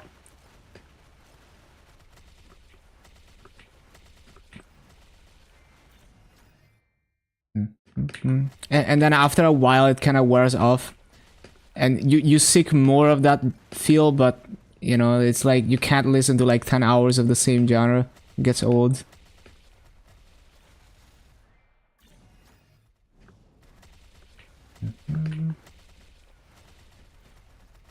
Your brain goes smooth.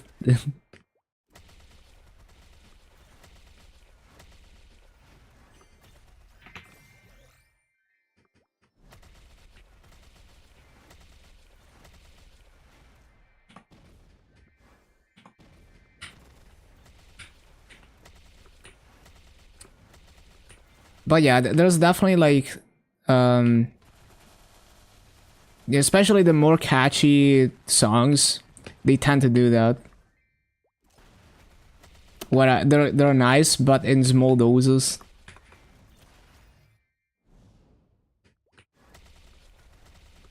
What aspect? Well, the song being designed to be catchy is one of it, because like not every song is designed to be catchy, right? Insanely diverse. Yeah, they have everything. Comedy moment music. Every game needs to have this. But yeah, like the song being catchy definitely contributes to that, for sure. Nintendo music through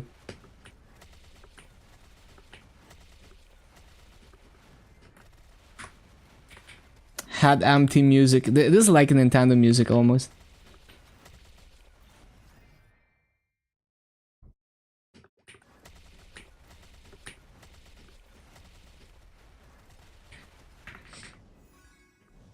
And yeah, being catchy means that you hit certain chord progressions and certain like harmonies that are very like popular, like that universally sound catchy, I guess.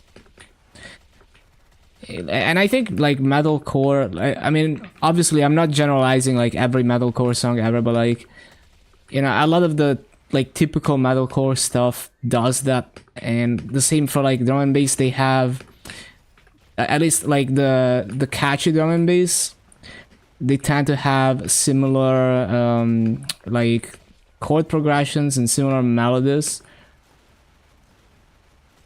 that are designed to hit that catchy vibe.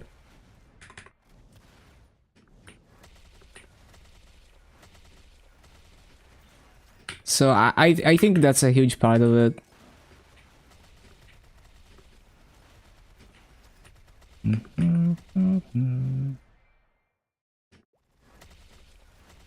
It's basically like anime tropes. You know how when you watch certain genres of anime, you know exactly what to expect and you look for it. You know the tropes and you're waiting for them. You know exactly how it's gonna go down and you still enjoy it. And it's kind of like that with some, you know, certain music. I know exactly what I'm getting into, but I love to hear the same style of drop every time.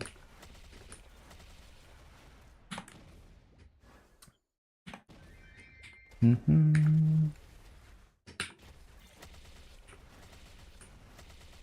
and drum and bass come from the same genres before that. Oh, interesting.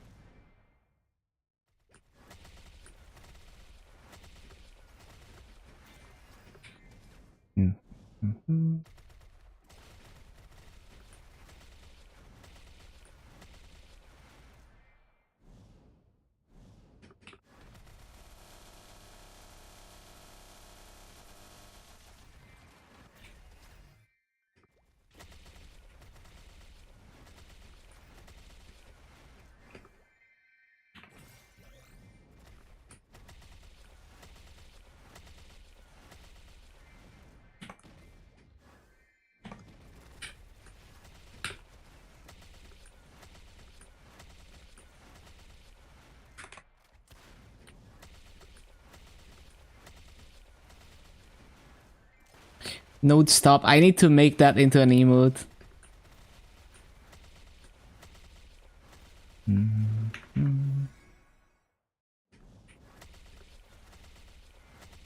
Also, that PA is decent. Surprisingly decent, because I feel like I grift a lot.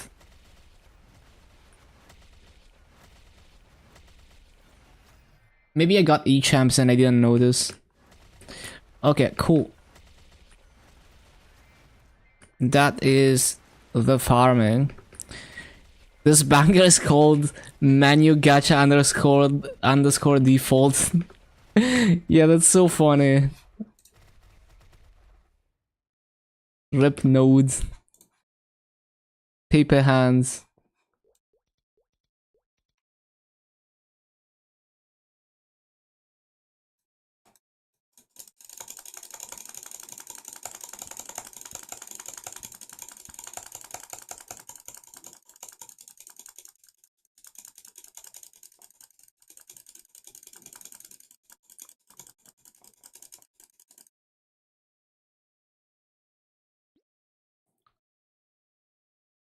Okay, cool. So we probably farmed like 900 mil today between the mechanic and this.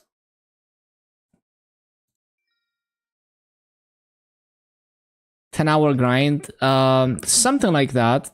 I don't remember exactly how much I did on the mechanic, but it's damn near or close 10 hours, if it's not.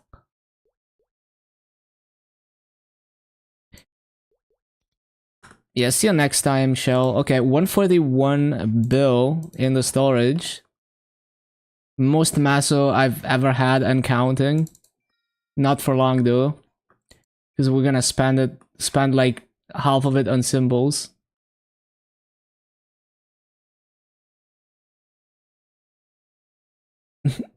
Layer.js. Legion shop farmed out in 2 days. Well, I only do the half an hour coupons, but yeah. Like every day I farm out one set of these. So yeah, and then I move on to the next character. Super convenient. Don't need to worry about 20 10-minute coupons. Demonic. So do I need explorer pads tomorrow? Like what's the boss meals tomorrow? What? Huh? Interesting. Okay, that I don't know why, but cool. My network share is fucked right now for some reason. I wonder why. Oh no, it's not fucked. I don't know what happened. Very interesting. 10-minute coupon, yeah, imagine using those. So marksman and CM, we're definitely gonna need explorer pads.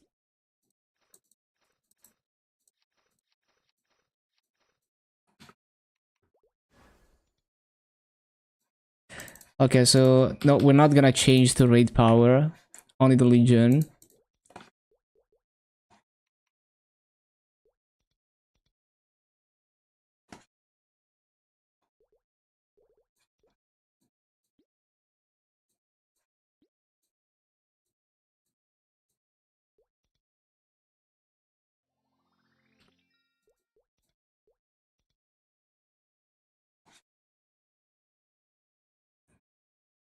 So what do we need to do? We need to do the mini game for EXP tickets.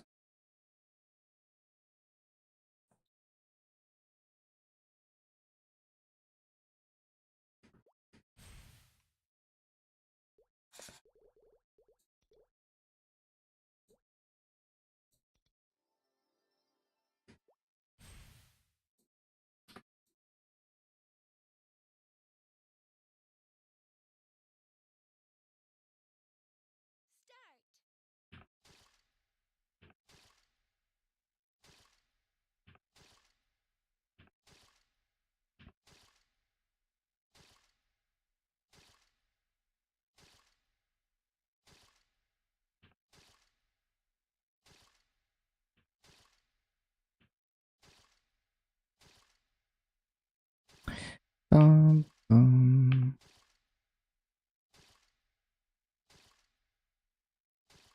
mm, mm. I thought I missed there. Now I missed. Close.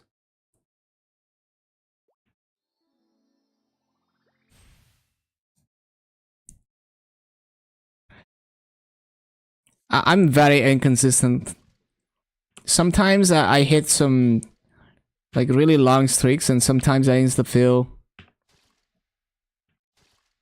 Bad act through.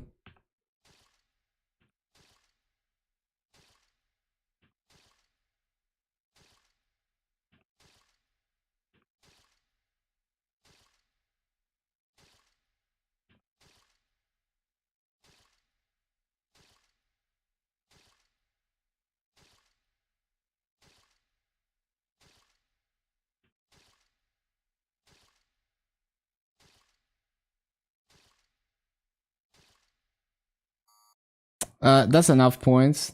Valorant mechanics. What? There's a mechanic like this in Valorant? Okay. So that gives me EXP tickets.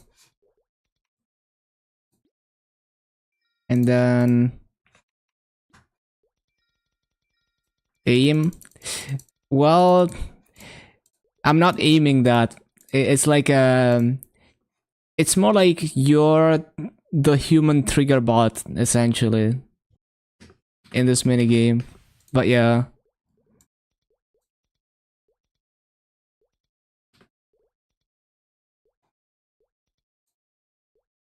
Oh, 3x coupons.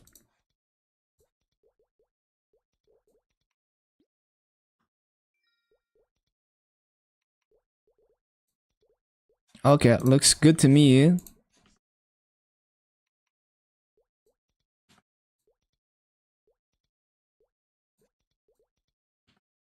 Okay, good stuff, good stuff. That's enough. Let's find someone to raid. Thank you everyone for stopping by.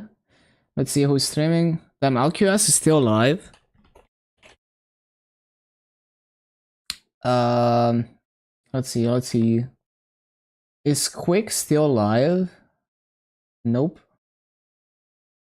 Or I guess it should be Squeech, but yeah. Haxi is still playing Blade and Soul. Damn, I've been, where is Peanut? I've been missing his stream. I'll send you over to, Haxi. Yeah, see you tomorrow. Have a good day.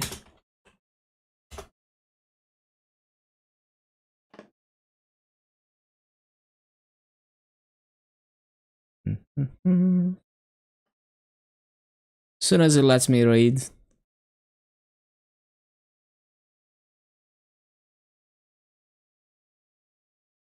Time to finish up DJ hours.